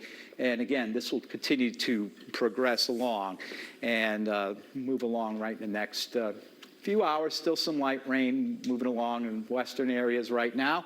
And you could see very plainly that this system is about ready to kind of slow down. I was going to say exit, but it's not going to exit. It's going to meander around. And again, as we were talking about, we did not have a hurricane. So this record still stands. Hurricane Gloria, the last hurricane to hit Connecticut, 1985. That's 36 years ago. I mentioned it the other day. I was lucky to be in college and forecasted that storm, and it was okay. Hurricane Bob was really the last major hurricane hit southern New England. Let's put this into motion. You can see throughout this evening we're going to continue to have some light rain on and off, and then it kind of tapers off. And then tomorrow we're going to watch this system spin. It's sort of like it's getting regenerated, but again, it's losing its tropical characteristics. It spins through the area, and then through the afternoon and evening, we'll continue to have those showers move along right through tomorrow afternoon. And finally, by Tuesday, we are off and running to a stretch. I was going to say a stretch of nice weather, guys, but it's going to be hot and humid now. 85 to 90 Tuesday, Wednesday, Thursday, late storms, maybe Friday and the weekend. You might have some nice weather there, cooling down into the 70s to near 80. Guys? Don't get us excited, Sam, okay? Okay, I'll try not to. All right, thank you, Sam. So earlier this morning at the DPW yard in Hartford, I met the Carabetta family out of Meriden. They're with J&J. Their company does tree removal. They've been my eyes and ears on the road throughout the day when it comes to tree removal. And this is a project they just did in the capital city of Hartford. This is Freeman Street. We told you about that tree into the home here. So Joe and Cece, a brother and sister, the whole family's involved. But a huge effort, Jen, getting this tree right off that multi-story home there. And fortunately, given all that we're seeing here, Joe tells me only some minor damage to the roof and some minor damage to a window. So obviously we don't want to see anyone's home get damaged, but given the size and scale of this here and the operation to remove that tree, pretty remarkable things weren't worse. That's a huge tree, but this is exactly what you were talking about and what we've been talking about all day with that ground so saturated. You can see the tree didn't just crack, like the roots came out here and it toppled on that house.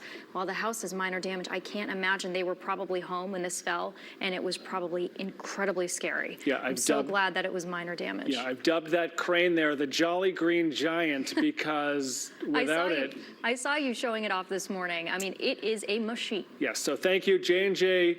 Out of Meriden, appreciate the assist today. Stay safe and stay well fed. Their mom was trying to feed us spaghetti and meatballs earlier today. That's very sweet. Yes. All right, so check this out. In Newington, folks along Florence Street without power for much of the afternoon with this tree that came down taking power lines with it. We did speak with a homeowner who said he heard the whole thing right in the middle of the storm.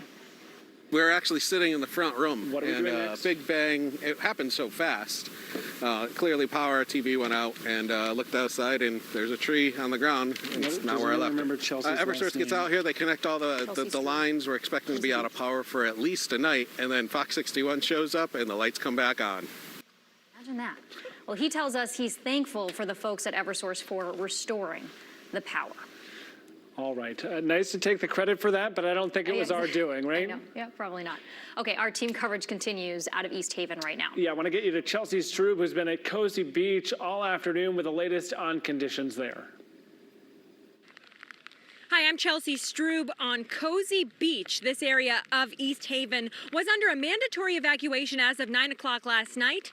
Right now, conditions seem to be pretty calm. The best way to describe it here is wet. A lot of rain is falling here. There's a wind gust here and there, but not too terrible. It's not keeping people from coming to this beach and seeing what Henri has in store for this part of Connecticut. We're seeing a lot of people come to look, even making TikToks here on the beach. This is me and my friends being ourselves. And so you came out here to do TikTok dances? Yes, exactly. We're not worried about potential for flooding, high winds, rain. I mean, yes, but not right now. And that's just one extreme, and then we go to the other. We're seeing houses and businesses boarded up here along Cozy Beach. We're seeing sandbags here to protect some homes and businesses, but it's not keeping people from coming to Cozy Beach, this part of East Haven, to see what Henri has in store for this area. We're seeing a lot of people here who are waiting for the storm to get worse. So we have a lot more still to come, a lot more coverage coming here from Cozy Beach. That's where I am reporting live. I'm Chelsea Strube for Fox 61 News. Thank you very much, Chelsea. Check this out right over here. This is in Canterbury right now. Butts Bridge Road in Canterbury closed because of a tree that fell on private property. Of course, the wires are down because of it. A road closed sign set up in the middle of the street. These are just some of the scenes that we're seeing in several towns across Connecticut. Yeah, and some more impressive flooding out of Manchester. We've spent a good deal of time in this community today, and this is why you're taking a look at these images here. The Diana family sent this from Gerrard Street. Flooding really taking over much of the road there. Our reporter in Manchester said that fortunately a lot of this rushing water has receded, but certainly leaving problems in its wake. It is something that we are continuing to follow. We'll continue to be live throughout the night, but as we check in with Chief Meteorologist Rachel Frank, a reminder, Fox 61 Morning News, we are live from 4 to 11 a.m. Our team will be in full force. My mom's texting me. She said, what time did you get to work today? 5 a.m. for Keith. Well, that's when you went on the air. Yes, but we're all good, and everybody, you know, we have you covered. You'll be here for 10 and 11, Yep, and then tonight. tomorrow morning as well. I hope you get some sleep, but It's a quick turnaround. is your bedtime soon? are you going to be able to go to I'm sleep? typically in bed at 5:30. So this is Oh my gosh. This is a night out with my Woo! friends. This is wild. Yeah. Oh my gosh. Crazy. Well, let's bring the Well party and talk about the winds out there, which really aren't too bad. Gusts up to 33 miles per hour in Groton, 18 for Waterbury. What you're looking at is all of the various kind of wind damage reports that have come down, and there is a lot more of them in southeastern Connecticut than the rest of the state. You're noticing about 2 flash flood reports there, and the rest, all 10, are wind damage reports. So certainly reports of downed trees and power lines, but not nearly as bad as it could have been. The fact that the track ended up shifting, 40 to 60 miles to the east had a major implication on our impacts, and that's fine with us because it ends up meaning a nicer day for all of you, less power outages, and even less flooding, which is really setting up to the southwest. Guys, showers off and on through the evening tonight and tomorrow, but the worst of the wind should be over. Thank you, Chief Meteorologist Rachel Frank. A reminder, we are all live, all local. For big stories like this, we have you covered. We're going to take a quick break. We are back with our coverage of Tropical Storm Henri. Expecting a live news conference with Governor Ned Lamont at 6. Eversource also updating us that right here at 6:30. We'll be right back.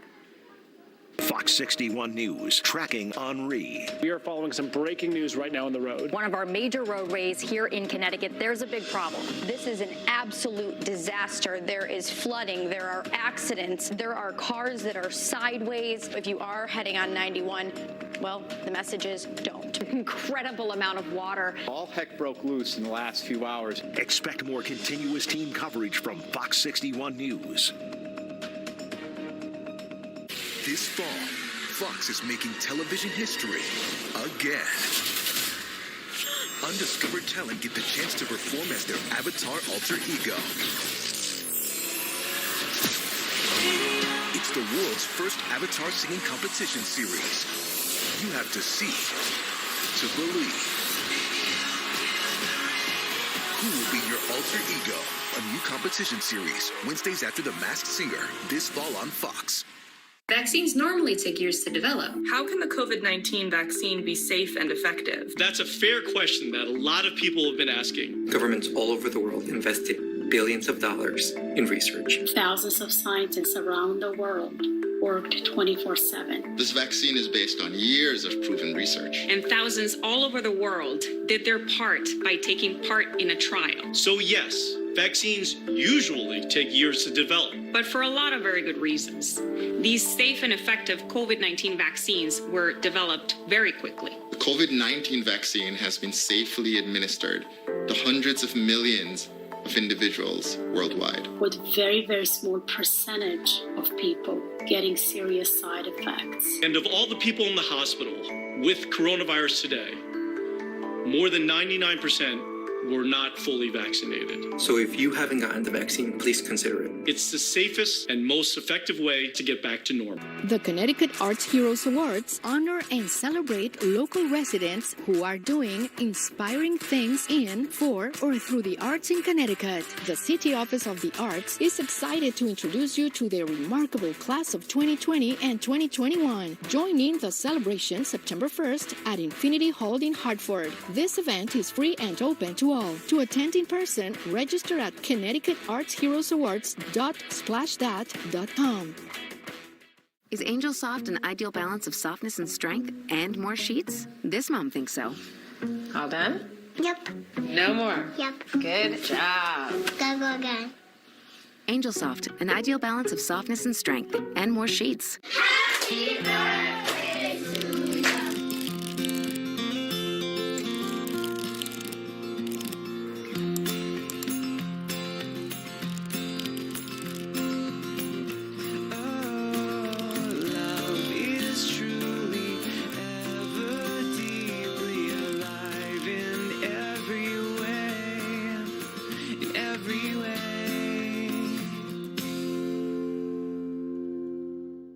Stay cozy and warm this fall holiday season with a gift from your friends at AirTemp. 5 lucky winners will win a free furnace tune-up from AirTemp in Newington. Enter today at fox61.com/contests. AirTemp, adding perfect indoor conditions to your home. We are tracking the impacts of Henri tonight, the system making landfall as a tropical storm in westerly Rhode Island this afternoon. It was raining so hard this afternoon that a portion of I-91 North was shut down completely due to a crash that happened right near the Brainerd Airport Road exit near Hartford. While it didn't make a direct landfall in our state, we're still, of course, feeling the effects. This is what it looked like in Tolland, a tree down here.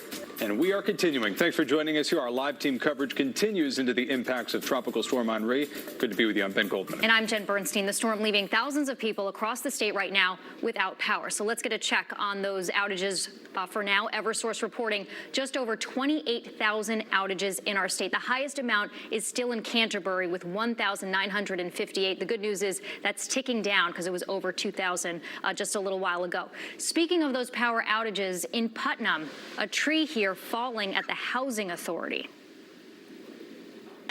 I can't wash clothes, can't take a bath because of hot water. People with the oxygen, they have to have that power. Without it, you know, who knows how long they can last without power. Situation for folks who are in the dark right now. A tree falling near the intersection of Howe Road and Route 668 in Canterbury right here. This closed down the entire road. And of course, people having problems with power in Canterbury as well. Check this out, too. In Manchester, a street turning into a river this afternoon. We've been talking about Manchester really all this afternoon just because of the amount of flooding that we've been seeing there. This is happening on Gerrard Street. Good news is we've heard from our reporter, Michael Wooten, who's been on the ground, that a lot of that water has receded. And down 395 a little ways, Renee Riley sending us this picture from Brooklyn. You can see another tree coming down and some power lines on Wyndham Road there. A bit of a tour of the state and seeing the damage left behind from this system. Someone who's been tracking the system all day long and wants to get an update of where this impact is right now. Chief Meteorologist Rachel Frank joining us now. Rach, the storm system has kind of moved out of the state or is moving out of the state. Where do we stand now? It's still in the state of Connecticut, but it is in a much weakened state. So we're not anticipating any bad impacts here for the rest of the evening tonight. We'll see off and on occasional downpours as we head through the day tomorrow, but the worst of the wind is over. And while there could be some occasional heavy downpours as we head through the day tomorrow, we're not expecting any major impacts, so you can go on and live your life through your Monday. Although some people do have some damage and some flooding to clean up. This storm could have been so much worse had it ended up making landfall just a little bit farther to the west. If it had been in Connecticut, we would have had the storm surge, we would have had the worst winds, but just a little bit of a change in track really helped us in Connecticut kind of get spared the worst. So off and on showers tonight, some locally heavier downpours possible off and on tomorrow, but there will be some dry time in between. And there are lots of flood warnings that are in effect too. Just a moment ago, actually here in northeastern Pennsylvania, there was a tornado warning, which is kind of bizarre for it to happen in that part of the storm. Major flooding ongoing in northern New Jersey through parts of New York. We'll take another look coming up, guys.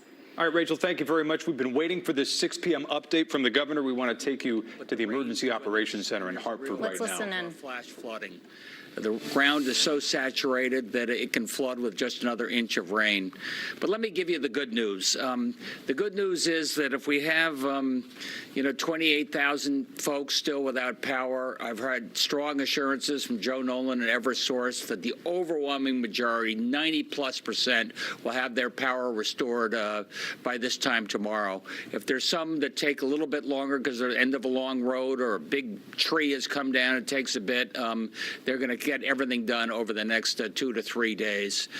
And look, the storm did us a bit of a favor. It did Rhode Island no favors by veering a little bit more to the northeast. We've got down to 28,000 outages. They're still closer to 70,000. That said, I think they're going to see some of the crews heading from Connecticut up to Rhode Island to be of any assistance that they can be.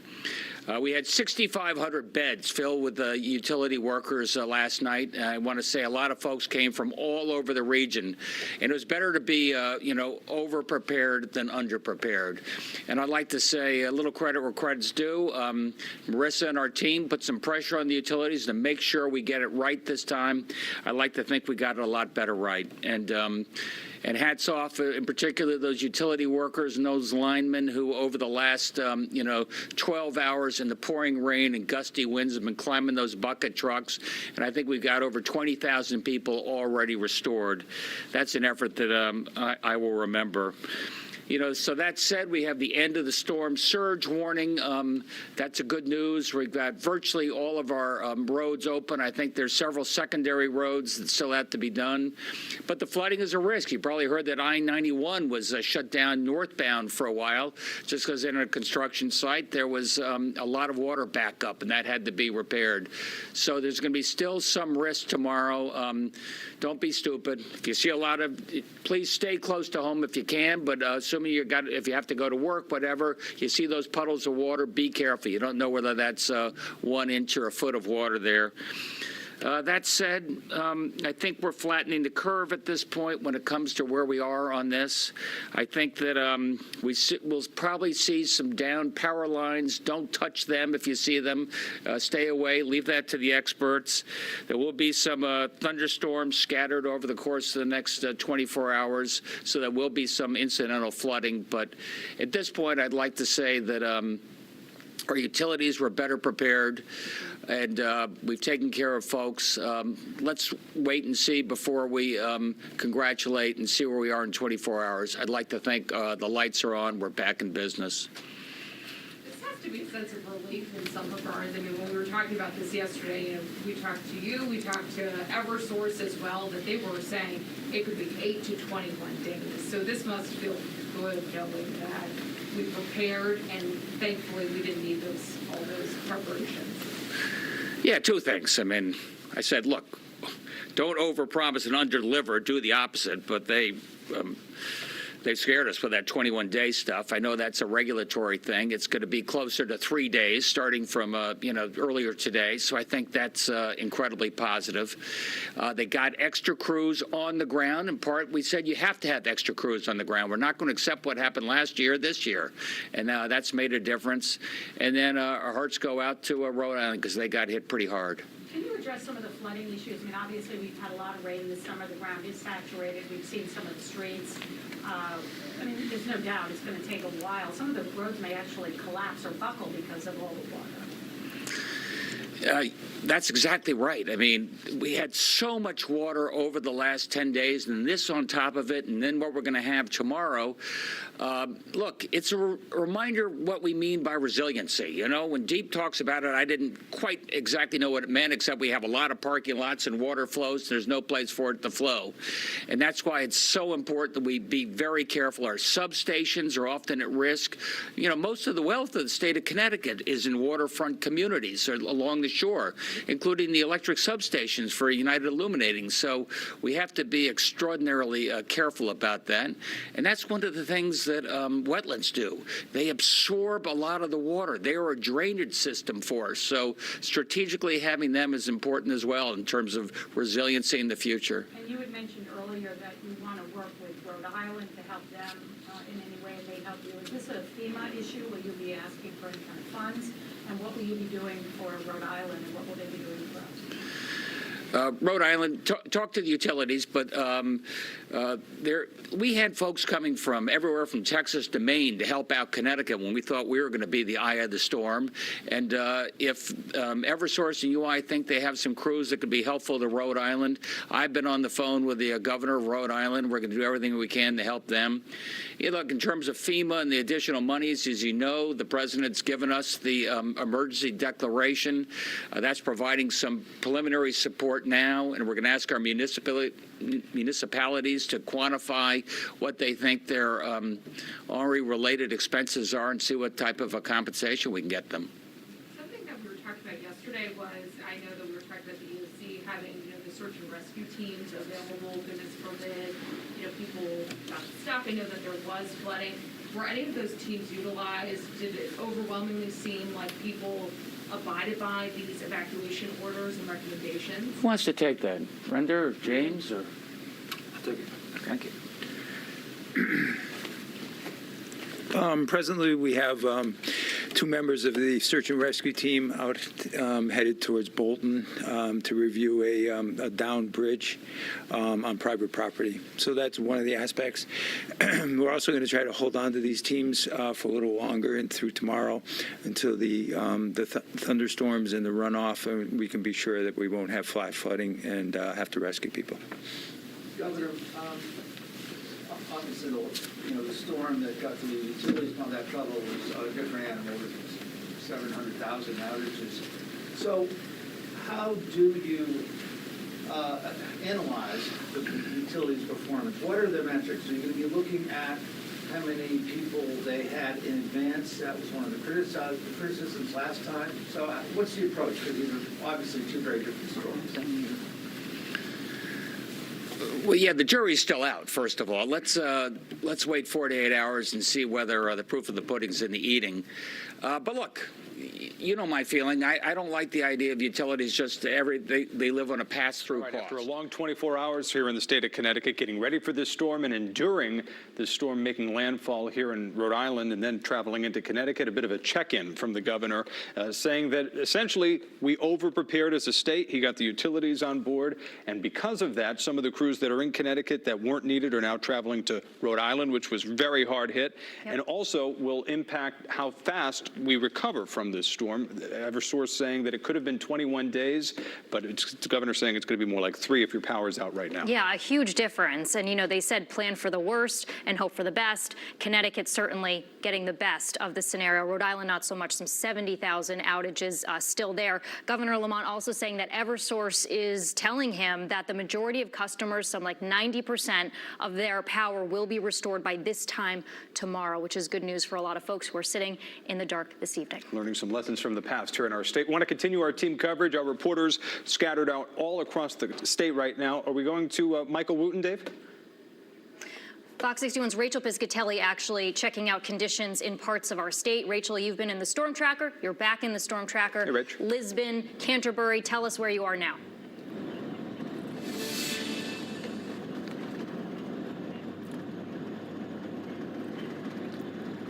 Yep, so still in the Lisbon area. We haven't really moved much. This is where we're seeing most of the reports for any storm damage at this point in terms of downed trees and power lines. I know there are numerous ones across the state, but this is where we're seeing kind of the cluster of those reports.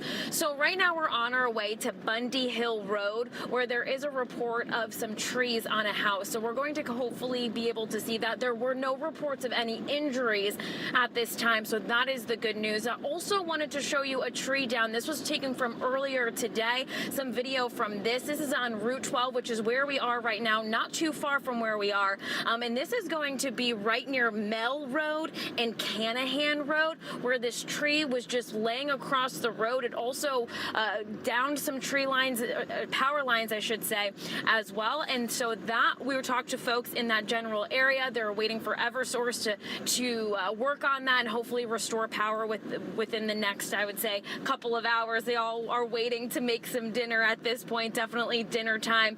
We did see some Eversource crews out there before we had left that location just earlier, and so hopefully we'll be able to see those that be restored to that general area.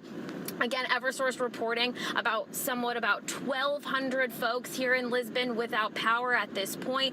So again, this is kind of a look at the roads. We are seeing some debris on the side of the roads too, some tree limbs, just some branches as well. So we're going to continue to kind of trek across the state here in Lisbon and generally get you a look at Bundy Hill Road, hopefully within the next half hour or so. But for now, live in the Storm Tracker, Rachel Piscatelli, Fox 61 News. All right, Rachel, thanks, and keep us updated. Well, Tropical Storm Henri battering coastal communities in the state where right now we're seeing a lot of wind. Yeah, Fox 61's Gabby Molina moving down along the shoreline. Gabby's in Milford. And Gabby, how are things where you are right now?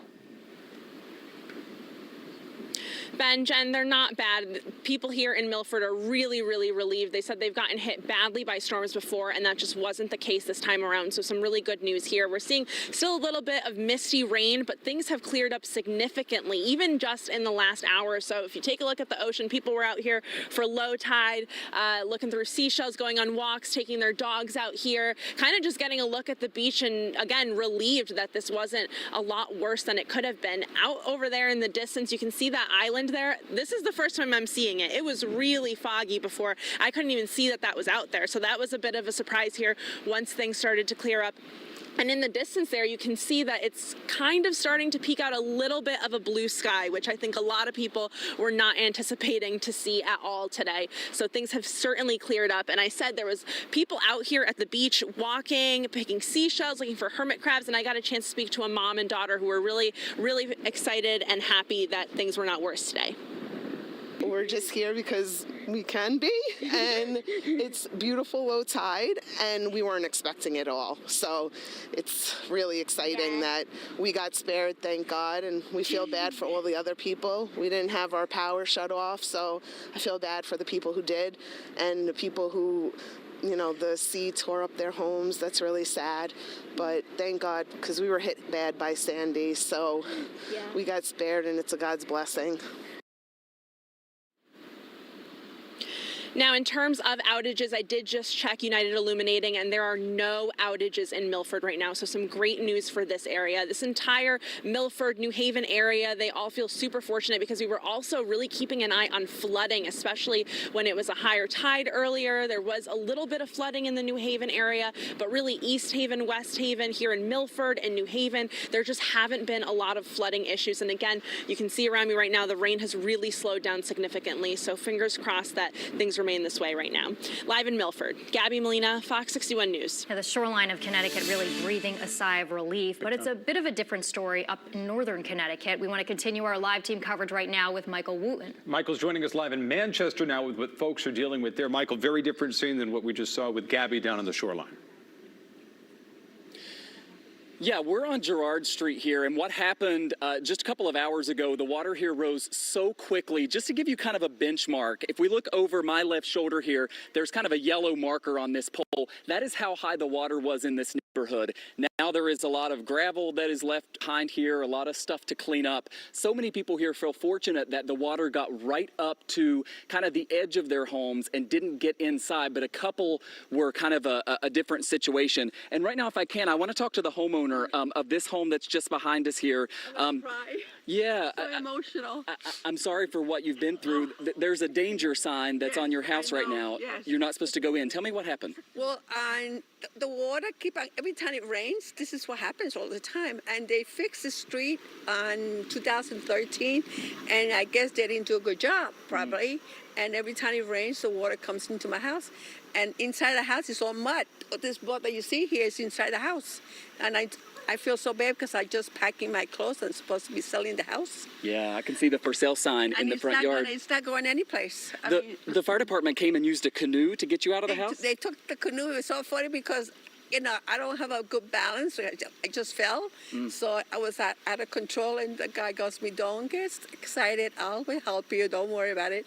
So he took me across the street. Yeah. So he helped me. It was really nice of him to help me. We're glad that you're doing well, Yes. And we wish you all the best, and thanks for talking with us. I want to show people, if we can, some of the video earlier, just to give you a sense of what it looked like in this neighborhood as the water rose so quickly. It was just incredible to see, but then I'm told as soon as it stopped raining, everything just receded just as quickly as it came up. There is a lot to clean up here, and obviously for this lady, you know, a lot of work to do inside her home just as she tries to sell it. But I've heard a lot of people on this neighborhood feeling fortunate that it wasn't worse and that nobody was hurt here, because you're talking about 4 or 5 feet of water in this neighborhood, guys. Coming out of Manchester that you were showing us even were just really, you know, incredible, but feel so bad for the homeowners, what she's dealing with here. That is a mess. And we just saw that flooding in West Hartford, what was it, last week or 2 weeks ago? So this state has gotten so much rain in just a 2 or 3 week period of time, you just can't contain it. No. We are beyond saturated at this point. All right, many of you have been sending in your pictures and videos from the storm into us. And we appreciate it because that's how we can see what it looks like in all different parts of the state to show you. Want to take a look at some of the photos and videos that you've sent in. Some of the pictures that we're seeing right now, our meteorologist warned of that storm surge along the shoreline. And this is it right here. This is flooding at a marina in Bramford.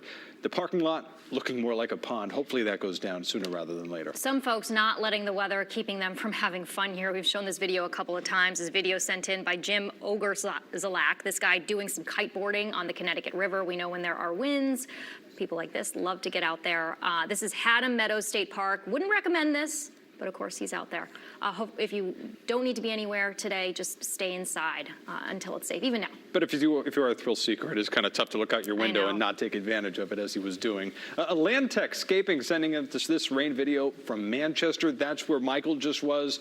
That town dealing with so much flooding, even just a little river, a creek in someone's backyard turned into that river that you saw, caused so much damage. Again, this is in Manchester. Yeah, the Hockenham River, Manchester mayor was saying, was the issue there. And you can just see the leaves were going sideways from the rain. We want to see your pictures. So easy to send it to us. Just turn your camera horizontally if you could and take your pictures and videos safely. That's important. Then upload it to the Fox 61 app using the Near Me in the bottom corner of the app. And when you do that, we want to make sure that we can share that it was you that sent it in. So if possible, tell us your name, tell us where you're from, along with your photo and video, and then you can see those photos and videos right here on Fox 61. We know southeastern Connecticut was impacted by Henri as it made landfall. Yeah, a lot going on here. Fox 61's Carmen Chow joining us live in Groton, tracking conditions, again, kind of down by the shoreline, closer to where Henri made landfall. Carmen? Well, then here on Poquonock Road in Groton, power is still out. I'm actually seeing a utility truck drive right past us, but something to be very careful of. This downed power line, never go near a line, even if you're not sure if it's active or not. And right down the street, the traffic lights are out. So if you run into that town, just treat it like it's a four-way intersection with stop signs. Utility crews were spotted throughout Groton in residential neighborhoods and industrial areas. So they are working to get power back to homes. They are just asking for some patience as they get to everyone. And on New London Road, generators were heard from near and far. Neighbors were seen taking walks or going to someone else's homes right down the street to socialize while they wait to see a utility crew. The flooding was also seen in towns, just like this bridge on South Road, where cars were driving through the water and squeezing by on the side, and even leaving one car's engine to stall, and they had to be rescued, so you don't want to be in that situation. And that's why crews put up those barriers to let drivers know. Now, residents I spoke to say the storm came in so fast and strong, but left unexpectedly fast. Pretty much we had a lot of rain, but the wind was never that bad. I was kind of anticipating it'd be much worse. We just have one branch down and we lost power probably around noon. The wind just kicking up, I just couldn't, we're not used to that. Yeah. Not used to that at all. Now, if you are someone who lost power and is waiting patiently, continue to check on your utility company's app or website on your phone or tablet. And we will also keep you up to date on restoration efforts around the state on air, online, and on the free Fox 61 News app. For now, I'm live in Groton. Carmen Chow, Fox 61 News. All right, Carmen, thank you very much. Let's get another check on the forecast right now. We do have some problem spots in our state. Yeah, Taylor Kurkowski sending in this video for us. Chief Meteorologist Rachel Frank joining us now. Rach, where are we seeing the worst of things right now as far as damage is concerned? We have a cluster of wind damage reports in southeastern Connecticut, but I think in terms of flooding, it's been Manchester, Vernon, and Wallingford that we have seen the most reports of water in the roads. You know, you get this kind of tipping point where there's just been too much rainfall over a short period of time, and sometimes those areas are very localized, meaning they're in some towns, but maybe the next town over, it's not so bad. So Vernon and Manchester, one of those areas that was very hard hit. You can see there's a lot of water in the roads there. This is from Bow in Groton. You're actually seeing the center of circulation from Henri. He was in blue sky, but you could see the storm in the distance, which almost made it into a little shelf cloud there. Water in a backyard here in Manchester. This is from Dawn, and this is from Jeff in Mystic, showing some tree that came down right near a bridge here in Mystic and ended up taking the gate out. Right now, you're getting a live picture from, thank you, Neil Perrin. He said he was cleaning off the lens of the webcam for us, so we were able to use it, and it's a pretty ominous sky, but all in all, this storm could have been much worse had the track been a little bit closer to us here in Connecticut and not into Rhode Island. I just looked, Rhode Island is up to 76,000 power outages. Meanwhile, here in the state, we're less than half of that because they ended up getting the worst of the wind. New rainfall totals that are coming in: Manchester at 4.5 inches, right around 4 inches of rain for Hebron, a little bit under that for Rockville and for New London, Groton right around 3 inches, and 2 inches of rain for New Hartford. Thank you everybody for sending in your rainfall reports and your photos. We really appreciate it. And now where do we go from here? You've got some showers still in western Connecticut, but the heaviest rain is really just to the west of us. Mount Olive, Paterson, New Jersey. These are the areas right now that are just getting absolutely inundated with rain. And I was thinking that some of that was going to be here in Connecticut, but it looks like it is just missing us. So a flood watch is still in effect, likely into the day tomorrow. One thing that's been canceled is the tropical storm warning, since those winds have clearly not verified, not happened, and also the storm surge warning. The National Weather Service saying there still could be a little bit of coastal inundation, maybe 1 to as much as 3 feet. That is probably a worst case scenario though, but as we head towards high tide, there could still be some minor coastal flooding. Where do we go from here? We'll take a full look at your forecast in the days ahead coming up, guys. All right, Rachel, thank you very much. And we do want to read an advisory that just came in from DEEP and the Department of Public Health saying, advising you to not go swimming or have any other water contact at recreational areas over the next 72 hours because of Tropical Storm Henri. Officials saying that because of the storm, many areas in Connecticut have experienced, quote, discharges of untreated sewage. So you just don't want to go in the water. Yeah, we've seen a lot of videos and photos of people going out in those areas of water. Don't know what's in it. Safety first. All right, we know you expect more context into the impact of this storm now that it's starting to move out. We're speaking with meteorologist Ken Graham right now. He's joining us. He's the director of the National Hurricane Center. He's down in Miami, Florida. Ken, thanks for joining us. Hello. Yeah, thanks for having me on. Yeah, you bet. So, Ken, we're trying to analyze what we just experienced during the last 12 hours in Connecticut. One moment, it seemed like the storm track was going toward the west near New York, and then 5 seconds later, it seemed like it just slid right back to the east toward Rhode Island. Tough to plan. Why specifically, after seeing this storm's track, was it so hard to predict where this was going to end up?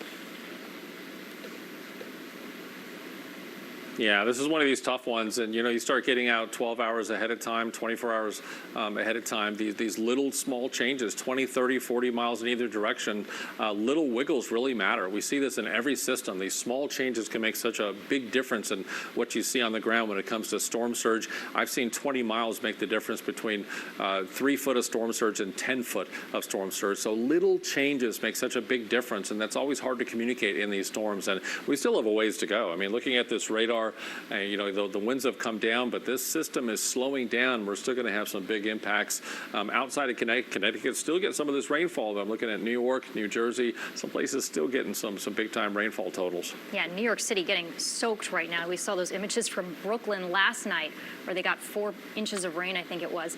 Now that the storm is working its way through New England, what should people be mindful of tonight? We know that high tide is at midnight. Is that going to be an issue for our shoreline? Yeah, there could be some localized areas, but I think the big story here is going to be where this rain sets off. Just some real danger zones. You look at some of these areas, some of that rain moving out of Connecticut because that was the center of the storm. And if you think about the center of the storm, anywhere around the center with this system and the right-hand side has never really had most of the rainfall. It's been the left side that's contained most of the rainfall in this system, and that's where we're seeing it back through New York and Pennsylvania. But these rainfall totals for New York City and the northern portion of New Jersey, just significant amount of rain, just a large danger zone when it comes to areas that we could see some of this flash flooding. Ken, being down in Miami, Florida, you might group Connecticut, Rhode Island, Massachusetts, New York all together in the same region. But for us specifically, we're kind of breathing a sigh of relief here in Connecticut that we dodged a major bullet, expected it to be maybe even worse than it was. Talking about the next 12 to 24 hours? People leaving their homes, starting to drive again, crews coming out, maybe restoring power. What should people be looking out for when cleaning up debris after a storm passed through like we just had? Yeah, whenever you have debris like that through Connecticut, I mean, just got to watch out for, just when you're using equipment, if you have power outages, using generators, just use the safety. It's just so important to make sure you have those generators outside, away from the house, outside of the house, outside of your garage. So just be careful when you're doing the cleanup. There could be sharp objects. That's one of the big things. And remember this slow movement. The system is still going to make that turn. You can still see some of these showers and still have debris on the road. And at nighttime, particularly throughout Connecticut, just be careful with that debris. You just can't see it on the roadway if you're traveling. So it's just best to stay put and just be real careful when you're outside. All right, Ken Graham, Director of the National Hurricane Center down in Miami, Florida. We appreciate it. Thanks for joining us. Thank you. Okay, so we continue our live team coverage right now with Sean Stackhouse. Yes, Sean's joining us live in Waterford right now, getting the latest for us. Sean, some waves behind you still. There are some massive waves behind us, and they have really been picking up since about 4 o'clock was when we really started to notice the strength of these waves, and really just in about the past 5 minutes. We've actually started to see some rain. We have been traveling around the Waterford, New London area for the majority of today, and since, certainly midday around 2 o'clock or so, things have stayed dry. Even the sun came out for a portion of the day for us, but since then it has really started to change. I'll take you down to the water with me so you can get a bit of an idea about just how big these waves are. When they're coming towards these rocks, they are just crashing extremely powerfully, and the wind as it whips into your back is something that could really topple you over if you are not paying attention. But good news for those that are looking to get out and fly a kite. It's wonderful for that. And here in the Waterford and New London areas, combined, we've seen around 150 total power outages. So certainly not one of the places that has been bearing the brunt of this storm, but we will continue to keep you updated on Fox 61's website and mobile app about what these conditions are like and any damage that we're seeing. For Fox 61 News, I'm Sean Stackhouse. All right, Sean, we appreciate that. Thank you. And breaking right now, officials with Eversource are giving an update into the damage and power outages across the state. They're in Old Saybrook right now. We want to bring you there live and listen in. By introducing some of our special guests here, I want to first Selectman Fortuna and Chief Spera, who have hosted us here at the satellite facility, which is great. In addition, I want to recognize Senator Niederman and Representative Devin Carney. So thank you. And joining me is also our President, Craig Hallstrom. So yesterday, as you know, we were forecasting a historic storm that was going to come in here and cause significant damage to the state of Connecticut. That storm did shift, and when that storm shifted, obviously a significant reduction in the number of damage that took place. A couple of things I want to do. I want to recognize the 9,300 Eversource employees that turned out here for this storm. Last night, we housed 6,000 folks here in Connecticut. We've fed 10,000 folks today. We had meals. This morning, I had the pleasure of having breakfast with crews out of Mississippi and Ohio. They were up in the hotel lobby at 5:30 this morning, eager to get out there. I had to tell them to get their rest because the storm isn't coming for a little bit longer. But I just want to thank them. They drove 19 hours to come here and help the people of Connecticut, and I'm very, very proud of that. I'm going to turn this over to Craig Hallstrom, who is our president here in Connecticut and is our operating officer who oversaw the recovery here. We still do have outage, and we're going to work around the clock until we get everybody back. So, Craig? Thanks, Joe. Thank you. Good afternoon, everyone. So as Joe said, we did sustain some outage today. Right now, we have approximately 27,000 customers remaining without power. We've restored about 31,000.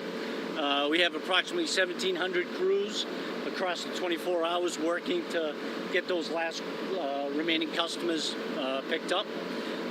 We're out doing DA just to look at, now that we can get out on the street and the storm has passed, to see what kind of damage we have out there, to be sure that we have the right stock and the right things in place. But right now the damage does not look severe. We have about a dozen poles, 140 sections of wire down, a couple dozen transformers. So, you know, given what we thought was going to happen yesterday, today is a pretty good day. You know, in terms of the duration, you know, as we said yesterday, we really thought that it was going to be a much more significant storm, and we declared what we said was a level 2.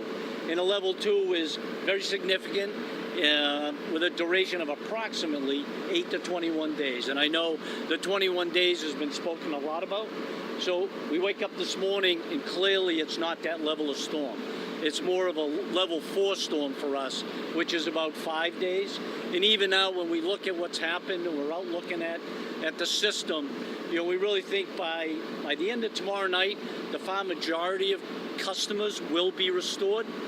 There's a global ETR that is being communicated for the last customers, you know, perhaps Wednesday at noon, but I really think with the crews and the things that we have in play, we'll really be able to bring that into probably more Tuesday. But again, I think the far majority of customers will be restored by late tomorrow night.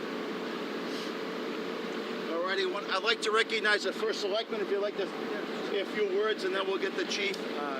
Thank you, Joe and Craig, very much, and thank you, Eversource, for staging here. It certainly gave our residents and residents in the area a great sense of comfort that Eversource was here and ready to respond. Anytime there is any kind of an emergency, whether it's a snowstorm, whether it's a tropical storm, whether it's COVID, we rely on a team, whether it's our legislature, emergency management, youth and family services, and, you know, Eversource has shown itself to be a great team member. Nobody's here today to cast blame on what's happened in the past or, you know, take credit for a storm that really didn't happen. But we were ready today. The governor's team was ready. We were ready locally. And I just want to thank Eversource for being here and staging here. Thank you, Senator Needleman, for all you've done at the state legislature. I want to say thank you to our chief for running our emergency operations center. And I'm glad everybody came through this safely. Thank you. Thank you very much. Chief, would you like to say? Absolutely. Thank you very much. Thank you, Chief. So clearly, from a public safety standpoint, we are joined at the hip with Eversource in celebrating that this was not a severe storm as it was predicted to be just 24 hours ago. I am pleased to report that what I saw, boots on the ground here in Old Saybrook at the Eversource staging area, was a true example of lessons learned and preparedness taken to an all-new level by Eversource. And so if this storm was as severe as it was predicted to be, I firmly believe that we would have seen an unprecedented response from this utility. So we enjoyed working with them. We hope that our relationship stays strong and that they always consider Old Saybrook as a possible staging area for the future. Thank you. Senator Needleman. Thank you, Joe. So I also want to echo what Chief Spera said. On the ground, this time it worked the way it's supposed to work, and there were lessons learned after ECS last year. We did pass some legislation. I'd like to think it helped incentivize working together a little more closely. But you could see the value of pre-staging assets within a town prior to a storm, because we were able in Essex to respond to events as they happen. Not restoring power, but putting out fires on poles and all kinds of other problems that come up in the middle of a storm. I would like to thank Eversource. I'd like to thank everybody that participated in this, including Governor Lamont, who also has been part of making sure that we are prepared and ready. This storm turned out to be a false alarm, but this one could have been much more catastrophic than anything I've seen in 30 or 40 years. So thank you all for all the hard work. Thank you, Senator. Representative Connie, please. Thank you very much, Joe. I'm just happy to say that we were able to say bonjour and au revoir to Henri rather quickly. But in all seriousness, thank you to Eversource for preparing the way they did during this storm. We'd hope for that type of preparation in the future. I know the storm didn't turn out what we thought it was going to be, but that preparation was there. I'd also really like to thank all of the first responders, especially in the communities I represent, but across the state. Of course, all of the line crews. I mean, these men and women coming hundreds of miles to make sure that Connecticut residents have power or that they can clean up trees and things like that. So a big thank you to them. And of course, all the municipal leaders. This really was a much better outcome than most of us thought. I know there's a lot of families out there that are relieved, a lot of seniors out there that are relieved that they can go home and turn on the lights and that power will be there. Thank you. We'll open it up to questions now. If anyone has any questions.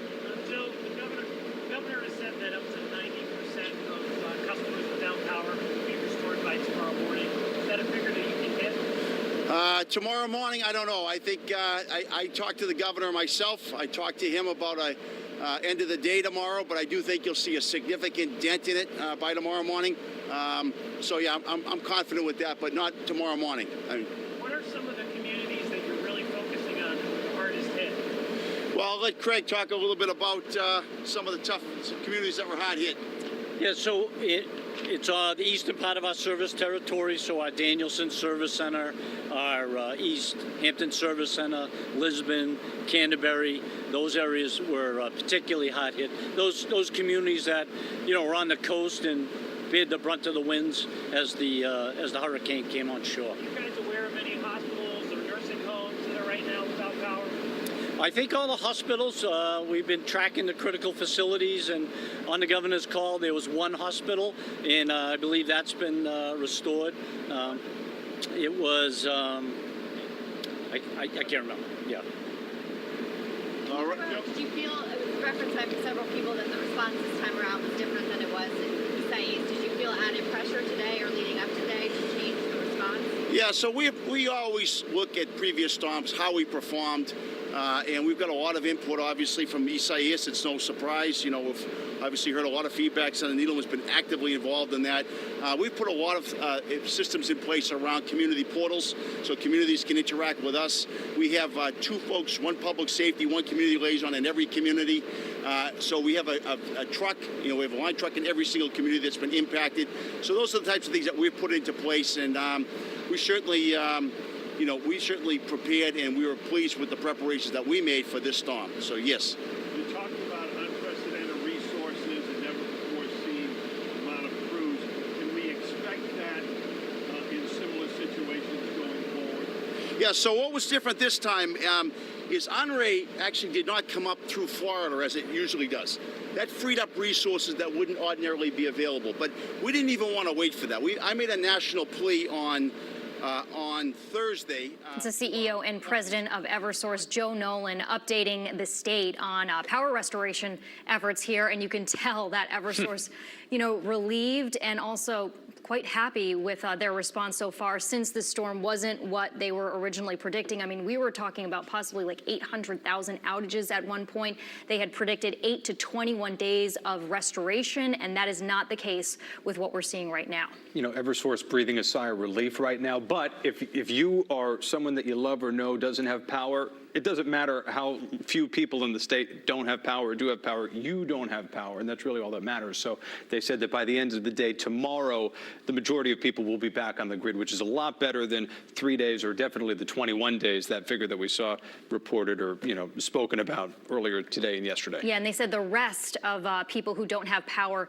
by tomorrow evening should have it by Wednesday at noon. And Eversource also saying they think that's more going to be like Tuesday if all goes as planned. They have a ton of help, outside contractors that were here in Connecticut to help get that power restored. Yeah, in fact, some of these crews going to Rhode Island because Rhode Island is the one that that has, a lot of power outages there, some 70,000, I think Governor Lamont said just a bit ago at 6 o'clock. Yeah, most of the communities in Connecticut that are dealing with those outages just north of New London. So Canterbury and all those towns that are up near the Quiet Corner, but kind of near the Rhode Island border, which makes a lot of sense given where the hurricane's track was. Yeah, and where the winds were on the eastern side of the storm. Okay, so we have reporters all around the state. We have been keeping tabs on Tropical Storm Henri, of course, all day, all morning and all day.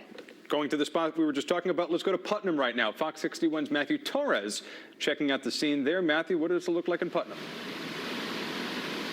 Well, if there was a sign that a tropical storm rolled through here, it's the elevated levels of this river running across Putnam. Neighbors telling us that before, with the recent rain, the levels were already high. But of course, after today, it's even higher. The current is even stronger. And as you can tell, conditions have really improved significantly. But power outages, as you guys have mentioned, remain a concern for at least one community here. Strong winds posing the biggest problem today in northeast Connecticut, close to Rhode Island. They were strong enough to snap a large tree limb at the Putnam Public Housing Authority just east of us here around 11 o'clock this morning. At this hour, it is still dangling on the power lines running across the street. Residents on both ends of this complex have already been without electricity ever since. They say they know this feeling all too well with past storms. They say they haven't had their power restored, really, whether it was in days or even weeks. But overall, Putnam officials say there hasn't really been major concerns. We did see utility crews out here when we first arrived. They assessed the damage, but of course, this process isn't straightforward. We did see Eversource crew just drive past us here moments ago. So regardless of the concerns that these residents may have had in the past, they are hoping for the best, and certainly hearing from Eversource just earlier, as well as the governor, that power should be fully restored within a day or even a couple or 3 days, really is sending some good news to the people here in Putnam. That's the latest in Putnam. I'm Matthew Torres, Fox 61 News. All right, Matthew, thank you very much. Continuing our team coverage and our tour around Connecticut here on this Sunday to Middlesex County, a little bit different than Putnam, where residents there were pretty much spared the worst of the storm. Fox 61's Jim Altman visited Portland, Middletown, and Cromwell with what people dealt with there. And here now across the Aragoni Bridge in Portland, this is the Yankee Marina, where the owner here just told us 3 words: we got lucky. Some of the boats taken out of the water, but a lot of them still anchored in the water. We spoke to mayors today, emergency managers, and fire officials, and here's what they had to say. We've been here all day getting everything ready, our portable pumps and our generators and things of that nature, and we're staffed accordingly for that today. Other than exercises, this is our first full activation of this emergency operations center. Having this sort of unified, centralized command structure here at the EOC makes a huge difference in our ability to respond effectively, because we can prepare for any scenarios. We've got straightforward communication happening at the highest level of city government. Been preparing for 3 days. I actually dodged the bullet here today. Very minimal damage here in the city. Really, it's been a normal day for us, so we're very, very fortunate. And having covered Superstorm Sandy and tropical storms Irene and Isaias, I can tell you those storms all had punches. Here in the Middletown, Cromwell, Portland area, they really only got a few jabs, and everybody is thankful for that. Here in Portland, Jim Altman, Fox 61 News. Line of the day could have been a whole lot worse. All right, Jimmy, thank you. Continuing that team coverage, checking on the roads from the Fox 61 Storm Tracker right now. Fox 61's Rachel Piscatelli checking out conditions in so many parts of our state. Rachel, you're out of the Storm Tracker now. You were in Lisbon before. Tell us where you are.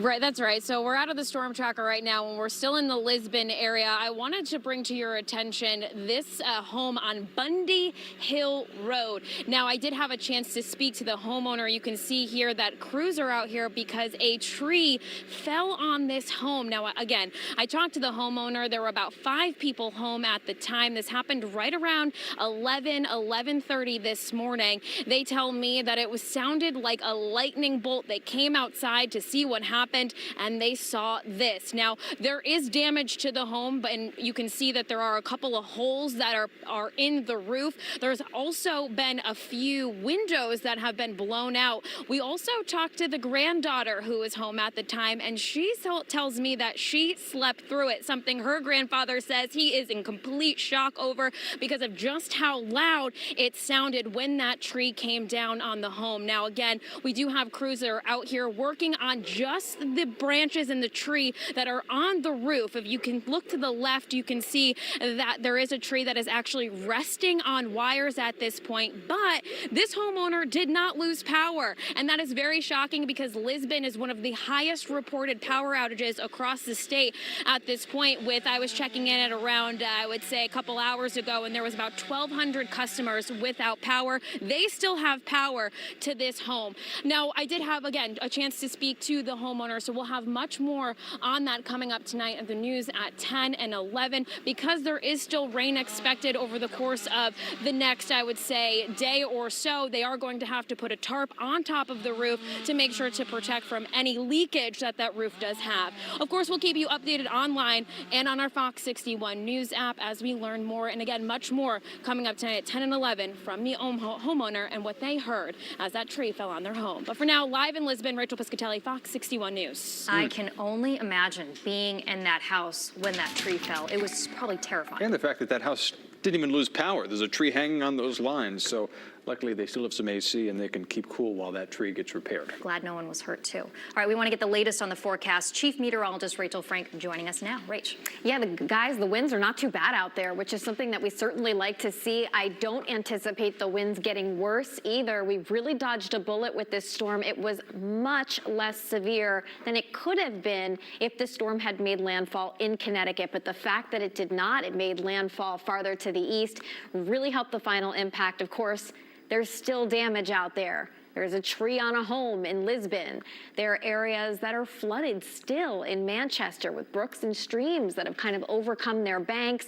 Vernon seeing issues, Wallingford seeing issues, the Park River in Hartford seeing some issues as well, right around the University of Hartford campus. Now, right now, you'll see those showers that have kind of started to taper off as the center of the storm is really lopsided in nature. You'll see all the rain on the western side, but the wind has pretty much fizzled really quickly, and the storm will continue to weaken into a tropical depression, if we can even call it that. This was some of the rain that we were concerned might happen here. Notice it's almost stationary, meaning every time you see a downpour come through, another one ends up popping up right behind it. This is going to be a pretty nasty situation unfolding here, and we're likely going to see some pretty devastating flooding in parts of northern New Jersey and just over the border in New York State, just west of Connecticut. Now, right now, it looks like the worst will end up staying to the west of us, but we'll have to keep an eye on this in case there are any surprises and it kind of tries to rotate back through. Although I do think tomorrow we will see it rotate back through with off and on showers and some locally heavier downpours. Now, one thing you've noticed from some of our crews at the Shoreline in southeastern Connecticut, it certainly is breezy out there, and those winds will switch direction out of the south here eventually tonight. Southerly wind tomorrow. It'll be breezy with winds anywhere between about 10 to 25 miles per hour. And then as we head into the evening, we'll see the wind switch direction yet again as that storm moves out and away from us. So we're just going to be dealing with some lingering aftermath or after effect kind of showers here. So this is 9:30. We're seeing some showers out there. 9 o'clock in the morning tomorrow, some of you are waking up with sunshine. Chester, Willimantic, Groton, but it is looking wet for western Connecticut. So it depends on where you live, your opinion of tomorrow morning's commute. And notice how this is going to be kind of hit or miss in nature. Some towns tomorrow might get some locally heavier downpours and some thunderstorms, and others will make it through most of the day dry. But don't be surprised if there are some big puddles out there as some of these showers come through, as they could be locally heavy. And then heading into your Tuesday, we are switching our perspective and starting to talk about the heat. Low temperatures tonight in the 60s to right around 70 degrees. Heading through the day tomorrow, we see high temperatures in the 70s, off and on rain, humid conditions, and some sunshine in between when you're not seeing the rain. Heading into your Tuesday, we'll see partly cloudy skies. It'll be warm and humid, high temperatures between 85 to around 90 degrees. I mean, look, if you're going to lose power and it's hot afterwards, yeah, that's a bummer if you don't have air conditioning, but it's always a little worse, right, when you lose power in the winter time and you have to deal with the cold. Taking a look at the 7-day forecast, we'll get to dry out a little bit after this. Tuesday, Wednesday, chance for an isolated thunderstorm on Thursday, but most of the day should be dry, but we are, again, going to be hot, a couple days near 90 degrees, and then heading back into the weekend will bring the temperatures down into the upper 70s, guys. Okay, Rachel, thank you very much. And continuing our team coverage, Jamie Bittner is in Milford. Heading back down to the shoreline. Jamie, how's it looking?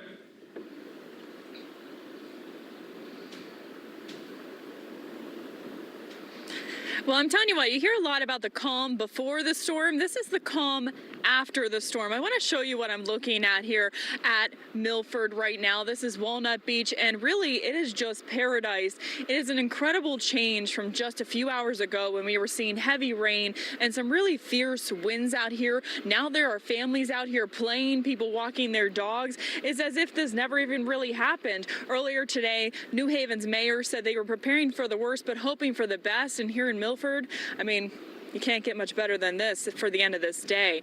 Very, very thankful out here that they were spared from that flooding. Live in Milford, Jamie Bittner, Fox 61. Jamie, thank you. What a picturesque scene down there. Our Connecticut shoreline is gorgeous, and we are so glad that Tropical Storm Henri didn't do too much damage. You would think that was like the Outer Banks or something. I know. It's gorgeous. Low tide, I guess. I thought it was low tide a while ago. We know high tide, I'm told, is at midnight. So 6 more hours. I feel like the seashell game is probably really good right now, too. The seashell game, okay.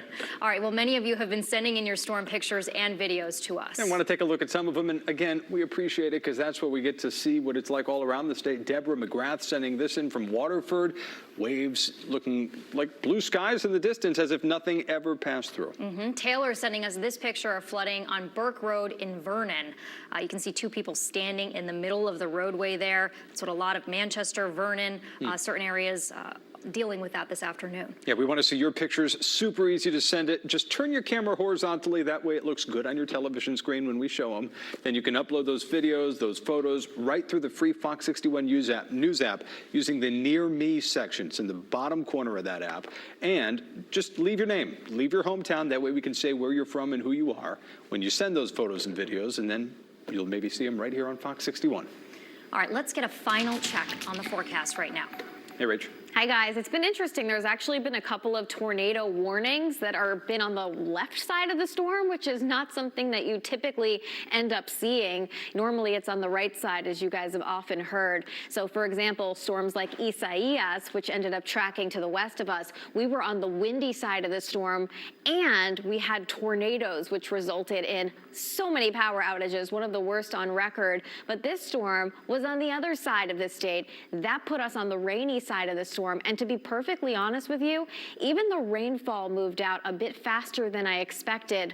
I thought we were going to get in on some of this. You see that very heavy rain to the south and west of us? That's going to be a huge problem for areas in northern New Jersey. Meanwhile, for us, we'll continue to see a few lingering scattered showers. For now, it looks like that heaviest stuff will stay out of our state for at least the next couple of hours or so, or I should say through this evening, and then we'll see a few additional kind of outer rain bands pass back through off and on through the day tomorrow, and then we focus on the heat that follows, guys. All right, Rachel, great job today. Thank you. And thank you for joining us for our live team coverage. It was a lot, but we got everything as far as impacts of Henri. You can follow the latest on flooding, damage, and power outages on our free Fox 61 News app. Check it out. We'll be back on the air at 10 p.m. tonight for a full weather and storm damage update as well. Stay safe out there, and we'll see you in just a few hours.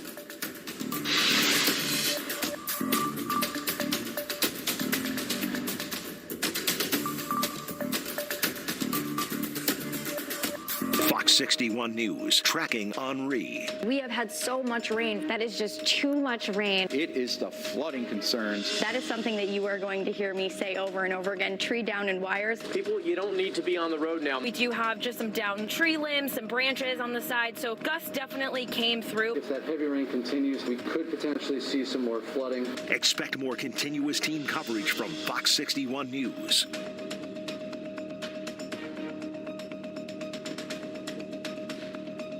It's positive.